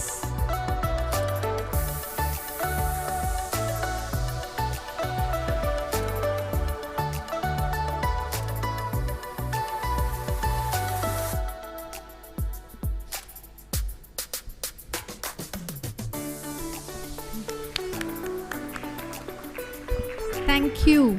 Now we have the next voucher from YK Almoed. 5 vouchers for BIC Off-Road. And do we have any representative of YK Almoed here? Please do join us on stage. And let's see who is the first winner. Nikhil Vyapari. Okay, he is not present today. We'll go to the next one.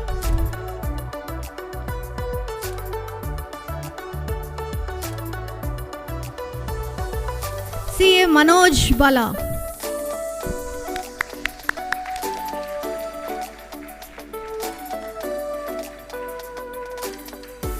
As he comes to collect his gift, let's see who is the second lucky winner.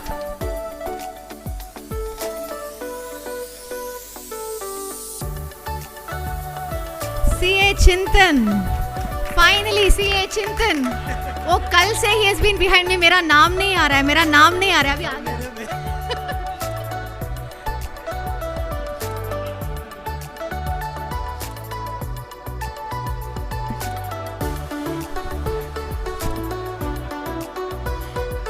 Okay, now let's have the third winner.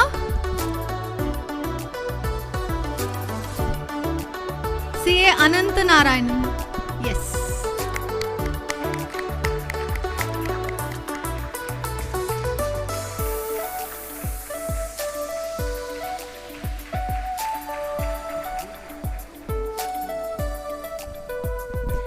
As Anant Narayan continues to collect his gift, let's see who is the fourth winner.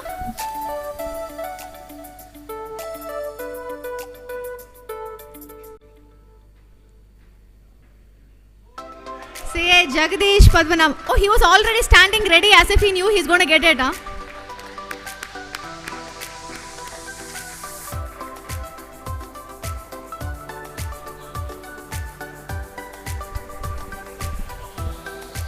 Let's see who is the final winner for YK Almoed vouchers. CA Subhash Gupta. Yes.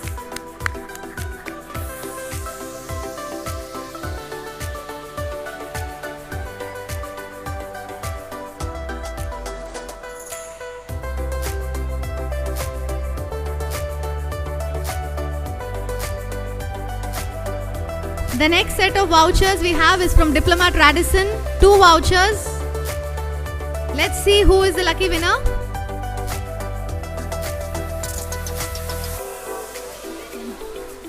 Balu sir.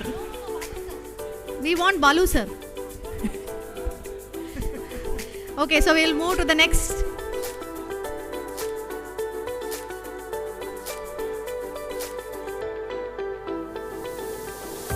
CA Deepak Muta. CA Deepak. We move to the next lucky winner.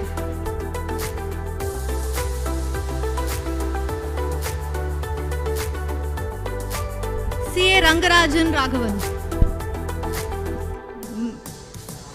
Next, please.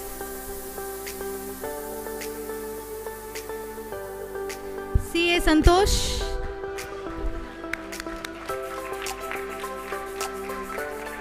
As he collects his gift, let's see also who is the next winner for Radisson voucher. CA Sunil Thakur.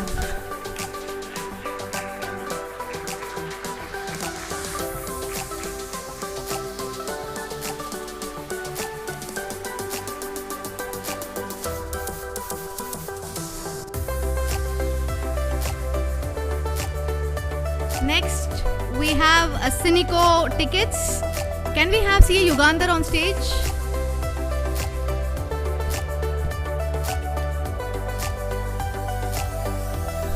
Let's see who is the lucky winner.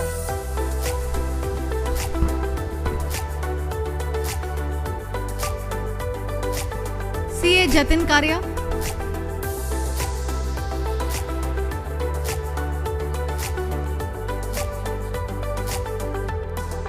CA Amita George. Okay, we move on.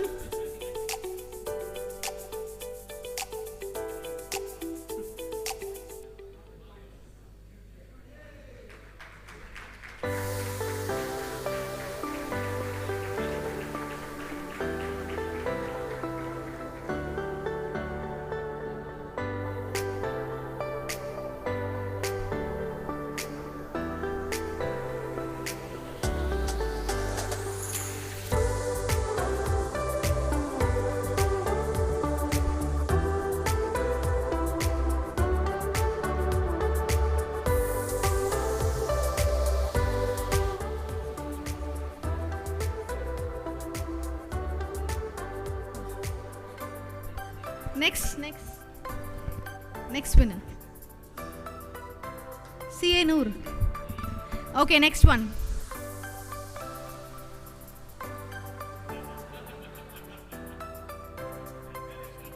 CA Mayank.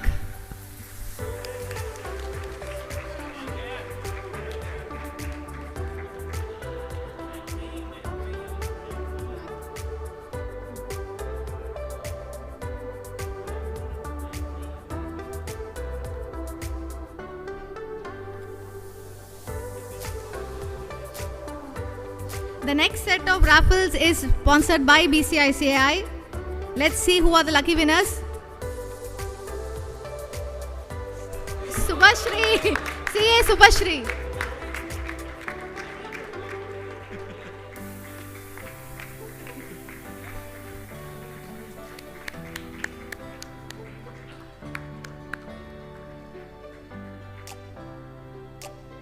Let's have the next winner. I missed telling this. Subhashri is another one person who is my go-to person for everything. Thanks, Subhashri. CA Radesh. Next winner, please.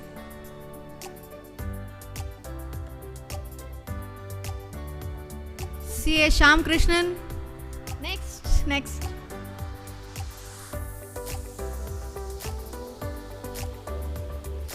CA Baiju. Let's go to the next winner as he comes to collect his gift. Let's see who's next.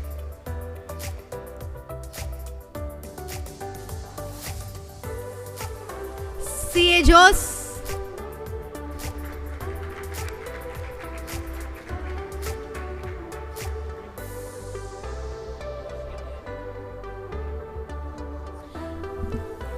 As Mr. Jose collects his gift, let's see who is the final BCICI winner for BCICI sponsored gift.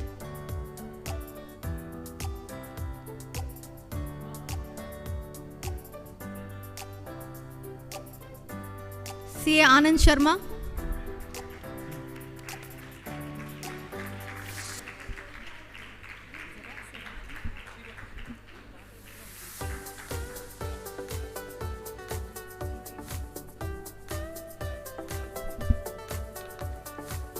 The next set of raffles is being sponsored by Xerox. If we have Meenakshi sir here, we can come on stage and join us. Let's see who is the first winner for Xerox gifts.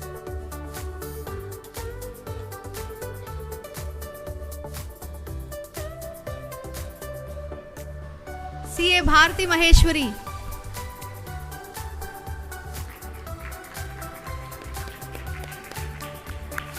That is not Shri Bharti, that is Bharti Maheshwari.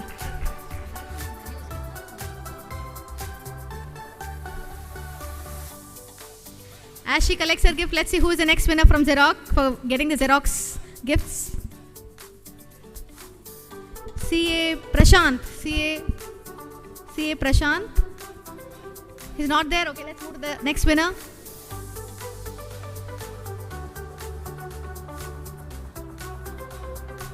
CA Arun Kotwani.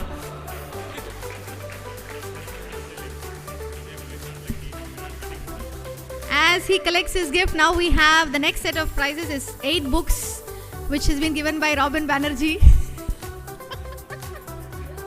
Let's start seeing who are the 8 winners. Let's start, Abhishek. CA Ajay Ramachandran.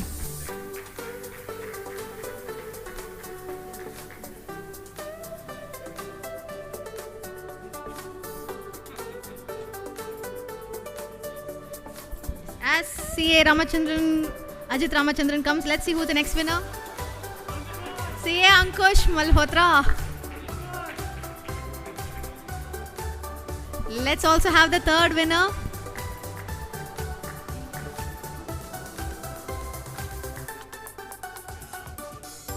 CA Nilesh Bhatia. CA Nilesh.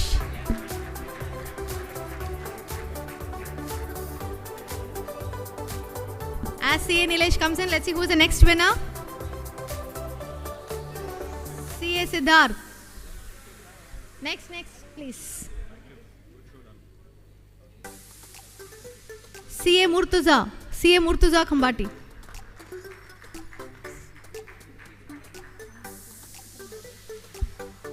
As Murtuza comes in, let's see who's the next winner. CA Vasanti.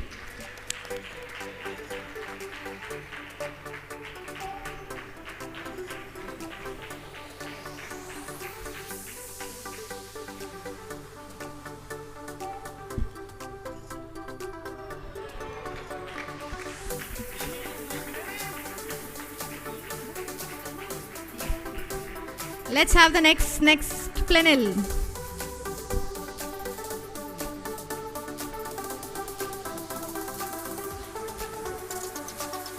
CA Ashish Shirke.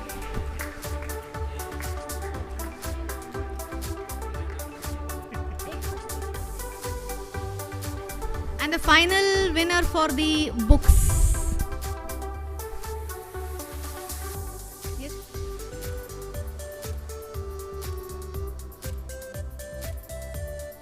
CA Uday. Not this Uday. Uday is here, but not this Uday. So let's. Okay, since this Uday is not here, let's move to the next winner.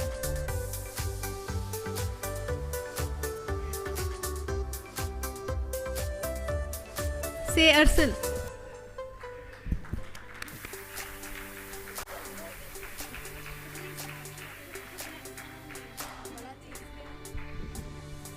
The next set of, now we are moving to the last 3 gifts, heavyweight gifts I can say.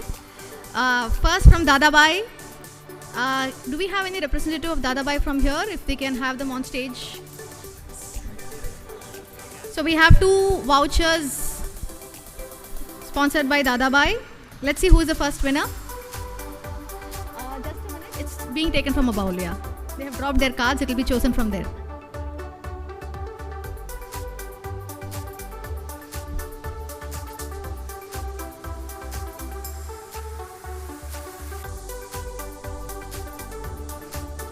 CA Vista Supariwal.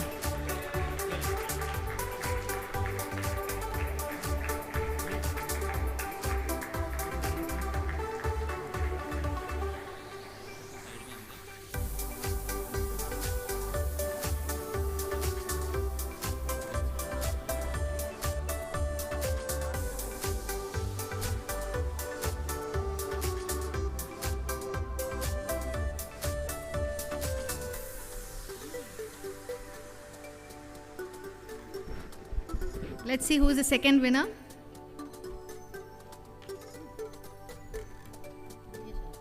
CA Devrat Gandhi. He's not there? Okay. Let's see who is the next winner.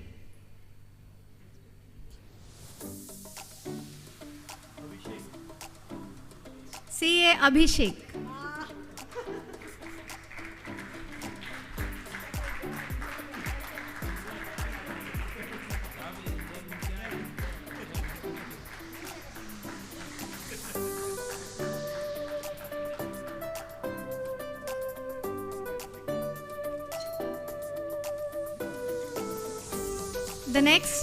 The next is being sponsored by Protiviti. It's an iPad. It will be picked up from the bowl. I hope all the members had taken time to drop your cards in the bowl. Do we have anybody from Protiviti? Yeah, Sharmila is from Protiviti. Anybody else from Protiviti here?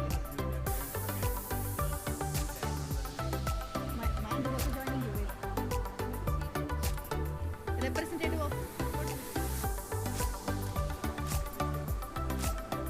So let's see who's going to get lucky with the iPad.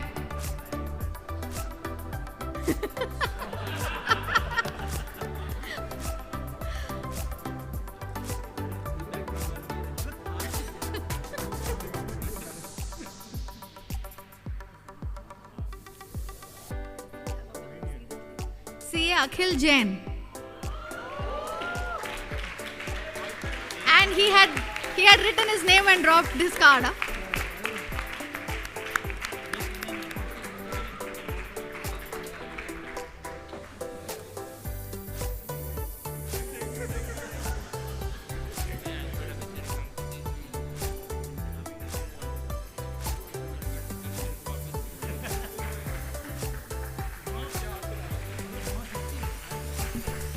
The final gifts are being sponsored by Miss Jaya, which is going to be 2 gold coins, one of 2 gram, one of 4 gram. I would like to first call upon CA Jaya. Miss Jaya. In international conferences, adding suffix CA becomes like given. You just keep adding CA to everything.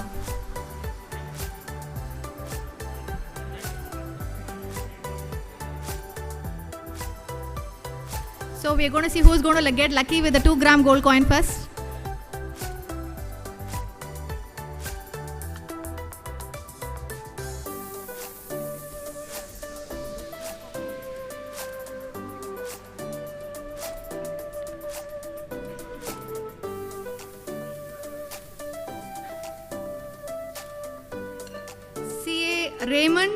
CA Raymond and Palkiwala.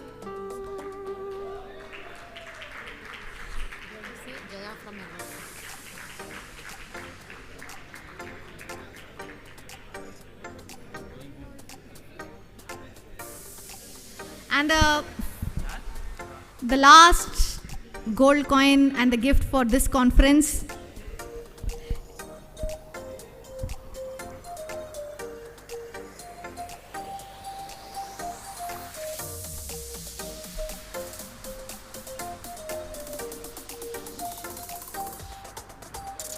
CA Flanell D'Souza. Thank you, Miss Jaya from LIC for sponsoring this. And all the members, please ensure to give your badges back at the counters to collect your conference gifts. Hope you all had a great, wonderful time. Until we see you for the next event, take care, bye-bye, have a good evening.